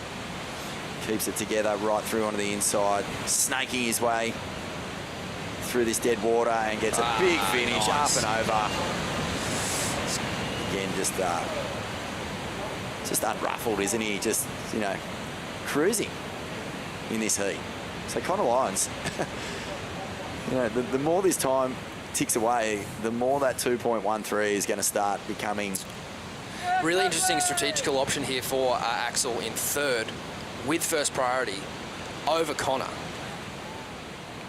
It's one thing to be chasing second, but in the context of this heat, he probably needs to take the next best wave off Connor. As we see a replay here off Kersey. The judges, the commitment's a big thing for them, and I think a lot of people probably phrase commitment in the top half of the wave. That was full commitment to a bottom turn right there. Like, you couldn't have been any more leant over and committed to your equipment and the wave than that bottom turn right there. That was sick. Yeah, there's a freeze frame in there. There's a Perso in there. I reckon there's a couple of Persos in that one, a couple of webcast framies. Fantastic job from the team this week. It's been some amazing shots. But yeah, I love this sort of tactical sort of thing that could play out here. We've got a paddle. Looks like Connor up and riding. Gets the first turn done. It's aggressive. Had plenty of intent, and he's gonna get onto this next section, and he had to. And good stuff. Gets a pocket jam, so this is gonna make life extremely difficult. Oh, it just keeps giving this thing. Oh, he's let it slide. So maybe a tiny door open, but just looking to replace a 2.13. A lot of work done on that one, Stace. Is the lack of completion going to hurt him here, do you think? No, not at all. He smashed what he had in front of him, and this must have been Axel behind. I'd have to imagine Axel's probably going to need about a 7.5 on this wave. And so far, not much done on the outside. Board looking nice through these cutties, but he just needs a bit more steep section to work with. Gets a little up and over now. Did Axel have priority in that exchange? That's another thing to consider. Yeah, he did. So he had priority for the final exchange. So, maybe, I'd love to know which order those waves were actually ridden in, because in my mind, there's no way Axel shouldn't have been on this wave if this was the first wave of the set. Can we see him out the back on that one behind? I'm not too sure. But yeah, great wave surf here from Connor. Fantastic surfing. Yeah, some huge turns in there before he falls. He's going... climbing that leaderboard. He's climbing that leaderboard big time. And here goes Mikey Clayton-Brown. A couple of fours. Let's see what this thing does. It comes through onto the inside. The rail work is beautiful, but the wave choice has just not given him a whole lot to get aggressive with.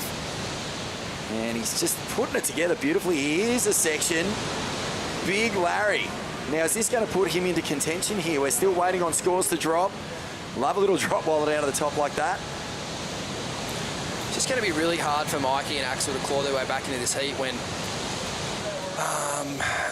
they have such a deficit on their top scoring waves to Connor. Like, he's just sitting there in fourth, just ready to pounce. Like, he's got basically a 1.5, or give or take, on his best wave to their best wave. So anything that he does on that last wave, they got to add that to their equation. And Connor smashed his wave. So I think it's going to be an unsurmountable task from what we've seen. There you have it. It's Josh Kerr and Axel Carrotta. I think we're still waiting on a score here, actually, just for Mikey Clayton-Brown. So, yeah, as we sort of expected there, Connor Lyons to the lead, Josh Kerr in second, and then the boys still waiting for scores, but I'm not too hopeful it'll be enough. Mikey's best wave, but not enough Forno. Not enough. So it's Connor Lyons who gets the leapfrog over Josh Kerr for the W there.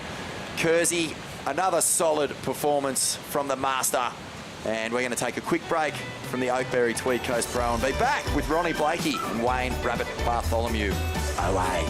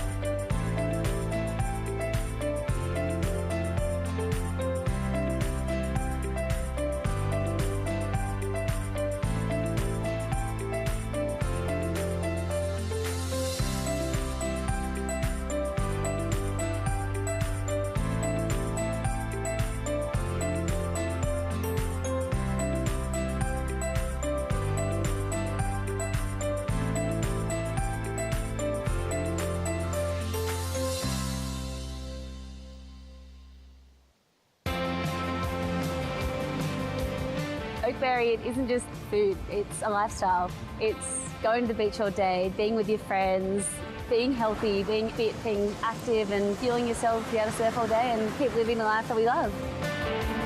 To me, eating real food is so important, and real food to me is organic, 100% natural, free preservatives, fresh.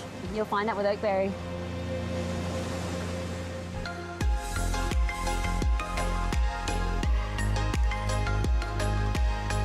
Welcome back to the show. We've been waiting for this one all day.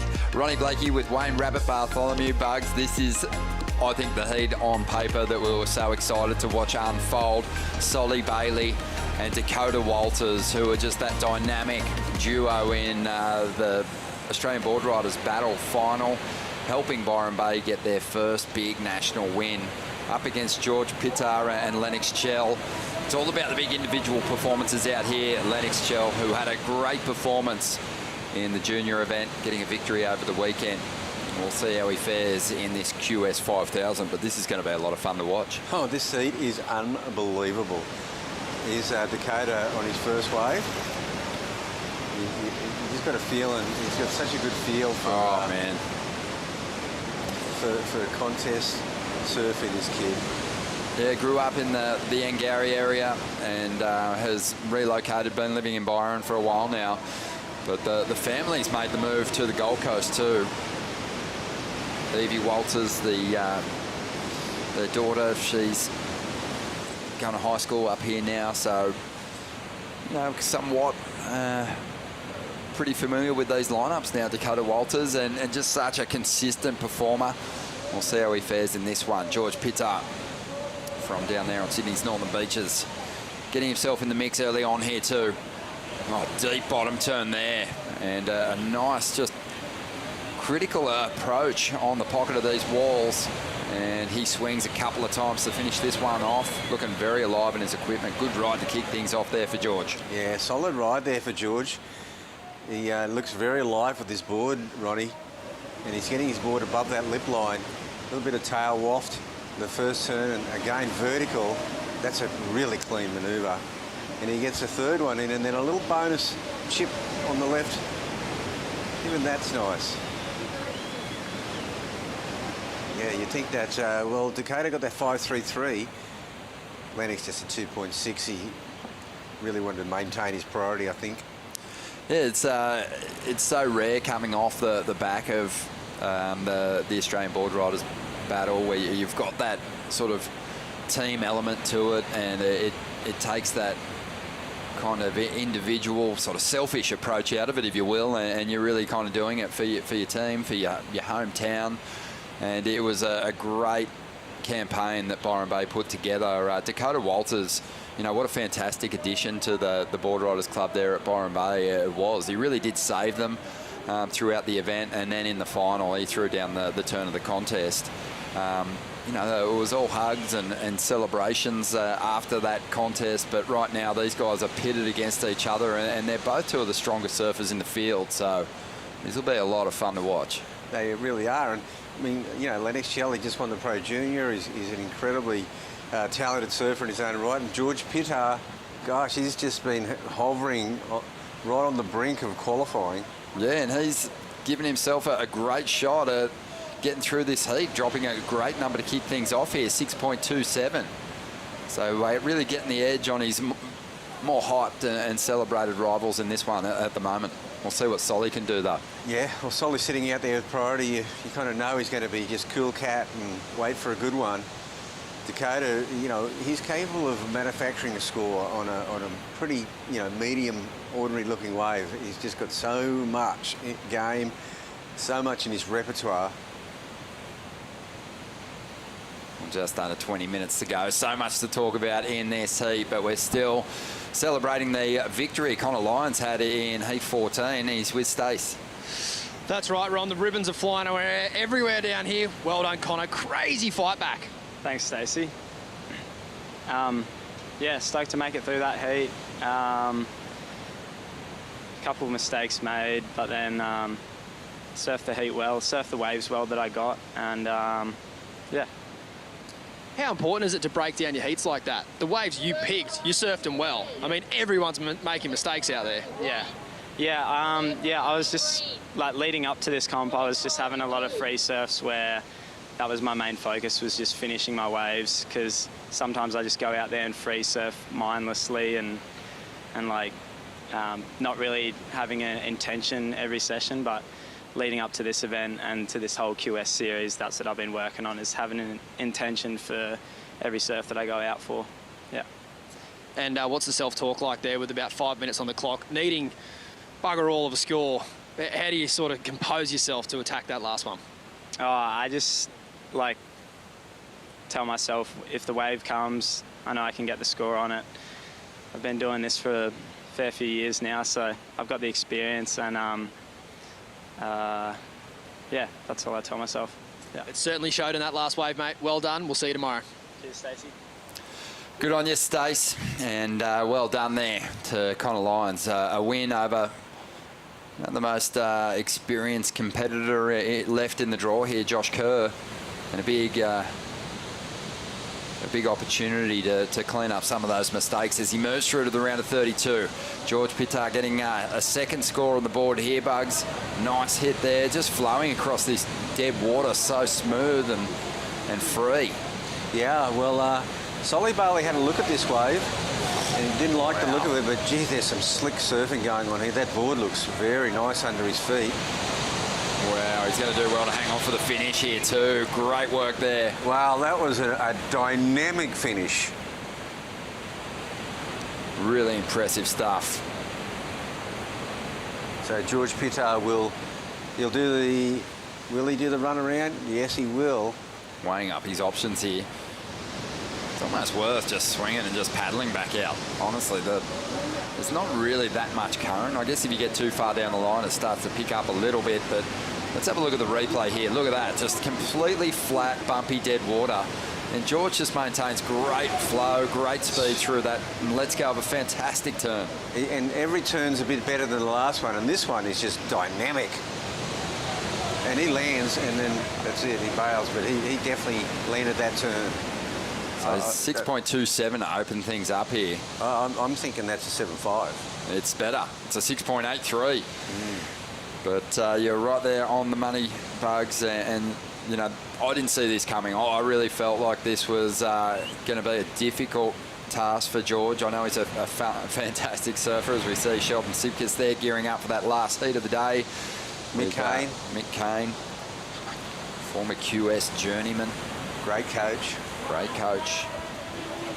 Yeah. Manager as well. But yeah, this is interesting to me. George has really come out strong here. He's making a statement against these bigger names. Solly was really deep. He had a really good look at that wave. I do tend to think he thought there was something behind, but I'm pretty sure Solly's pulled the trigger on something because he's paddling back out.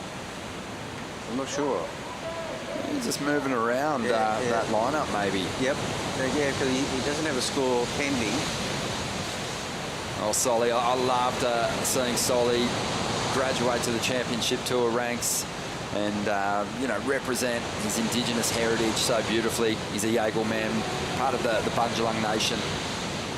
And, yeah, he lives down there at Byron Bay. He kind of, you know, he had a huge qualifying series victory some years ago now, but in heaving conditions at Pipeline, he managed to win over an incredibly stacked field that included Kelly Slater, John Florence, Jamie O'Brien, Pipe Masters. It was incredible, man. It was the Volcom in February, and he was just.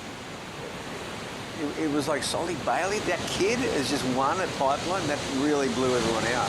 It did. It announced his arrival, that's for sure. And here he goes. Well, let's see what he can do with this one.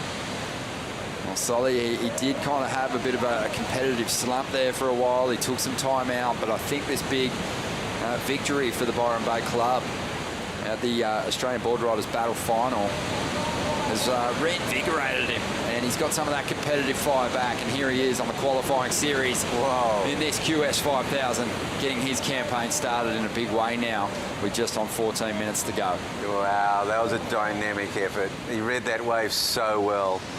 I love the way he brings it all the way back here right now, and he goes left, gets back into the power of the wave, and then it starts up. So just a series of, just good connecting turns. You think it's all over here? No, he gets around this so easily. Whack! And then a great finisher. Wow, that's a dynamic ride. That's incredible. Yeah, expecting a good score for this one. 13.5 minutes to go. Solly Bailey making his way back out. He's going to be well within reach of those top 2 spots, if not in second position when we return from the break.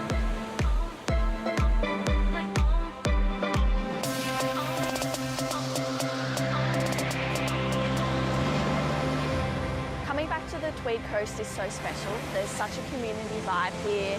Everyone's happy, everyone's active. At a young age, my family moved into the Tweed Coast, just being blessed to grow up in such a beautiful part of Australia.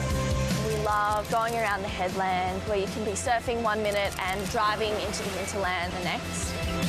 Good waves, the people are amazing. You can't really ask for anything more.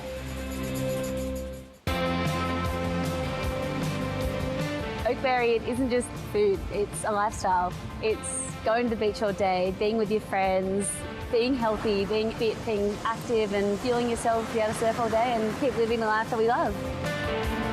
To me, eating real food is so important, and real food to me is organic, 100% natural, free preservatives, fresh. You'll find that with Oakberry.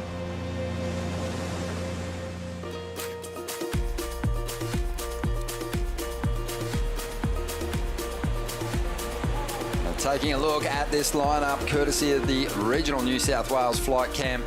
And man, Solly Bailey's just made a big statement, 6.53. Making his move into second position now after a 6.58 to get ahead of George Pitto, who had an unbelievable start to this clash. Dakota Walters, he's got a 5.33.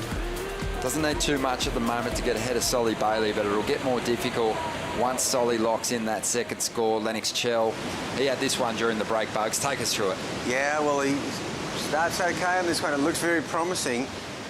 Not sure what happens here because he doesn't have a big score to his name. Oh, that's what happened. He went down. He's trying to push it hard on that final section. Back to live action now.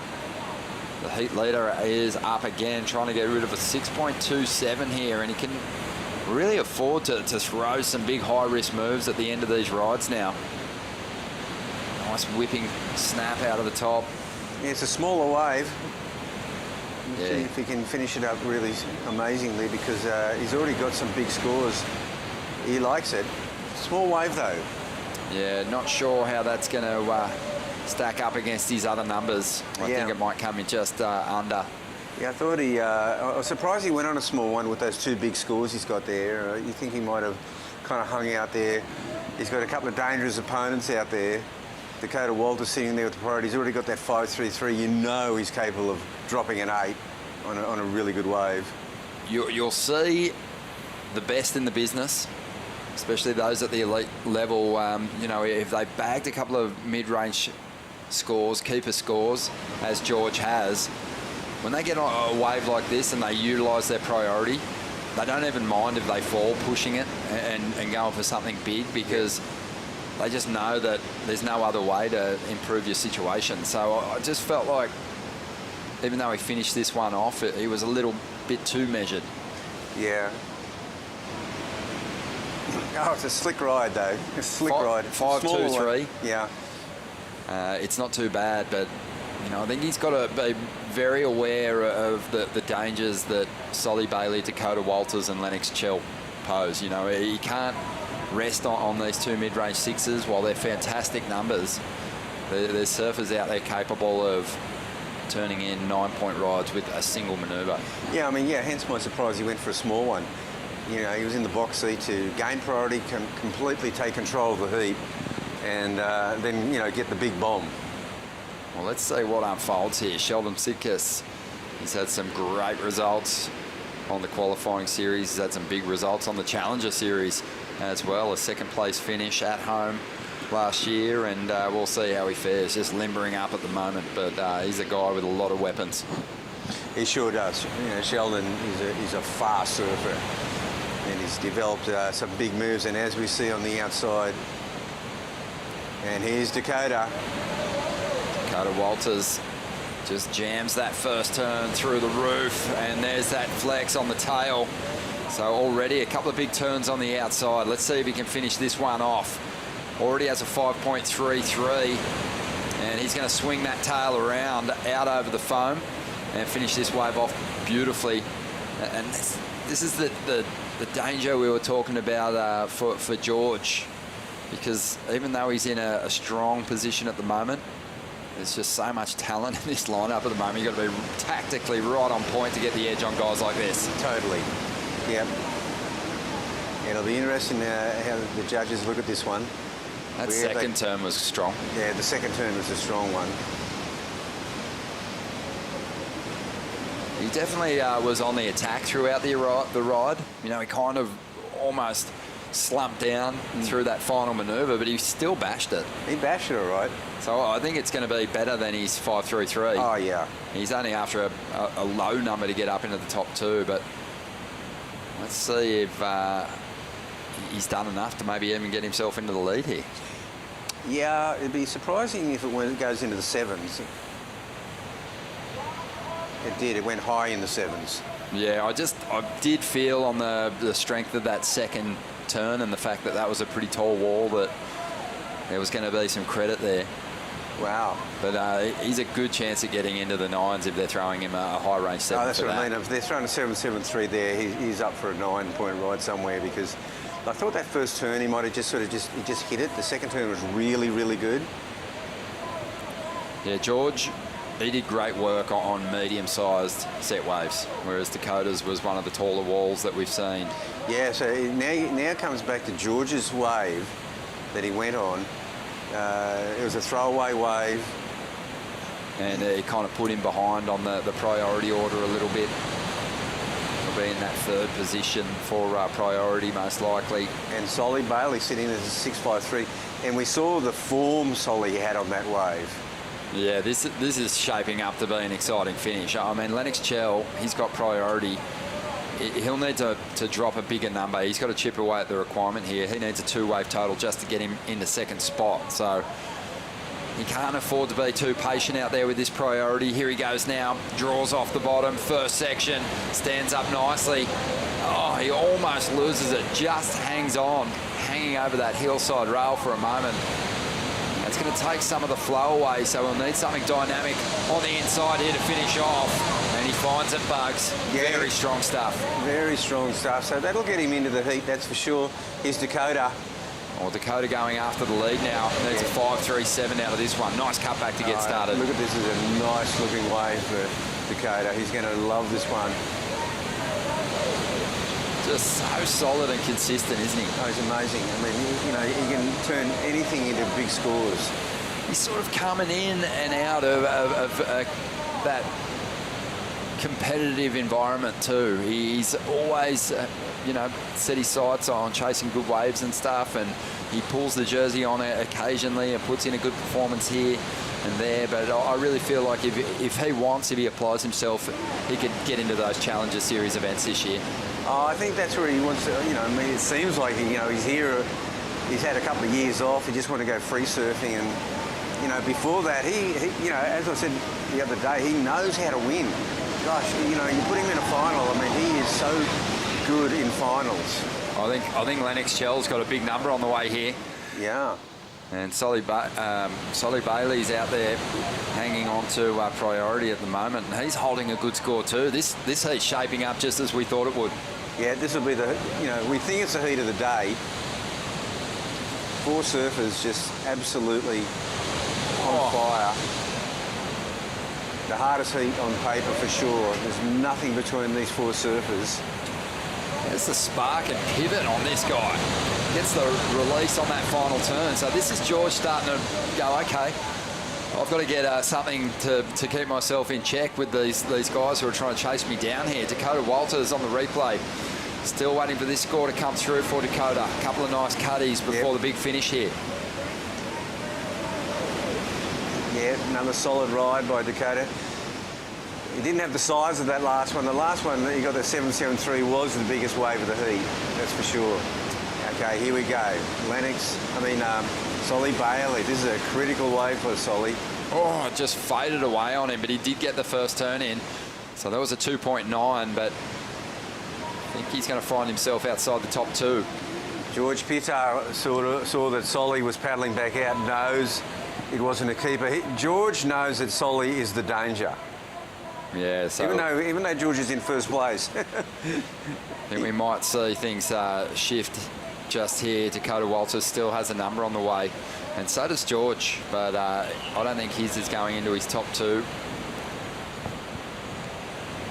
So 3 minutes to go. This is going to be a lot of fun to watch. Lennox Chell got himself a 7.57, so he's right in the heat now. This is anyone's. Wow, that's amazing. You got a 7.57. They loved that big last turn, didn't they? Oh, it was huge. You know, he really saved that ride with that explosive final manoeuvre. This was great surfing again from George. Medium-sized wave though, so we'll see. I feel they've lifted they've lifted the whole criteria in this heat. You know, you compartmentalise this heat. There's big scores coming through in this heat. Oh, here we go on the outside. Solly Bailey making a charge for the top 2. Nice turn to get started. This wave's got some steepness to it, and he's going to make good use of those first 2 sections. Again, goes to the rail. Just flexing on this board in a big way. Let's see what kind of finish he can put on it. Gets that tail free, and that's going to feel good. Had a 6.53. Wow. Was after a 6.58 to jump up into second. Dakota Walters, he banked a 5.6 for his last ride. He's up into the lead, and George is vulnerable here, and we knew that there was going to be a fight back from Lennox Chell and Solly Bailey at some point. Oh, we sure did. Yeah, and this wave for Solly, this is going to be the critical score. Did he do enough to better George Pitar? Oh, there's a real power to his surfing, Bugs. Oh, there really is. It's amazing. Like, this guy is looking the goods. I even thought in the ABB that even though Dakota was the guy getting 9s, every time Solly went out, he was getting 7.5s and 8s.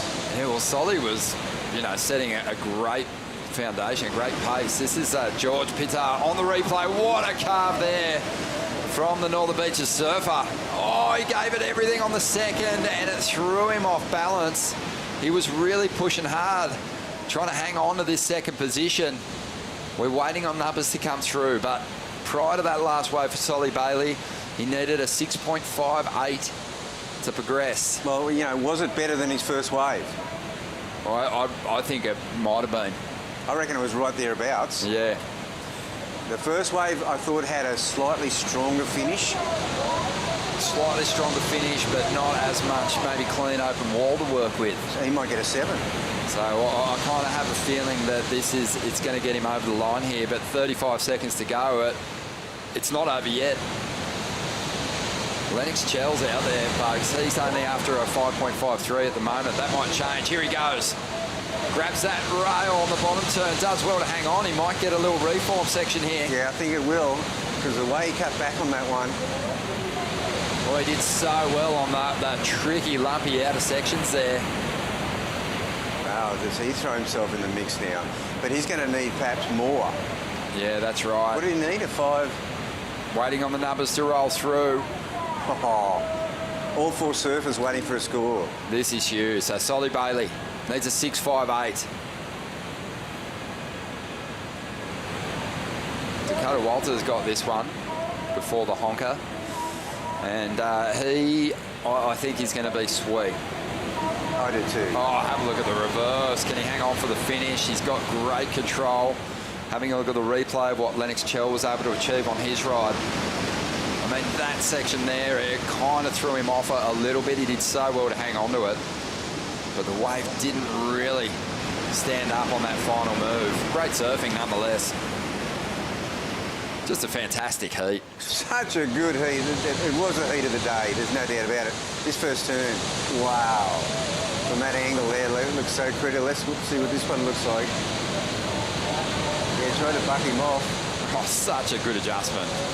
We just have to wait. I mean, this is on the line. I mean, George Pitar is so not safe in this heat right now, and he really deserved to get through the heat. Oh, he did so much great work at the start. He's just baffled. But, we weren't talking down the surfing he was doing. What we were doing was talking up the the absolute potential of Dakota Walters and Solly Bailey, even Lennox Chell, and we saw it from all 4 competitors. You know, a couple of sixes, it was never going to convincingly take this heat out. And that's true. Absolutely true. You know, that 6.83 to 6.27. Then George kind of went that smaller wave, and I don't think he really threatened again after that to, you know, improve his position. The surfers are freaking. They want to know what's going on. But what I think is unfolding here, Bugs, is the judges are going back and having a look at some replays. They're affording themselves some time here to make sure they get this result right. The 2 ways they've got to look at, I mean, they've got to look at, you know, Dakota 7.73 is the benchmark, but they've got to look at Solly Bailey's 6.53. I reckon that's the score they've got to judge it by. Yeah. And you can't count out Lennox Chell either, because he got some work done on his last ride. Okay, well, the 6.23 came through for Solly Bailey, and it wasn't enough. He was after a 6.58, so you were spot on. Liking his first scoring ride better. And then obviously there was a lot of happening in the final stages there, and Lennox Chell, he fell short of the requirement, and George did hang on to second position there. Oh, wow. So he did do just enough. He did some great surfing to hold on the second spot, but Dakota Walters, he dominated and got the best number of the heat, and he is powering on through to that next round. We're going to take a quick break. Back with one more right after this.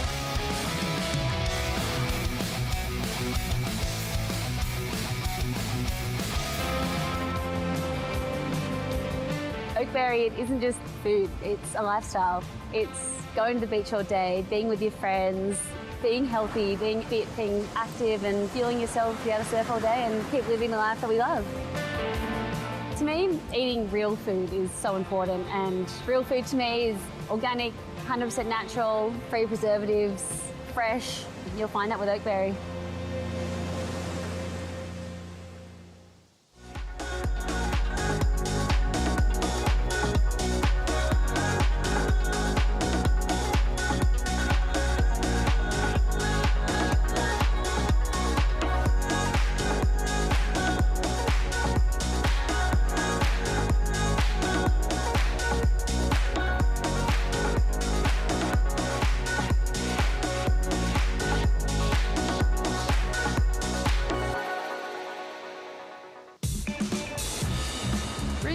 Into my living space is so important. Harvey Norman helps to tie everything together. Those products have that understated elegance, yet super high performing. Harvey Norman, your #1 lifestyle destination.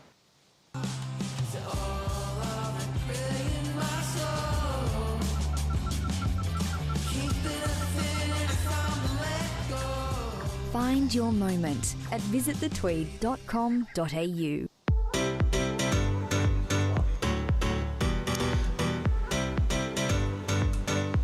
Welcome back. One more heat this afternoon. And it's heat 16, the round of 64, and then we'll be able to establish the unbelievable matchups we'll be looking forward to in that round of 32. But it's another good lineup. Sheldon Sinkus, who was on the Challenger Series last year, up against Zayna Sink, who's in the blue jersey. Macklin Flynn in the green. Ty Richardson's out there in the white. Macklin's up at the moment. This is a replay of what happened during the break. Nice in there to finish that one off. And a fantastic way to finish off this incredible round of competition. Zane's up at the moment. Let's see what he can do, Bugs. Yeah, this is the first time Zane's entered the water as a seated surfer. And, you know, he's put a bit of beef on young Zane. He was, there wasn't much to him. You can just tell he's grown up. These kids, a year later, you can tell, they've just filled out and got a bit more power in their surfing. Yeah, I mean, they're so finely tuned competitively, having done obviously a lot of pro junior events, those amateur contests, and you know, once they start to mature, the form is already there. So that extra muscle, that power, just sees them take their performance to a whole new level. 21.5 minutes remaining in this last heat of the day. Bugs, that last heat, we've got to talk about it a bit. It was so close, and even off camera we started going, but did he do enough? And his surfing looked more powerful, and that's kind of what you get when, you know, everyone's turning it on. You're going to have some differing opinions. The score lines were really close. I mean, there was less than a point and a half separating first and fourth. Amazing, and you know, as we see Zane now finishing off really nice, neat finish to that wave. Even Lennox Shell, I mean, he just got himself right in that. He had the second highest score of the heat, second highest wave. Replay here of Sheldon. This one ridden just during that last replay that we saw, so just moments ago, and he doesn't get much out of it, just a 2-point ride. So a bit of a pretty low scoring start to this heat. Zane getting the best of the first exchange. Ty Richardson yet to surf, but here he goes now. Oh, he's in and out.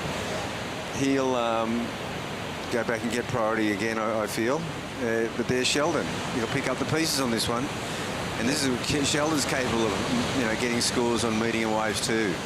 All right, just the acceleration is very noticeable, just moving at a different speed. I think the surfers in the last couple of heats even, just when he got to his feet, Bugs, just priority number one was just giving himself the opportunity to let go of something big. He didn't find the big steep wall, but he's just so agile. Oh, yeah. Look at that. Incredible speed. It's amazing, you know, he just hasn't been able to transfer that to on the international stage yet, but gee, I'll tell you what, around here, this guy is just He's another one of those guys. He was always a kind of, you know, a bit of a praying mantis in appearance. He was kind of long and skinny and lanky, and he's really filled out. He's got a lot of power in his surfing now, and just starting to sort of really build some momentum towards yet another strong QS campaign, and maybe another shot at the Challenger Series as well. So having a look at the numbers there, 5.67 for Sheldon. He's taken the early lead here. But what a fantastic day of competition, and just an obvious improvement to what we had over there at Kingscliff, where we retreated to find some protection from the cyclonic swell pattern. It was just arduous what the surfers were faced with yesterday. Just such hard work to find a couple of scores. I think, you know, looking back on the regional QS league, I think you'll be finding it hard to get a more difficult day of surfing than that yesterday at Kingscliff. Let's hope so. Yeah, exactly. But it's you know, it's a testament to this part of the coast. There is some great little cosy corners that you can find a wave. Even in those first 2 days of competition, driving past the point here, you know, there was surfers out. It was just too many wash through sets. You know, you don't want to send people out in the heat to duck dive waves. No, they're big burgers. They would have been very wide and real, just big burgerish, you know, foam balls. Hearing stories too of other areas up and down this end of the east coast, just absolutely firing over the last couple of days. But we'll have our moments for sure, and we definitely had a few today. So just on 17.5 minutes to go here, Sheldon taking the early lead. But Stace, how fun was that last heat to watch? That was so fun. It's about to be as fun as this interview. Lungy Slab, ladies and gentlemen. So, Codes, that was a good heat, and it was really tricky. Explain the conditions. Yeah, it's pretty hard out there. I don't know. I seemed to get a couple, but I was wobbling all over the joint, and yeah, I don't know, just happy to ride a couple waves to the end and get a few scores. Nice. Your board's looking good. Tell us what you're riding. Yeah, board feels nice. I'm just jumping in between equipment at the moment. I've still been, I don't know, just riding a few different things just to test some things out, but nothing set in stone yet. Great job there, Lungy. I think I'll keep my job for the rest of this week. Back to you guys in the booth. Lungy Slab there. Tweed Coast Tweed Coast royalty, you'd have to say, and he's only a Grom. He's got a big bright future ahead of him. Just such a unbelievable surfer. Love watching him surf, and I don't mind his interviews, Bugs. Yeah, I love the interviews. It's so good to see Lungy taking that on. Yeah, he's a sweet kid. Yeah, just interesting though. Dakota dropping some little nuggets there. Love the fact that he's just experimenting with equipment. Saw him on a round tail, and it seemed to be working incredibly well. But you see him just on so many different boards. He and his brother Harley are always experimenting with different equipment, taking out old school designs, and you know, there's nothing they can't ride. But settling on something that gives you the confidence to get the job done with the jersey on is a little difficult at times. Sheldon's so committed on that final section there. Wow. You know, yeah, there's actually a few rocks underneath that one section close to the inside section. There's a bit of sand covering it right now, but this is the wave that...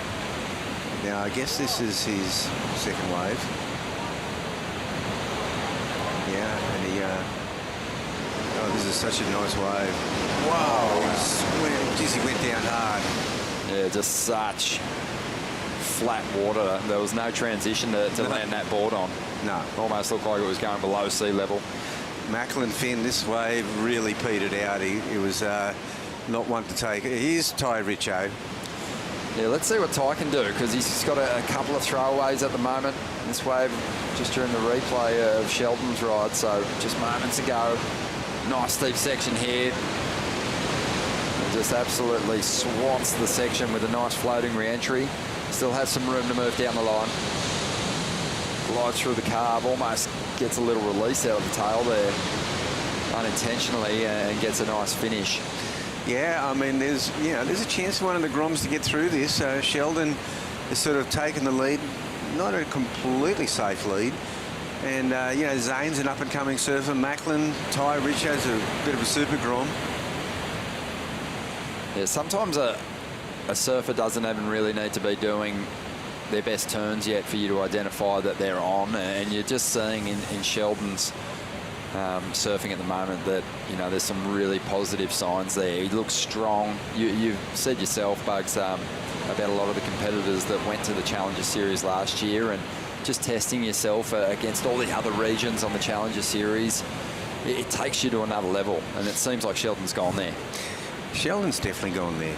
You know, and you know, you come back to this, and it's sort of that comfort zone that you're in control of, and you know, that takes one of the big variables away. You know, you're definitely not nervous going out in heats, and that allows you to do a bit more free surfing, knowing that, you know, this is your zone that you can dominate. Yeah, in saying that, we have seen some of the sort of stronger surfers in the draw trip up at different stages throughout the day. So it's not like there's easy heats in these earlier rounds, but you do expect someone with the experience of Sheldon now, having been to the Challenger Series already, to come back here and kind of dominate some of these earlier rounds. That's right. And he expects it. Yeah, that's he the big expects it. thing. You know, he would have looked at the last seat and then kind of, for him, you know, looked at this seat and gone, well, I'm against a bunch of Groms, you know. Yeah. Dangerous Groms. Yeah. Strong surfers, but surfers that, you know, I've got a lot more reps than, and obviously have a bit more kind of experience in these big moments.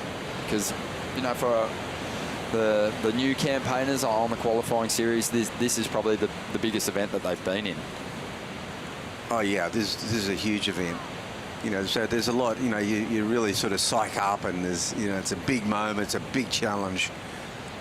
12.5 minutes to go here. Sheldon with a pair of 5.67s is out in front. Zana Singh holding on to second spot at the moment. Back with more in just a second.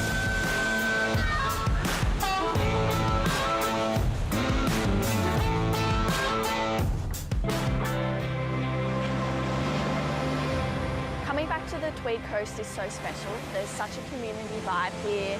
Everyone's happy, everyone's active. At a young age, my family moved into the Tweed Coast. Just been blessed to grow up in such a beautiful part of Australia. We love going around the headland, where you can be surfing 1 minute and driving into the hinterland the next. Good waves, the people are amazing. You can't really ask for anything more.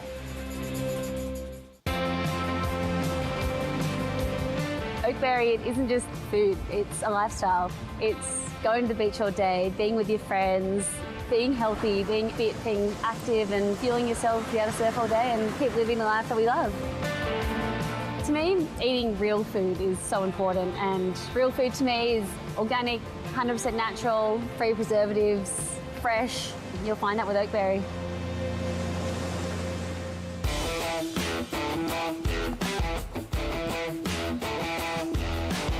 Just on 11 minutes remaining in this last heat of the day, the last heat of the round of 64. And then we'll be able to head over to worldsurfleague.com and have a look at the heat draw for the round of 32 for the men. And obviously the round of 16 for the women. Those who survived those tricky conditions over there at Kingscliff and got through today, they face in this draw and a shot at the title. As we see, just trying to put one together. Yep, he's trying to stay in second spot here. He's got that 4.50 and just doesn't quite finish that wave off. It was kind of a bit of a weaker wave. Here's Macklin Finn. This looks like his best effort for sure.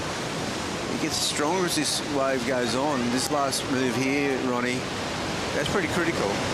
Yeah, that was great. You know, when you're chasing down sections, you know, the ability to get on top of the sections and really flare the tail of that board. You know, it's not an easy thing to do. So he's going to juice a bit of a score out of that one and give himself a shot here in the final 10 minutes. And on the outside, Zayna Sinks holding onto that priority. Some big set waves rolling around the point here. Yeah, here's a solid set. Bit wide. Some of these can draw back onto the bank. It's a big day of surfing. Ty Richardson sitting down there. He's in fourth at the moment. He got a 3.83 on that wave before. So Macklin Finn got that 5.23. That did move him into second place. So now Zayna Sink needs a 4.24. Not big scores required. Yeah, this is sort of one of those heats where, you know, it's well within reach for that surfer sitting back in fourth place at the moment. Ty Richardson's going to have a shot here. Sheldon Simkus has kind of set the pace early on, but he's capable of more. I wouldn't be surprised if we see him improve on one of these 5, 6, 7s at some point, which at that point is going to probably turn this into another one of those heats that's a fight for that second position, which is, you know, generally the case with any four-man heat. But you know, he's starting to move away from the pack a little bit here, the peloton. Yeah, the peloton's behind him, but you know, pocket 5, 6, 7. This is definitely not safe yet. But you'd think he would settle in now and get something a bit more meaningful, probably a bigger wave. This wave here might be decent. And he's having a look at it. He just rolls through that first section. Just a transition turn into just a monster individual manoeuvre. Loses his footing and goes down. 8 minutes to go. You can see Sheldon, you know, a little different to, say, George Pittar in that last heat. He had a couple of mid-range 6s, and we were saying, oh, George isn't safe. But in this heat at the moment, Sheldon with mid-range 5s, I'm thinking is in a pretty decent position. He's looking really good. If he can connect with another quality wave, he'll be styling. But until one of these other surfers drops something comparable in that 5-point range, I think Sheldon's looking the goods. Yeah, so I mean, Zane's just sort of got another wave similar to his last one. I thought he might have been wise for him to sit there and really wait for these sets. The sets are coming. This is kind of a small wave. So I'm kind of surprised he took this one. He's looking to get a sort of a backup score. He's got that. He doesn't need much. He needs a 4.24. So, you know, he's not looking to get that 7-point and take first place. He's just trying to get into second place. And here's a set on the outside. Oh. So there are sets coming through and bigger waves. But these guys, most of them aren't really sitting there waiting for them. Yeah, Ty Richardson looked like he might have had a look at one there on the outside. Ty's going to go this one. Yeah, he's going to use his priority over Sheldon here. Well, let's see what he can do. Section standing up. Nice little flare on the tail. Yeah, so he doesn't need that much. Well, he needs a 4.91. Not sure about that. Let's have another look at this wave. This first turn's pretty good. Sort of just bounced off that wide water. This second turn, he flares on this one. Yeah, it was a flatter oncoming section though, wasn't it? Well, you think about dynamic finish. You think about Macklin Finn's 5-2-3. That was 3 manoeuvres with one very good, one really dynamic one. So I don't see it sort of getting into that range. No, I think you're spot on. So that one coming through now for Ty, just a 3.57. Doesn't help him chip away at the requirement. Still after a 4.91 to get up into second position. Zane, I think he is out there looking for a 4.24. Priorities with Macklin Flynn. He really needs to make this next ride count. He can put himself right up there in the lead with a 6.11, but he just, at this point, I'm sure would just love to add a couple of points to this 3.5 that he's hanging on to. And that'll really up the requirement for those below him, as we see Sheldon up once again here. Yeah, Sheldon sort of kind of knows in this heat he doesn't have to wait for the big bombing sets. Just get one, get a 6.5 under the belt. Oh, man. That was a solid turn. Yeah, high quality stuff there from Sheldon. And have a look, he was so patient with this one, Bugs. Oh, wasn't he? Nice little swoop off the top, got a little stuck. Yeah. But then just glides over the foam there and just really focused his energy onto that final section. Scintillating ride, great finish. And just stood back and sized it up, didn't he? And then this one. Here's Macklin. And he's looking to really improve on his position here. Kind of got caught up there. Yeah, a little wobbly. Yeah, I'm not sure if that'll do it. I mean, he's only looking to replace the 3.5. Even if he can add a point to it, that'll mean Ty Richardson's going to be chasing almost a 6. And Zane's going to need a mid-range 5. So waiting on those numbers to roll through, but expecting something solid for Sheldon. Yeah, so Sheldon's got a solid. Zane, he started with that 4.5, but his wave choice has been pretty poor, I reckon, in these last 2 or 3 rides. He hasn't improved on that 2.8, which pretty much says it all. So this time he's got one more chance to use his priority in a more meaningful way. Yeah, the battle for second spot's on now. Yeah, it's open. Well, Sheldon, he just dropped a 6.83, and really the real meat in the score came from that final manoeuvre.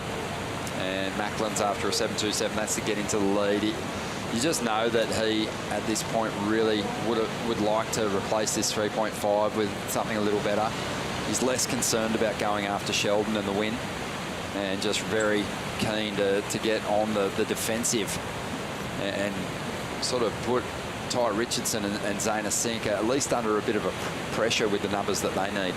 Yeah, and you know, there's still a few sets coming through, so this has been pretty consistent heat, really. The guys are sitting a bit wider, it seems like. The tide's running out now, so they are lifting and boiling out there off that surge rock. I think they're looking to utilise this wider bank. Well, this will be interesting too, because what we've got happening out here at the moment is a major rain event, and that's going to make it difficult for the surfers to hear what the situation is out there in the lineup. And have a look here at Macklin Finn. He was on his way to him, really dropping that 3.5.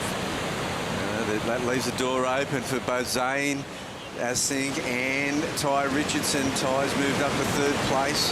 Oh, it's going to be hard for them to hear the requirement. And you know, the danger is maybe getting up and over-surfing their next ride, or under-surfing it. But it's not a lot that they're chasing. And there's just 2 minutes and 20 seconds to go. And they're right where they want to be priority-wise. Yep, Zane's got priority. Ty Rich has second priority. Here it comes down to it, the 2-minute mark. They're just sort of hanging in that spot there. What's this wave going to do here? It looks like it's going to back off and double up. Zane's having a bit of a look at it. And he might go it. Yes, he will. Oh, it's going to be a tricky takeoff. Tricky takeoff. He just disappeared. It just ate him alive. Wow.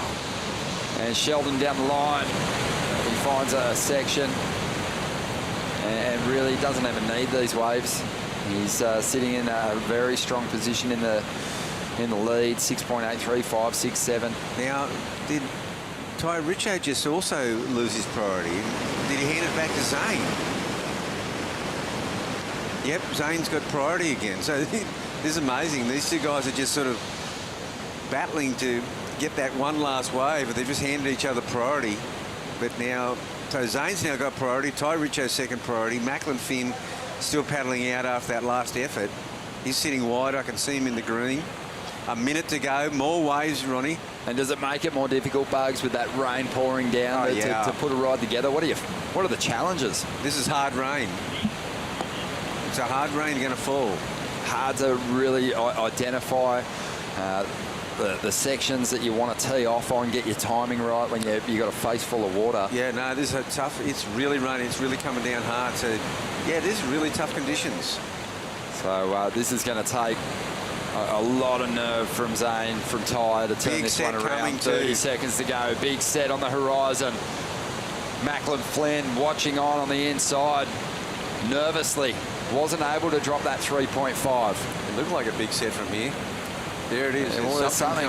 Well, there's something right here, and there's 19 seconds. There's two waves in this. Zane is paddling wide. Macklin just hoping for a ramp here on the inside to potentially drop this 3.5.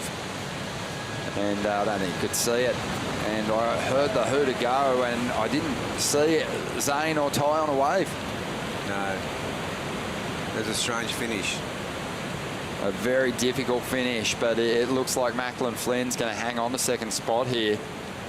And Sheldon Simkus is going to get himself a victory in the last heat of the day and power on through to that round of 32. Here's the replay of Macklin's last ride. He's not going to add to the top two with that thing. And look at that for Zane. It just didn't eventuate into anything. And look how difficult it is. You can hardly see the lineup. Oh, he'll be buzzing. The Grom. Yeah, so that was really, it was really a Grommet heat. Yeah, solid stuff there. And yeah, well done to Sheldon and to Macklin. And what a way to finish off a big day of surfing, Bugs. As you said, when you saw the heat draw for the round of 64 on the men's side, you said that's one of the strongest, deepest pools of talent that we've seen condensed into a 64-man field, maybe ever. I'll stand by that. I mean, I looked at it the other day, and it was an amazing round of 64. The depth of Australian surfing is incredible. Yeah, unbelievable stuff. And we thank you for your company today. It's been a thrilling day of competition. We're looking forward to both the men's and women's round of 32 starting tomorrow morning, bright and early. You can see the amazing matchups at worldsurfleague.com on behalf of Rabbit and myself. Thanks for tuning in, and we will see you bright and early tomorrow to get competition back underway here at the Oakberry Tweed Coast Pro.